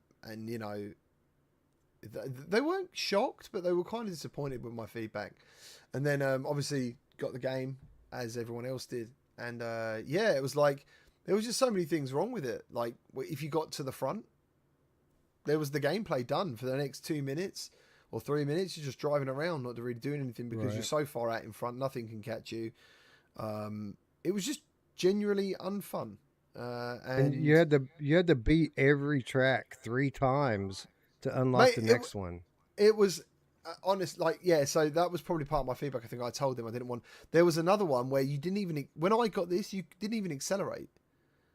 You just steered. And I was like, I said to these guys, I went, I'm not being horrible, but like, surely part of the best part of driving is putting your foot down or accelerating. And, they were like, oh, yeah, maybe. Maybe. Like, are you making a racing game or not? Yeah, that's no maybe. That's like... It was insane. Certain decisions they made. And yeah, that was part of it, was this weird locked thing. And I don't think they did change that for launch, because they obviously wanted to try and extend. Well, they only had 3 tracks. Game retention. And there was only 3 tracks. Yeah. They only had 3 tracks at launch, and you had to beat each one 3 times. Once on each difficulty to unlock the next one. Yeah. And then the gameplay was crap. Roots today, this is a game with a ton of awesome tracks. It's fun to play. You can play with a wheel and pedal and the motion controllers at the same time. It's really one of the better titles on PSVR 2 now. What a difference like 9 months makes, right? Yeah, imagine if they could have released in that state. But the bottom line is it's fixed now, and it is amazing. It's got the best. Like you said, it can be steering can be used with a wheel and pedals, but you don't even need it. It's got the best virtual steering I've ever used in a VR game. So, and it looks nice. It looks nice. Doesn't it looks nice, yeah. and the characters, that it's got something different that no other racing game has. Like, each character has its own unique ability, which gives you a reason to use different characters. So I think it's definitely cool, and it's just amazing how much 9 months time can make. But again, you get one shot for that release, and how much better could this game be doing if they would have had the game today on release? And I know that's not always possible, but it is what it is. That's what I wonder. Like, I wonder if dropping a game that everyone slags off, doesn't buy, is worth hitting a deadline for. I don't think so. I don't know. But what the reason they obviously do it, or I think they do it, is because they need revenue to come back in. Like, they've spent that much money on a game, and now they need to release it because they need to get the revenue back. But surely no one's buying a game that's crap anyway. So I don't really get, it must be a catch-22 for them, I don't know. Yeah. Unless they really do believe the game is good and they're like, everyone's going to love this. Yeah, it's going to be great. People are going to love our 3 tracks. Yeah. Yeah. I have a launch party. Let's have a launch party. At least in the case of VR Monkey and Incuvo and In Dreams and so many of these other games that we're talking about, at least the studio cares enough to go back after the fact and make the game right. The same cannot be said about our next nominee, which sucks because I really like Gambit. This from the creators of Zero Caliber, a co-op, story-driven single shooter. that has a lot of attitude and has a bit of a fresh take on this type of game, and it it just wasn't that good at launch. Like, I mean, I enjoyed it, but it was broken. Like, and the thing that really sucked, GT, is that we played this game like super early, and it was fine before launch. But right at the last moment, as they integrated crossplay between Quest and Steam, it broke the game. And rather than fix it, they just fucking moved on and left it. Like, it's still broken. The last time we tried, like, the game still crashes if you try to play it on Steam. And I don't understand that. Again, another case here where they were so close to having a great game and they just quit. This is the Zero Caliber guys, isn't it? Yes, it is. Yeah. I obviously we can't speak for them. Zero Caliber was I featured this, not this game. I featured their new Zero Caliber 2 game in upcoming VR games list because I remember Zero Caliber being really good, like back in the day, and it was you could. I think Well, they made it good. They made it good. Like, it wasn't great at first, but they kept working at it and they made it into a great game. This is, as you said, this had so much potential. The marketing behind it was really quite cool. The trailers and stuff and the attitude. But yeah, like, again, something was just lost when you got in there. Actually, I think you're right. I remember playing an early version and thinking it was quite good. And then I remember playing it on release and thinking, this game isn't that good. Like, I don't understand it. What's happened? Yeah. It was really weird, Roots. We had a lot of fun in this, didn't we? Yeah. We until we couldn't. We weren't even able to interact with. I think it was Skiva or somebody trying to grab onto stuff. It was even when we played together right on launch. It just had issues, and I feel like it could have been good if they would have taken a little bit more time, a little bit. But they would have tried. They immediately cut the price of it. Like, instead of fixing it, they just cut the price down to bargain basement prices. And now it's like Voldemort. They don't talk about it. It's just so move weird. On. Everybody, they got their money off of it. They funded, obviously, Zero Caliber 2, and they're moving on to it. It's kind of a bummer for people like myself or anybody that wanted to like this game. And it shows you, or it should anyway, and I'm not saying people shouldn't buy Zero Caliber or 2, but, like, I have a memory. I'll just tell these guys this, okay? So every time a developer does this kind of shit, in my mind, I catalog it. And so, like, the next game that they put out, I'm a little bit less likely to want to play it. And if you do it enough to me, I'll say, fuck you, and I'll never play your games again.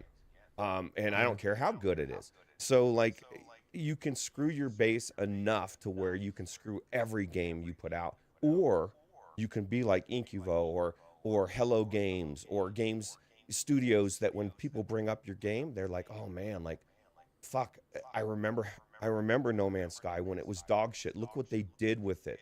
The time and the care that it took them how many years, but they did it. I have faith in Hello Games, and I probably always will until they disprove it. I can't say the same for this developer because of this game. And hopefully Zero Caliber 2 will be a hit, and I can start to feel good about them again. Yeah. There's a lot of genres that are overserved in VR, but then there are others that VR is still waiting for the first big one. And when you talk about MMORPGs, like, Zenith was pretty close to the mark. That was definitely the best that we've seen. But as people spent time in Zenith and leveled up, the game started to get a little bit stale and boring after a while, which was okay. I mean, it's still good fun with friends, but the whole time everyone just kind of had hope that the next one, it was going to be the big one, and everyone, GT, was so excited for Elysia in early access because they thought that Elysia was going to be the game that Zenith was not. And it might be news to a lot of our viewers right now as they're seeing this. This game is out, ladies and gentlemen. This game came out a few months ago. Yeah, it's out. It's been out. You haven't heard about that because it sucks and nobody cares. Wow, it is mostly negative. Yeah. It is. Oh shit! I did not know. I covered it. When the fuck did I cover it though?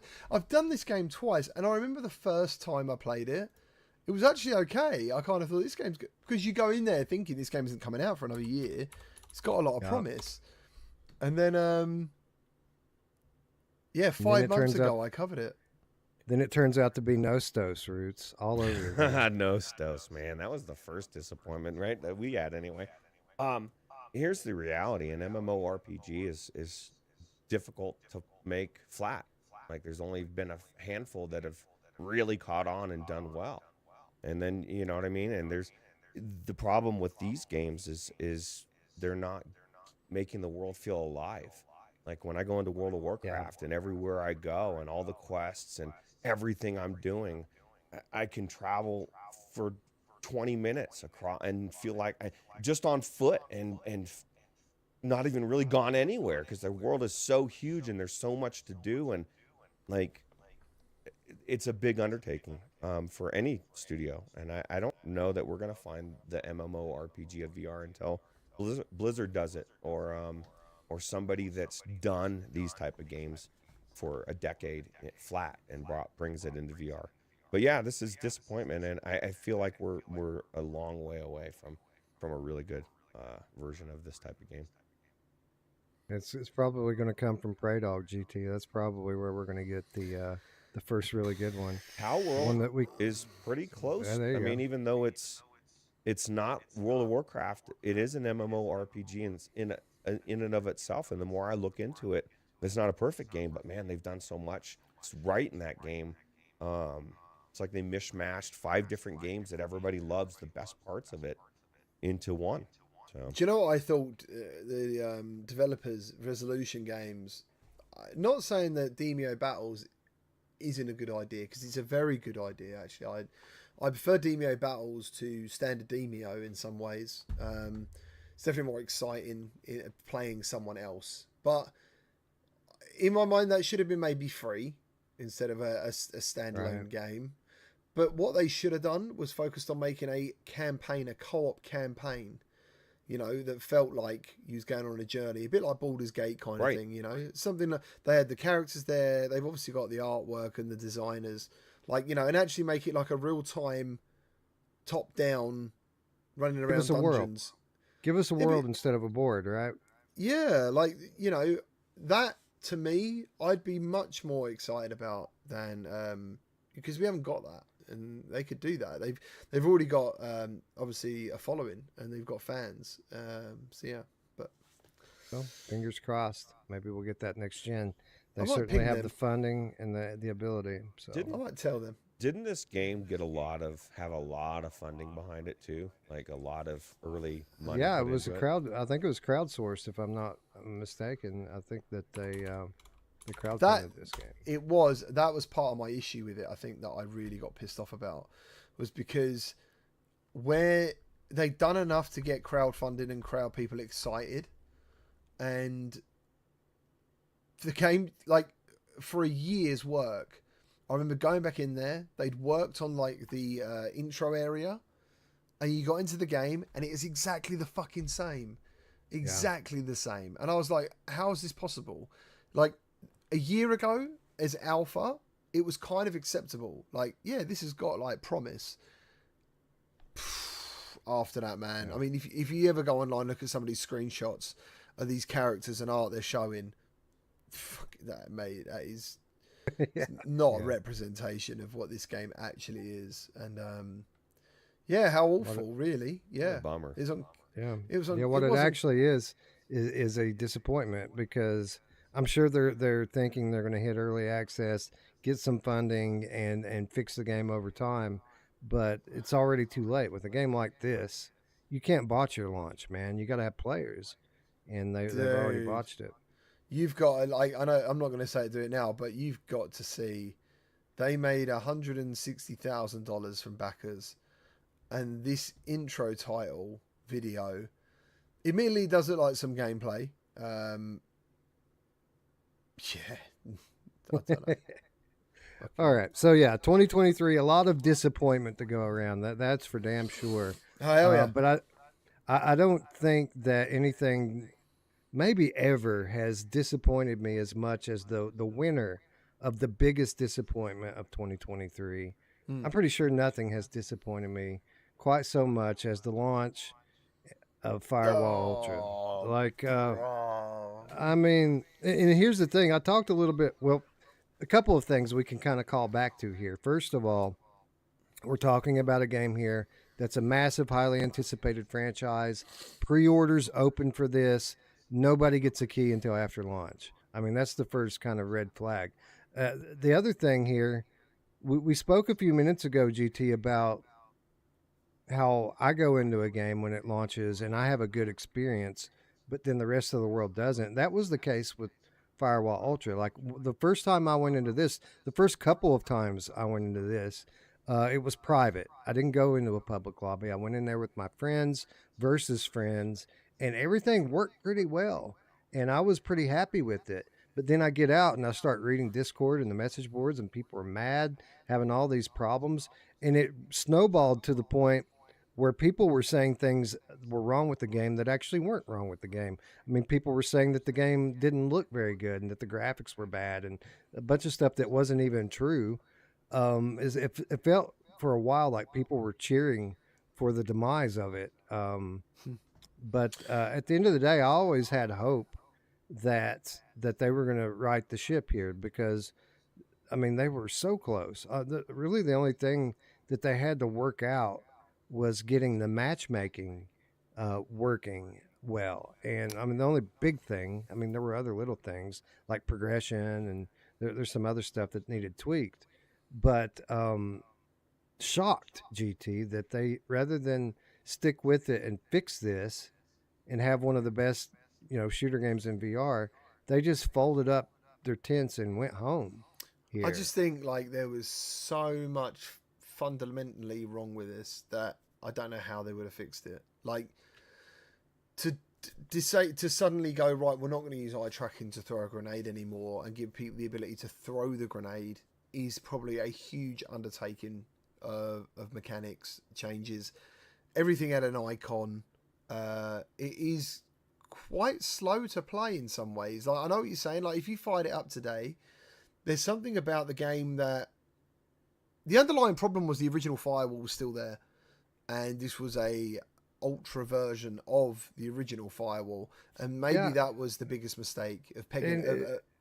What do you do though if you're that developer? Do you have a passionate fan base of players that played well past the lifespan of PSVR 1? People played this. People are still playing the original Firewall. What do you do if you're them? Do you completely release a whole new game, or do you try to give people the feeling like they still have an aim controller in their hands, even though the technology has moved on? I got to imagine that was a very difficult decision for them. I think that's a part of the problem, but I think that you nailed it. The biggest problem, and this is why I think they went under. The first game had issues with networking. They couldn't figure out how to get their game to work the way it should the first time around. They never did. Then they went to the second one, and we expected that they were going to fix those issues they never could fix the first time. I don't think they know how to, whatever's going on, they don't know how to fix it. And so, like, at some point, do you continue to spin your wheels, or do you just say, you know what, we gotta end it. We can't fix this, which is a bummer, because it is, the first one did so well because it was good and because there was nothing like it. And then the second one came out, and Breachers works. This one doesn't. People need to remember at the time of this game, there was no Quest. Like, there was no real, it's either PCVR or PSVR 2. Like, there wasn't that competition, and just sometimes everything aligns right. And and I'm not taking away Firewall Ultra when we played it, like the mode where you fight the AI and you got to do the certain missions and stuff. I can't remember what the mode's called. I think Exfil or something like that. Something like Exfil Ops, something like that. Yeah, that's actually quite fun. Like, we had a good time playing that. It was fucking hard as well.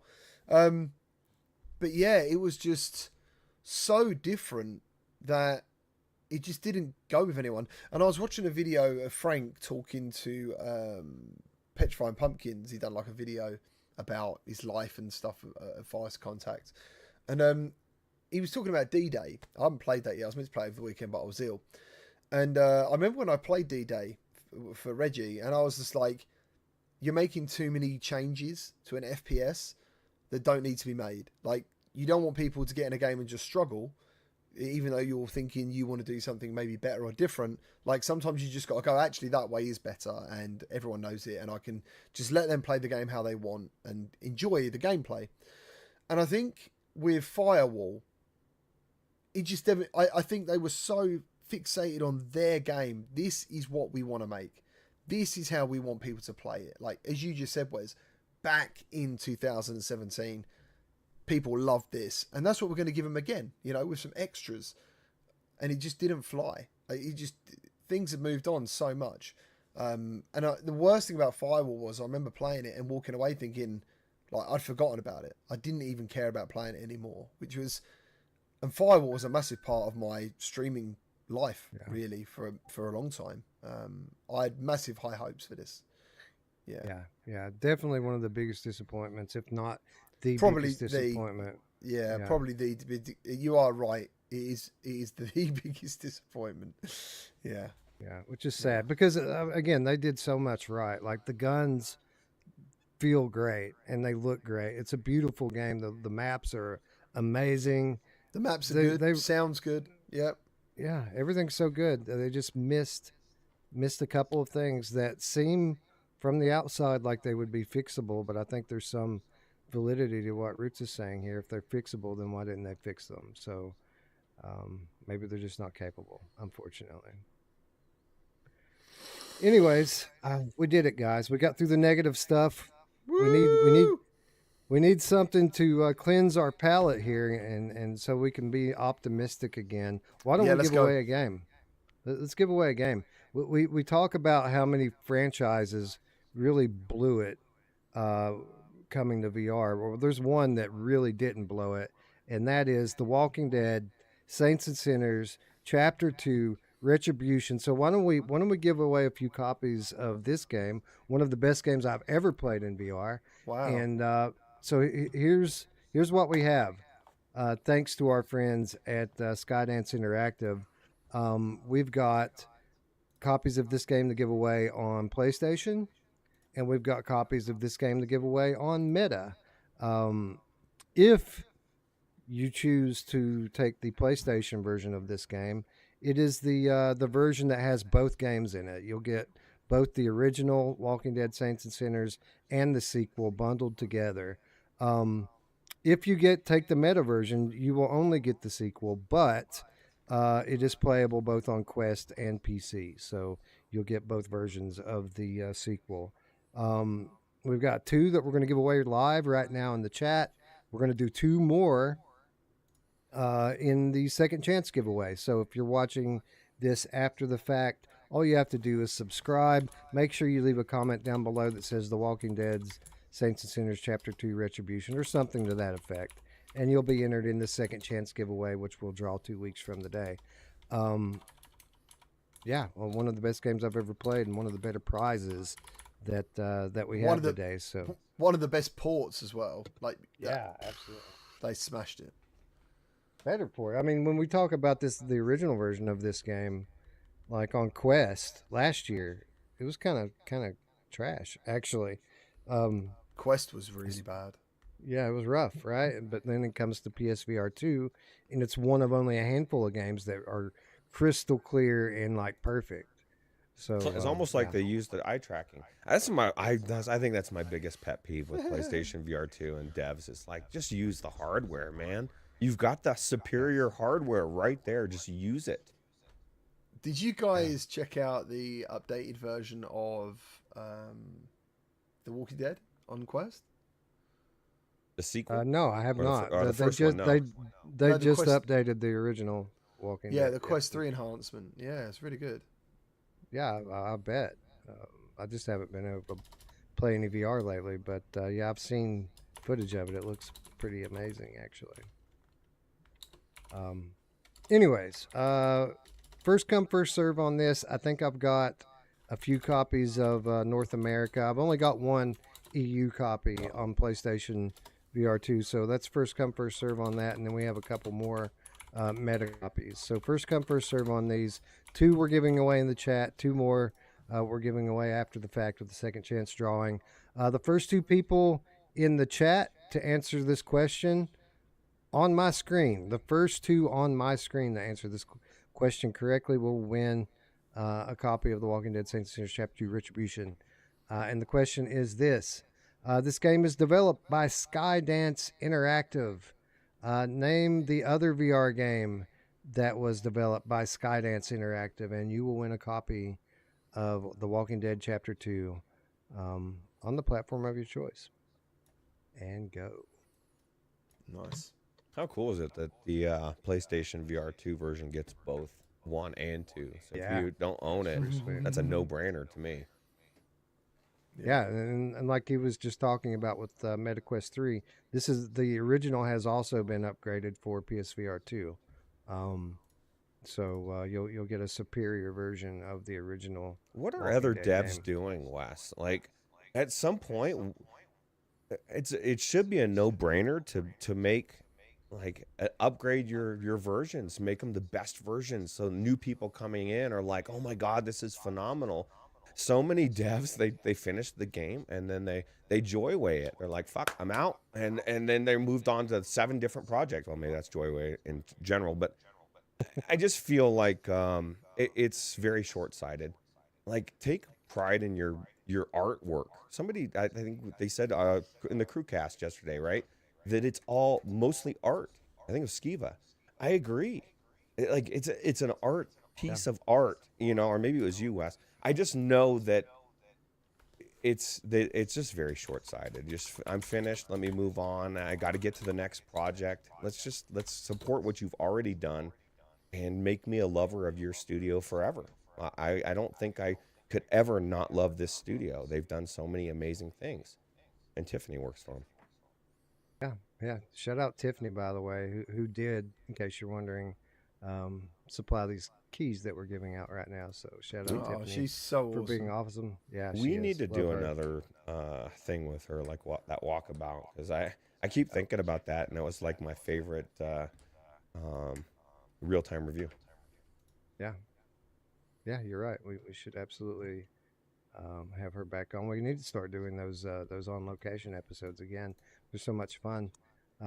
Life takes over, right? Yeah, it's coming. We'll get back. Yeah, absolutely. Anyway, congratulations to the winners, whoever that turned out to be in the chat. Again, if you're watching this after the fact, you can also be a winner. Just make sure you're subscribed. Make sure you leave a comment to enter, and we're going to give away a couple more of these in a couple of weeks.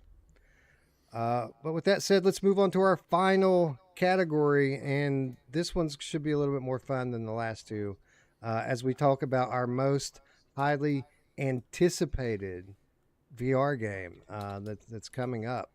GT, you just flipped. I just what? You just flipped. You're facing. Why are you facing away from me and Wes? Oh wait, there you go. You just fixed it. Oh wait, that was. It's not my fault. I didn't flip my room. That's right. That was rude. Anyway, go ahead. GT's in the upside down, apparently. He's in the upside down. Oh, that would be cool. I don't want to be. I don't think you want to be upside down. You know what's funny? I say this, GT, that we're moving on from the negative talk, but I would like to point out that the first nominee in this category I removed because it was Bulletstorm VR. Yeah, that didn't go so well either, huh? But we can talk about that next year. Let's talk about some stuff we're actually looking forward to. Stuff like Madison VR.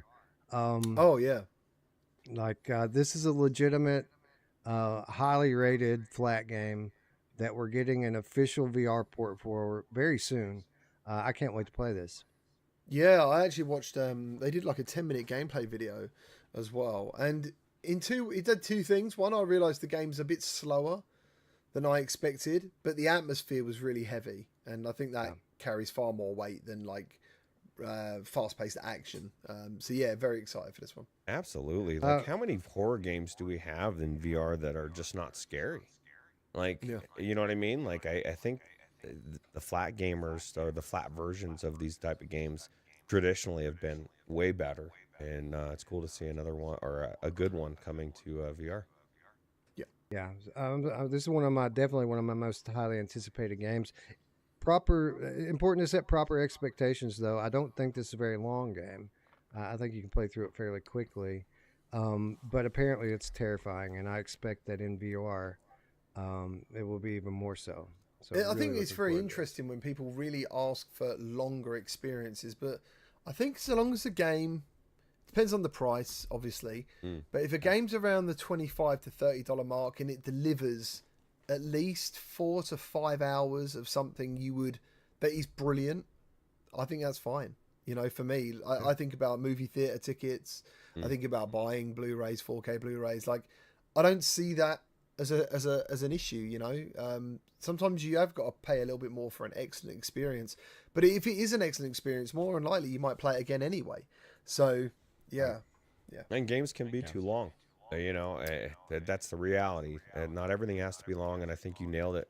It's all about the price reflection, right? As long as the price reflects the amount of content you're getting. And sometimes, you know, if it's a really good, like I would use the example of what was that one with Elijah Wood did that? Transference. Yeah, Transference. You know, it was the first of that type. It was very well produced, and it was only what, an hour and a half, 2 hours, and it was like, use the example of what you said. You know, you're going to spend $20-$30 going to the cinema with somebody, or if you take somebody, or maybe even just by yourself these days. So you can justify it by how good the experience is if it was good for you. Yeah, I tend to lean into that. You know, like how much entertainment am I getting for this last hour? You know, and then just work it out that way. So yeah. You know what I'm looking forward to? VRSO bare knuckle fighting. This is really our first legitimate combat sports title in VR. I mean, we have Creed, we have a couple of like fairly basic boxing games, but this is the first real fighting game that we're gonna have in VR, and it's coming from a developer that brought us Vin VR, so a big departure for the studio. But GT, I haven't seen standalone graphics before that look quite as good as the footage that they're showing here.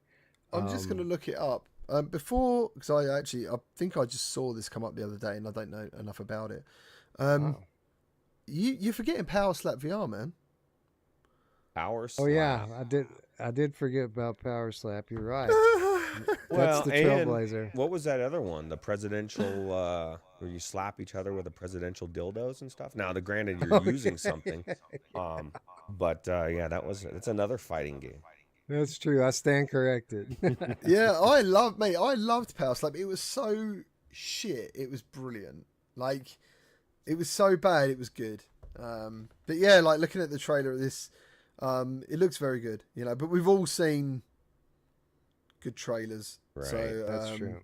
Yeah, and it's gonna be interesting. It'll be interesting. How good is the gameplay? You know, this is my thing. I want, if for this type of game, like, is there going to be an actual tournament? Like, am I going to be able to work my way through an entire thing solo, or is this only one against each other? You know, because I think it kind of would be cool if you could actually, just like if you had a golf game, you know, I want to do the entire tournament. I want to win. I want to be the VRSO bare knuckle fighting champion of the world. Yeah, it's interesting. Sorry. No, go ahead. You're fine. I was just going to say, I'm going through the comments. No one's mentioned that you have no body in this. You just have two hands. I was expecting that in the comments. But the second thing is, some of these guys actually want real fighters in there, you know, but that's licensing and stuff, you know. Right. Oh, believe me, I've talked to them about this. So I have a very good relationship with Monologic Games, and I've been talking to them about this title for a long time. And one of the things I tried to convince them to let me do is to go out and try to find licensing for it, because I think bare knuckle boxing is exploding right now. Like with BKFC, I think that a studio of this caliber that's this talented, if they were to get some real guys in here, Like if this title had Mike Perry on the cover of it, like people would be shitting their pants and buying headsets to play it. So you're absolutely right. But with that said, I am hopeful for this game. I've talked to them quite a bit about things that I'd like to see in a bare knuckle fighting game. Things like hand durability and realistic cuts and things that would be things that would play a role into real life bare knuckle fighting. Yeah, And training. yeah, Is there they've training seemed very in it, receptive. They've seemed very receptive to my feedback, but I couldn't tell you for sure that any of that stuff's actually going to make the way into the game. Yeah. But I know it looks great, and I'm very excited for it. I'm a fan of combat sports. It's one of the only types of sports that I keep up with regularly. I watch fighting every week. So I'm looking forward to this a lot. Nice. Actually, Can I just ask on this list, is Heartshot on this list? Heartshot. Heartshot is the most anticipated VR game for me at the moment. Yeah, I don't even know what that is. I was just thinking, I don't know what that is, man. Mate, that game looks fucking insanely good. You gotta look it up. You gotta look it up. Look it up, man. Look it up. Watch the trailer. There's a whole. So the guys making it, they actually did like a vlog of them developing the game as well, so you can go along the journey and watch it come to life. And if I could have any input in this, I would love that to be added to this list. It's called Hotshot VR. I'm not seeing it. It should be cool. In YouTube anyway. Maybe it's one word. Oh, it is one word. Yeah, it's one word, and yeah, it's probably not well known at the moment. Obviously, like because if Wes hasn't heard of it, then I know that it's not that well known. But yeah, that as soon as I saw this trailer and the graphics, it's almost like the world itself. It's kind of like high resolution PS1 kind of look, but everything else is quite high fidelity, and it just looks fantastic. So it's called Heartshot. Okay, Heartshot. Okay, I was gonna say I'm looking up. I can't find it outside of GT's video talking about upcoming videos. There it is. Hotshot VR official trailer. Heartshot. Heart. Yeah. So it's your accent, GT. You're yeah, I'm sorry. Yeah, I've got no H's. I've got no H's down in this part of the world. Yeah. No, this looks great. Heartshot is a story-driven VR espionage thriller where fast, chaotic gunplay meets retro-inspired cinematic environments, armed with high-tech magnet gloves, seize weapons from fallen enemies, and manipulate your environment. So yeah, looks good. It does look really good. So yeah. Well, this is my jam. Story-driven single-player games. This is what I want. So yeah, it looks sick, man. As I said, just everything about it looks genuinely a bit different. They've got a different take. Like when I heard like magnet gloves, I thought that's just like a fancy way of every glove we've got now in like After the Fall or anything, or Half-Life Alyx, which is similar. Aspire 1, Aspire 2, that's what they did. But you can use these magnet gloves on environmental stuff as well. There it is. Okay, sorry, I was saying it's taking me a second to pull it up. Can you see the floor though? Can you see how that looks like a PS1 game? Like, yeah, kind of. The retro style, and I'm all about retro. I love retro games. Like the fact he uses the magnet gloves to affect the door and the environment. I nearly made a reaction video to this alone because I want people to know about it. Because I think it looks so good. Cool. Yeah. It looks unnecessarily good. Like, where did this come from? You know, like. Shout out Meadow Studios. Hit us up. Looks like this game's coming, hitting early access at the end of February, and it must be a leap year because it's dropping on February 29th, which isn't a day that we often see. Do you know what I love as well? They delayed it like they wanted to delay it. It wasn't quite exactly because it's coming in like 2 or 3 parts, I think, and they delayed this early access part because it wasn't exactly where they wanted it to be. And I'm like, fucking hell yeah, boys! Like, get it right, and we'll be ready. Absolutely. You know, I'm a massive PC VR. I'm a VR fan, but I love when a game comes to PC VR, and it's good. It's really fucking good. And you know, and it's an amazing experience, and yeah, just this in its entirety does so much for me personally. This is my most anticipated game of 2024 so far. Nice. Well, I'm glad that you brought it up because I had no idea that this was even a thing, and now I'm looking forward to checking it out. Cool, man. Cool. Shout out Heartshot. Shout out Media Studios. Definitely more to come on this one over the next 6 weeks or so. Anyway, moving on to our next nominee. I'm wondering, GT, where's your excitement level for Wanderer: The Fragments of Fate? Oh, dude, like I'm probably. Well, I'm more excited than I was before before playing the original, actually, because I know what I'm getting into, and I think the distance, like for example, I'm replaying The Last of Us Part 2 at the moment, and I kind of forgot a lot of stuff, so it's been really nice to see the game, and I actually don't think it looks that much better than it did because it looked amazing anyway, but it's been really nice to go through that game again, and I think, with what I've seen of what they're doing to this game now, sorry about that, with what they're doing to this game now, I think it's going to be fantastic, and I hope it reaches a whole new audience. I thought it was a wonderful game, very smart, very clever, very well thought out, great voice work, just so much was good with this.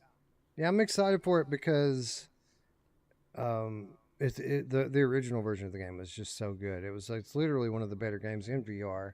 In terms of story-driven puzzle games, but on the other hand, like I have played all the way through it already, so I'm hoping that it's different enough that it justifies another purchase and another playthrough from those of us who love the original. I think the first, for me personally, and I might just have a bad brain, but I think there was so much going on in that game, and it was such a big game, and it was a good 2 years ago now that I think I would have forgotten enough. Hopefully, when I go back in there, I can be wowed all over again. I'm very much excited about it. Like do you remember the first time you put the feather in the watch, and it will go, and that's fucking cool as fuck. It's like Quantum Leap. And they supposedly fixed all the jank around that too. There was a lot of jank around the inventory system and teleporting in and out of the levels. They supposedly fixed all that. So yeah, very hyped for this one, man. Can't wait for it. Very excited. Roots, you still haven't played through the original, so this is going to be like the best experience for you. Yeah, absolutely. I'm excited for it. I had early issues, and that kind of stopped me from going too far, and then everybody else kept going, and I moved on to other stuff. But I'm kind of glad I did now because this version looks like it's going to be the definitively best version to play. Yeah, 100%. But you know what? This is a game we've all played before, most of us anyway. But our next nominee is a game that I don't even think I've played anything like, and that is Mannequin from Fast Travel Games. A lot of playtesting going into this one, GT, which I find interesting. Like, they're pretty much accepting all comers when it comes to playtesters. Which is a good thing, right? Especially in a game like this that's part action and part social deduction. They've got to get it right. Like, they have to get the balance right before they launch. And it seems like they're heavily focused on that right now. Yeah, so literally about to do a campaign for them on this game. Yeah, we played it at Gamescom, me and Mike, with the developers. And we walked away like massively impressed. I did play a very, very early alpha build because I worked Fast Travel for a little while. And I thought it was all right. I didn't really get the excitement. I was like, yeah, it's not too bad. But I think there was just something there that I just didn't like. There was too much jank, maybe. I don't know. But anyway, played it very recently because I always try and vet the games that I'm going to feature, especially if they're paid campaigns. I want to make sure that, one, I like it. Two, it's good for my viewers because they might make a purchase, and and give feedback. I think this game, at the moment, could be Fast Travel's biggest hit if they get it right. Yeah. If they get the launch right. Yeah, there's definitely a lot of potential here. Roots. Not only does the aesthetic and the vibe of this game seem super cool, but this is a completely original concept to gaming in general. So pretty excited for Mannequin actually. Yeah, it definitely looks amazing, and like you said, it definitely looks unique as well. And when is this supposed to come out?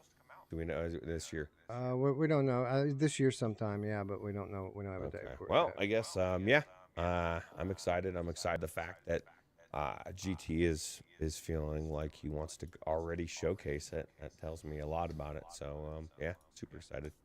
I do, man. I- I think it's going to be a really good game. So You know what? I bet you're a little more excited about, Roots. Swarm 2. Like Swarm 2 just got announced like a month ago, maybe 6 weeks ago, and this is one of our favorites of Gen 1 VR, right? Yeah, Alan Kara's favorite as well. I like to throw that out there every single time because he really does not like this game. I think this game the first one was amazing in every single way. There was nothing like it. And so, yeah, I'm looking forward to the sequel. I think the sequel looks even better and super cool. Super excited. You a fan of Yeah. Swarm GT? yeah, I loved it. Like it reminded me. I'm a really big fan of the old arcade like top-down shooters, and it kind of felt like a top-down shooter, but with Spider-Man mechanics, great graphics. I think maybe some people looking for some serious depth aren't going to find that, but I think there's a very good gameplay loop to it, and very well executed. Like a lot of stuff was so cool. I remember the first time I fell into the water at the bottom, and the fucking shark came at me, bro. Oh my god, I was so scared. I was like, what the fuck? Yeah, it's very good game. It's fun to play. The mechanics are good. It feels good to play. No motion sickness, high action, high speed. Really good game. GT, I don't think we could have a most anticipated VR game segment without mentioning, as we do every year, lo-fi. Maybe this is the year we get to play lo-fi. What do you think? Oh man, I hope so. I mean, I followed Blair. I actually met Blair, which was nice. I've met him a couple times. He's a nice guy, isn't he? He's much better in real life than he is on socials. But yeah, no, he's a really cool dude. Instantly, like saw him, I was like, yeah, this is a cool guy. But I know he's got it running on Steam Deck now. He's doing a flat screen game version of it as well, which I think is a good move, because that means he's got a bigger opportunity to make some more money. And yeah, you know, as moments go in VR for me, Lo-Fi gave me another one of those unforgettable moments where I stepped into this nightclub. I saw this giant holographic woman dancing. He's changed the music now, unfortunately. There was like this music that kicked in. And I remember just standing there looking around and thinking, fucking hell, I really feel like I'm here. I can feel this game. I can feel the environment. Yeah, so fingers crossed, man, that it does happen. To be honest, I'm not going anywhere. I'm not in a rush for it. You know, I hope. Of course not. Yeah, take your time. Make it what you want to make it. Yeah. Yeah, everyone has the same thing on this. You know, they're like, is this just a graphical showpiece, or is it going to have some actual gameplay elements? And if you keep up to the builds, you can see he's adding the gameplay elements, you know, and the characters and some of the story. So it's coming, you know, it's coming. Yeah, it's coming. I'm looking forward to it. Also looking forward to Into the Radius 2, which just got announced recently. I absolutely love Into the Radius 1. Roots, I mean, what a story Into the Radius 1 was. It was like a janky piece of crap when we first played it. And it ended up being one of the better games in the VR catalog. And now we've got a sequel coming to PC this year, probably. Yeah, another developer that proved themselves with time. You know, released something that was good and made it even better. And now it's phenomenal. The second one, I'm not a big stalker game. I don't like that type of gameplay. But there's nothing. This is the only type of stalker game in VR, and it's done very well. So yeah, I think the sequel will be even better. I mean, I think. The main thing for me is the fact it's going to have 4-player co-op. Yes. Like, yeah, that's fucking sick. Like, we all agree that any semi-good game is even better in co-op. So yeah, absolutely. And that's all. This game is like the original has always been my answer to people who keep going on and on about Ghost of Tabor. Is like, yeah, Ghost of Tabor is great, but I'm more of a single-player guy or a story-driven campaign type of guy. So I'd prefer to play Into the Radius, which is very similar in many ways. But now that they're putting 4-player co-op, it's even going to be that much more. you know, and you're going to have that campaign to play through instead of just jumping in and out and looting and going on, you know. Yep. We already talked about what an amazing studio that Skydance Interactive is. Of course, we couldn't have a most anticipated list this year without talking about Behemoth, which I think for a lot of people, GT, this is the one. This is kind of the big hope for 2024 is that Behemoth delivers. And we haven't seen any gameplay yet, but from everything that they're saying, this is going to be a pretty big title for us toward the end of the year. Yeah, as far as I know, man, like it's all systems go on Behemoth. You know, once they've updated, as far as I know, they were enhancing Saints and Sinners. That was kind of like the last project that was not getting the attention of this. I think they might have something else maybe come in. I don't know, but yeah, Behemoth does need to deliver because the original CGI trailer was so fucking out there, like so good. So good that everybody was like, dude, this game's going to be amazing. And I'm like, that we haven't even seen gameplay yet. That's the reality. But I think the artwork is amazing, and we know what the studio has done in the past. So I think that's the thing. That's the thing. It's like you said earlier about when people get hyped about games and you go, well, who are the developers? What have they done in the past? Like, is there any way to actually like back up my expectations? Skydance can deliver what they're aiming for. So let's hope that it does. Yep. All right, Roots, so I know we're coming up against our time limit here, so I'm going to just go ahead and just blow through the last few nominees and get right to the winner. But we will mention there are a lot more games that we're excited for coming this year. Zero Caliber 2, we already talked about a little bit. Aces of Thunder coming to PSVR 2. That's going to be a great one. Phasmophobia, also coming to PSVR 2. People very excited about that. And for those of you who love horror games out there, don't forget about the Exorcist Legion VR. Strength in numbers. This is another one getting co-op. So that one should be pretty good. And then we also already talked about Aliens VR and how people are excited for what Servios may be bringing to that title. But for the winner of the most anticipated game, maybe a little bit of a surprise because this game was only recently announced, but I think the pre-launch footage of Arcanage has won a lot of people over because this game, GT, looks absolutely phenomenal. I cannot wait to play this. Yeah, I added this to my upcoming games as well. I think the top 10 is in my top 10 of games that I'm very excited for because what was the game you did before? Shadow Legend, yeah, and like that was. Don't forget about Mervils. I'm gonna forget about Mervils, but yeah. So you know, this guy's already proved himself to me that he can make a game that makes you very aware of the physical presence of being in the game. That's what he did really well with Shadow Legends, and I imagine that this is just going to deliver a really cool experience. I'm very much excited for this one, actually.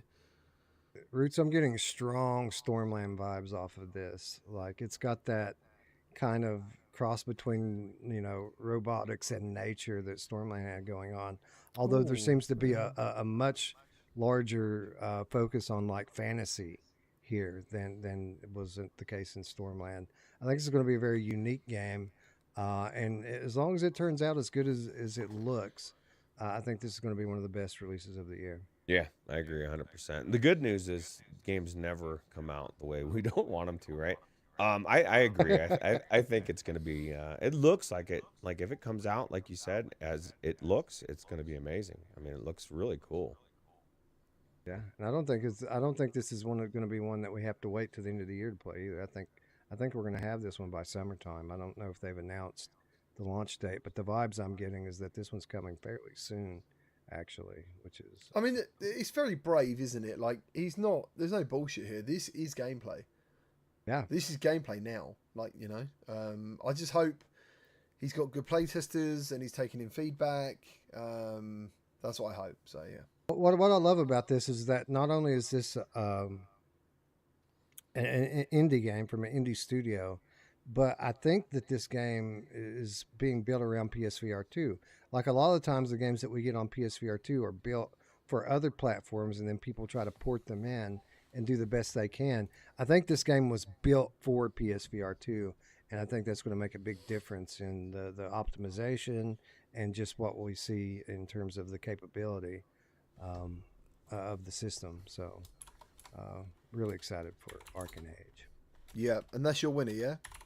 Yep. Yeah, that is the winner, indeed. Arcane Age. Nice. So that's it. GT, thank you for hanging in there. It's been just over 2 hours we've been sitting here doing this. So I thank you for giving us a much needed break from the live show. That's what these pre-recorded segments do. They allow us to break up the live portions of the show and get some dinner and use the bathroom. Sometimes even take a nap, huh, Roots? Yeah, absolutely. I was just thinking about that, Wes. Those lazy fuckers in the future, Roots and Wes, just sitting there sleeping. We're working now. What the hell are you doing? Bullshit. You had a nap? Wes did one. Yeah, yeah. So I've done that. I've been known to do that from time to time. Well, so here's the beauty, because there's 3 of us, right? Because say GT, say if you did something like this, you're not gonna nap. You're gonna want to sit there with the chat, right? Somebody needs to be there, and so like I'll walk away for a bit, and Wes and Eric will be there, or vice versa. You know what I mean? Like.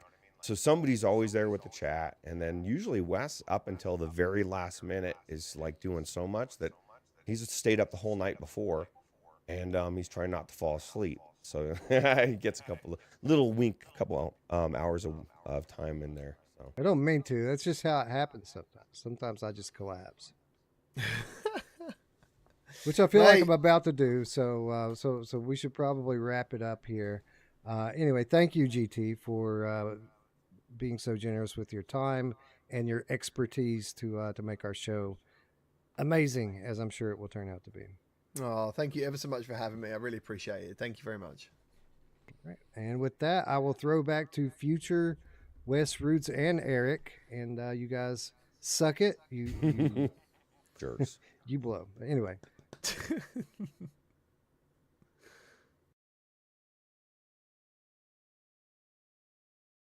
Oh, we did it. We are back. back. I'll meet you guys again. Oh, yeah, those jerks, right? I know, right? Talking shit like they always do. Yeah. But you know what? They can say what they want. They're gone. Gone forever. They were such assholes. I didn't even show up for that one. I'm like, I ain't gonna sit with those guys. I didn't want to be there. I don't blame you. You probably spending time with your wife. It's smart. This was a cool segment. I didn't get it. I wasn't, so I couldn't make it for this one. I had some scheduling issues, but it was fun to watch, man. I just had a chance to kind of chill out and watch that whole thing. It was really good. Yeah, it was partially fun for me. It was partially cringe for me because I don't know why the echo was there on me and Wes. I don't know what the fuck. You know, it's to the point where I like, especially when you're watching it and it's done and GT's got a spinning circle on him that you didn't see, and it's just like, dude, you know, I can't change it. You know, it's one of those things that just bugs the hell out of me, but it is what it is. It was a good segment. And again, want to thank Gamertag VR for joining us this year. It Absolutely. just isn't the same talking about all of the trash without him. So thanks for enduring that with us, GT. We appreciate it. Absolutely. Guys, we're coming down the stretch here.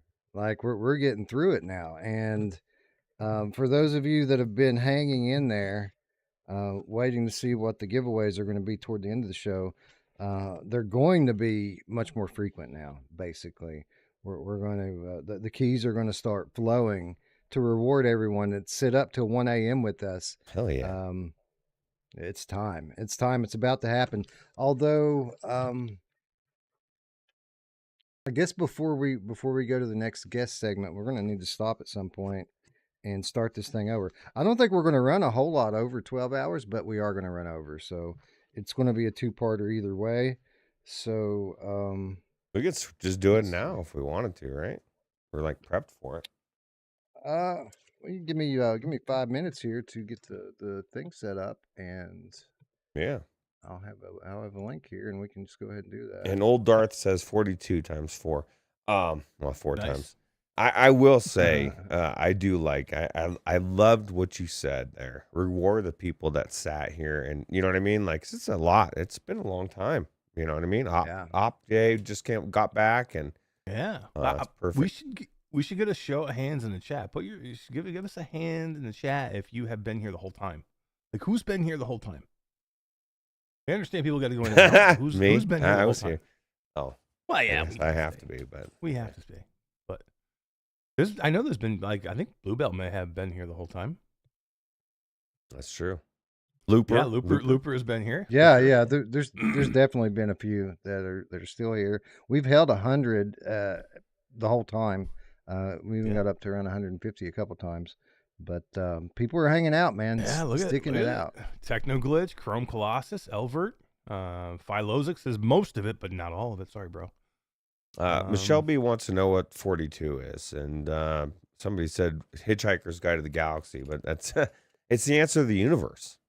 It's the answer that how many years did it take that supercomputer? Like thousands of years to come up with this answer, the meaning of life, and the answer is 42. I don't know what the fuck that means, but you know what? It makes sense. It's logic. Jim Hall's got a hand raised. He said he's been here the whole time. Jim Hall, everybody. VR Spry guy said he left for the football game. Was it worth it though? Was it worth it though, Spry? Damn, dude. I would have bet money that, that Detroit was going to win. Yeah. Did it come before the game? Stupid bet. You would have lost your money. Well, I don't know anything about football these days, but what I do know is what's good for the NFL, and the story of the Detroit Lions go to the Super Bowl, I think would be perfect. But I don't know. Was there any weird calls? That's what I want to know. People were saying that, there was talk in the chat earlier, and I agree. There are a lot of weird calls this season, right? Yeah, it's because it's scripted. It's not real. Right. But we don't talk about that. Every time I try to bring it up, people get pissed. Rubber Fingers says he's been here the whole time. You know who loves that Rubber Fingers is there for the whole time? My mom! I swear, didn't that joke just come up on another segment, or somehow, some way that just happened, or I just had a deja vu moment? That's crazy. It's a glitch in the Matrix. Yeah, it was a glitch in the Matrix. That's crazy. What should we do for a thumbnail, Roots? What's that? What should we do for a thumbnail? Name something off the top of your head, and I'll tell the AI to make it. Somebody in the chat suggest something. What do we want to see? Do we want to see goats wearing VR headsets, or I don't know? How about an army of people wearing VR headsets that have bats for arms? Well, that could work. Like a what the bat mob of people. Lovely. Do that. Let's see. Hey, it's funny. We're the AI's overlords right now. but right like now. 5 years from now, it's gonna be like flipped, and we'll be like making them and be like, make us something human. Yeah, An angry mob wearing VR headsets with so people want to know who these people are on screen, Wes. I think these are Wes's in-laws. No, just kidding. The category is the Cialis category. So we'll leave it at that, okay? Then you'll understand. It's the Cialis Award. Yeah, it's the Cialis Award. Look at that lady, by the way. She is excited. Yeah, I get it. 16 by 9. Yeah, it's definitely not a toothpaste ad. Screen, please. All right, let's see what the AI machine gives me for that. An angry mob wearing VR headsets with baseball bats instead of arms. 16 by 9 widescreen. Assassin 32 VR says, remember when the bartender harassed Mash about what the bat? Good times. That did happen. Did it really? What happened, Mash? I didn't hear this story. We were at some random bar in Vegas, and the bartender's like, because she knew it was a big group of like VR people. She's like, Just want to let you know, I played What the Bat. It was one of my favorite games of all time, and I'm looking at her, I'm like, what the fuck? Who are you? And no, you've never heard of that game. And she's telling me how great it is and everything. I look her over, and Assassin 32 paid her $20 to tell me that What the Bat was the best game ever. That is so funny. like, so what? you were I'm like, like, what the hell? Like, what? That's good. I'm like, Assassin I'm 32, like, by the way, one of my favorite moments from Vegas was Assassin 32 getting love from people. Do you remember this, Eric, or were you too drunk to remember it? So I had to be told about this apparently by Jasmine, but I did not know this was going on. I had no clue. But I do remember some of it, but no, not really. So so what happened was we I don't remember how we got on the subject of hugs. We were talking about somebody getting touchy feely when they're drunk. Probably Todd, because he gets that way. But Todd does get that way. Assassin 32 basically made a comment like he hadn't had a hug in like a decade or something like that in real life. And Jasmine took it upon herself at that point to just start getting everyone that she knows, just going and grabbing people, bringing them to us, and they would just walk up and give him like a real hug. And it was like 10 people or something. She just kept doing it over and over and over. It was funny. That is funny. And then in the end, wasn't there like a big group hug around him? Yes, there was. We all hugged him in the end. That's right. Oh, man. Group hugs for everybody. All right. So the guys, they don't have baseball bats for arms for whatever reason. The AI is not perfect, but it still made a pretty cool thumbnail. So we're gonna use it. You know what it is, Wes? I think it overheard my comments about 5 years from now. Oh yeah. It's like right. It's like, no, I'm ruling things now. It's not 5 years from now. It's now. All right. We're going to sort comments by the newest. Next, monetization on. Insert mid-roll ads manually. I always have it set to that because they want you to set it, let YouTube do it for you. There is no option to just disable it altogether. So I always put insert them manually, and then I never insert them. And when we're streaming live, YouTube likes to interrupt and say, hey, this would be a good place to put an ad. But we never do it. Yeah. All right, so we're going to do a public link here. What time is it? It is right now. So we'll set the start time for this one in 5 minutes. And click done.